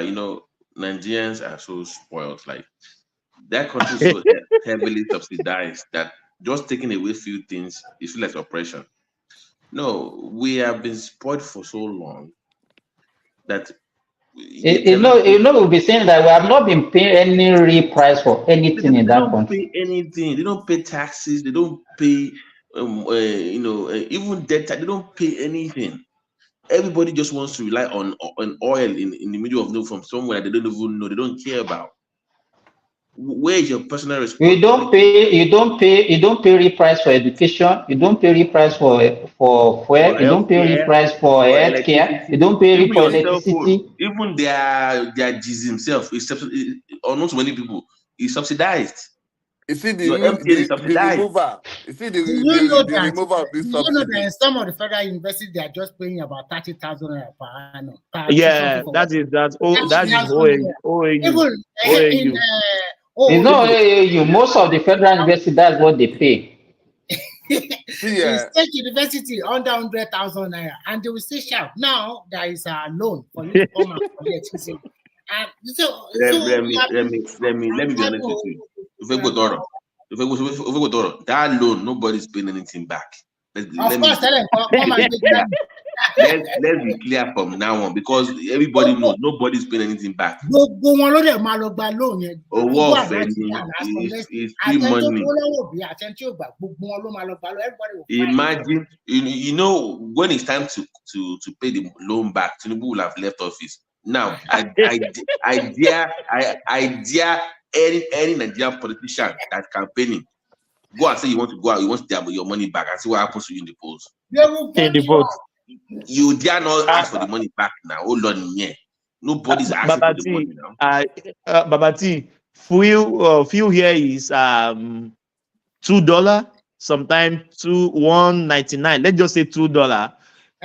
Today it's 1,000 naira. It's 1,000 naira to $1. So I'm buying fuel 2,000 naira per liter. They are subsidizing us. Yes, 2,000 naira to a liter. Convert to Nigeria. Now what the only advantage I can see that if we are not importing, it might have a marginal effect on our the exchange rate. That's just it. But if we have to be subsidized, one thing about Nigeria is that whenever there is an increase in the price of crude, whatever gain we're supposed to have, we will use it for subsidy. So to me, it doesn't benefit us for us to even have an increase in the crude, in the world price of the crude. So Simba, you now let's go to Baba Jale Koko. Let's kick on Baba Jale Koko small. Nigeria is going to solve. Thomas, I have not spoken. No. Yeah, I'll come to you. Let's keep Baba Jale Koko small. The fuel is Nigeria is suffering with this fuel. Just imagine now they want to remove subsidy outrightly. So what price do you be suggesting the fuel will be per liter? It can't be less than like 1,213. So what will happen to Nigeria at that time? Now we are suffering in 630. So what will happen to Nigeria? I've been saying something on this platform, and maybe I can be sound stupid. I said Nigeria government should remove all these gifts, all these subsidy of everything that they are giving to people. Remove all this subsidy, pay the civil servant, let them have higher wages, so that you increase their purchasing power. You understand? To me, all this subsidy of a thing is just a waste. It's a waste. It's a waste of money. No. Simba, I'm not pleased with your response. Are we all working for government? How many people work for government? No, let me tell you this. How many people work for government? Let me tell you this. It's not only, let me tell you, if you increase the wages of the people that are working for government, it has an effect on even the private sector. It has an effect on even on the normal people on the street. It has. Let me tell you. Okay, if you look at it now, look at let us take Ghana, even our neighbor, for example. How much they pay, the wages in Ghana is far higher. And you discover that even the cost of service and even the cost of rent, the cost of food and everything is also higher in Ghana. And the people can afford it. But if you increase wages in Nigeria, everybody will increase their price of goods, rent will go up. That is what I'm saying. But even the increase, there is price control now. When it happens during Obasanjo regime, what happened? I remember. So what happened? We cope. People are buying cars and everybody, yes. Yeah, I'm everybody saying was that- minding them now. Simba, you remember, I'm even the saying that market seller, the artisan, everybody was minding I'm them. saying that where is your price control board? Because Babachi, answer my question. Is this not the first time when Obasanjo increased the wages of the civil servant that time? What happened? I knew the impact, but I'm saying that I don't know. I'm saying that subsidy that we saved should have been focused on agriculture. Is what I'm saying. If that is what the issue is, the food, the money you are saving from that. Let me tell you let me tell you this. Yeah. Let me tell you this. Anything that will make the price of anything in Nigeria to be below other neighboring country is not going to be beneficial to Nigeria. It's going to, you understand what I mean? Even now, subsidized agriculture, let the price of food in Nigeria be less. Nigerians will sell higher to other neighboring countries. I'm a witness. I've seen people from Niger, from Cameroon, from Chad. They will come and buy maize that you are just planting. They will say, okay, when this thing finishes, by the time this thing matured, we are going to buy it. And they will give you money. So they pay upfront. They pay upfront. They will pay upfront. They will pay upfront. For yam, they will pay upfront. You understand what I'm saying? So let me tell you, we don't benefit anything by having anything low. I mean, price of goods and commodity to be lower in our country than our neighboring. And yet they will be coming on this platform to abuse us, even though they are making Nigeria, Judea and Co. Jude attested to it. There was a day mentioning that one of his family members used to come and buy yam in Benue State. Yeah, he said it. I remember. So what are we talking about? So, and if I'm a businessman, I will go to where I will command higher price. And our border is very porous. It's very porous. Buy cheap and go and sell high in my country, isn't it? That's a good business. Oh my God. So, but you don't which English but food you can agree with food subsidy. They can subsidize the farmers. That's what, let me tell you, if it can subsidize, what I'm saying is that is a good innovation. If you have a country, let's say you have a country like your own country, like Australia, where you are surrounded by water and you can control your border. Do you understand what I'm saying? But in Nigeria, we do even have a border. We have a border, but it's not working. There are some. Let me tell you, there are some communities in Kwara State that share border with Benin Republic. You understand? They have their family both in Nigeria and Benin Republic. You understand? You know that all these borders are artificial. You understand? If they want to do naming ceremony, they want to do wedding ceremony, they go across to go and be celebrating with the members of their family that this European just separated. Exactly. They will just walk across. Yes, now they don't need vehicle. God. And let me tell you, if you do this, go across. We have more petrol stations along our borders more than internal. And what they use those petrol stations to do is to do the smuggling. You understand? So then you are subsidizing for both West Africa and the Northern Africa. Our fuel gets as not to Sudan. People take our fuel to Sudan to go and sell. But Simba, you say you are giant of Africa now, so you are their father. You are feeding them. To me, no, they should remove it. Even if a civil servant can be earning even 500k, the media as a minimum wage. If you can remove those subsidies, we can use that one to finance. Then we sell at the real price. Then we know that it's Nigerians that are benefiting from it. Anybody that we cannot have a fuel being sold in Benin Republic for 1,005, and we are selling Nigeria for 600. People don't even buy fuel in Benin Republic in filling station. They buy all these one at the roadside, smuggle petrol. Okay, General So, Thomas, and thank you so much. anything that you subsidize, even people who call, there was a time that people come from Benin Republic to Lagos, to Ogun, to Kwara, all those border to come and take what is it called? They come to the clinic there to come and take drugs and everything. Simba, let Adex and the other guy, they want to say something. Let them. Yes, Adex. Yeah, let's hear from Adex. Yeah. Okay, well, thank you so much. And Yeah, come my on, Sava. Come on, yeah, Sava. Savannah. Thank you so much for everyone that have spoken. And I really enjoyed the program. One Man to Moon is the best platform all over the world. Thank you so So much.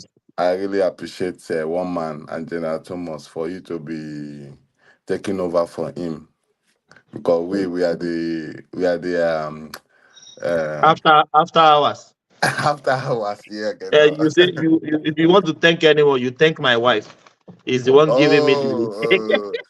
I won't is the one anybody. releasing me for you guys. Yes, now any man, you see, I always tell people, our Yoruba men, that any man that married to Yoruba woman, he has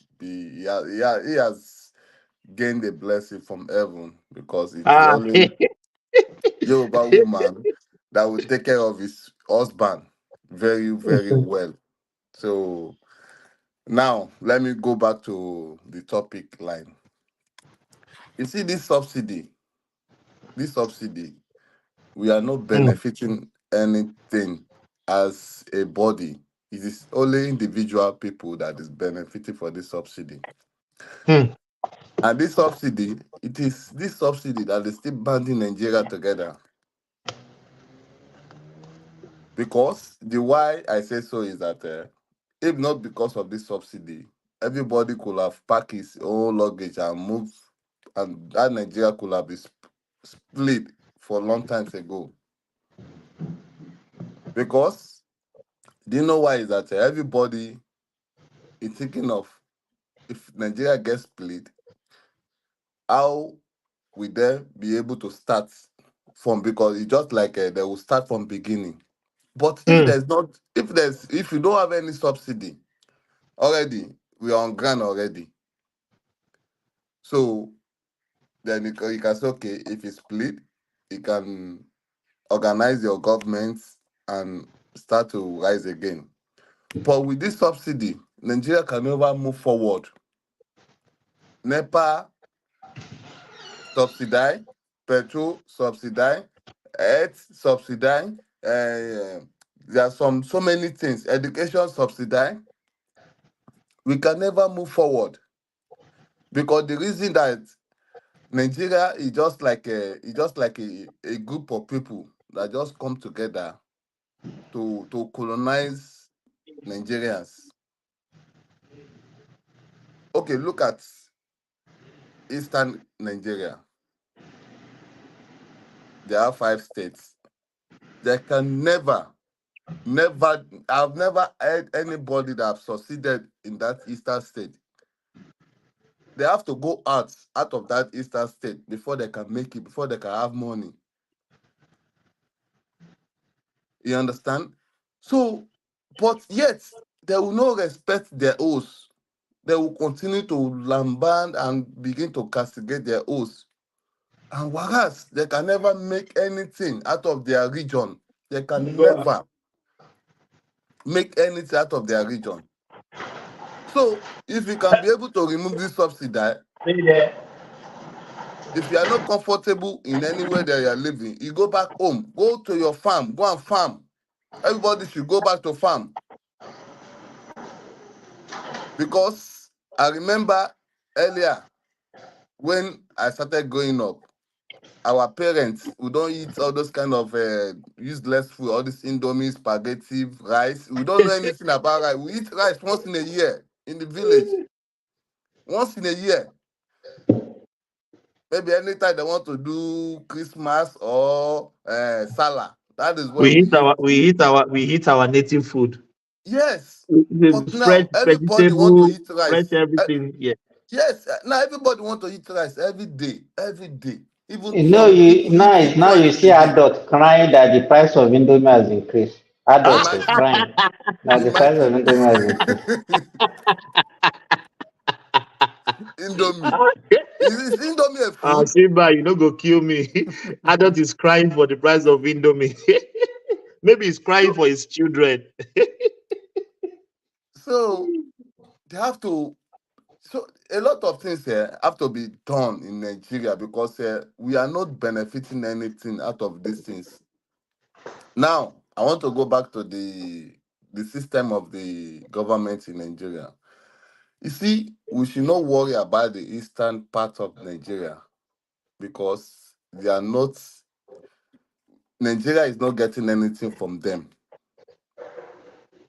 What are their contribution to Nigeria GDP? None. This is 0%.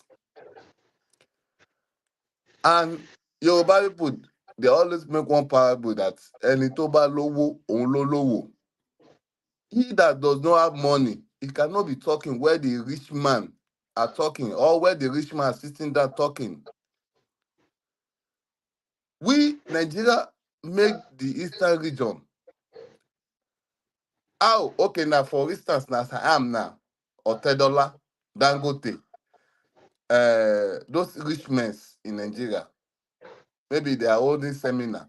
I will now have opportunity to be in their midst. I will now begin to object to their conversation. How dare me? I can never do so because I am not wealthy as they are. They are wealthy people. Yoruba people, they are the only pillar that is sustaining Nigeria. South people, second.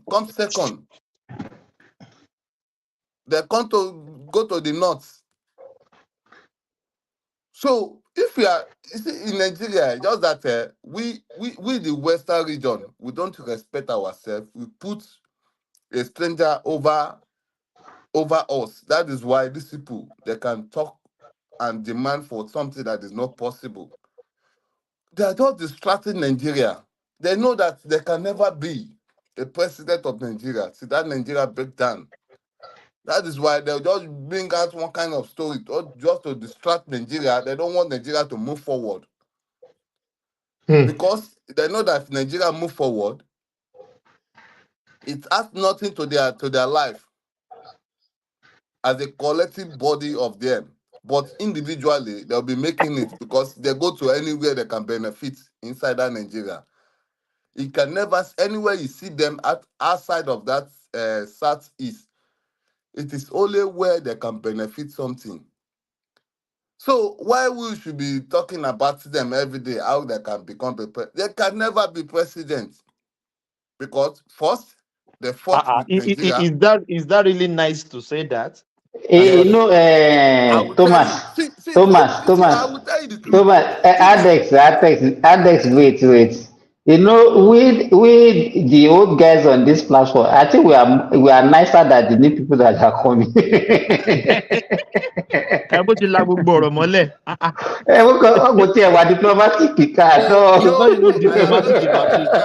am not politically corrected. I will never be corrected in political affair because you see, first they fought with Nigeria, they lose. Ọmọ Yorùbá àti gbogbo ẹnu sọ̀rọ̀ báwọn. No, àwọn ipò yìí wọ́n ti ń jẹ́jú wa tipẹ́tipẹ́, wọ́n tẹ̀ wá mọ́rẹ̀, so I gbọ́dọ̀ gbé. See, my own is that if you slap me, tó bá gbá mi létí ọ̀tún, máa wá àdá máa fi gé ẹ lọ́rùn bọ́lẹ̀ ni. You know, Adex, you know what the way we do our own thing. Let me tell you this. Yoruba, we are not confrontational. You understand? But whenever there is any issue, reserved. we are reserved, but we now support our argument with a superior argument. Okay, look at what we did this morning. When they came up with this we have to sit them down and coach them and enlighten them on that issue. And you can see all of them agree. Do you know why? Do you understand? Yes. You see, every time, man, they always bring out one thing to distract us. They don't want us to move forward.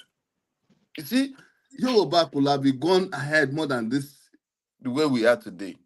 I wish that they did not destroy that regional government. But they always bring out something to distract us. My brother, we were doing good that time. Better. Yeah, We are they always doing bring great. something. They Yes. always, you see, Awolowo he wanted to do nuclear energy doing in that regional government system of government. Nuclear energy as of that time. A man that have an IQ had to make a television station. All those things them. So okay, you now think about now that we are now beginning to follow that strategy up to now. Look at where we could have been today. But these people will always bring out something to distract us, just to bring us down to their level, for us to be discussing, you did do wrong, you did not do wrong. Adex, I remember Odua Investment Company, Cocoa House, just name it. Our ancestors, we civilize them, we colonize them, we give them, we cultivate, at least we colonize their language. We do everything for them, but yet these people, they can never be grateful to you, no matter you preach to them. I always tell you about people, stop pushing to these people. Eat them. If you don't eat them out, they will never go back to their senses. That is their nature. They can never. Even though until you kill yourself for them and they take over your house, your land, everything before they will not say, these people try. Who else will Adex, do that? you are too hard though. My brother. Brother, I'm dealing with this by time. Simba, this one na hot cake, yo. No, You don't scatter the table. You see, that is their life. That is their nature. You can't fault them for that. So we are the people that we should know how to to place them for where they belong. Okay, look at how Baba Jakonde, look at everything that he done for them. Give them land, give them this, give them that. Have you ever one day for any of them to come and give praises to Jakonde? Or this the Radipo, Jakonde that give them that land. Not that they bought it to, he give them for them to go and clear it and establish their business on that land. But today, they can never give praises to Jakonde. They can never give praises to any of Yoruba leader. I say this fight, it is not about Tinubu, General Thomas. If you come out tomorrow, or your son come out tomorrow to become president of Nigeria, they will look for a way to kill that your son. They will oppose him. They don't want, because they have seen themselves that that position of land that we are, they see themselves that I wish it is them that are in that very space. And these people, they have no human capital. They don't have any human capital, because it is human capital that you use to develop your society. Go to their states. It is organized crime. Even up to their governors. Their governors, they sponsor them for organized crimes. They give them money to go and establish outside. That is why they can never generate anything out of that land. These people are they are parasite. Money they can never go to anywhere. They will never benefit. They will never go to anywhere. They benefit from you, but yet they don't want it to live. They don't want it to live. So I pity Yoruba people, those Yoruba people who don't see them as they are our friend. We love them. They are women. They are the most dangerous women in that Nigeria. Yes. That's enough. Please, my brother, small. Alex, remember that you're on that international platform. Everybody is listening to you all over the world. So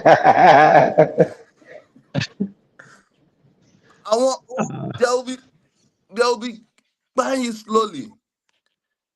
So, okay, you tell me, any Yoruba man that get married to a Igbo woman that have lived long, you just point out that Yoruba man to me, and they will never get married to any Yoruba poor man. It is only our rich men, our governors. Akeredolu dàgbà now. Akeredolu is about Akeredolu dàgbà níbo?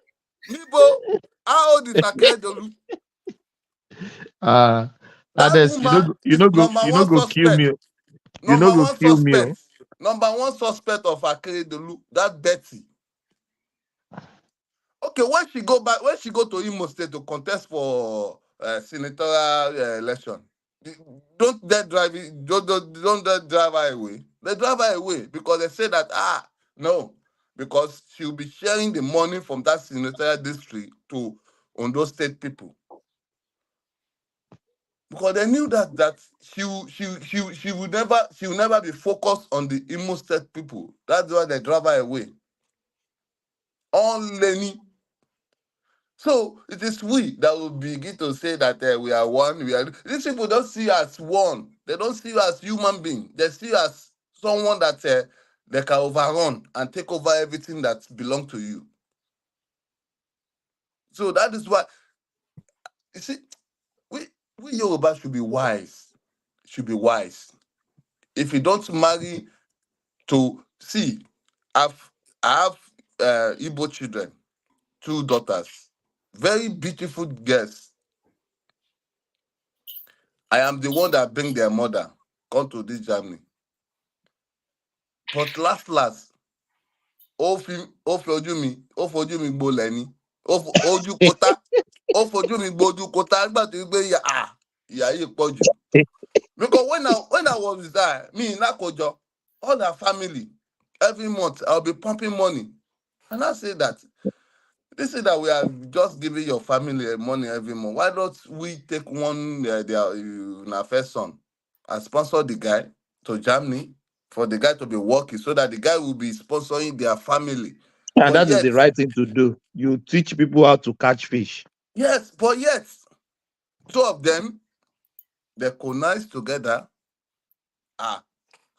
Àwọn people here, they are in short. They can never appreciate anything. You do everything because all my life I live with them in Port Harcourt, in Bayelsa State, even in Warri Delta State. They are everywhere. They are just like a flood that they are just moving from one city to another. But anywhere they are benefiting a lot. But yet they can never be patriotic to where they are benefiting to. They will only wish you they will only wish you death just for them to take over anywhere they are that they're benefiting from. Okay, look at what they are doing in Lagos. There are many, in Ondo State, very soon, Ondo people will kick them out. There are many in Ondo.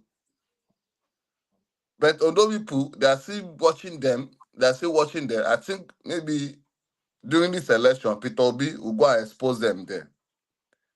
And I like the way Peter Obi wants to go and campaign for that Labour GC something. Because if that will be go, all of them will transport themselves from Port Harcourt, from Imo State, from Yenagoa, from DC, from Lagos. They will transport themselves to go and do campaign there. And they will come and dispose their ignorance there. So those people will know them more. So I like the way Peter Obi wants to go and campaign there. So these people, they're just like that. They don't.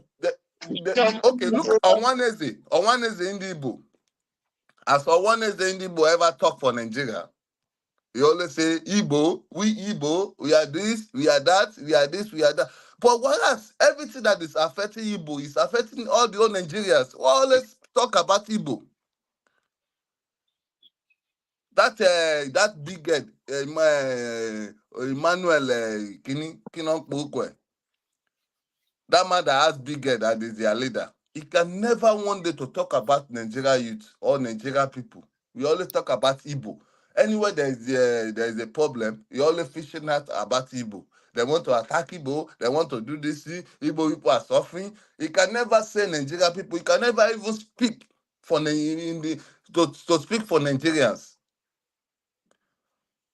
But all our Afeniferi, when they want to talk, they will say Nigeria, Igbo people, this they can short as I think I want to know. So what I'm saying is that they're the one benefiting, and very soon this subsidy, if we finally remove this subsidy, Nigeria is going to split. I'm not a Igbo nation people. I'm not doing those rubbish blindly nation nonsense thing they are doing, because they are just using that thing. My brother, why don't you believe in their cause? I don't believe. Truly, Serious, but their why? cause there. Why don't you like? Do you know why I don't believe? Do you know why I don't believe? Mm-hmm. They are working with IPOB people. They are working. Yes, they are working with them, and those because people, they have the same ideology, they want to get their country. No. You Yoruba, we don't have this. That that is a useless ideology. Do you know why? You see, Biafra, this thing they are doing, it is not legit. They are just using it for politics. How they can be able to come back to that top? You know that it is Igbo people that is in the top of the federal government before. So they now bring out that Biafra accusation and the canon just for them to negotiate, so that for them to go back to that federal, just for them to become a president. You understand? Now, Nnamdi Kanu overdo it to the extent that the money that is getting from their governors, because they are the people that is sponsoring him, apart from the donation, the people that live abroad used to donate for him. Now, the thing now get over him to the extent that he cannot regard anybody in Nigeria, begin to insult everybody in Nigeria. Now, then I see that as the thing is going, Tinubu will likely to get the ticket of APC. So that is how they now started to work underground. They plant that SARS to destroy Tinubu, to kill Tinubu. He escaped it. That is the truth, I'm telling you. That SARS, it is just for them to produce president candidates in PDP. But sadly for them, PDP did not give them that ticket. That is how the person that is supposed to even get it doesn't even wait for the primaries before he ran away. Yeah, no, you see the trend that if he participates in that primary, he cannot go to another party to contest. Yes, it's already done. Yes. Yeah, that is why he ran out of the PDP to go to Labour Party. These people, they are all working together. So after they do all those things, then I see that these Yoruba people, if we don't put them into this struggle, they can never disorganize. They want you to use that Yoruba nation to disorganize Yoruba people, to create chaos, because anywhere there's chaos, Igbo people benefit, because they will come and work with you just for them to destroy you more. You understand? So anywhere there's chaos, they always benefit. So they'll now be started sponsoring these Yoruba nation people. Begin to work with Baba Kitoye, Sunday Igboho. They'll begin to give them money, give them funding. So that is why Igboho can have the boldness to come and tell us that he will shoot Tinubu from back. Yes. Oh my God. I used to follow them. I used to follow them because I followed them back to back for me to trace their next step. You understand? These people, they are very dangerous. You know, Igbo like money now. You like money, they can offer anything and you can take anything. You know that the guy like money. you know that Igbo collect one Lexus. That Lexus is 3. They give Nnamdi Kanu 2, and they give Sunday Igbo 1. So can we say, to me, I think they did not control them, but there are some elements in Yoruba land that truly want that agitation, and there's some Yoruba. No, see, listen, if you listen, talk about if you do listen first. if you do referendum Also, today, Yoruba people want to go out of Nigeria. No, there is also some Yoruba people out of hatred or out of envy or jealousy that they don't want Tinubu presidency. That is PDP part. PDP which include that Babauta. They also gang up, okay? That is all of them. They are PDP. Yeah, they are failure. But that answers was hijacked from them, okay? That one was purely hijacked from them. You see the answers. You see the answers here. The answers came hijacked from them. The answers came naturally, but the Igbo people see the opportunity of that answers to kill Tinubu, and they hijack it straight. Because anywhere there is chaos, they always go there to launch their attack. They nearly finished Lagos that time, to be frank. Adex, can we say the NSAT vote really goes to Peter Obi, which is a Igbo guy? Yes. Of course. Yeah, the anti-establish of NSAT. That is they really convert. Yes. The NSAT vote. Peter Obi benefited from that. Yes. As you really said.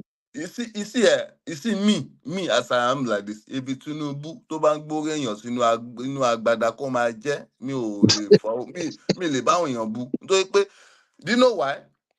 You see these people, they're always attacking any of your strong leader. They know that they can protect you, they can guide you for you to be prosperous. They will look for a means to kill that person, that your leader, because they know that okay, ṣé tó bá pa Tinubu, ṣé irú àbá iná ní fi díkàrà ní àbí irú àbá ní ṣe kíní ni. Because they know that is your backbone, that is your pillar. They want to score. That is the way they operate. So back to Sunday Igboho issue. They are the one. You know that recently Sunday Igboho came to Nigeria to do a mother's burial. Yes. And he's back in Germany. He went from Nigeria to London, then back to Germany. Yeah. And he shows some video, now begin to agitate for Nnamdi Kanu.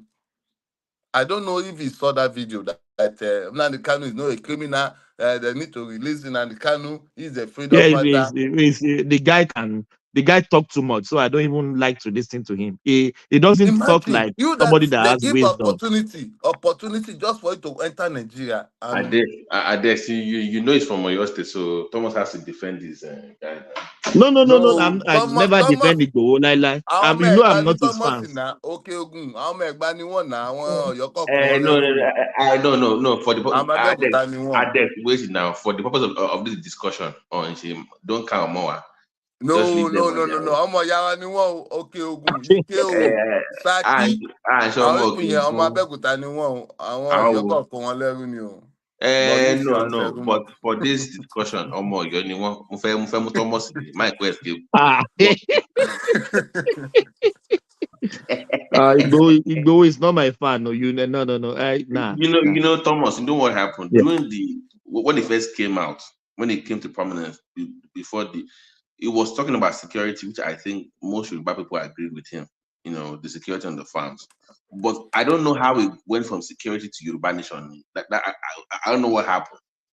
Because remember, Babati, I was in Ibadan when Igboho did his own. I don't want to. The guy is a terrible guy. I know what he done in politics in Nigeria, in Ibadan, in Oyo State. So do you know that they took Igboho to Kogi State during when Yaya Bello want to renew the second tenure of the election. So he always move with PDP. It's always working with PDP. He's a PDP. Even in Ibadan, he work with PDP. Rashidi Ladoja and co. Yeah. Do you know how many people they find in Ibadan? He's a PDP. PDP machineries. That is Sunday Igboho PDP machineries in it. So, all I pay when PDP now, when Seyi Makinde when he won that election, and Seyi Makinde did not work with him, and he want to work with Seyi Makinde. And this guy, this Arrow something W. NRUCW Àwọn guy. tó lọ sẹ́wọ̀n yìí tó sì wà Yeah, lẹ́wọ̀n ó yeah. jẹ́ àbọ̀ ti arrest. Auxiliary. Auxiliary. Yeah, Sunday Igboho, they are cat and rat. I know Auxiliary, everything, my brother. I'll be Auxiliary bad did not boy give now. you. Auxiliary did not give you space. That is when he now begin to work against Oyo State PDP. He now begin to create a lot of maybe instability in that Oyo State. So, and now Buhari now close the border because there's no That's his food own for him. business now. He There's no smuggle food. rice There's and no cars food for him in the government from section. Kutonu. Yes. So the man and was the business. So the man was a firewall. He's a Yes, now, firework and the guy now. business that he's doing from Cotonou, because it's not as if maybe he's the one that is buying all the vehicle. Maybe for now you go to Cotonou to go and buy vehicle. You look for people like Sunday Igboho that you put your motor under their own motor they want to clear. So you not pay maybe for instance if you want to clear the car like 500,000, he can give you like 200,000. So you give you the pass. So they will help you to clear your car. And him himself is still working with other custom officers. So that is how he used to do that business. And if you move once, you make a lot, you can make like 30 millions. Do you know the custom that the padà If you move once in a week, you can make like 30 millions. You understand? So that is how he used to do the business. So when Buhari now closed border, so there's nothing for him to do. The money is not coming like before again. So for the government side, you are even Ades, you are even making it to look like to make the business look clean. They don't clear anything. They just don't clear smuggle those anything. They things drive out. through They the don't clear bush. anything. They don't move. So it's for you to be saying that they clear. No, they don't clear. They just smuggle the thing in. They work don't with pay any some money. bad custom. Yeah. No, he just keep those ones now. Those ones are the one they have specific number. They will give them the time and the day and the time they will move. Yes, they are coming. Those times they will not be there. Right. They will not be on the road. Yes, you are right. You are right. So bad that she mistake you are lójú ọ̀nà wọn pàdánù. So when the money is not coming from both sides again, that is when you now start this they are killing our people, they are doing this, and this man that died, Dr. Kinokpeno Aborode that died. Sunday Igboho, you know the death of that man. You know about the death of that man. The reason why I say so is that the man, after a year, after the death of that man, the wife of that man came to Awikoko Life to come and analyze how the death of that man. These Yoruba people, nation people, that say that Fulani are killing us. Fulani. No. It's a political death. It's a political related.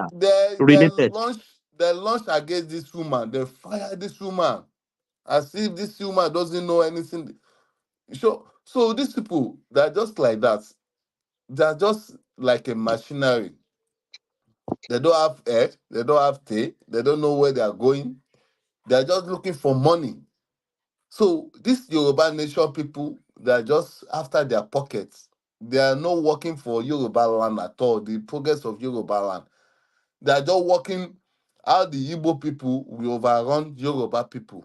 Ades, do you know you already have the president of Yoruba? He was swearing some week ago. I saw those ones. Those ones are just they are working together, but just that Sunday Igboho don't want to involve himself. That is why he disclaimed that it's not this thing, it's not that. But that Sunday Igboho cannot enter Nigeria again. Cannot enter Nigeria. But he came before. Why can't he enter again? No, they pardon him, but now you overdo it now. Okay, you see, if it's Sunday Igboho go somewhere, after some days, something must definitely happen in that area.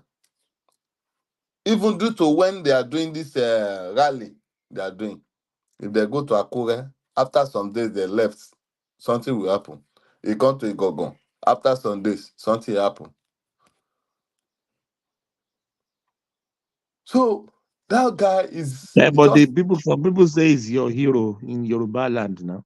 no. Those people, they are ignorant. They don't know what they are talking about. They don't know. You see, if they know him, they will not say so. My brother, I know him very well. My It's just house is like like Sunday my Guru, house. I live I live Nnamdi closer Kanu, to him. We just like know all his atrocity in Oyo State. Sunday Guru, just like Nnamdi Kanu, deceiving the Igbo people, killing them, destroying them, but yet they will still give praises to Nnamdi Kanu. Even Ojukwu, that key millions of them, they will still be giving praise. Is still their Lord and Savior? Yeah, their Lord and Savior. So that is how Sunday Igboho is to those people that you are mentioning. And few of them, many of the people now begin to see Sunday Igboho as it's not someone that is genuine. It's not genuine. That guy is not genuine. And do you know why it's not genuine? no. If you put money ahead of anything you are doing, you are not genuine. The guy the guy can get money, he can pick money on the transformer. Yes, yeah, you are right. You are right. The guy is too love money. He too love money. And he's the one that you see, even I cannot imagine. Okay, now tell me all the atrocity that Igbo people have committed. You have never one day to come out and spoke about it, to condemn it. That is the way, the reason why you now be confused that these people, they are funding him. They are funding him. They are giving him money. There's no lie about that. He's getting fund from them, of course. Yes, because I have seen a video chat between him and Samuel Ekpa several, at least about twice, where Samuel Ekpa will call him, but the video will came out. Both of them, they will now begin to talk on video, maybe on I think it's WhatsApp video chat, but the video will came out. We will now see this guy look at this useless guy. He'll be working with these people that they know that they can never go to anywhere they benefit. Okay, you tell me how non-Igbo people that is living in Igbo land, nobody can live in that, because that place is no going zone. You can never go. If you go there today, you can never achieve anything. You can never obtain to anything to mankind. So, and if you cannot achieve, if you live there like 5 years, you run out of the place, because they will never allow you. And if you too overshow yourself, they will look for a way to dismiss you. They are very hostile. It is not good. See that they are arrested. And Igbo people, they are not indigenous to Nigeria. They are not indigenous to Nigeria. They are from Papua New Guinea. Papua New Guinea, yeah. Because if you go and look at these people culture, it is the same with Igbo people culture. In Papua New Guinea, they are practicing cannibalism there, and all their culture, it is the same. And when they came to that Nigeria there, they cannot speak the indigenous language that is there. They meet Irobo, Isoko, Shekiri, Ilaje, Igala, people in that land. But they drove everybody away from that land.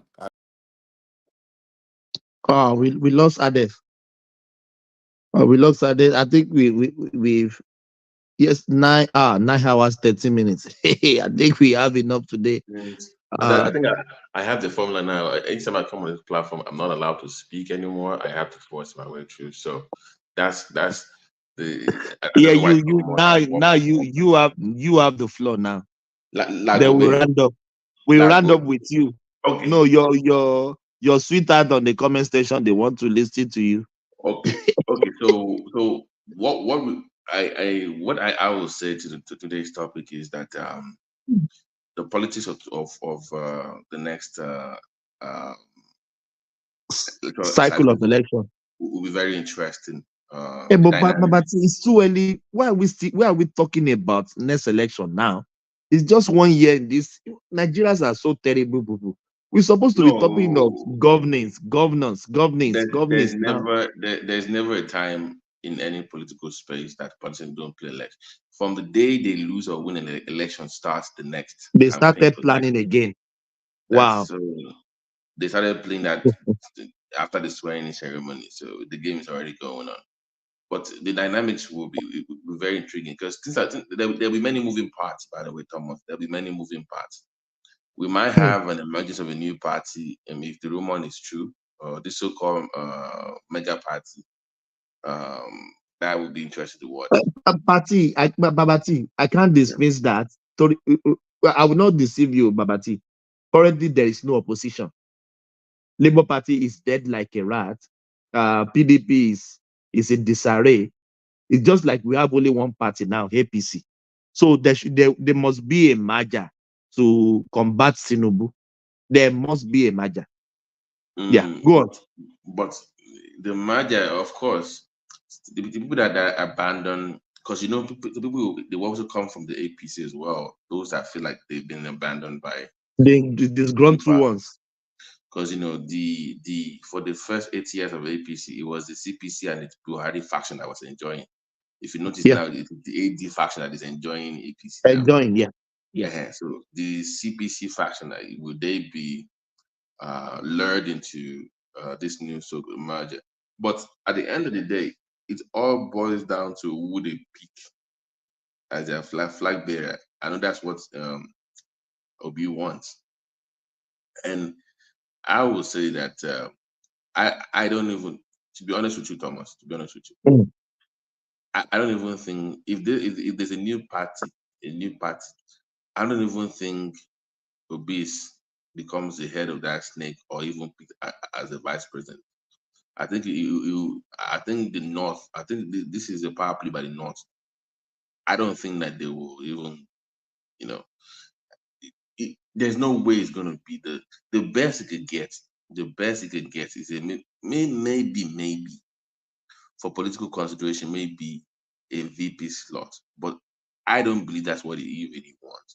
But he won't bend so low to VP slots. Well, a presidential candidate once before that has almost 6.5 votes.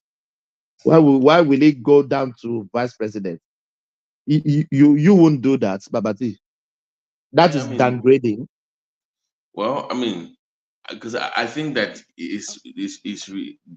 that's the best he can ever do. That 6 million that he got under the Labour Party movement, and like we said, based on what has played out so far, with the revelation of the true intentions of the obedient movement that's laced with tribal sentiments, I won't go so far with the religious sentiments because that is just not. In Southwest, for instance, I can't really say religious because they supported him because they just hated Tinubu.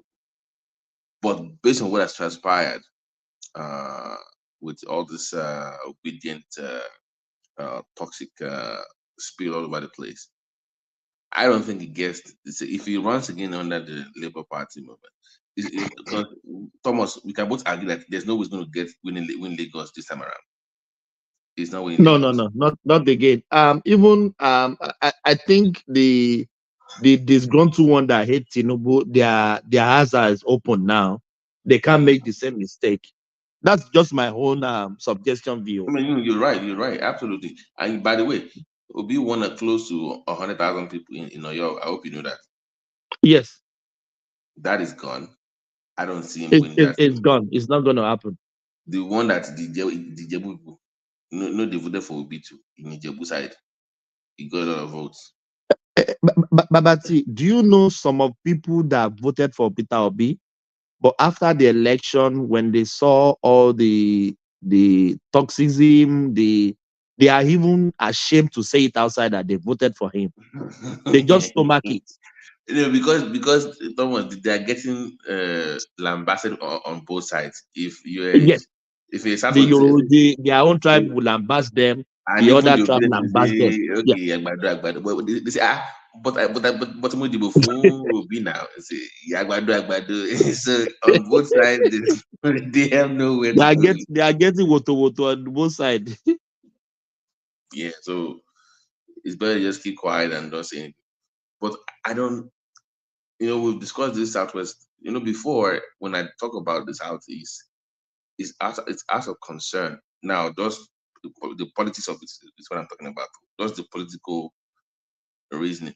I used to feel sorry for the way it is, but now I honestly don't care. I think that they just self sabotage, and I will just at this point I will just watch and enjoy. Thomas, we both know how this is going to play out if they continue doing this right. We know they're not going to win anything, but they It's believe not that it's they not can ending win. in a good spot. It's not going to But end in a good spot. because how can you say somebody take a country back in the church? You abuse people. You have all this anti-North sentiment during Buhari. Now you've now turned into the anti-Southwest now. But those people will still vote for your candidate, and I don't know what their political reasoning is, but I don't feel sorry for them sabotaging themselves if that's what they want to do. I will enjoy the journey. I will enjoy the loss, and hopefully they get their act together. But I don't think that they will. I think that's just the way politically now. I think that's just the way they're built, and you can't help those that don't want to help themselves. So let's just enjoy the show. Yeah. What do you think Obi is mesmerizing with Atiku again? What is their end game? So that we can end in that note. There was a time I was asking with Joel that what if Tom Obi goes back to the PDP. PDP, and the only thing that will make sense is if they can find a way to convince Atiku to not only step down, to also support Support, a yes. big ticket, provided that Atiku will have influence on who becomes A, B, C, and D. The same way Buhari had to, Tinubu was supposed to appoint the ministers for Buhari until they dabarud everything. They dabarud everything, yes. And also Atiku gets to nominate the VP from the North. That would be the arrangement. So, but even if he pulls that through, even if he pulls that through, a Peter Obi versus Tinubu, it's just that would be beating like you are spanking a baby in the bottom. That's gonna be in 2027. Let me even say, like, as a matter of fact, I would say that if that happens, Tinubu might even win 1 or 2 states in the southeast. If I even pull up an Imo, I'm telling you, it's all those states might, because there's this growing number of APC support in the southeast. So, but I don't know where Obi goes from here. I think if Babati PDP is wise enough, Obi is a lightweight to Tinubu side by side. Come on now. But Tinubu even defeated Atiku in the north. Are you telling me Obi will now defeat Tinubu in the north? But anyway, people like Dele Fatorimi, how can I want to see how Dele is going to defend Peter Obi. No, they will back up. They will back off. Yeah, because it's going to betray their trust then. Because that's one of the reasons they're supporting him. Like, he's different from the others. He's away from the establishment.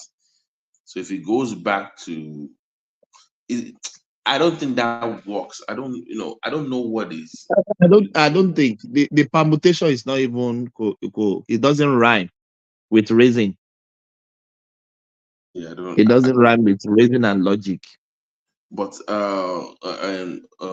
Thomas, have you been so far with Tinubu is on a shaky ground? I'm not seeing there's some things that they should have been seeing that, I mean, as of now, not that it will get better quicker, but at some point you start seeing signs, right?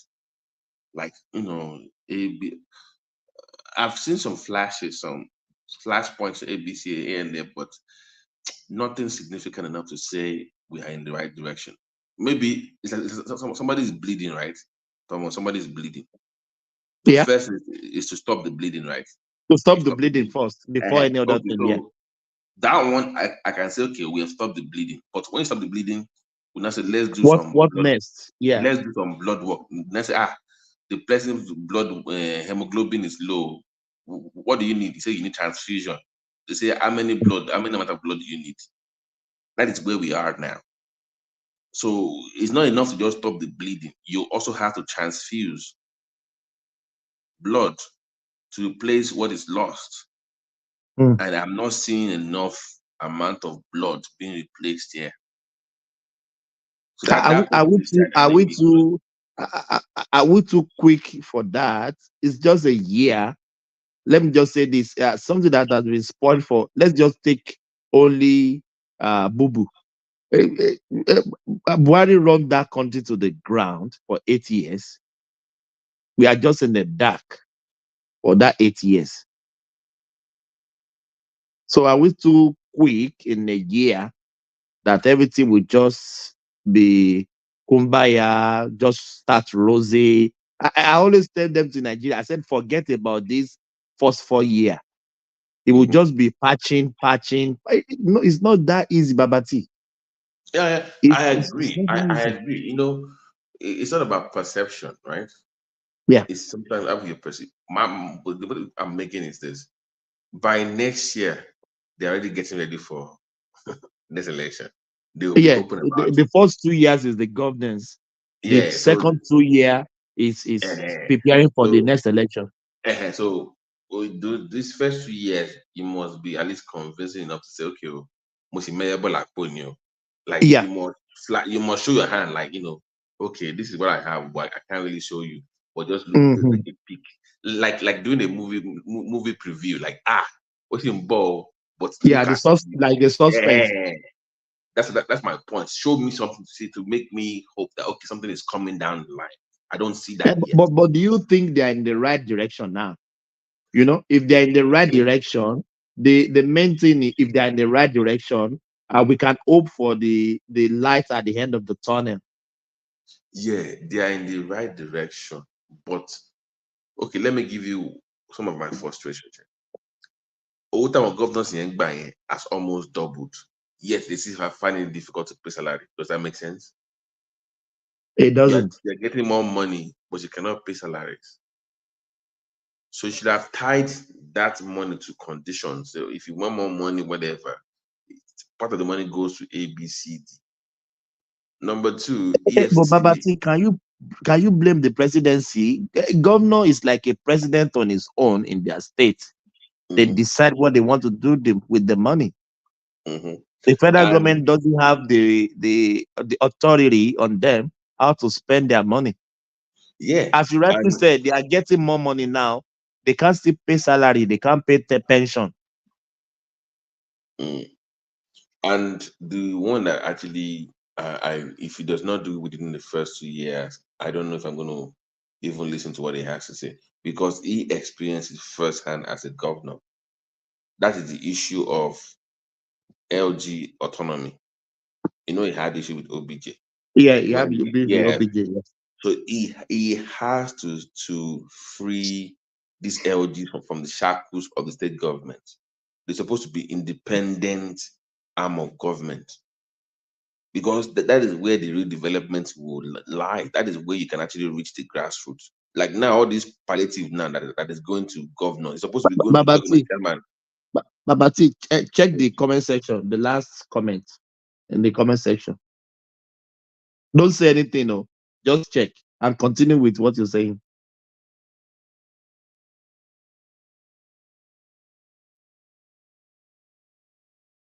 Did you see what I saw? Are you still there? Babati? Yeah. Is it the much, something that much? No. The comment section, the public comment section. Second to the last comment. I'm on my phone. I can't really. So yeah, go on. You go on. Yeah. You can on you YouTube. can I mean on YouTube. You can type it on your private because I can't really see it right now. Yeah, that's right. You go on. Yeah, go on. But I'm saying that local government councils, they need to be set free from the shackles of state governors. And I haven't been a governor that experienced that firsthand.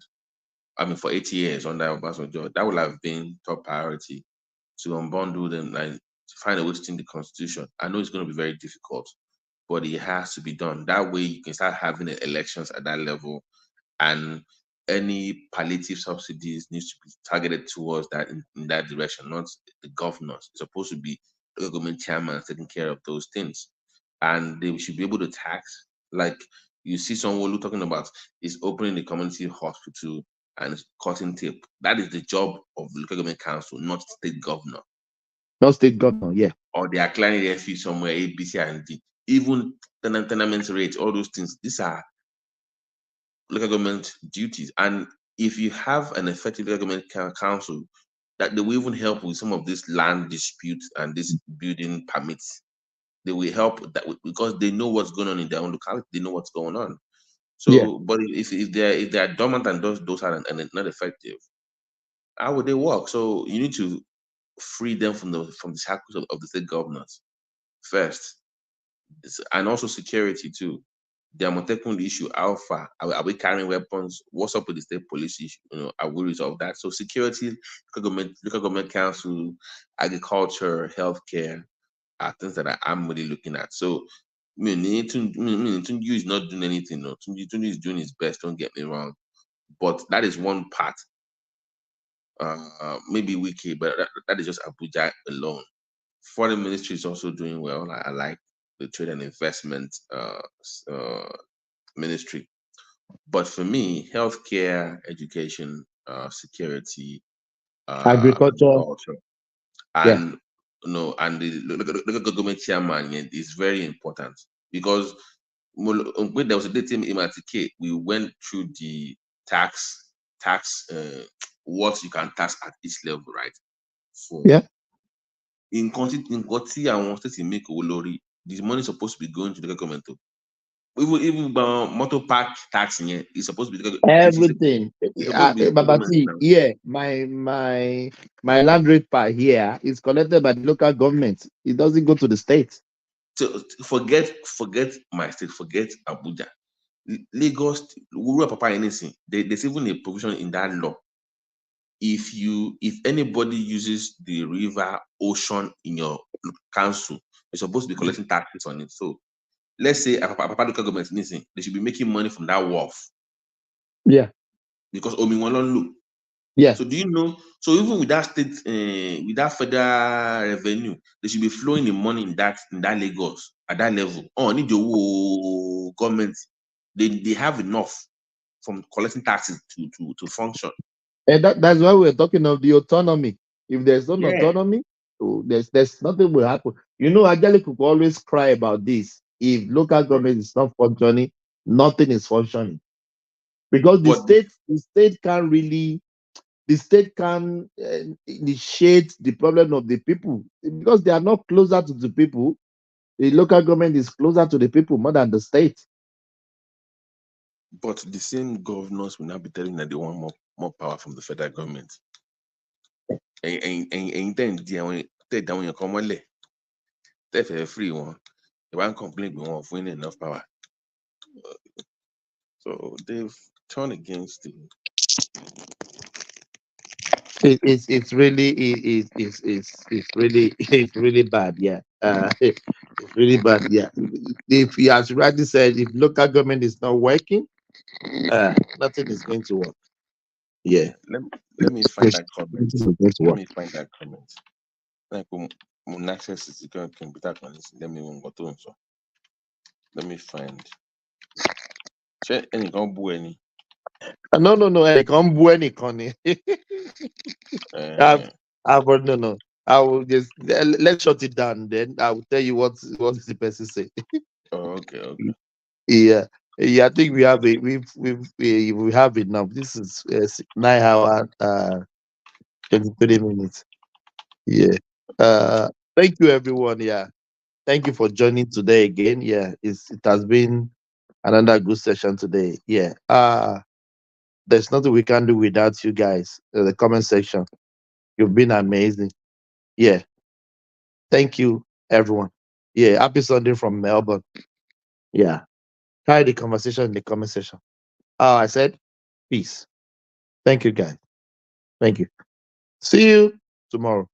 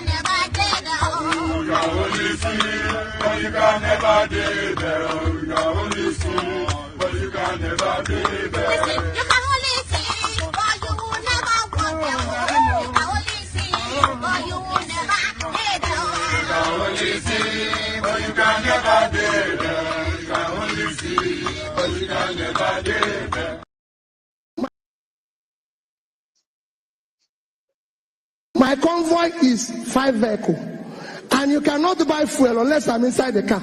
So I will pay them. No more. I know. The governor was paying for petrol himself for his convoy. When they get to a gas station, he will come out and bring out money and pay. In fact, at Oka government house then, when he was governor, forget about drinking champagne, what they are now doing there. Then he gave out old newspapers as substitute for toilet roll. If you are going to the toilet, you just to save money. Yeah. He was going to run somewhere. He said he's going for interview for job. Peter, can't you give him a job? Peter, can't you do this? The boy doesn't even have. I said, none of my children have car. I was the only person who is governor and bank chairman, not to them. Isn't that mesmerizing? But I know that Peter B. I know that he's a smart man. You know?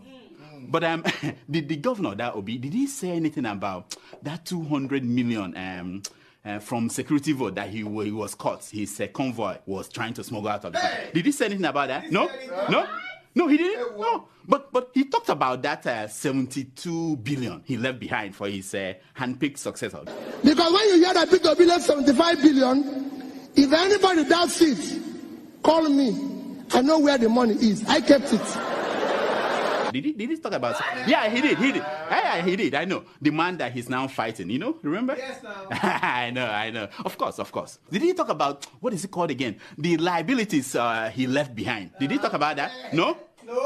Like signed contracts that were not paid for. Did he talk about? No. Like thousands of workers that he hired during the last weeks of his administration without provision for their pay in the budget. Did he talk? No. But definitely he must have talked about the millions and millions he was dashing out to schools, churches, town hall, traditional. Yeah. At the end of the administration, he was just giving out money without appropriation. He talked about that, huh? Of course. Okay, one last thing. Did P2B finally explain how bodies of Biafran activists ended up floating on Anambra River when he was governor? Did he explain that? No, he didn't? Why? It must be an omission. Dati Baba Ahmed and I remain absolutely undaunted and deeply committed to the project of a new Nigeria that will be built on honesty, transparency, fairness, justice, equity. All the above starts with the process. Process through which people come into office is far more fundamental, more important than what they do thereafter. It is my belief that I've maintained so consistently that if you must answer His Excellency, the process through which you arrive to office must be excellent. We must now require that we do the right things in order to generate the required confidence and moral authority to lead. The destruction of a society begins and gradually progress when we act rascally. We will govern by the rule of law because we know what not doing that will bring about. Let me reiterate and assure you that good people of Nigeria that will explore all legal and peaceful options to reclaim our mandate. We won the election and we will prove it to Nigerians.